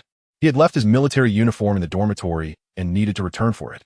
As he passed the playground, he noticed his classmates gathered in a formation. This group, comprising over 100 students, was likely the combined military training for the two classes in e-commerce. As Zhou Chen glanced over, the instructor, Hong Lei, and 100 pairs of eyes seemed to bore into him. With his muscles tense, he steeled himself to walk towards the dormitory. Hong Lei turned to the students and said, no need to rush. There's still time. Let us wait for him. His classmates were nearly in tears, having stood in military posture since 7 due to Zhou Chen's tardiness. Tang Wan, clad in her camouflage uniform, had her short hair styled into adorable twin buns. Even with the military cap on, she looked charming. However, after standing for an hour, the petite girl furrowed her brow, her delicate frame swaying precariously as if she might topple over at any moment. Zhou Chen quickly changed into his military attire and dashed back to the playground. Instructor, I'm late. Please punish me. Zhou Chen stood at attention, ready to accept his punishment. Seeing Zhou Chen's attitude, Hong Lei grinned and said, it's the first day of military training. Tardiness is understandable. I didn't intend to punish you, but to avoid inciting the collective ire. A small reprimand is in order. He then addressed the students. How should we penalize this classmate? 50 push-ups. 100 is too few. My legs are numb from standing. At least start with 200. 200 isn't excessive. Let us make it 300. Wow, you guys are ruthless. Be careful not to get retaliated against next time you're late. If I want to be late. The students buzzed with chatter. Hong Lei raised his hand to silence them, and then pulled out a stopwatch, glancing at the time. Our rule is that for every minute late, you must run a lap around the track. This classmate is 72 minutes late, so that's 36 laps. He turned back to the students. Any objections? None. They shouted enthusiastically. The university track is approximately 400 meters, meaning 36 laps equate to about 14 kilometers. Completing this distance would certainly leave him gasping for breath. Hong Lei smirked. Let us begin. Zhou Chen took a deep breath and started running laps around the track. The instructor calmly instructed the students. You may go rest on the grass and introduce yourselves. The so-called rest area was on the grass beside the track. Hong Lei led the students there, and they sat on the ground, taking turns introducing themselves. Zhou Chen, having enjoyed sports in high school and often going for morning runs, had decent stamina. However, by the time he reached the 10th lap, he felt his strength waning and had to pause. He leaned on his knees, panting heavily. Damn, no wonder he called the devil instructor. 14 kilometers will surely break my legs. What are you stopping for? One pause equals an extra lap. Hong Lei shouted at Zhou Chen. Zhou Chen quickly caught his breath and resumed running. By the time his classmates finished introducing themselves, he had completed 20 laps. Once again, he halted to catch his breath, feeling as if his heart might stop. Keep going. Only 16 laps left. The instructor barked. Zhou Chen was parched, his throat dry, and he called out, "Instructor, I need water." Hong Lei responded sternly, "This is a punishment, not a training session. No water until you finish." At this moment, he epitomized the harshness of a drill sergeant. The students instinctively shrank back, silently vowing never to be late during military training. "Excuse me, I need to use the restroom." At that moment, Gu Qingyu, sitting to the left of Tang Wan, stood up.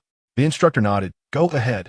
Gu Qingyu walked towards the restroom, but halfway there, she unexpectedly veered towards the convenience store. The sun was beginning to beat down, and Zhou Chen had already completed 28 laps.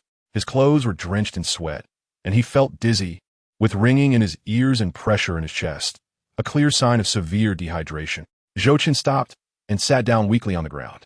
Hong Lei noticed that Zhou Chen had reached his limit and didn't rush him. Meanwhile, Gu Qingyu returned with a bottle of mineral water and approached Zhou Chen. "Have some water." Zhou Chen looked up at Gu Qingyu, hesitating as he eyed the bottle in her hand. "Tang Wan gave me the money to buy this. I even made 5 yuan profit." After placing the bottle on the ground, Gu Qingyu turned to leave. She sensed that there was some issue between Tang Wan and Zhou Chen. Not a romantic one, but something else entirely. Tang Wan seemed to be deliberately keeping her distance, which is why she had asked Gu Qingyu to buy water for Zhou Chen. In truth, when Tang Wan was reassigned to Class 2 the previous day, she had felt a flicker of uncertainty, wondering if an opportunity had arisen for her. However, Zhou Chen's reluctance to accept the water she offered was telling enough. He was worried about making Tang Wan jealous. Despite being in different classes, their feelings for each other remained. Gu Qingyu ultimately relinquished her fixation. Zhou Chen twisted the cap off the bottle and gulped down the water. After quenching his thirst, he regained some strength and, after a brief rest, got back up to continue running. Upon completing the final 8 laps, Zhou Chen wearily approached Hong Lei. "Instructor, I've finished. You just got your self-introduction left." Hong Lei said with a smirk. "Introduce yourself so that everyone can remember you." Zhou Chen faced his classmates and introduced himself. "Hello, everyone. My name is Zhou Chen. I believe you've all heard my name by now, so I want to elaborate further. I apologize for the trouble caused by my tardiness today." Soda. Zhou Chen's earnest demeanor, coupled with a hint of handsomeness, prompted many female classmates to smile and dismiss any concerns. In contrast, the male students wore expressions of skepticism. "Take your seat." Hong Lei nodded with a serious face, then addressed the class. "Today, everyone witnessed Zhou Chen's punishment. During military training, my rules are absolute. Violate them, and you shall face consequences. I will enforce the military's regulations upon you." As the instructor laid out his rules, his piercing gaze made it difficult for the students to meet his eyes. Zhou Chen sat on the grass, massaging his legs, feeling the snugness of his once loose camouflage pants. At that moment, Sun Dashing leaned in and whispered, "Zhou Chen, I didn't expect you to be in the e-commerce class." Zhou Chen glanced at him, surprised. "I didn't expect to see you in class too." Sun Dashing chuckled. "What did you do last night?" "Just browsing the internet." Zhou Chen replied. Sun Dashing hesitated, disappointment flickering in his eyes. "What were you expecting?" Zhou Chen shot him a look, wondering if he thought he had been out with someone. "Never mind. Just remember to invite me next time you go all night." Sun Dashing returned to his seat, smiling. Zhou Chen chuckled softly, then turned his attention to Tang Wan, who was huddled with Gu Qingyu and Lu Feifei, whispering excitedly. "Wan, are you really planning to start a business?" Lu Feifei asked in astonishment. "Is this what wealthy kids do?" While others are still in school, Tang Wan is already plotting to establish her own company. Tang Wan Zipli. The pressure in college isn't too overwhelming. I want to utilize my free time to engage in something meaningful. Sensing someone's gaze, she instinctively looked towards Zhou Chen, and their eyes met, both recognizing the warmth in each other's expressions. Tang Wan was unaware of the machinations of Tang Jia against Zhou Chen. She only knew that someone at school was monitoring her interactions with him. If they crossed the line, Tang Jia would undoubtedly retaliate against Zhou Chen and potentially his family. To break this stalemate, Zhou Chen would need to prove himself to Tang Jia. In her heart, Tang Wan felt uncertain about Zhou Chen, which led her to decide to leverage her resources and connections to embark on a business venture. She was the first to break eye contact, her bright eyes turning to Lu Feifei and Gu Qingyu. "In Jiangzhou University, I trust only you two." but you know our family situations. We can't really help you. Lu Feifei said, a hint of disappointment in her voice. She yearned to earn money, even planning to find a part-time job once military training concluded. But Tang Wan's ambitions seemed daunting without sufficient resources or capabilities. That's all right, as long as you both are willing to study diligently and strive alongside me. That's all that matters. Tang Wan spoke sincerely. Growing up in a business-oriented family, she understood the importance of having trusted allies. I'm in. Gu Qingyu nodded fervently. Her thin lips pressed together in determination. Having endured a life of poverty, she was more eager than anyone to make money, proving to her parents that she could thrive independently. Tang Wan's lips curled into a slight smile as she turned to Lu Feifei. What about you, Feifei? Are you willing to join me in this venture? If you don't mind, I'd love to. Who would want to earn money? Lu Feifei replied enthusiastically. Let me share my 2 business ideas with you. Time swiftly passed to noon. While dining at the cafeteria, Zhou Chen received a call from Song Yang, who conveyed 2 important updates. The first was that the acquisition of Wangjiang Hotel was complete. The second was that he had found several promising properties, with Wang Chong from Xinglong Real Estate also receiving several property sale commissions, totaling 23 units. Zhou Chen, grinning from ear to ear, exclaimed, I'll head over to sign the contract, right after school. Song Yang sighed, Boss, you don't really think Wangjiang District will develop, do you? 23 units will cost at least 2 million. You could earn interest just by keeping that in the bank. Just focus on your responsibilities, Zhou Chen replied, his tone dropping as he ended the call. No sooner had he hung up than Wu Hui called. Brother Chen, the Dream Department and the Dark Department are both up and running. Zhou Chen was taken aback by the speed of progress. Wu Hui was proving to be an exceptionally efficient worker. I told you, as long as the money is right, anything can be accomplished. Wu Hui chuckled, lighting a cigarette. After a moment of reflection, Zhou Chen instructed, when Song Yang returns, have him find clients in the forums for these 3 games. Wu Hui beamed. I already told him this morning. I also enlisted Qi Hang to write the advertisement scripts. Soon, our ads will dominate the game public screen. Zhou Chen was thoroughly satisfied. I want to let the boss down. Wu Hui assured him earnestly. The afternoon military training saw all students arrive punctually. Instructor He Dan counted off, then commenced a brutal regimen of devilish drills. Whether standing at attention or running, they were required to do twice the work of other classes. The students complained, yet felt powerless to alter their reality.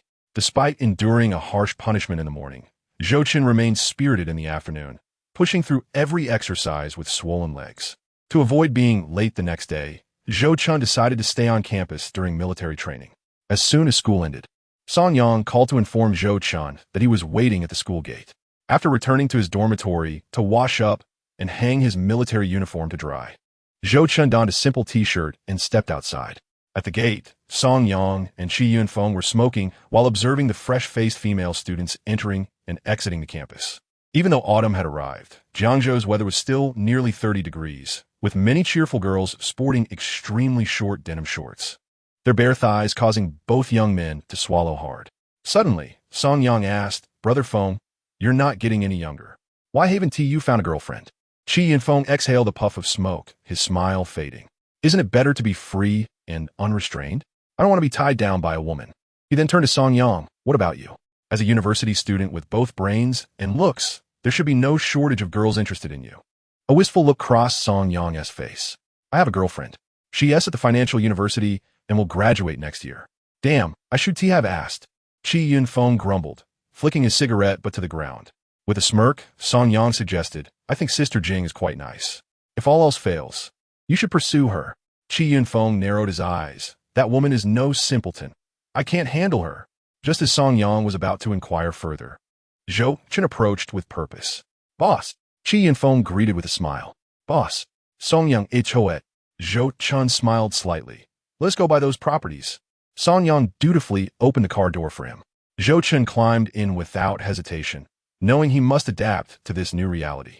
Qi Yunfeng drove them to Wangjiang District, where Zhou Chen inspected each property before heading to Xinglong Real Estate with Wang Chong to sign the contracts. As the bank had already closed, they postponed the transfer until noon the following day. Meanwhile, Tang Wan was in her dormitory, calling her uncle for a loan. Within her family, her uncle was the only one considered an outsider. she felt she was about to face a situation similar to his, thinking that perhaps only he could assist her in her entrepreneurial efforts. At Wang's mansion, while sipping tea, Wang Likun was taken aback by Tang Wan's aspirations. Nearly leaping from his seat, "What on earth are you thinking, starting a loan company as a young woman?" Tang Wan zponde innocenti, Bang Likun, caught between laughter and tears, remarked, "The risks associated with loan companies are exceedingly high. Can you guarantee that every client will repay their loans on time?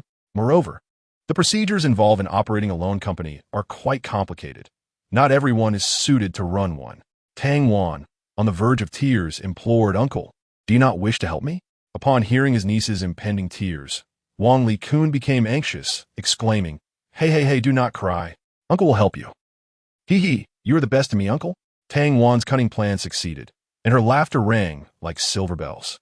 Wang Likun stubbed out his cigarette in the ashtray and, with a solemn tone, asked, "Tell me, how much do you intend to borrow?" Tang Van timidly replied, Perhaps 3 million? Wang Likun secretly sighed in relief. 3 million is manageable. But you must answer my question first. "What question?" she queried. "What is your relationship with Zhou Chen?" "Just classmates." Tang Wan blinked nervously, relieved it was only a phone call. Otherwise, her uncle would surely see through her lies. Is it truly just a classmate relationship? After purchasing the Wangjiang Hotel, Wang Likun pondered how Zhou Chen had come to know certain matters. After much contemplation, he finally surmised a possibility. Bai Qianqian and a Cheng's affair had been discovered by his eldest sister, who then informed Tang Wan, who subsequently related to him through Zhou Chen. Tang Wan suddenly felt anxious. Yes, that's right. Seeing her distress, Wang Likun became even more convinced of his suspicions and gently said, Wan, I actually already know about it. Please thank your mother for me." Tang Wan was taken aback. Wang Likun smiled softly. "Tomorrow, I will have someone deliver a check to you. Please keep your phone on. Additionally," his tone shifted to one of grave seriousness, "I will arrange for a financial legal advisor for you. You may operate a loan company, but remember, you must not engage in any illegal activities. Do you understand?" "Yes, I won't act recklessly," Tang Wan obediently replied, aware of her uncle's concerns. Many loan companies face difficulties in collections, leading them to employ unsavory individuals for violent debt collection, resulting in tragic outcomes. It is indeed true that loan companies can yield quick profits, but the risks are substantial. What she needed to focus on was how to mitigate those risks. Meanwhile, Zhou Chen, Song Yang, and Qi Yunfeng returned to their dormitory at 9 in the evening, where Wu Hui was conducting a meeting with the staff. Upon seeing Zhou Chen enter, everyone stood and greeted him as boss. Zhou Chen, accustomed to this routine, waved his hand and smiled. "Please, take your seats. No need to be so formal in the future." Although Zhou Chen had spoken, Wu Hui remained standing, and the others hesitated to sit, indicating Wu Hui's significant authority among them. Zhou Chen led Song Yang and Qi Yunfeng to a small table by the window to discuss matters privately, while Wu Hui's team resumed their meeting. As Qi Yunfeng poured water into 3 disposable cups, he quietly asked, "Boss, is Wu Hui reliable?"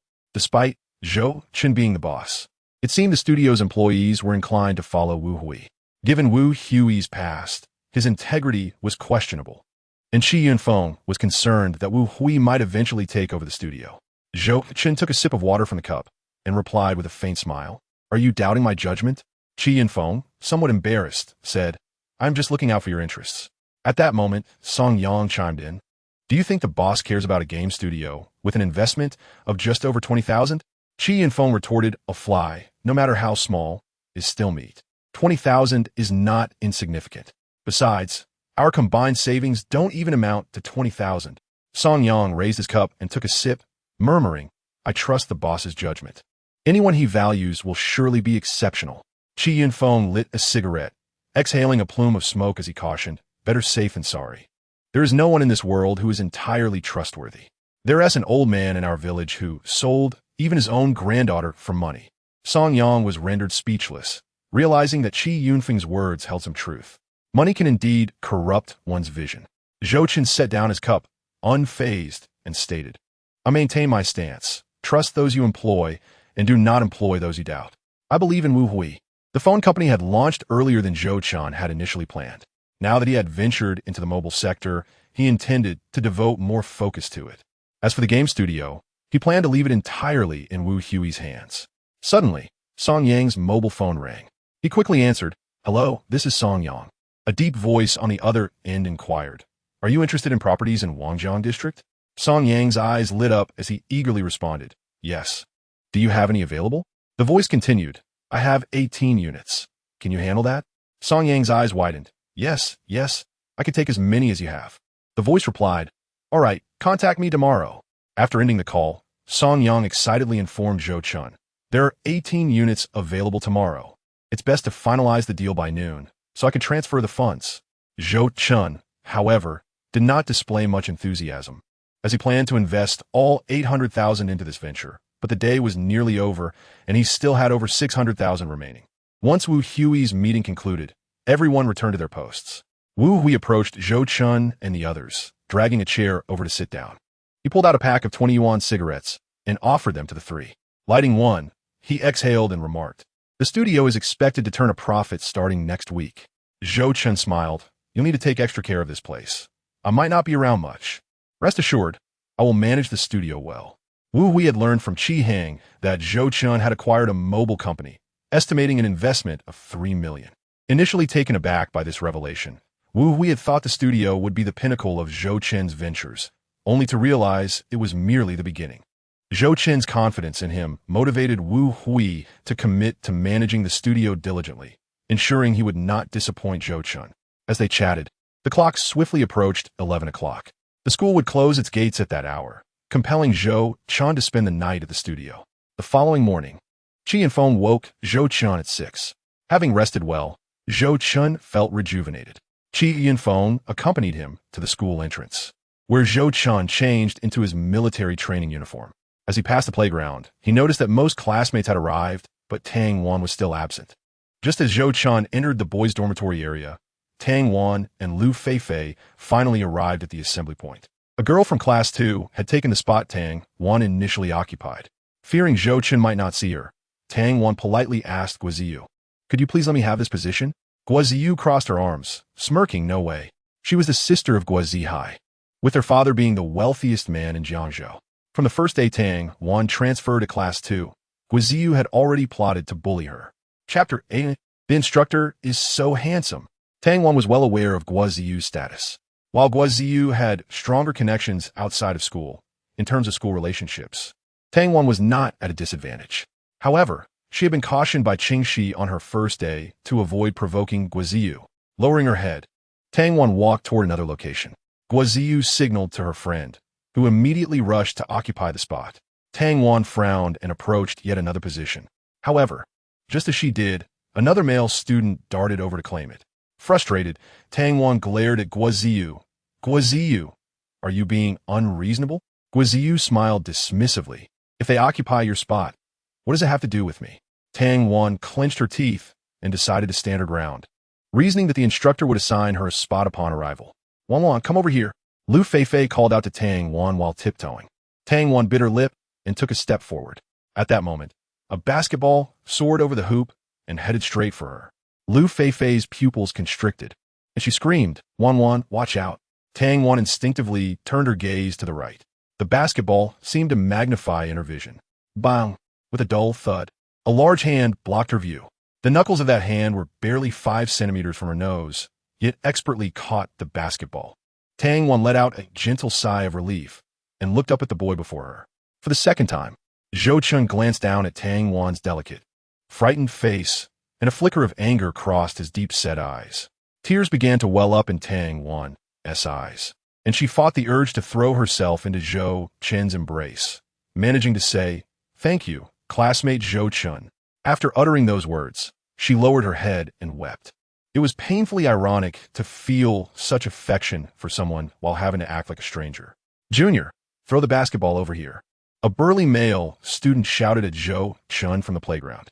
Zhou Chen frowned slightly, catching a glimpse of instructor Hey Dan approaching from the school gate. A smirk tugged at the corners of his mouth as he turned and tossed the basketball in the opposite direction. The burly student was left dumbfounded. "What the?" Before he could react, other students surged toward Zhou Chen, and he braced himself for a fight. "The instructor is coming." At that moment, Sun Dashing suddenly shouted at the top of his lungs. However, the students rushing toward Zhou Chen seemed oblivious, surrounding him in a tight circle. One particularly fierce-looking student raised his hand, ready to strike. "Try touching him," a voice called from a distance. It was Hong Lei, holding a cup of soy milk in one hand and half of a bun in the other. Bang! The fierce-looking student ignored him and threw a punch at Zhou Chen's face. Quick as lightning, Zhou Chen raised his arm to block it, the force causing his arm to tingle. Hong Lei's expression hardened, and he tossed aside his bun and soy milk, charging forward. Bang! Hong Lei launched a flying kick.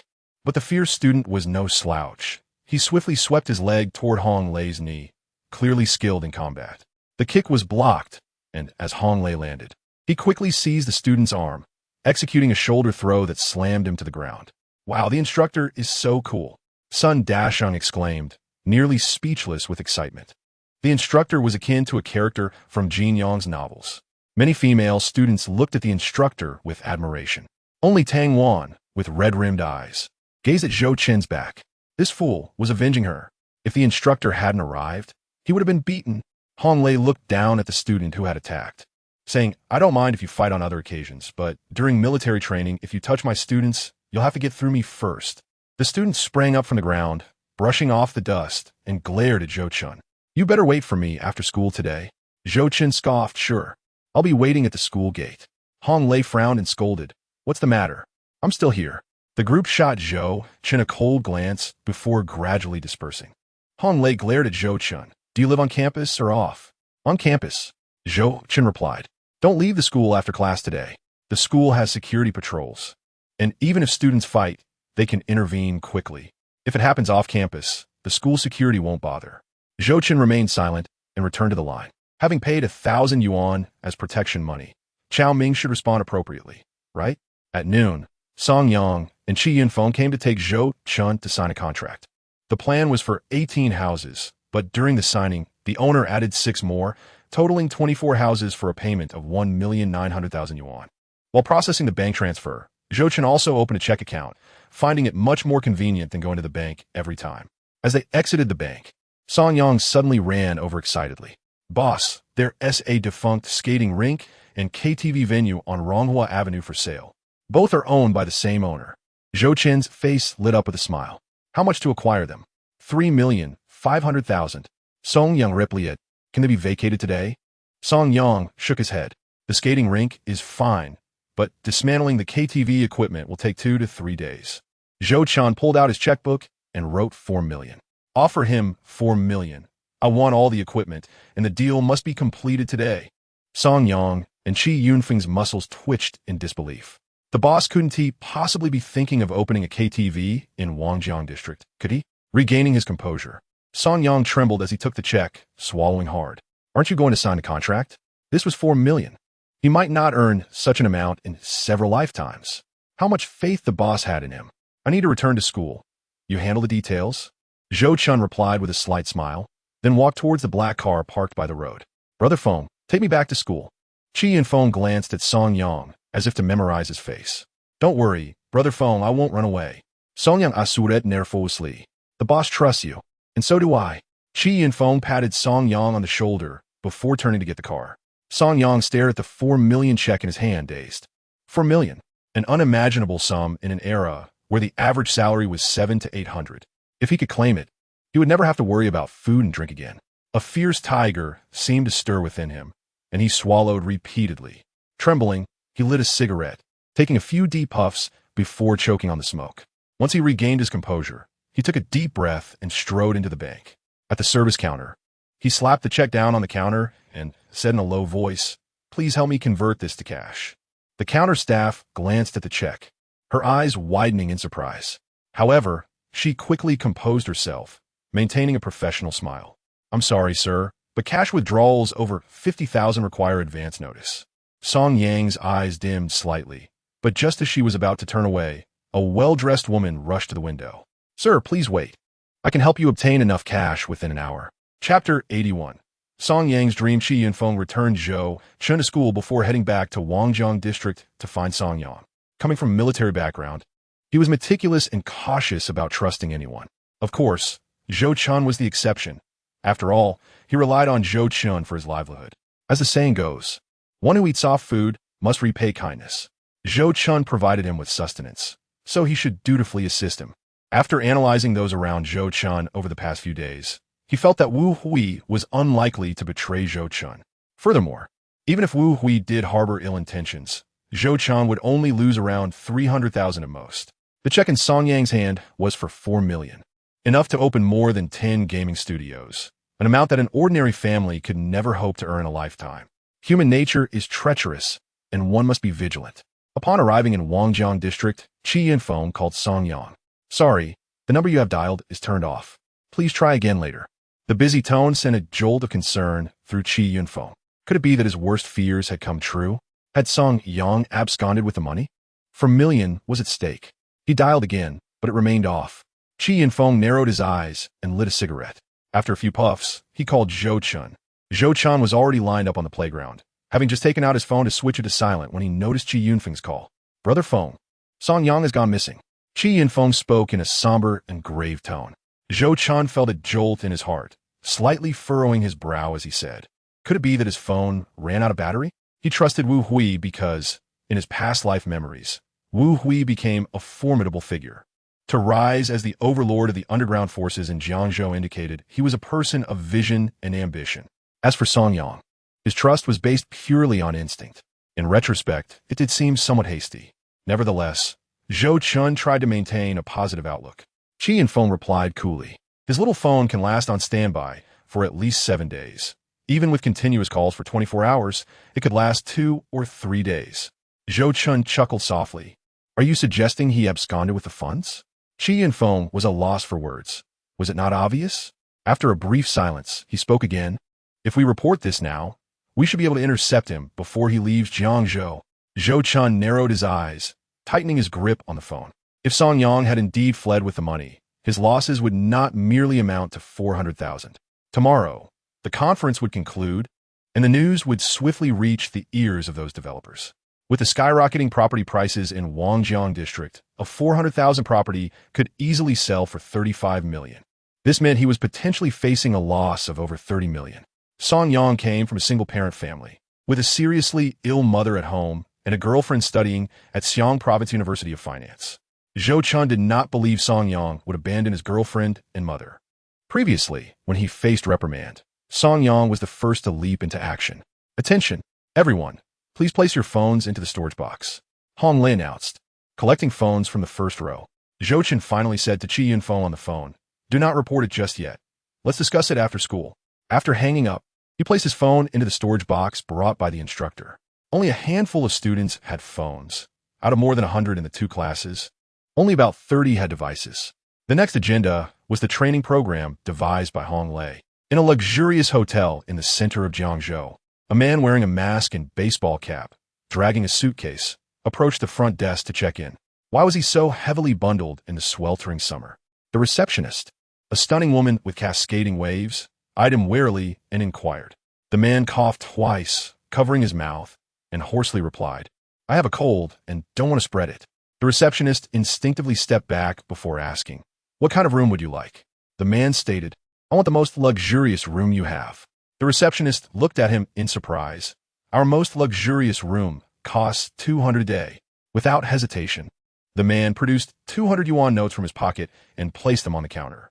The receptionist's expression softened considerably, and she sweetly added, "You'll need to leave a 100 yuan deposit." The man complied and handed over another 100. The receptionist retrieved a key from her drawer and said, "Room 888. If you need any services, you can call the front desk hotline." He glanced at her before taking the key and heading toward the elevator. In a lavish room, the man opened his suitcase, revealing it stuffed with 100 yuan bills. He removed his baseball cap and mask, revealing a face etched with confusion. Song Yang trembled at the sight of the cash. 400,000 in cash could fill such a large suitcase. He had harbored a dream since childhood, to lay $1 million on his bed and then lie down in it. However, as he entered the workforce, he gradually abandoned this aspiration. His mother was gravely ill and required daily medication, while his girlfriend came from a poor background, necessitating that he allocate a portion of his salary to improve her living conditions. At this rate, when could he ever save $1 million? When he received the 400,000 yuan check from Zhou Chen, a bold idea surged within him. He would withdraw the entire amount, photograph it, and fulfill his dream.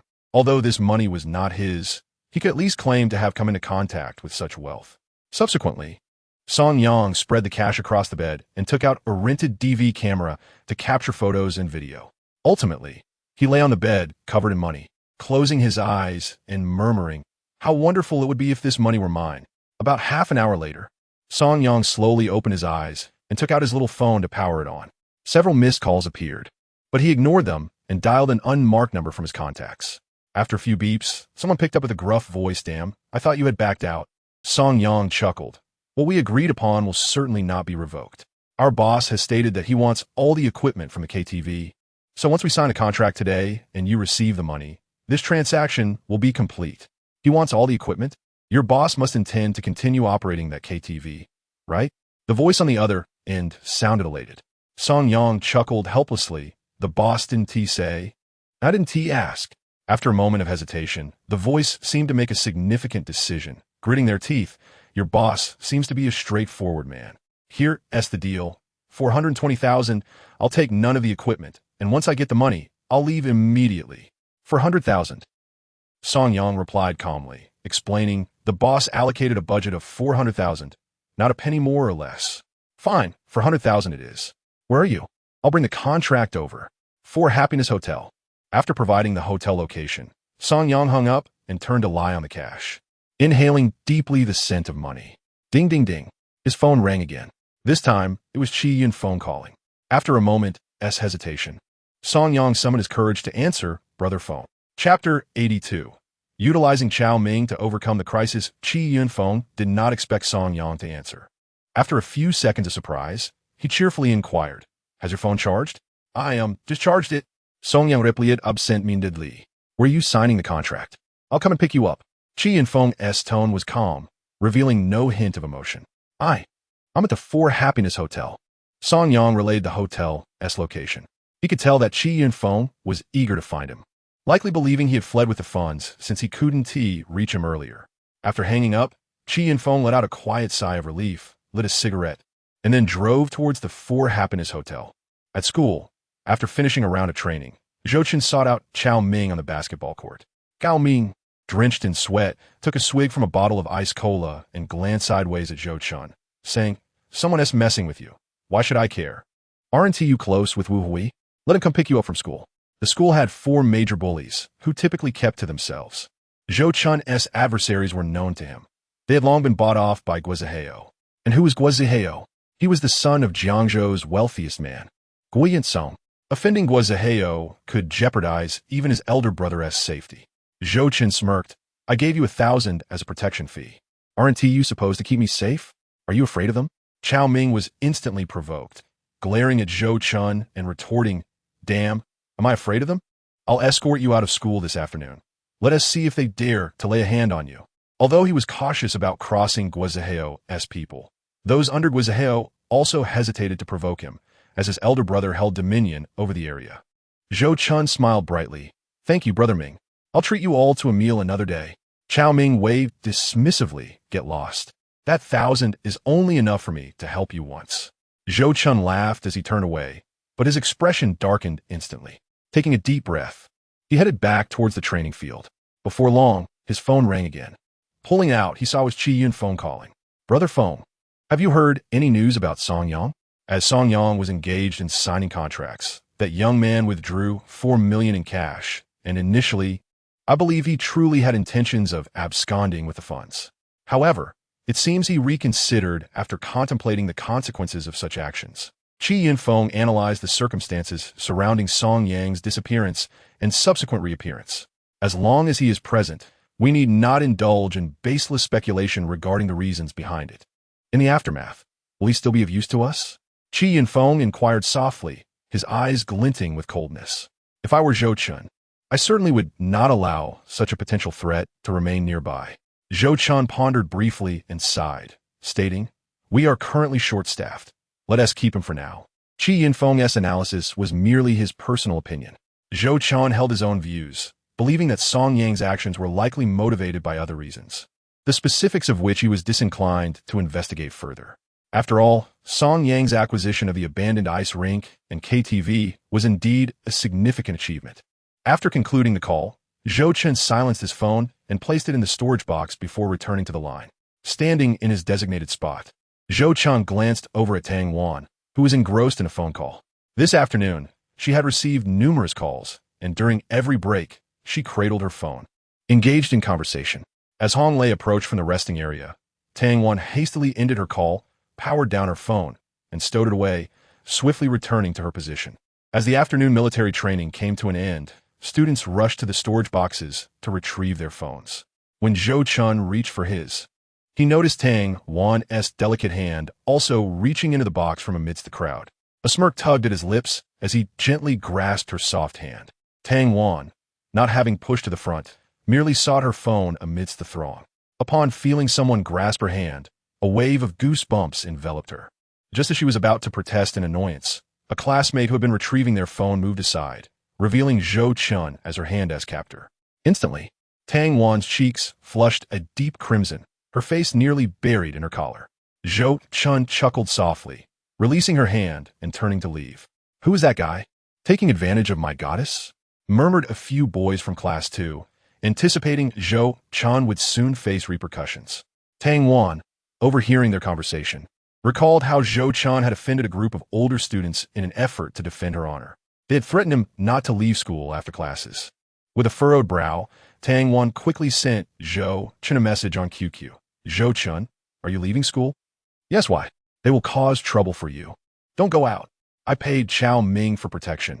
He promised to escort me out." "Well, all right then. Thank you for today.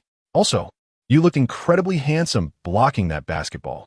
As she replied, memories of Zhou Chen's impressive stance while blocking the basketball flashed in her mind, causing her lips to curve upward involuntarily. "Is that so? Could it be that my heroic act during high school made you fall for me?" Zhou Chen responded with a smile.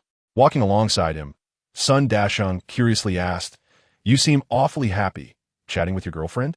Leaning in for a glance, he saw Zhou Chen had saved Tang Wan under the nickname Wanbao. Sun Dasheng smirked. "Looks like you do have a girlfriend. Is she from our school? What's her major?" Zhou Chen ignored him, continuing his conversation with Tang Wan. Sun Dasheng, deep in thought, speculated, "Wanbao, could it be her classmate Tang Wan?" At that moment, Zhou Chen received a call from Qi Yunfeng and quickened his pace toward the dormitory. Half an hour later, Zhou Chen emerged from the school gates dressed in casual attire. Along the roadside stood a crowd of 40 to 50 people. Chao Ming was in conversation with a tall man, smoking a cigarette. "Come on, buddy, let today's incident slide." Chao Ming tossed a cigarette in the air with flair. Zheng Fei promptly produced a lighter to ignite it. Jiang Tian took a couple of deep puffs from the cigarette, his cold gaze fixed on Chao Ming, sneering, "Chao Ming, do you really hold yourself in such high regard?" Chao Ming's expression darkened as he pointed at Jiang Tian, shouting, "You dare to repeat that?" Jiang Tian swiftly kicked at Chao Ming, igniting an imminent brawl as the two groups clashed. Older students remained unfazed, continuing their activities, while younger students halted to witness the spectacle. Jiang Tian had two companions trained in combat, and within moments, Chao Ming was left with a bloody nose. Chao Ming's followers charged in to confront Jiang Tian's skilled friends. Meanwhile, several vans appeared at both ends of the street. Seeing this, Jiang Tian shouted, "Chao Yuan's people are here. We should retreat." As his words echoed, Jiang Tian's group dashed back toward the school. Chao Ming cursed from behind, "You lot are worthless. If you're capable, don't run." At that moment, the distant sound of police sirens pierced the air, prompting those who had just disembarked from the vans to retreat in frustration. Spitting blood onto the ground, Chao Ming arrogantly proclaimed, "Trash is trash. What does it matter if Guizhihao backs you? When faced with my brother, they still cower in fear." A black Mazda sped past him. Inside, Zhou Chen sighed. "Without some power, it's truly challenging to navigate this school." Qi Yunfeng frowned. "Was Chao Ming waiting for you at the school gate?" "The 8th chapter, Establishing Underground Forces."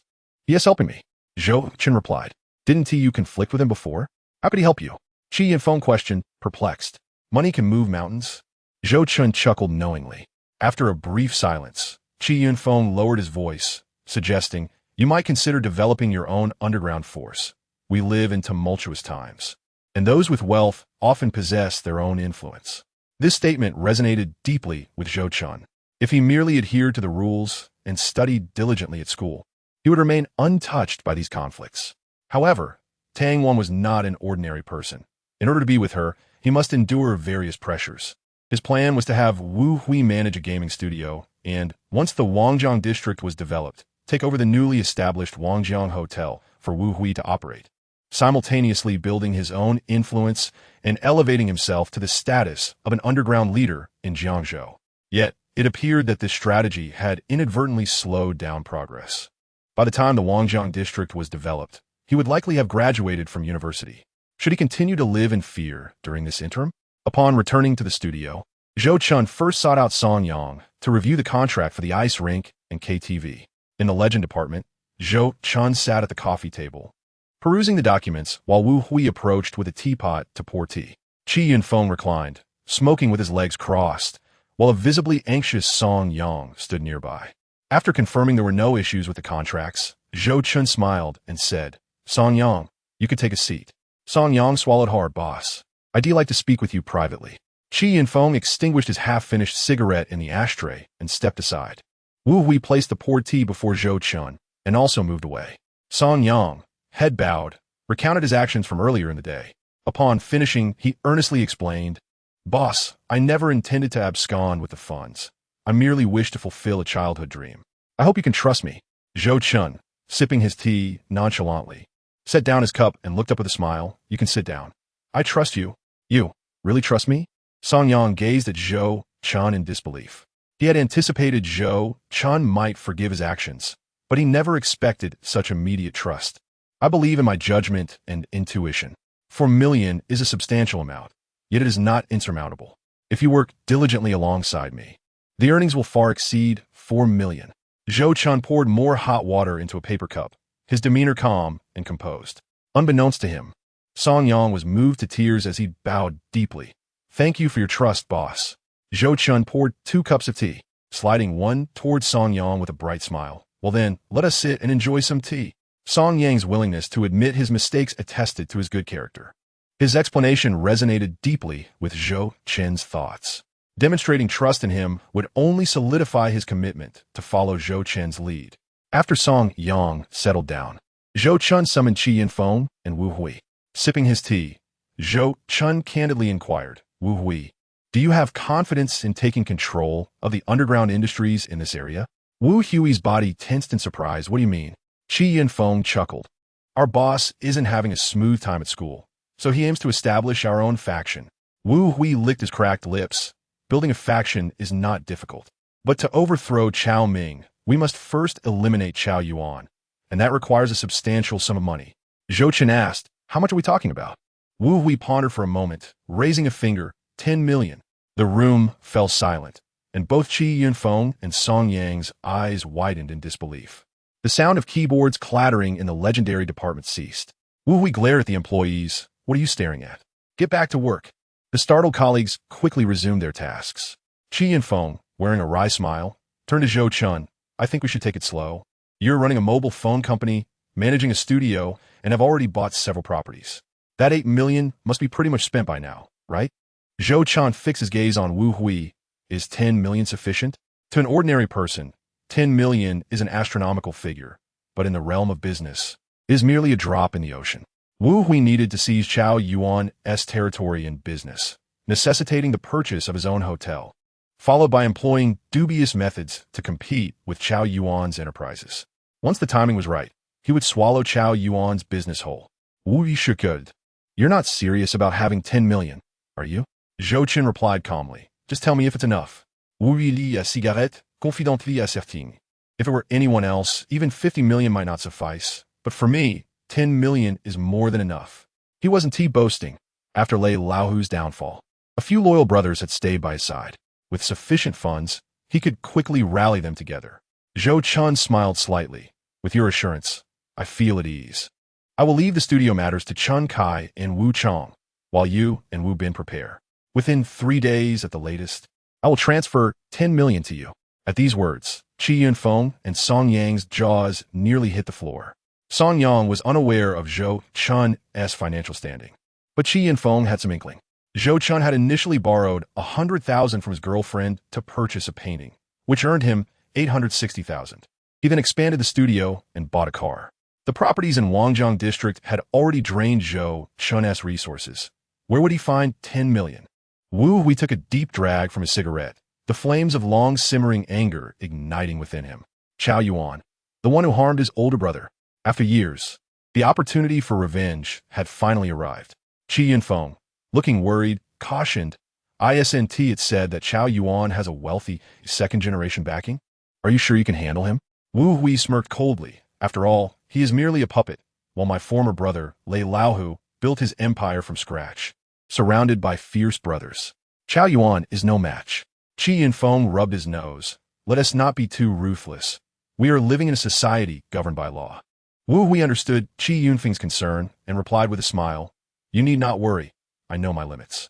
Even if things go awry, it won't involve you." A true brother. Qi Yunfeng gave Wu Hui a thumbs up. Zhou Chen raised his cup, taking a sip, and spoke gravely, "Stay away from businesses that harm society." Wu Hui lowered his gaze, responding, "I know which businesses are acceptable and which are not." Zhou Chen smiled contentedly. "It's getting late. Let us go out for a meal together." In Baisher district, 200 square meter shop was undergoing renovations overnight. Gu Qingyu cradled a cup of milk tea, her dark eyes sparkling. "Is this going to be our workplace?" Lu Feifei, also holding a cup of milk tea, bit the straw excitedly. "Shouldn't we hire a few employees?" Dan Wan, enjoying a candied hawthorn, smiled with her eyes narrowed. "We don't have much capital. Hiring will have to wait." Lu Feifei suggested Wan. "How about you name our company? Let us call it Timely Rain Financial Investment Company, Ltd." Tang Wan had already settled on the name. Since it was a loan company, it aimed to resolve urgent financial needs for clients. The name Timely Rain is quite distinctive.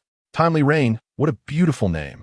Yes, it's both artistic and fitting for a loan company.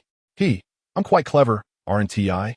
The 317 or 18-year-old girls were filled with dreams and aspirations, unaware that this company was destined to become a thorn in the side of the entire financial industry in the future. Chapter 84. Involving roommates. After Zhou Chen and Wu Hui finished their meal, they each returned to their respective homes. Qi Yunfeng had consumed quite a bit of alcohol, so Zhou Chen hailed a taxi to return to campus. Upon opening the dormitory door, Zhou Chen was taken aback. His roommates stood nervously on either side. Chao Ming, bruised and battered, sat on his bed smoking, flanked by two young men in short sleeves rolled up to their shoulders. "Brother Chao, what happened to you?" Zhou Chen approached with a look of concern. Chao Ming squinted at Zhou Chen, letting out a cold snort. "What's wrong? Isn't it all because of you?" Zhou Chen feigned a touched expression. "Thank you, Brother Chao, for your generous assistance. Tomorrow at Yipingxian, I'll treat you and your brothers to a feast." Chao Ming had come to Zhou Chen, initially seeking some benefit. Seeing Zhou Chen so considerate, his demeanor softened considerably. "No need for a feast. Just give me 3,000. I need to buy cigarettes for my brother's lackeys." Zhou Chen displayed a troubled expression. In reality, he was indeed in a bind, having less than 1,000 on him. Chao Ming's expression darkened, and his two henchmen stepped forward. Clearly, they wouldn't let it go without payment. Zhou Chen gritted his teeth, forcing a smile. "I don't have that much money on me right now. How about this? Tomorrow at this time, come back to the dorm to find me." "Fine. You better not try to pull any tricks," Chao Ming warned coldly before departing with his lackeys. "Damn it. Chengge, you should switch dorms. Living with us has us on edge every day." Jiang Jinsong lamented from his bed across from Zhou Chen. "Chao Ming stayed in the dorm for an hour, and we were made to stand for an hour. We were punished to stand during military training all day, and then we come back to the dorm and still get punished. Can't you show us a bit of understanding?" The other roommates looked equally displeased at Zhou Chen. Sun Dashang chimed in. "Zhou Chen, I think you should tell the teacher. It's not a solution to let Chao Ming bully you like this." Zhou Chen chuckled helplessly. "Do you think telling the teacher would help? If it did, this kind of factionalism wouldn't exist in school. But this situation won't last long. Once Wu Hui deals with Chao Yuan, the underground forces in the surrounding areas will be reshuffled, and these little groups in school will have to bow to Wu Hui." Sun Dashing shrugged. "You have money. Do as you please. I've warned you." At that moment, Yang Sun suddenly asked, "I'm going down to buy water. Does anyone need me to bring anything?" "Bring me 2 packs of spicy strips. I want a bottle of cola." Several classmates immediately pulled out money to hand to Yang Senator. Same old rule. 50 cents for the delivery fee. Yang Sen grinned. Zhou Chen withdrew a 100 yuan note from his pocket, saying, Today's events have caused some inconvenience for everyone. Allow me to treat you all to snacks and drinks. Yang Sun, please spend this entire 100. The atmosphere was filled with joviality. Such generosity from the boss. Brother Chun is amazing.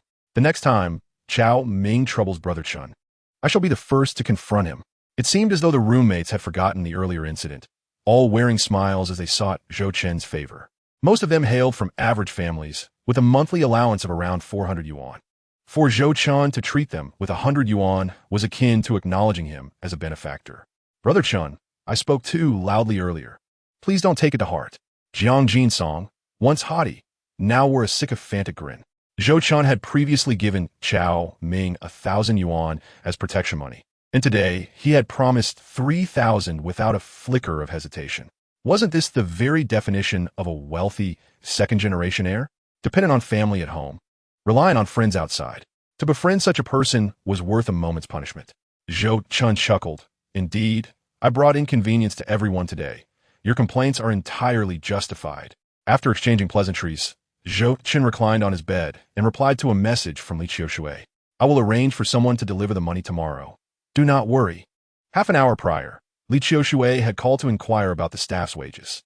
Zhou Chen had been dining at the time, and the restaurant's noise drowned out their conversation, leaving Li Qiushui seemingly confused. Understood, Mr. Zhou. Li Qiushui brumli raplia. Zhou Chen continued. How is the project progressing? Li Qiushui responded. In recent days, both President Qi and I have been recruiting to expand the RD team. President Qi has been working tirelessly, and we have already developed dozens of concept diagrams for the operating system. Please come by tomorrow to review them. Zhou Chen affirmed, all right. Please inform the staff that wages will be distributed around 8 o'clock tomorrow evening. Jiangzhou University was a 2-hour journey from Shirgu County, and the midday hours would be insufficient. After concluding his text conversation with Li Qiushui, Zhou Chen opened QQ. It had been quite some time since Chen Xiaolong had responded to him. Surely he wasn't still upset? Zhou Chen messaged, Xiaolong, are you still angry? Ding ding ding. Chen Xiaolong replied, not at all. I've just been quite busy these past few days. Zhou Chen teased. How busy could you possibly be that you can't spare a moment to text your father? Chen Xiaolong shot back, go away. You're the one being a bad son. I'm busy with my love life. Zhou Chen was taken aback by the sudden revelation. Zhou Chen responded with several question marks. Chen Xiaolong sent a grinning emoji. Didn't you say that Huang Chi and I were meant to be? So, I took the liberty of pursuing her. Zhou Chen inquired. Did she agree? Chen Xiaolong replied, of course. After my heroic rescue, any girl would be smitten. Zhou Chen sent a smiley emoji. Well then, I wish you both all the best. Chen Xiaolong then asked, how about you and Tang Wan? Zhou Chen responded with a teary emoji. Too much has been said, and it only brings tears. Chen Xiaolong suggested, let's not discuss that then. Let's talk about making money. Are you planning to kick me out? Zhou Chen, feeling exasperated, thought it best not to engage further. After sending a final message, he exited the chat window. At that moment, Yang Sun appeared with 2 large bags of snacks. The roommates rushed forward to grab the treats. Zhou Chen lounged on his bed, deep in thought. What sort of money-making opportunity could he find for Chen Xiaolong? If all went according to plan, his first-generation smartphone would be launched next year, ushering in the internet era for the masses. Suddenly, an idea struck Zhou Chen. He could have Chen Xiaolong develop Renren Network. Chapter 85. The development of Wangjiang District is imminent. Renren Network, initially known as Zionei Network, was founded in 2005 by a group of students from Tsinghua and Peking University. It was primarily designed to facilitate campus social networking. Unfortunately, in its nascent stage, it failed to attract investor interest. The founders could not secure funding and ultimately sold it for a pittance. The businessman who acquired it also owned a similar social networking site and merged the two, subsequently amassing hundreds of millions of users over the next few years. In the internet age, traffic equals wealth. Armed with memories from his past life, Zhou Chen believed he could elevate Renren Network to unprecedented heights. Brother Chen, do you see any snacks you fancy? Yang's son approached, holding a half-full bag of snacks. Zhou Chen retrieved a package of stinky dried tofu and beef jerky, along with a bottle of mineral water. The dormitory was filled with the sound of crunching snacks, and the air was thick with the scent of spicy strips. The roommates laughed and chatted, creating a warm and lively atmosphere. Zhou Chen chewed on the spicy strips, feeling as though he were chewing wax. Even after being reborn at 18, He could not recapture the delight he once found in spicy snacks. Sighing inwardly, he handed the remaining package of snacks to the roommate in the adjacent bed. After sipping some water and preparing to sleep, he suddenly recalled the need for a substantial amount of cash tomorrow. During his previous visit to the bank to open a checking account, the business manager had given him a business card.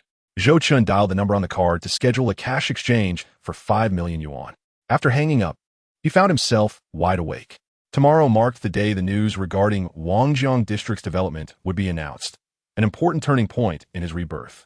The property he held, valued at over 8 million yuan, was expected to appreciate nearly ninefold.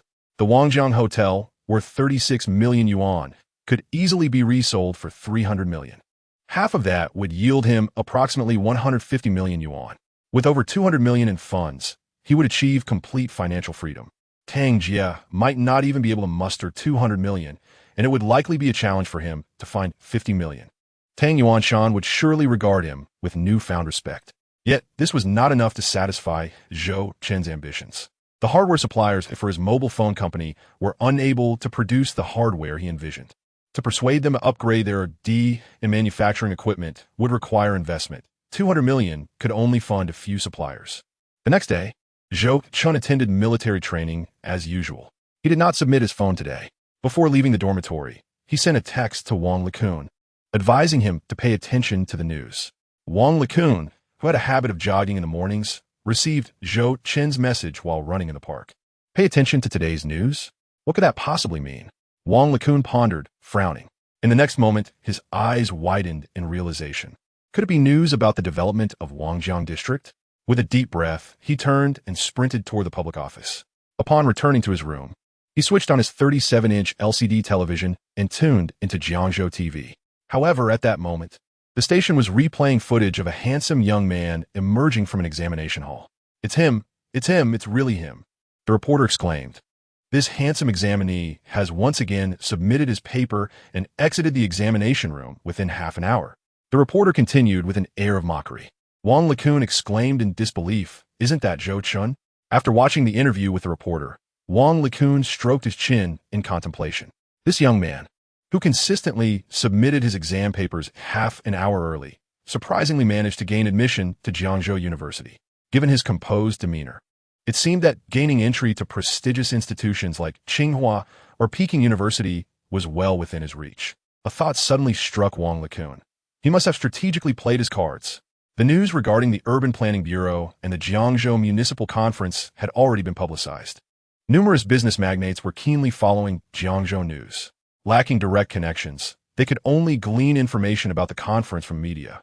Like Wang Lekun, these business figures had viewed Zhou Chen's interview. Initially, they regarded Zhou Chen as a mere joke. However, once footage of Zhou Chen's admission banquet was released, these business elites began to reassess him. Around 10 in the morning, the meeting was still ongoing when Wang Lekun received a call from his sister, Wang Shanshan. Second brother. Her voice trembled. Wang Lekun's heart tightened. Was it about the development of Wangjiang District? Yes. Wangjiang District is not only set for comprehensive development, but there will also be a subway line and a high-speed rail station constructed, with plans to transform Wangjiang District into a special economic development zone. Wang Shanshan's tone was laden with disappointment. Guo Yunsong had already secured the largest parcel of land in Wangjiang District. Before the news was even released, he had firmly established his foothold there. How could she possibly compete with him? Wang Lekun, trembling with excitement, clutched the phone. Not only was Wangjiang District slated for development, but the anticipated rise in property prices would be astronomical. Meanwhile, on television, the conference concluded and a throng of people emerged from the municipal building. Reporters swiftly surrounded them, eager to inquire. The development of Wangjiang District was now a certainty, and those political officials were candid, divulging everything they knew. The news of Wangjiang District's development reverberated like thunder through the television broadcast. Second brother, did you really purchase the Wangjiang Grand Hotel? Wang Shanshan suddenly recalled her brother's acquisition of the hotel. The Wangjiang Grand Hotel was the largest in Wangjiang District and had been a prominent establishment in Jiangzhou for many years. If she could secure the Wangjiang Grand Hotel, there might still be a chance to contend for market share. Wang Lekun, filled with pride, responded, "What do you think? My vision is quite astute, isn't it?" Wang Shanshan, Overjoyed, exclaimed, "Is the Wangjiang Grand Hotel truly in your possession? You must have had prior knowledge of the Wangjiang district's development."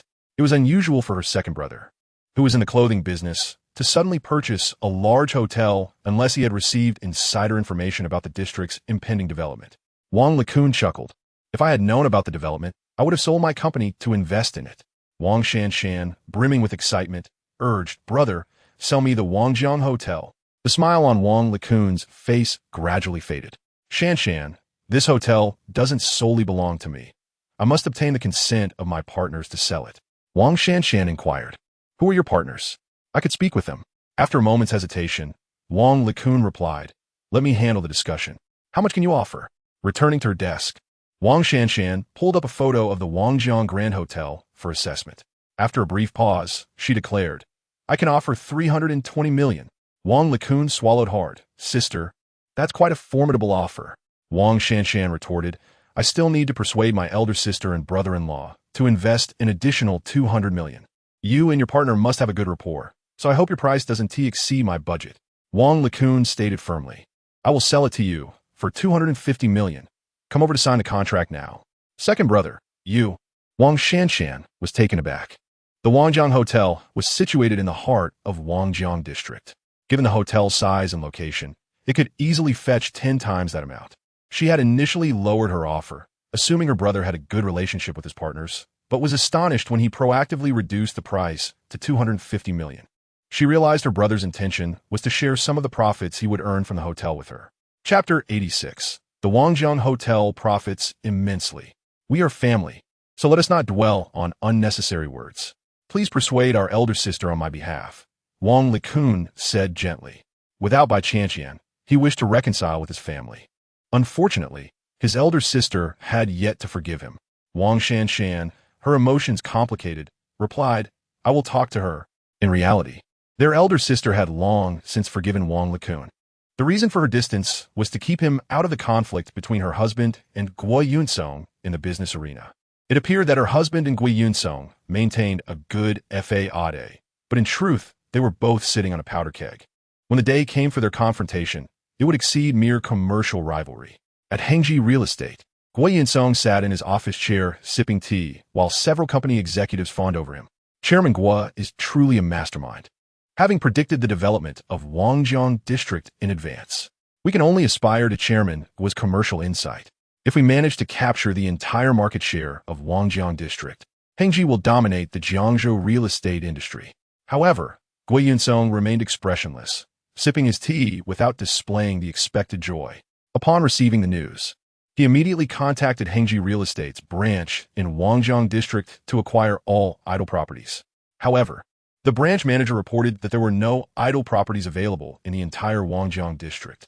After further inquiry, it became apparent that someone had purchased all the idle properties in Wangjiang District 3 days prior. This indicated that someone had received insider information about the district's development well ahead of time. Who could this person be? Suddenly, the phone rang. Guo Yunsong picked up the receiver. "Boss, there's a young man named Zhou Chen." "Zhou Chen?" Guo Yunsong furrowed his brow. Could it be the Zhou Chen from Jiangzhou University? The voice on the other end confirmed. "That's him." Guo Yunsong was taken aback. How did he know about the development of Wangjiang District? The voice replied, "It's likely he has connections in Kyoto." Just as Guo Yunsong was about to respond, his mobile phone lit up, though he initially intended to ignore it.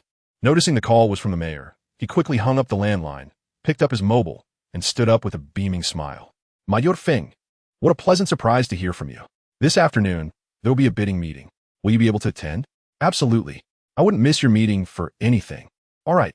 See you this afternoon." Guo Yunsong nodded vigorously, even over the phone. After concluding his conversation with the mayor, he searched for Zhou Chen's contact information but could not find it. He instructed the executives to reach out to Zhou Chen and ordered them to acquire any properties he owned.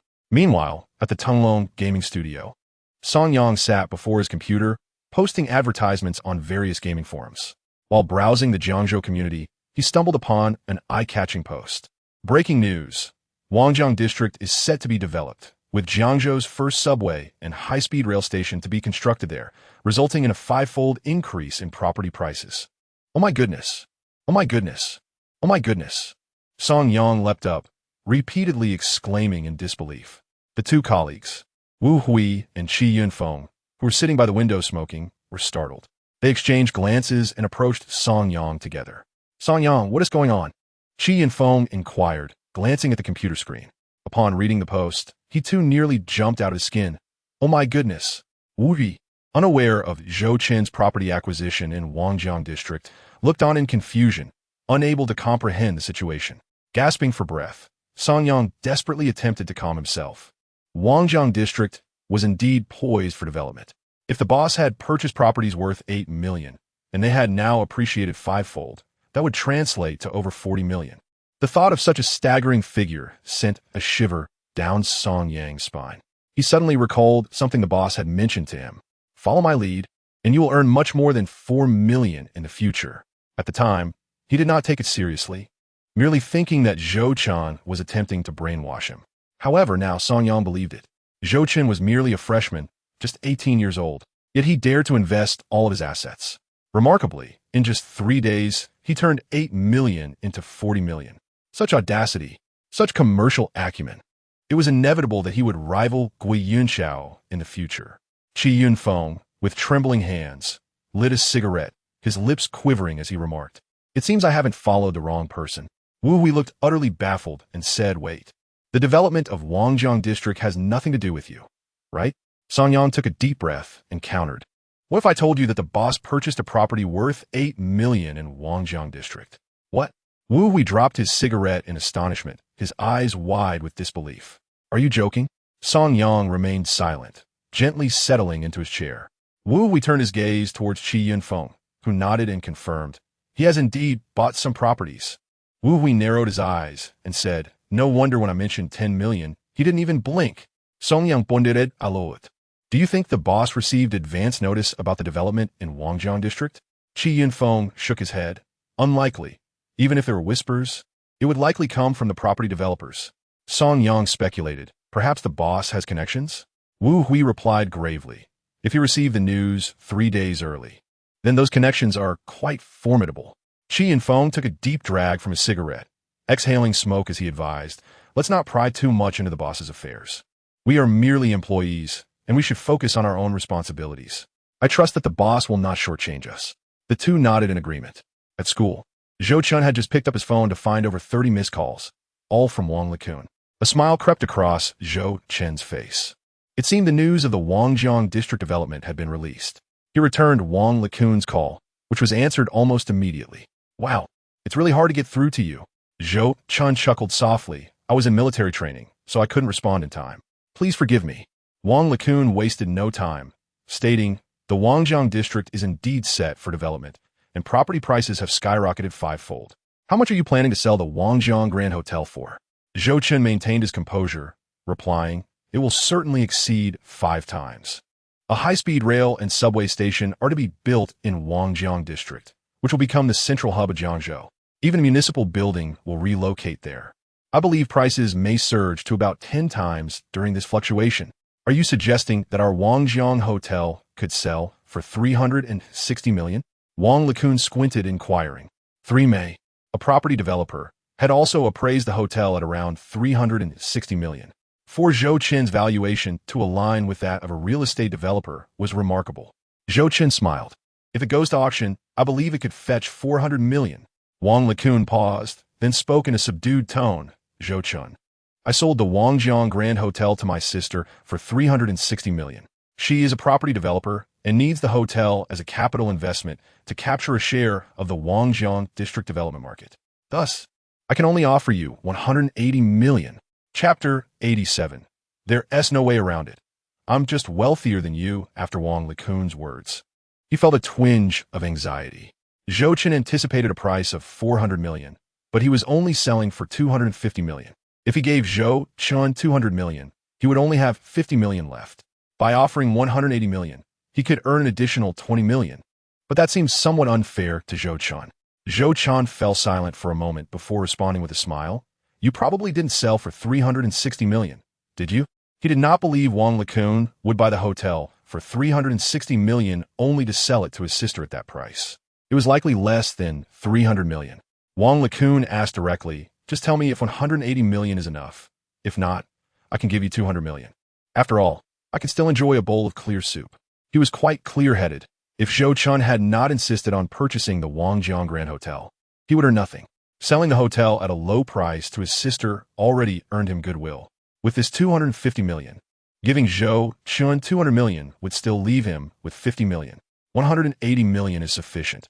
It's been a pleasure collaborating with you, Zhou Chen replied, genuinely satisfied with the price.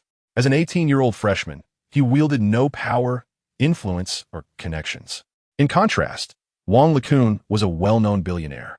Yet, despite his vast wealth, it was improbable that he would remain indifferent to several billion in funds. With his abilities, he could easily abscond with the money.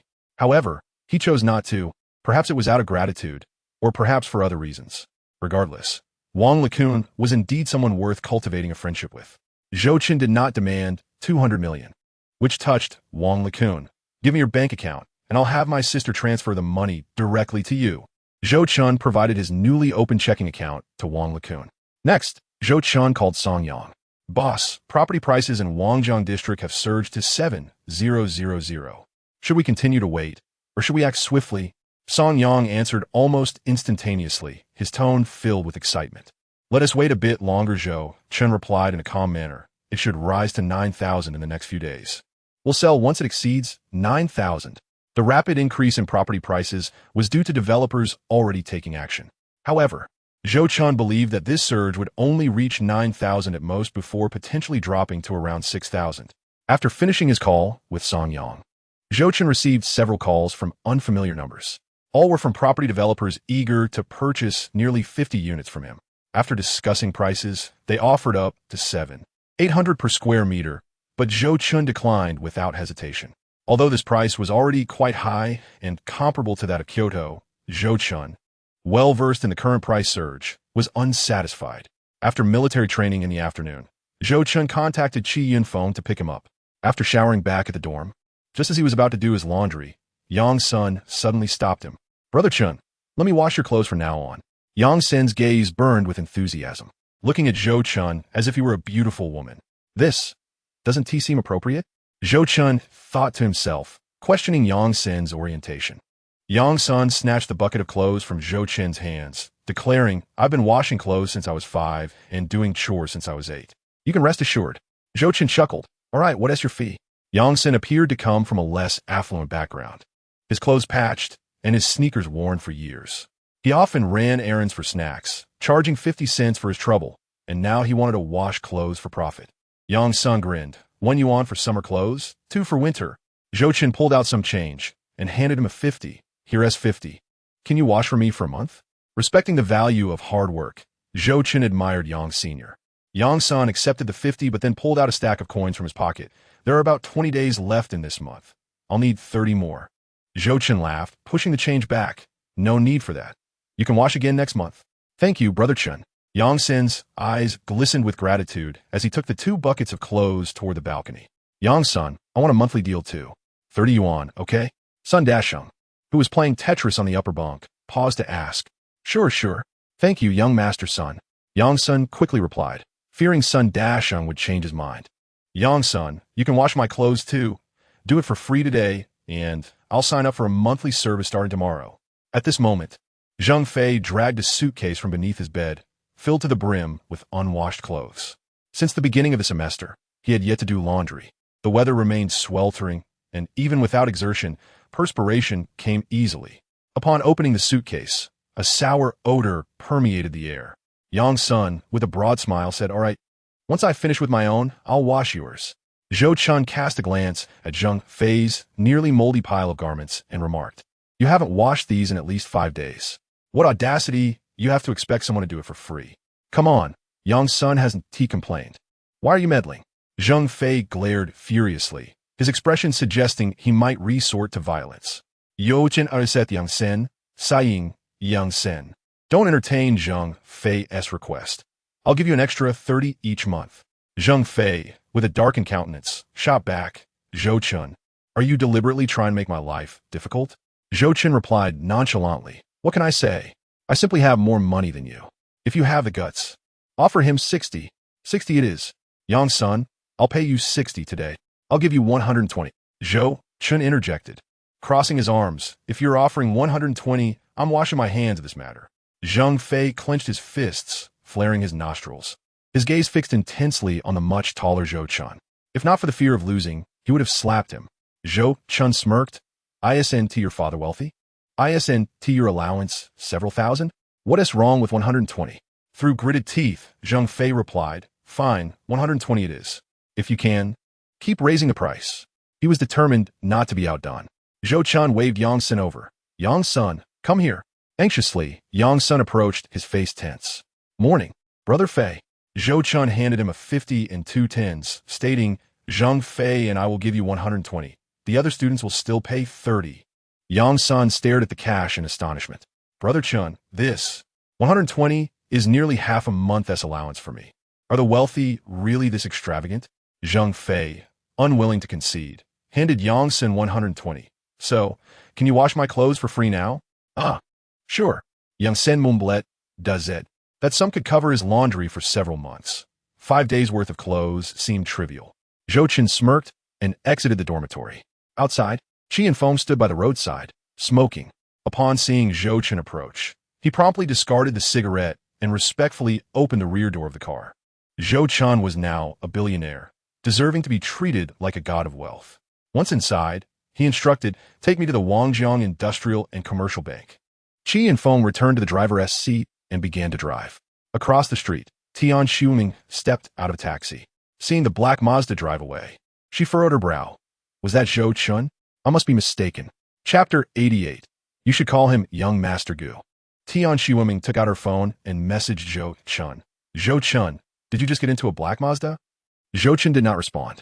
She pouted and then called Lu Xiying. As the call connected, she noticed Lu Xiying emerging from the school gate. Tian Xiuming waved. Xiying, I'm over here. Lu Xiying, clad in a pure white off-shoulder dress, carried a Hermes bag released in 2003 and wore a pair of Gucci crystal sandals. Her appearance attracted the attention of numerous male students. Who is this goddess from which department? I haven't seen her before. She must be a freshman. She is stunning. Someone go get her number or QQ. I'll pay 100. Don't be ridiculous. She is Young Master Gu's girlfriend. Young Master Gu? Which one? Gu Zihua. Who else could it be? With her carefully styled appearance, Lu Xiying walked with confidence, exuding an air of a wealthy heiress. Hearing the murmurs around her, she smiled with a hint of arrogance. Tian Xiuming approached, covering her mouth, and exclaimed, Goodness, seeing it's barely been a few days, and I almost didn't recognize you. Previously feeling unworthy to be Lu Xiying's friend, she now felt like a naive country bumpkin. Lu Xiying tilted her chin proudly. So, do you think I can completely overshadow Tang Wan now? Absolutely, no doubt. Tian Xiuming affirmed. Are you really with Gu Zihua? Lu Xiying blushed slightly and nodded shyly. Tian Xiuming, filled with envy, asked, Your clothes and bag must be worth a fortune, right? Lu Xiying patted her Hermes bag. It's all right. This bag is 12,000, and the clothes and shoes are around 1,500. Tian Xiuming gasped. That is incredibly extravagant. Just then, from Mercedes-Benz cars flanked a Porsche parked by the roadside. Lu Xiying grasped Tian Xiuming's hand, saying, My boyfriend is here. Let us go eat. Tian Xiuming followed Lu Xiying into Gu Zihua's Porsche. Even after they drove far away, she felt as if she were in a dream. She had never imagined she would ride in a Porsche, let alone that her friend Lu Xiying would one day marry into wealth. Gu Zihua produced 2 gift boxes. These 2 phones are for you. The Motorola V3, top of the line. Lu Xiying, her voice trembling with emotion, said, Thank you, Brother Zihua. Tian Xiuming looked at Lu Xiying with renewed envy, secretly feeling a twinge of jealousy. Why did she not possess such beauty? Lu Xiying handed 1 phone to Tian Xiuming. Meng, don't you want to thank Brother Zihua? Tian Xiuming accepted the phone and stammered. Thank you, Brother Zihua. You should call him Young Master Gu. Lu Xiying reproached, shooting Tian Xiuming a glare. Blushing, Tian Xiuming corrected herself. Thank you, Young Master Gu. Gu Zihua smiled and nodded. Lu Xiying, filled with happiness, asked Gu Zihua, Brother Zihua, where are we going to eat? Gu Zihua checked his watch and replied gently, It's still early. I need to take care of some business in Wangjiang District first. Lu Xiying nodded, biting her lip, then began to unwrap the gift boxes. Today, Wangjiang District was particularly bustling, with many merchants flocking to this developing area, soon to become the economic center of Jiangzhou, causing some traffic congestion. One Porsche, escorted by Mercedes, swiftly maneuvered through the crowded streets. Qi Yunfeng leaned back, grinning. Boss, when will you get a luxury car for me to drive? Zhou Chen, casually reclining, chuckled. What brand do you fancy? Just kidding. Qi Yunfeng laughed awkwardly. This Mazda is already great. Let's keep a low profile. Maybe I'll switch to a BMW someday. ISNT, earning money, all about enjoyment? Zhou Chen smiled dismissively. In this era, the internet was not widespread. To the average person, BBA, Mercedes, BMW, Audi were considered top-tier luxury cars. Zhou Chen only intended to switch temporarily to a BMW. In his previous life, he had obtained a driver's license but never owned a car. In this life, he was determined to experience all luxury vehicles. Upon hearing about the BMW, Qi Yunfeng's eyes sparkled, and he gripped the steering wheel tightly, saying, I can't believe there'll be a day when I, Qi Yunfeng, drive a BMW. At the Wangjiang District Industrial and Commercial Bank, Gu Zihua led Lu Xiying to the VIP room to conduct business. When the bank manager placed 1 million on the table, Lu Xiying's eyes widened in disbelief. Oh my, this is 1 million. I could never earn this much in my lifetime. The bank manager smiled warmly. Young Master Gu, here is 1 million. Please count it. At that moment, Guo Zihao received a call from his father. Guo Yinsong spoke in a deep voice. There are few shops on Sanjia Street. The price has been negotiated, and it will cost around 800,000. They only accept cash. Guo Zihao responded with a brief acknowledgement before hanging up the phone, then looked up at the bank manager and asked, Is there any cash available? There is, but the bank manager's face showed signs of difficulty. There's still 5 million in cash in the vault, but this money is reserved for another client. Guo Zihao said calmly, Just give it to me. I urgently need the cash. The bank manager swallowed hard. Young Master Guo, could you wait a moment? I will call to transfer cash from another bank. Guo Zihao furrowed his brows and slammed the table, shouting, Isn't there cash available? Why can't you give it to me? Lu Xiying shivered in fright. Guo Zihao took a deep breath, held Lu Xiying's hand, and spoke in a gentle tone. I apologize. Did I scare you? Lu Xiying quickly shook her head. No. I actually like this domineering side of you. Guo Zihao smiled slightly and turned to the bank manager, saying, My family has deposited around 300 million in your bank. You wouldn't want us to switch banks, would you? The bank manager turned pale with fear. Manager, Mr. Zhou has arrived. A staff member stood at the door to remind him. The bank manager, with a sorrowful face, said, Young Master Guo, to be frank, we do have 5 million in cash, but this money was pre-scheduled by Mr. Zhou. Guo Zihao squinted and asked, Who is Mr. Zhou? Perhaps I know him. I can speak with him. Meanwhile, outside the bank, Tian Shuama was enamored with a designer phone worth over 4,000. Upon seeing Zhou Chen step out of a black Mazda, she gasped in shock. Zhou Chen, it's really you. Zhou Chen glanced at the parked Porsches and 4 Mercedes, deducing that Tian Shuama had accompanied Lu Xiying and Guo Zihao. As an old classmate, Zhou Chen smiled politely. Surprised? Tian Shuama pointed at the black Mazda. Is that your car? Almost immediately after asking, she chuckled self-deprecatingly. It can't be yours. You don't even have a driver's license. Zhou Chen, uninterested in explaining, walked towards the bank. Qi Yunfeng retrieved a large suitcase from the trunk. Tian Shuama stopped Qi Yunfeng and asked, Uncle, is that car Zhou Chen's? Qi Yunfeng replied, It's mine. Tian Shuama, puzzled, asked, Then what's your relationship with Zhou Chen? I just saw you open the car door for him at the school gate. What does that have to do with you? Qi Yunfeng noticed Zhou Chen's reluctance to engage with the girl, implying their relationship was not good, so he too chose not to interact. Tian Shuama wrinkled her nose. It's just a lousy Mazda. Did you see the Mercedes and Porsche over there? Those belong to my best friend's boyfriend. Do you know who he is? I thought he was your boyfriend. Qi Yunfeng shot her a disdainful glance before striding towards the bank. Tian Shuama stomped her foot in frustration behind him. Zhou Chen entered the bank lobby, where the bank manager hurriedly approached him. Guo Zihao and Lu Xiying followed behind. Zhou Chen. Lu Xiying's eyes widened in disbelief. Could the Mr. Zhou the bank manager mentioned possibly be Zhou Chen? Impossible. How could Zhou Chen have 5 million? She had recently learned from Chun Xiaolong that Zhou Chen got his money from a fortunate gaming experience, earning 80,000. Therefore, Zhou Chen could not possibly be the Mr. Zhou who had reserved 5 million in cash. The bank manager must be referring to someone else. Mr. Zhou, you've arrived. The bank manager wore a forced smile. Suddenly, Lu Xiying felt as if she had been struck by lightning, staring incredulously at Zhou Chen. He truly was Mr. Zhou. Where did he get 5 million? Is my money ready? Zhou Chen asked without even glancing at Lu Xiying, focusing instead on the bank manager. The bank manager nodded. It's prepared, but he cautiously looked at Guo Zihao. Young Master Guo urgently needs 800,000 in cash. Do you think we could release that amount? Guo Zihao narrowed his eyes. He realized this was the suitor Lu Xiying had mentioned. Hadn't she said he came from a poor background? How could he possibly have 5 million in cash in the bank? Zhou Chen raised his gaze to meet Guo Zihao's, then shook his head. I can't release it. I must take the 5 million. The bank manager awkwardly looked at Guo Zihao. Young Master Guo, what do you think? Guo Zihao snorted coldly. That's your problem. I'm only giving you 10 minutes. The bank manager was near tears. The cash was reserved for Mr. Zhou, while young Master Guo was a major client, his father being the richest man in Jiangzhou. If he offended young Master Guo, he could lose his job. Mr. Zhou, could you give me half an hour? I can transfer 800,000 from a branch. The bank manager said, trembling, beads of sweat forming on his forehead. Is this the attitude of your bank? Zhou Chen sneered. I truly apologize, Mr. Zhou. Please grant me this favor. The bank manager bowed deeply. Fine, just hurry and get the cash. Zhou Chen waved his hand impatiently. It's not easy for those who work here. He didn't want to make things too hard for the bank manager. Thank you, Mr. Zhou. Thank you. The bank manager, visibly relieved, wiped his cold sweat and began to arrange the cash. At that moment, Lu Xiying fixed her gaze on Zhou Chen and questioned, Zhou Chen, where did you get so much money? What does it have to do with you? Zhou Chen replied coldly, looking at Lu Xiying as if she were a stranger.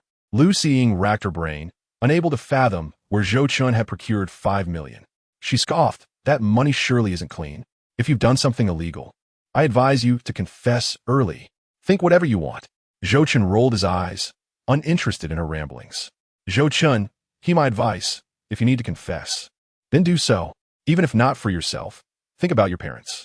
They raised you with great difficulty. It's only fair to consider them as classmates. I said all I need to. Lu Xiying's tone was cold, as if she genuinely cared for Zhou Chen. Zhou Chen smirked sarcastically. Is it worse for me to have money than to kill you? If you earned that money through legitimate means, I would be happy for you. But this money is dirty. Even if it were clean, I wouldn't care. My boyfriend has far more than you. See this bag? Do you recognize the brand? Do you know how much it costs? Look at my shoes. These shoes are worth 800. Your living expenses for 2 months wouldn't even cover a single pair of mine. Zhou Chen's words seemed to strike a nerve with Lu Xiying. She resorted to every means to ridicule Zhou Chen. At that moment, Tian Shuma approached. Zhou Chen, Xiying is right. You should confess quickly. Honesty brings leniency. Resisting brings severity. If you cooperate, you might get a lighter sentence. Idiot. Zhou Chen scoffed, uninterested in the two hysterical women. Lu Xiying's eyes gleamed with madness as she picked up her phone to call the police. Will you confess yourself? Or should I help you call them? Zhou Chen casually replied. Go ahead and report. Lu Xiying trembled as she prepared to dial the police. Just then, Guo Zihao held Lu Xiying's hand. Wait. Let me ask the bank manager first. Lu Xiying nodded vigorously, her voice trembling. You asked him properly. I'm sure this money I sent clean. Guo Zihao waited for the bank manager to finish his call before stepping forward to ask, how did Zhou Chen come by that money? This concerns client confidentiality.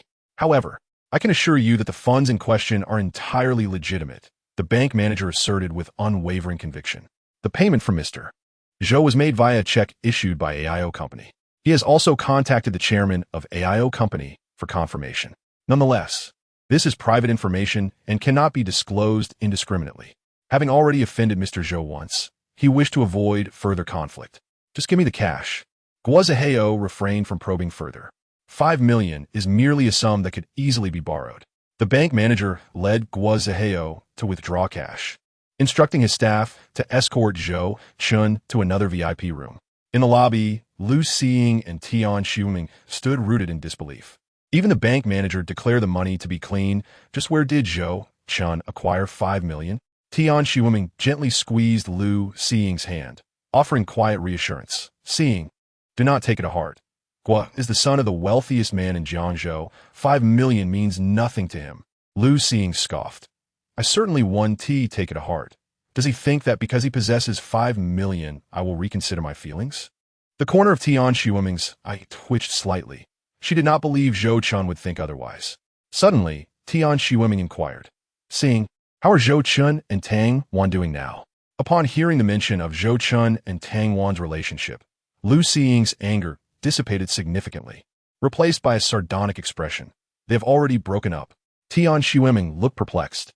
Broken up? What caused the breakup? Lu Xiying inhaled deeply. It must be Tang Wan's brother who interfered. Do you know who her brother is? Tian Shiweming shook her head. Lu Xiying continued. Her brother is Tang Jie, the son of the renowned entrepreneur Tang Yuanshan from Jiangzhou. What? Tang Wan is the daughter of Tang Yuanshan? Chapter 90. Hey, whose child are you? Tian Shiweming had only recently seen Tang Yuanshan in the newspaper. This Tang Yuanshan is quite formidable, able to stand shoulder to shoulder with Guo Yunsong at business banquets. Lu Xiying sighed, her face clouded with frustration. I never imagined she would be Tang Yuanshan's daughter. If it weren't for Brother Zaheo taking a liking to me, I could hardly stand tall in her presence. Tian Shiweming lamented. How unfair life is. Why am I not as fortunate as Tang Wan? Guo Zaheo approached, accompanied by a bodyguard carrying a briefcase. Lu Xiying eagerly linked her arm with Guo Zaheo's, sweetly asking, Brother Zaheo, I didn't frighten you just now, did I? Earlier, in an effort to provoke Zhou Chen, she had boasted extravagantly, aware that her behavior was rather unbecoming, and worried it might displease Guo Zaheo. Guo Zaheo affectionately ruffled Lu Xiying's hair, smiling. How could I be frightened? The purpose of buying these things is to elevate you above the rest. Brother Zaheo is so wonderful. Lu Xiying leaned against Guo Zaheo, touched. Guo Zaheo embraced her slender waist, smiling. Since I am so wonderful, will you warm my bed tonight? Lu Xiying's cheeks flushed, shyly responding, I'm not quite ready for that. Guo Zaheo's temple twitched, laughing. All right then, I must attend to business. Once I'm done, I will take you both out for dinner. In the bank's VIP room, Zhou Chen received a call from Li Qiushui. Li Qiushui informed him that company employees claimed not to have seen the money and were once again blocking the road with banners. Zhou Chen instructed Li Qiushui to inform them that he was at the bank withdrawing money and would soon arrive at the company. To save time, Zhou Chen withdrew 420,000 in cash, allowing the bank manager to deposit the remaining 80,000 into his account. On the way to Shigu County, Qi Yinfeng demonstrated exceptional driving skills, speeding at 80 miles per hour. What should have been a 2-hour journey was condensed to just 80 minutes.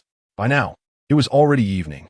Outside Lady Company, the street was crowded with people. Qi Yinfeng pressed the horn frantically, but those in front remained oblivious. Someone even stepped forward and shouted angrily, Do you believe I'll smash your car? Some dared to confront him, and a few workers stormed over, brandishing wooden sticks. Zhou Chen stepped out of the car, calling out, Do you still want your wages? With those words, several workers immediately halted. Who is this guy? I have no idea. He seems to be our new boss, right? Wow, such a young boss. Yes, that's him. Our supervisor said the new owner is a rich second generation who is around 17 or 18. Xiang Dongsheng and the company's executives approached. Qi Yinfeng also dragged the luggage from the back seat. Upon seeing the large suitcase, Xiang Dongsheng felt a sense of relief and loudly addressed the workers. The boss has come to distribute wages, so please do not rush. At the sound of Xiang Dongsheng's voice, more employees gathered around. Zhou Chen frowned at the managers. Supervisors, please organize your department's employees to return to the company and wait. The managers immediately contacted their respective supervisors. Fortunately, the employees were quite compliant, forming an orderly line towards the company entrance. Accompanied by law enforcement, Zhou Chen brought over 400,000 in cash to the finance department. The staff quickly began tallying the wages. The company lacked a counting machine, so all calculations were performed manually by the 5 finance employees. With over 1,600 employee salaries to tally, how long would it take with just 5 staff members? Zhou Chen stated, all team leaders and above should come to the finance department to assist. Moments later, over 30 team leaders, more than 20 supervisors, and 7 or 8 managers joined the counting effort. Concerned about inaccuracies, they meticulously counted 3 to 4 times each. Zhou Chen left the finance office and approached Xiang Dongsheng to inquire about the company transfer. Xiang Dongsheng retrieved several documents and proofs from his briefcase and solemnly stated, Lady Company has been forcibly deregistered. The equipment within is valued at approximately 260,000, while suppliers are owed 170,000. If you are willing to pay the supplier's debt of 170,000, you can register a new company tomorrow. If you do not wish to assume this debt, the court will auction off the equipment until the supplier's debts are settled. Zhou Chen pondered for a moment and replied, I will repay the suppliers. Let us keep the equipment. The company still needs to continue processing orders. Without equipment, how would we manage? Wouldn't over 1,600 employees be left unemployed? Xiang Dongsheng lit a cigarette, exhaling smoke. If Wang He is captured, you may still have a chance to recover your losses. Zhou Chen chuckled dismissively. You cannot reap rewards without taking risks. My investments and returns can exceed proportionality. Cough, cough, cough. Xiang Dongsheng coughed from the smoke. Seemingly worried Zhou Chen would misinterpret his laughter as mockery. He hastily waved his hand. I caught a cold these past few days. I meant no offense. Zhou Chen poured a cup of hot water for Xiang Dongsheng.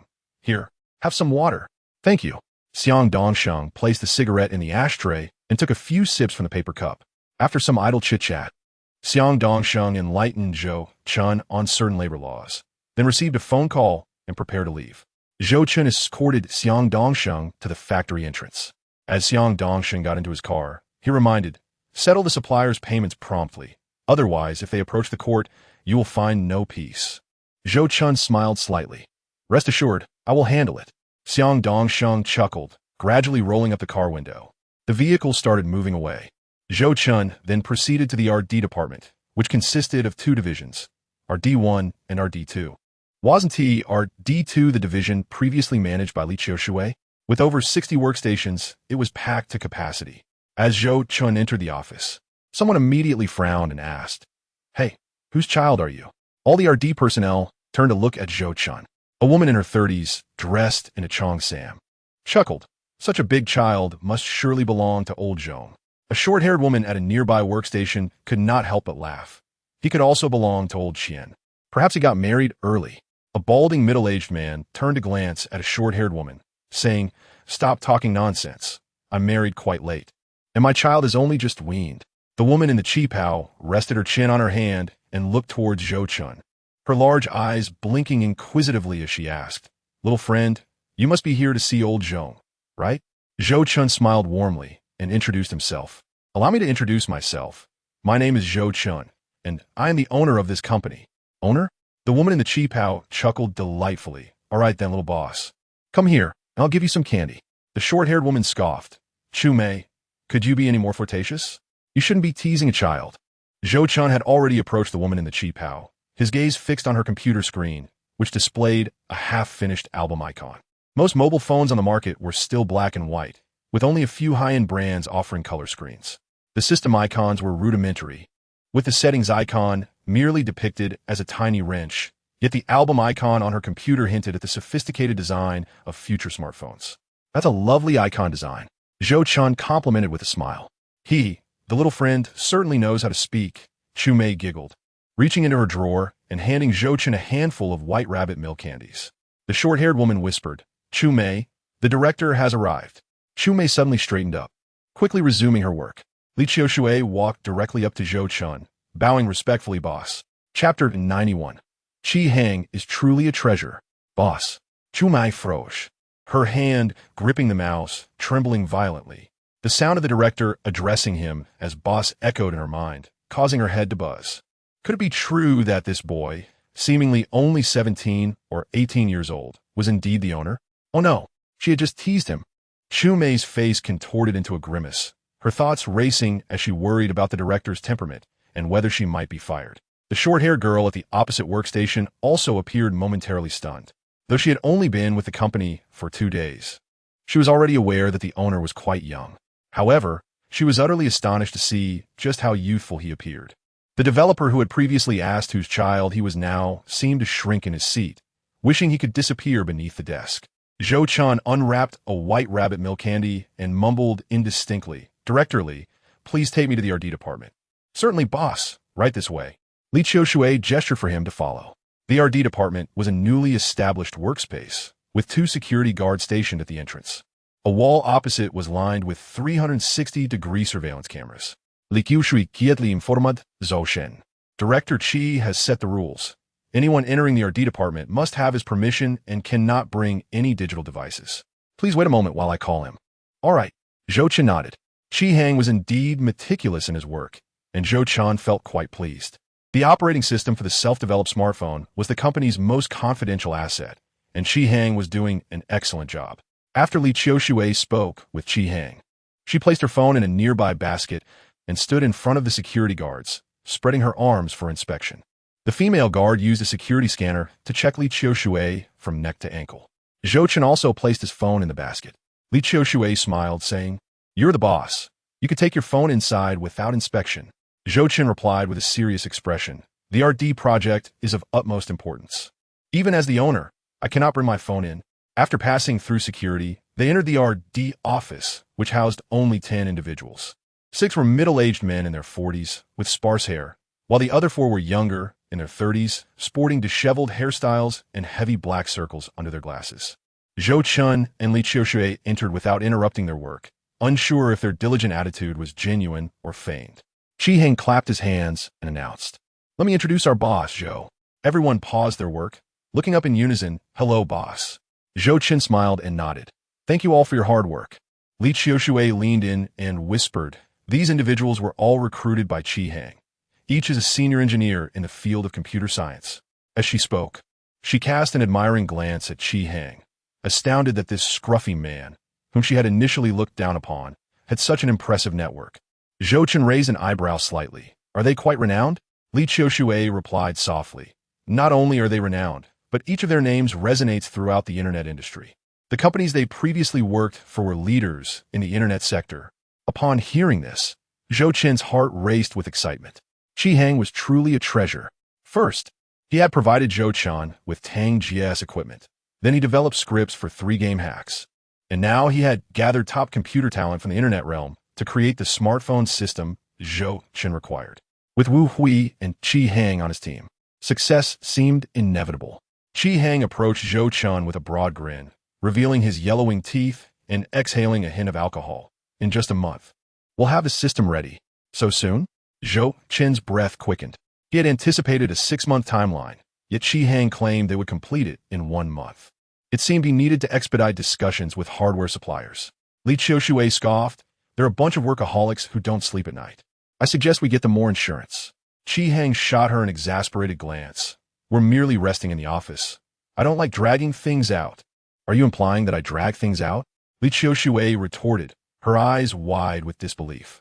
"I never said that. You're the one confessing." Qi Hang shrugged, his expression suggesting that he indeed believed that. "You. Forget it. I won't argue with a little brother." Li Qiushui nearly lost her composure, but chose to hold her tongue since Qi Hang was someone the boss had brought in, and his skills surpassed her own. Zhou Chen noticed the tension between them, and, hoping to lighten the mood, suggested, "Have you eaten? Let us go out for a meal together. We just had instant noodles this afternoon. You all go ahead." Qi Hang said dismissively as he turned toward his office. He didn't even give the chairman face. This guy weighed 100 pounds but had 90 pounds of defiance. Li Qiushui muttered under her breath. Zhou Chen chuckled softly. "Let us not disturb their work any longer. We should be on our way." No boss would appreciate such an attitude towards work. Zhou Chen couldn't fathom how Qi Hang as previous companies operated. Surely, it was just about working and drinking? If they had such prowess and capital, couldn't they bend the rules a little? Nevertheless, he was grateful they hadn't for otherwise he might not have had the opportunity. As they exited the RD department, Zhou Chen noticed a storage room nearby and inquired, "Is this storage room of any use?" "It's not particularly useful, but if the RD department plans to expand, we could knock down that wall in the middle. No need to demolish it. Let us convert this storage room into a kitchen and dining area. The RD team needs proper meals instead of just instant noodles. We must improve their nutrition." Upon returning to the chairman's office, Zhou Chen summoned the business supervisor, Lu Chen. Having just received 3 months' salary, Lu Chen arrived at the chairman's office in high spirits, his face glowing as he respectfully asked, "Chairman, you call for me?" Zhou Chen gestured toward the chair beside him. "Supervisor Lu, please sit." Lu Chen, taken aback, sat down on the chair. Zhou Chen then asked, "How is the progress on the processing project?" Lu Chen's expression suddenly turned awkward. "I contacted 3 mobile brands, Giant, Broadcom, and Panda. Giant and Broadcom outright rejected the collaboration. but Panda plans to come for an on-site inspection tomorrow. Zhou Chen was quite familiar with Jiani and Broadcom. In the forthcoming 5 years, these two brands are poised to transform from modest entities into highly sought-after products. Following Jiani's collaboration with the esteemed Liu Tianwang as their spokesperson, their recognition surged dramatically, flourishing in both domestic and international markets within a mere 2 years. As for Belle Mobile, it is indeed a household name. Transitioning from pagers to feature phones, its core strategy revolves around affordability, catering primarily to average families. From 2003 to 2008, Belle Mobile is set to clinch the title of the annual sales champion in the mobile phone sector. However, with Zhou Chen's return, history is destined to be rewritten. Chapter 92. Qi Yinfeng encounters an old friend. Another glitch story regarding Panda Mobile. Zhou Chen is no stranger. Originally a radio manufacturer, Panda ventured into mobile phones, developing its first brand phone in 1994, marking it as a pioneer in the mobile industry. Yet, due to fierce competition, Panda Mobile could not sustain itself in the mobile market. Regaining his composure, Zhou Chen smiled gently and remarked, Jiani and Belle are substantial brands. Their standards for OEM manufacturers are quite stringent. Our modest factory of 600 employees may not suffice, and with the news of Wang He's donation scandal likely spreading, their refusal to collaborate is both understandable and reasonable. If Panda is willing to entrust us with their manufacturing, then we shall proceed with them. Liu Chen offered a bittersweet smile, yet the processing price from Panda is exceedingly low. After accounting for labor and utilities, the profit per phone is a mere 30 cents. Zhou Chen expressed surprise. Is there still a profit to be made? Liu Chen's lips twitched in disbelief. Surely, you do not intend to make no profit at all?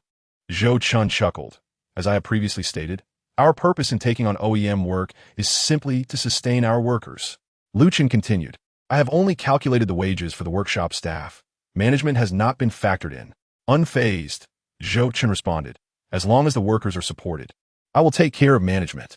With a net worth exceeding 100 million, he spoke with conviction.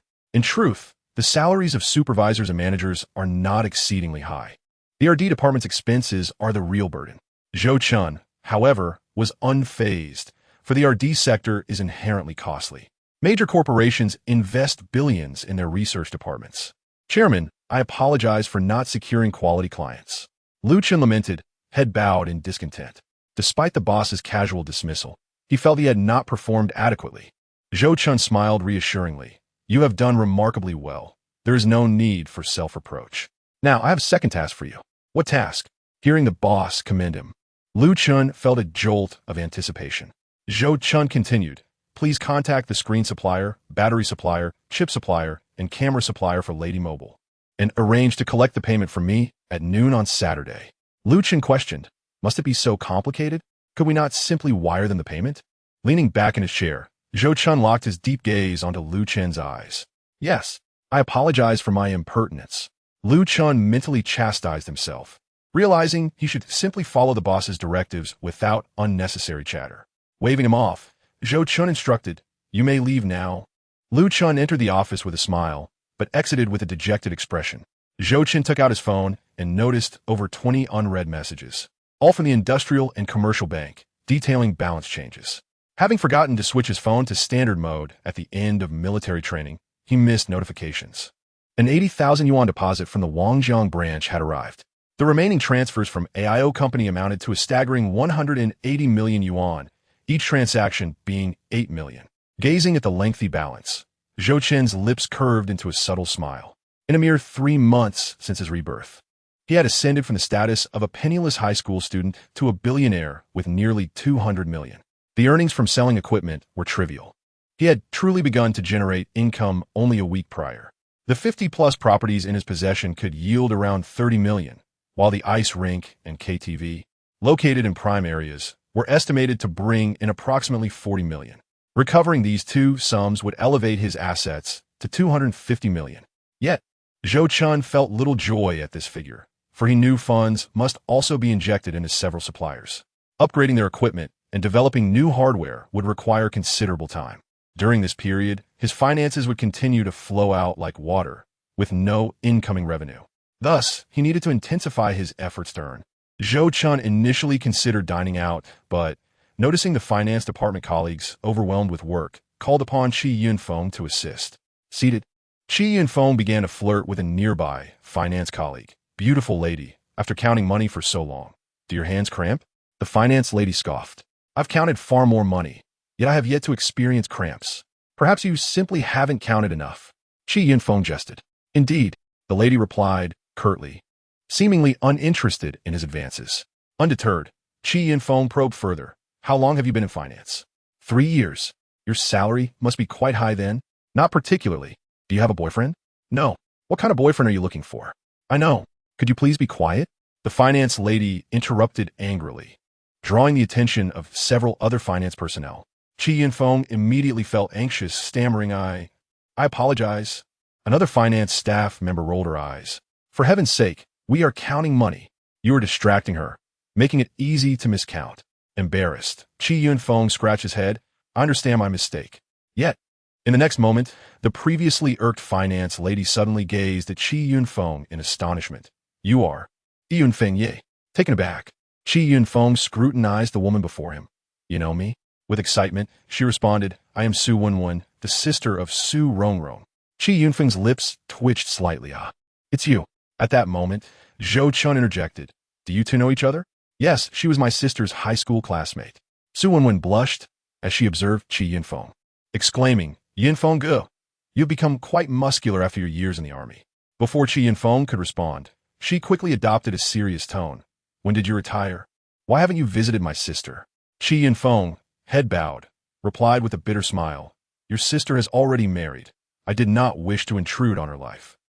Su Wenwen inhaled deeply. It seems my sister has told you nothing. Raising his gaze, Chi Yunfeng's demeanor shifted, his previously carefree expression turning intense. Su Wenwen's eyes brimmed with tears as she choked out. My sister has been gone for 4 years. Boom! Chi Yunfeng's eyes widened in shock. Pressing his hands on Su Wenwen's shoulders, his voice hoarse. What did you say? Please repeat that. With tears streaming down her face, Su Wenwen revealed, my sister was diagnosed with lymphoma in her junior year and passed away the following summer. Chi Yunfeng felt as if struck by lightning, his eyes reddening as he trembled and murmured, how could this be? Why didn't she tell me? At that moment, the finance supervisor frowned. Su Wenwen, it is working hours. Can you not catch up after hours? Wiping her tears, Su Wenwen buried her head and resumed counting money. Zhou Chen, silently counting, said nothing. There were still over 1,000 employees awaiting their salaries to go home. Although unaware of Chi Yunfeng's story, he could surmise the gist. The one he cherished had departed, and he had remained oblivious all along. Such narratives Zhou Chen had encountered in television dramas and novels, where one party concealed their terminal illness from the one they loved, only for the latter to discover years later that their beloved had distanced themselves due to the illness, leading to profound sorrow and heartbreak. It must be said, such plots are undeniably melodramatic. Reality often surpasses the melodrama found in novels or television plots, as exemplified by the tale involving myself and Tang Wan. Is it not equally dramatic? Chi Yunfeng, tears staining his face, strained his neck as he addressed Zhou Chen. Boss. Zhou Chen nodded and suggested, perhaps you should go home and check in. Chapter 93. You are dismissed, thank you, boss. Chi Yunfeng stood up, his spirits dampened. Zhou Chen retrieved a stack of cash from the table and handed it over, saying, take this money and buy some nutritional supplements for her parents. After a moment of hesitation, Chi Yunfeng accepted the money. His departure from the military was not conventional, and thus he had no severance pay. The earnings from his taxi driving had all gone to support his elderly parents. At that moment, Zhou Chen turned to Su Wenwen and inquired, do you wish to take a leave? Su Wenwen trembled slightly, cautiously glancing at her supervisor. Leader. With the chairman's words already spoken. Could she dare refuse? The supervisor rolled her eyes, her tone neither warm nor cold. She was a woman in her 40s, adorned with a pearl necklace, a silver bracelet, and gold rings, her figure slightly plump and her makeup quite heavy. Li Shui shot a disapproving glance at the financial supervisor, while the other managers shrank back. Aware of the tension, one manager, seated closest to the financial supervisor, hastily shifted his chair away. Thank you, supervisor. I will return to submit my leave request later. Su Wenwen expressed her gratitude before tugging at Chi Yunfeng's sleeve as they exited. Around 10 o'clock that evening, all employees had received their salaries. After the upper management's disbursement, 2 million in cash remained, with 760,000 left. Zhou Chen turned to Li Qiushui and asked, "Is there no position for a factory director or a general manager within the company?" Li Qiushui shook her head. The factory director is Wang He's cousin. Before Wang He absconded, he had already taken a long leave, and it seems he will not return. As she spoke, anger flickered across her face. The other managers lowered their heads, stifling laughter. Li Qiushui glared at them, demanding, "What are you laughing at?" The managers, clearly intimidated by Li Qiushui, immediately sobered, while one who found the humor particularly amusing pinched his thigh hard. Zhou Chen, with a half-smile, remarked, "Could it be that you and Wang He's cousin share a history?" Li Qiushui's chest heaved with emotion, her expression one of grievance as she recounted, "He pursued me for 2 years, and I had just agreed to date him when he vanished. At 30, she had never been in a relationship, earning her the nickname Leftover Warrior among the management. Just as she thought she would finally break free from the title, her suitor turned out to be the factory director, the chairman's cousin. Excited to shed her Leftover Warrior label, she boasted about it at the company. Little did she know, within 3 days, the factory director had taken an extended leave and could not be reached by phone. She even attempted to confront Wang He, who merely claimed the director had returned to his hometown, where signal was poor. Days later, Wang He also fled with a mistress. It was then that Li Qiushui realized the truth and felt grateful for her restraint. Otherwise, she might have been swindled of both money and heart. "Does your office have a safe?" Zhou Chen did not indulge in gossip about Li Qiushui's personal affairs. His inquiry about the factory director or general manager stemmed from a desire to temporarily store the remaining cash with the highest management. With the factory director gone and no general manager in sight, it was likely that Qi Hang would be disinterested in the company's trivial matters. Thus, Li Qiushui, being the highest remaining authority, would be a safer option for storing the cash. As for the finance department, Zhou Chen found the financial supervisor untrustworthy and decided to remain cautious. Li Qiushui nodded, "Yes, we have several safes in the RD department." The RD department, being the core of the company, required secure storage for numerous documents. Hence, multiple safes were provided. "Please collect the remaining cash." Zhou Chen took out 10,000 from the cash and divided it, placing it in his pockets. Li Qiushui, glancing at the financial supervisor, immediately understood the chairman's intent and smiled, responding, "Understood, Chairman. Shouldn't this cash be kept in the finance department?" The financial supervisor, unaware of her impending dismissal, spoke with irritation. Zhou Chen replied, smiling softly, "I feel more secure leaving it with Director Li." After saying this, he exited the finance department, leaving the upper management exchanging bewildered glances. The chairman had just arrived and was still unfamiliar with the finance department. In time, he would naturally come to trust her. The financial supervisor forced a smile to save face, while several managers exchanged knowing looks, as if to convey she was in deep trouble. At that point, Li Qiushui unexpectedly declared, "Supervisor Gao, you need not come to work tomorrow." Upon hearing this, the financial supervisor's eyes widened in disbelief. Director Li, what do you mean by this?" Apart from the chairman, Li Qiushui was the second in command, fully authorized to dismiss her. But had she offended her in any way? Why was she being dismissed? Is my meaning not clear enough? "You are dismissed." Li Qiushui's tone was devoid of warmth, yet exuded authority. Su Wenwen and the boss's driver were evidently friends. The financial supervisor, lacking understanding, had the audacity to show Su Wenwen disrespect in front of her superior. Was that not tantamount to slapping the boss in the face? "I refuse to accept this. I will seek the chairman for an explanation." The financial supervisor attempted to rise from her seat, but found her legs weak and powerless. She had only spent a few years learning accounting in her 30s and accumulated a mere 3 to 5 years of experience in small companies. At 38, she secured a position with Lady Company based on her experience and had worked there for 4 years. Now, at 42, being dismissed would make finding another role as a financial supervisor exceedingly challenging. At this moment, Lu Chun spoke up nonchalantly, "Supervisor Gao, after over a decade in the workforce, are you truly unable to comprehend why the boss does not trust you?" The financial supervisor paused to think, soon recalling that the boss had just given Su Wenwen's friend 10,000. Su Wenwen's friend knew the boss? I didn't know. The financial supervisor wept despairingly.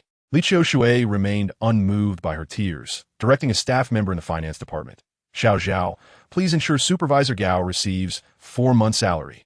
The staff member, named Xiao Zhao, bit his lip and trembled as he began to count out a stack of cash. Zhou Chen returned to the Longting studio at around 2 in the morning, where the lounge of the legendary department was set up with 2 card tables. The air was thick with the pungent smell of smoke. Upon seeing Zhou Chen enter, the previously boisterous room fell silent. Wu Hui explained with a grin, "Boss, the internet is down today. Several nearby neighborhoods are without service. What are you playing?" Zhou Chen approached with a smile. "Bullfight. Would you care to join a few rounds?" Wu Hui vacated his seat. Zhou Chen noticed that everyone had piles of 100 yuan notes in front of them and shook his head. "Play among yourselves. We are all friends. No need to bet so high." Wu Hui laughed heartily. They wouldn't want to play if the stakes were lower. Most of these individuals were former associates of his who lived extravagantly, betting large sums without a second thought. Zhou Chen wandered into the kitchen, finding the dishes and pots ready but lacking gas. Thus, he resorted to instant noodles for a meal. During his noodle feast, he joined in on a few rounds of cards, only to discover that perhaps his luck had run dry, losing 2,000 in the time it took to eat. "Damn it, I'm done playing. My luck is abysmal." Zhou Chen tossed his worthless hand of 5 cards onto the table and stood up, preparing to retire for the night. "Ha ha, 9 bulls. Boss, you still owe 300. Ha ha ha. Chengge, did you forget to wear your red underwear? Oh man, Chengge, your luck is truly dismal." Chapter 94. Tang Wan. If Boss Zhou is short on funds, he can come to me. The next morning at 6 o'clock, Wu Hui, who had been playing cards all night, entered the bedroom and roused Zhou Chen from his slumber. Zhou Chen sat up, yawning, and inquired, "Is there internet access yet?" "Not yet. Please help me find a pen." "All right." Wu Hui turned and exited the room, quickly returning with a gel pen. Zhou Chen retrieved a folded check from the pocket of his jeans and began to fill in the amount. Wu Hui's eyelid twitched violently. Was Zhou Chen truly about to give him 10 million? Hadn't Song Yang mentioned that those properties were still unsold? Where on earth did he get 10 million? "I'll give you 15 million. Make sure to deal with Chao Yuan quickly." Zhou Chen handed the check, filled out for 15 million, to Wu Hui. 15 million? Wu Hui's breath grew heavy as he stepped forward, trembling hands reaching for the check. Zhou Chen continued, "Once you consolidate the underground industry, I want 50% of the profits." 50%? That's too much. Wu Hui inhaled deeply, feeling parched. Zhou Chen hadn't anticipated Wu Hui's appetite to be so large. He narrowed his eyes slightly and remarked, "You should understand that without my investment, you may never have the chance to confront Chao Yuan." Wu Hui paused for a moment, then chuckled helplessly, "Brother Chen, you've misunderstood. What I'm going to say is, you're offering too much. 3% would suffice." He had once been a trusted aide to Lei Laohu and was well aware of how lucrative those industries could be. At his peak, Lei Laohu earned over 500,000 a day in pure profits. 500,000 a day translates to 15 million a month. Even at a 30% profit, that amounts to 450,000. Earning 450,000 a month was something he couldn't even dare to dream of. Zhou Chen had indeed misunderstood Wu Hui's intentions, but now that Wu Hui clarified, he secretly felt relieved and smiled. "I provide the funds without the labor, while you must toil with your brothers. Giving you 50% is only fair. Let's settle on that. Make sure to arrange everything at the studio. I must head to school now." Even while sending Zhou Chen off in a taxi, Wu Hui remained in shock. He had followed Lei Laohu since he was 15, living a life fraught with danger. After 8 years of ups and downs, he had encountered many people, yet at this moment, he found Zhou Chen utterly inscrutable. Feeling an odd notion that an ancient soul resided within Zhou Chen's 18-year-old body. At the entrance of Jiangzhou University, Zhou Chen had just alighted from the taxi when he spotted Chao Ming and a few classmates huddled together, munching on bread. Zheng Fei, with keen eyes, quickly announced, "Brother Ming, Zhou Chen is here." Chao Ming slammed the unfinished bread onto the ground, gritting his teeth. "Damn it, today I must give him a proper lesson." The previous night, he had sought Zhou Chen for money, but Zhou Chen had not been in the dormitory, forcing him to wait for over 2 hours. Zheng Fei fanned the flames. "I think he doesn't regard you at all, Brother Ming. He must be taught a lesson today." Chao Ming's expression darkened further. Zhou Chen noticed the malicious glances directed at him from Chao Ming's group and realized they had waited for him in the dormitory last night, likely seething with anger. There was no choice. Better to lose some money than to invite disaster. "Here is 5,000, Zhou Chen said, directly shoving cash into Chao Ming's hand. Chao Ming swallowed the words he had intended to say, pocketed the money, and laughed heartily. You're too courteous, Zhou Chen. I appreciate dealing with smart people like you. If you ever run into trouble, come find me. As Wu Hui had noted, those who mingled in the outside world would never let money slip through their fingers. These individuals spent money like water, often more in need than their peers from ordinary backgrounds. Zheng Fei glared at Zhou Chen's retreating figure with resentment, muttering, I don't believe your money will ever run out. His monthly allowance of 3,000 exceeded that of 99% of university students. He had anticipated thriving in college, but found himself relegated to a subordinate. Meanwhile, Zhou Chen, whom he despised, was inexplicably wealthy. When Zhou Chen returned to his dorm to change clothes, he received a call from Li Qiushui. Boss, I hope I'm not interrupting. Are you in class? Just get to the point. I have to assemble for military training. 2 matters to report. First, I terminated the finance supervisor last night. Second, the business manager, Gu Qiang, refuses to hand over his work. He possesses many client records. Those records are of no concern. Handle it as you see fit. Zhou Chen trusted Li Qiushui, which is why he had boldly entrusted her with over 700,000 in cash. He was quite pleased with the dismissal of the finance supervisor. I won't disturb you further, boss. Li Qiushui replied, about to hang up. Wait, you said something. Please bring the documents and proof from my office drawer to Jiangzhou University. We'll register the company together at noon. I finish class at 11. Understood, boss. After hanging up, Zhou Chen arrived at the assembly area.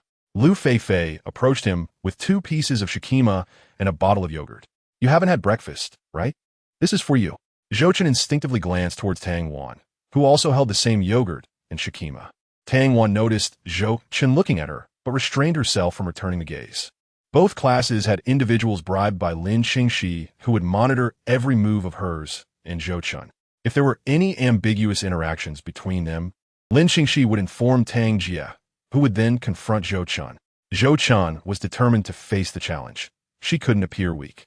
She firmly believed that one day, they would see a silver lining. The shikima and yogurt Tang Wan bought seemed exceptionally delicious. Zhou Chen savored the shikima, a faint smile gracing his lips. The morning's military training lasted only an hour. For the remaining time, Hong Lei organized some games. Zhou Chen sat on the sidelines, occasionally glancing towards Tang Wan, who was either making or receiving calls or sending messages. Zhou Chen felt a surge of curiosity and sent a QQ message. Wanner, what are you busy with? Negotiating with clients. Have you taken over the family business? Not at all. I started my own company, completely unrelated to my family's business. What kind of company did you establish? I've set up a loan company. If Boss Zhou needs funds, he can come to me. Zhou Chen was at a loss for words, yet he held great admiration for Tang Wan. A loan company was undoubtedly a lucrative venture, if managed properly. It was akin to collecting money off the ground. Zhou Chen's only concern was whether Tang Wan would encroach upon others' territories. After all, there were many underground forces operating loan shark businesses. He typed out another message. What made you suddenly consider starting a loan company? Because it brings in quick cash. Are you planning to engage in internet loans? How did you know? Tang Wan lifted her head to look at Zhou Chen, her dark eyes filled with curiosity. Chapter 95. The Concept of Online Lending. When she decided to embark on her entrepreneurial journey, she conducted thorough research. Initially, she posted on Tianyao Forum, asking what projects college students should pursue for quick profits. The forum was a treasure trove of talent, concealing elites from various fields. Ignoring the humorous replies, she perused several serious responses that analyzed business trends. One senior member advised either entering the internet sector or starting a loan company focusing on short-term lending. If one had the courage, they could even try their hand at stock trading or futures. Although Tang Wan had never dabbled in the stock market, she had heard the phrase, "The stock market is risky. Proceed with caution," so she decisively abandoned the idea of trading stocks. After careful consideration, she set her sights on the internet and short-term lending. After reading several articles on internet development trends, a bold idea struck her. Could she combine the internet with a loan company to seek clients and provide loans through the internet? With this idea in mind, she reached out to her cousin, who was studying finance at Stanford University.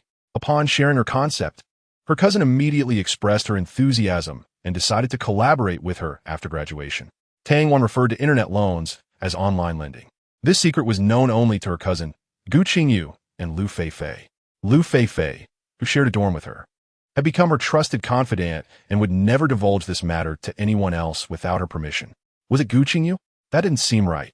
Last night, the three had dined together, and Zhou Chen had, under the influence of alcohol, revealed her past crush on Zhou Chen, though she had completely given up on it now and hadn't even sent him a QQ message lately. Ding ding ding. Zhou Chen sent a QQ message. Tang Wan quickly checked her phone. I'm just guessing. After sending this message, Zhou Chen was overwhelmed with astonishment. He had thought that only he could drive the era forward, but unexpectedly, Tang Wan was also influencing the emergence of a groundbreaking product. Online lending was born in the United States in 2005, with the first domestic online lending company emerging around 2007. The true boom in this sector occurred after 2010. In his previous life, Zhou Chen had borrowed from numerous online lending platforms, which were abundant and varied at the time. While they offered convenience, the interest rates were alarmingly high, and some unscrupulous online lending companies preyed upon the youth. In that instant, Zhou Chen even contemplated preventing Tang Wan from promoting online lending. However, upon reconsideration, he realized that even if he stopped her, the online lending industry would inevitably rise with the advancement of the internet.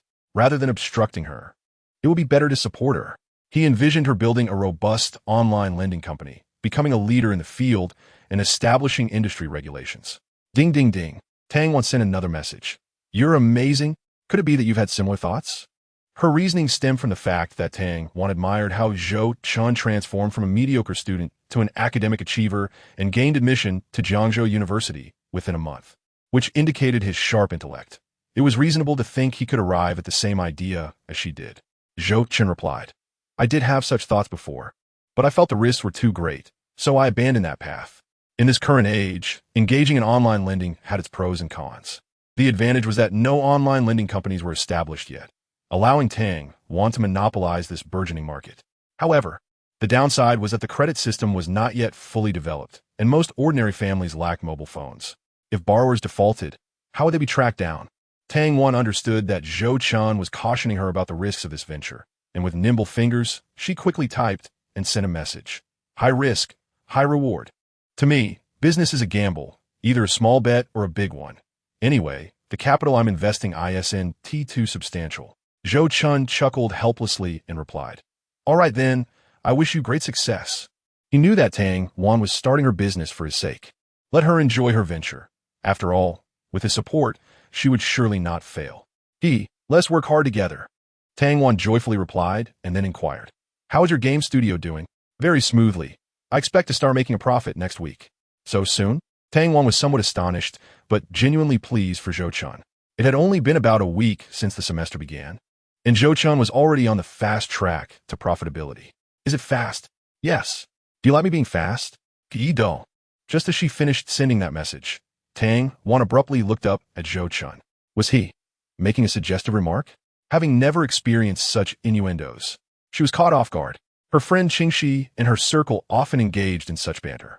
Zhou Chen didn't look up, but Tang Wan could still see a mischievous smile playing at the corners of his mouth. You're being inappropriate, big pig head. Tang Wan's cheeks flushed, and a rosy hue crept up her neck. What is inappropriate? Zhou Chen's smile faltered as he glanced at Tang Wan. Surely, she couldn't have understood his playful innuendo? I'm ignoring you. Tang Wan snapped her phone shut and waved her delicate fist at Zhou Chen. At the same time, several female classmates nearby were observing. Gu Ziyu suddenly tugged at the sleeve of the girl next to her and whispered, Tong Tong. How is that task I asked you to do coming along? I'm so sorry I forgot. Wang Tong Tong seemed frightened by Gu Ziyu and quickly apologized. You clearly don't take my words seriously. Gu Ziyu glared icily at Wang Tong Tong. No, it's not that. I will find him right now. Wang Tong Tong trembled as she spoke, visibly shaken. Gu Ziyu averted her gaze and coolly said, Calm yourself first. Wang Tong Tong took several deep breaths, managing to suppress her fear. Seeing that the instructor's attention was on the students engaged in games, she cautiously made her way towards Zhou Chen. Zhou Chen was just about to call Chen Xiaolong. Scrolling through his contacts, ready to press the dial button, when a petite girl suddenly squatted in front of him and softly asked, Zhou Chen, may I have your QQ number? What do you need my QQ number for? Zhou Chen looked at the girl curiously. She seemed to be from class 2. Wang Tong Tong's face reddened as she replied, I'm asking for a friend. Who is your friend? Male or female? Female. but I can't tell you who she is right now. I don't want a QQ number. Zhou Chen flatly refused. Since she was a TA classmate, there was no need to share contact information. What if Xiaowan got jealous? Wang Tongtong's eyes glistened with unshed tears as she pleaded. Zhou Chen, please help me. I'm begging you. Zhou Chen frowned slightly. When he looked up again, he noticed a bruise at the corner of Wang Tongtong's left eye. She had been bullied. It became clear that her request for his QQ number was under duress. If he refused, she might face trouble. Realizing this, Zhou Chen asked, "Do you have a phone?" Wang Tongtong's expression brightened. "I don't have a phone, but I have a great memory. You could just tell me the number." Zhou Chen relayed his QQ number to Wang Tongtong, a 6-digit number he had registered 3 years ago when he first entered high school, which was easy to remember. "Thank you." Wang Tongtong expressed her gratitude and hurried away. Zhou Chen lowered his head to check his phone, but his eyes discreetly followed Wang Tongtong's retreating figure, eager to discover who had wanted his QQ number. Chapter 96. The client is a tycoon? Then let us hike the price. Wang Tongtong did not return her previous spot. Instead, she found a vacant space on the outskirts and sat down, lost in thought. Zhou Chen's plan had fallen through, and he sighed inwardly. Regardless, the individual would eventually add him as a QQ friend, and he would soon find out who she was. Zhou Chen dialed Chen Xiaolong's number, but it was turned off, likely due to military training. Ding ding ding. Tang Wan sent a QQ message. "What did Wang Tongtong want from you?" She asked for my QQ number. Zhou Chen replied honestly. Since Tang Wan and Wang Tongtong were in the same class, she would undoubtedly find out even if he didn't mention it. "Did you give it?" Tang Wan pressed further. Zhou Chen could sense her irritation through the screen. "Are you jealous?" He teasingly responded. "Of course not," Tang Wan replied, turning to glance at Wang Tongtong. Having been in class 2 for 5 days now, she had noticed Wang Tongtong often gazing out the window, appearing somewhat withdrawn. Most of the female classmates had subtly distanced themselves from her. How could such a solitary girl suddenly seek Zhou Chen's QQ number? Was she being coerced? Tang Wan quickly concluded that Wang Tongtong's request for Zhou Chen's QQ number was not her own intention. Ding ding ding. Zhou Chen sent another message explaining, "That girl has been bullied. Her request for my QQ number was likely under pressure. I'm worried she might get hurt if she doesn't fulfill the task." "I understand." Tang Wan let out a faint sigh. The only tyrant in the class was Guo Ziyu. Could it be that Guo Ziyu intended to add Zhou Chen to her circle? Guo Ziyu was the daughter of the wealthy Guo Yunqing. Could Zhou Chen withstand such temptation? No, she must not entertain such thoughts. Zhou Chen was certainly not that kind of person. As the afternoon bell rang, Hong Lei looked at the group of students with satisfaction and said, "Time flies. A week has passed in the blink of an eye. I am both astonished and pleased with your performance. Please take a good rest this weekend, as next week we will embark on a 2-day outdoor training expedition." A student inquired, "Instructor, where will the outdoor training take place?" Hong Lei smiled mysteriously. "What is the rush? You will find out in due course." Another student asked, "What should we prepare for it?" Hong Lei replied, "You need not prepare anything. I have personally arranged for all necessary medical supplies." "Are we going to get injured?" A female student exclaimed in panic. Hong Lei smiled gently. "The medical supplies are merely a precaution. Do not worry, everyone." The students murmured among themselves, expressing their trepidation. Hong Lei raised his hand to silence them and said gravely, "Military training is not just about physical endurance. It is also a mental fortitude. Through this training, we can cultivate discipline, teamwork, and a sense of responsibility, qualities that will accompany us throughout our lives and play significant roles in our studies, careers, and daily lives. The outdoor training and simulated combat are designed to allow you to experience the thrill and tension of battle. You will learn and master fundamental military skills, which will not only elevate your theoretical understanding, but also enhance your coordination and reaction capabilities. After this training, should you ever encounter danger, you will not be left powerless." Hong Lei, hands behind his back, fixed his sharp gaze on the students and asked, "What is our motto?" "With military discipline like iron and willpower like steel, we shoulder heavy burdens and strive for excellence. We are the pride of the military and the elite of the campus. We forge ahead. Who dares to challenge us?" The students shouted in unison, their voices echoing throughout Jiangzhou University, stirring the very soul. "Will you back down?" Hong Lei continued. "Challenge the limits, surpass oneself, strive endlessly, and uphold virtue." "Excellent. You are dismissed." Hong Lei nodded in satisfaction. The students dispersed eagerly.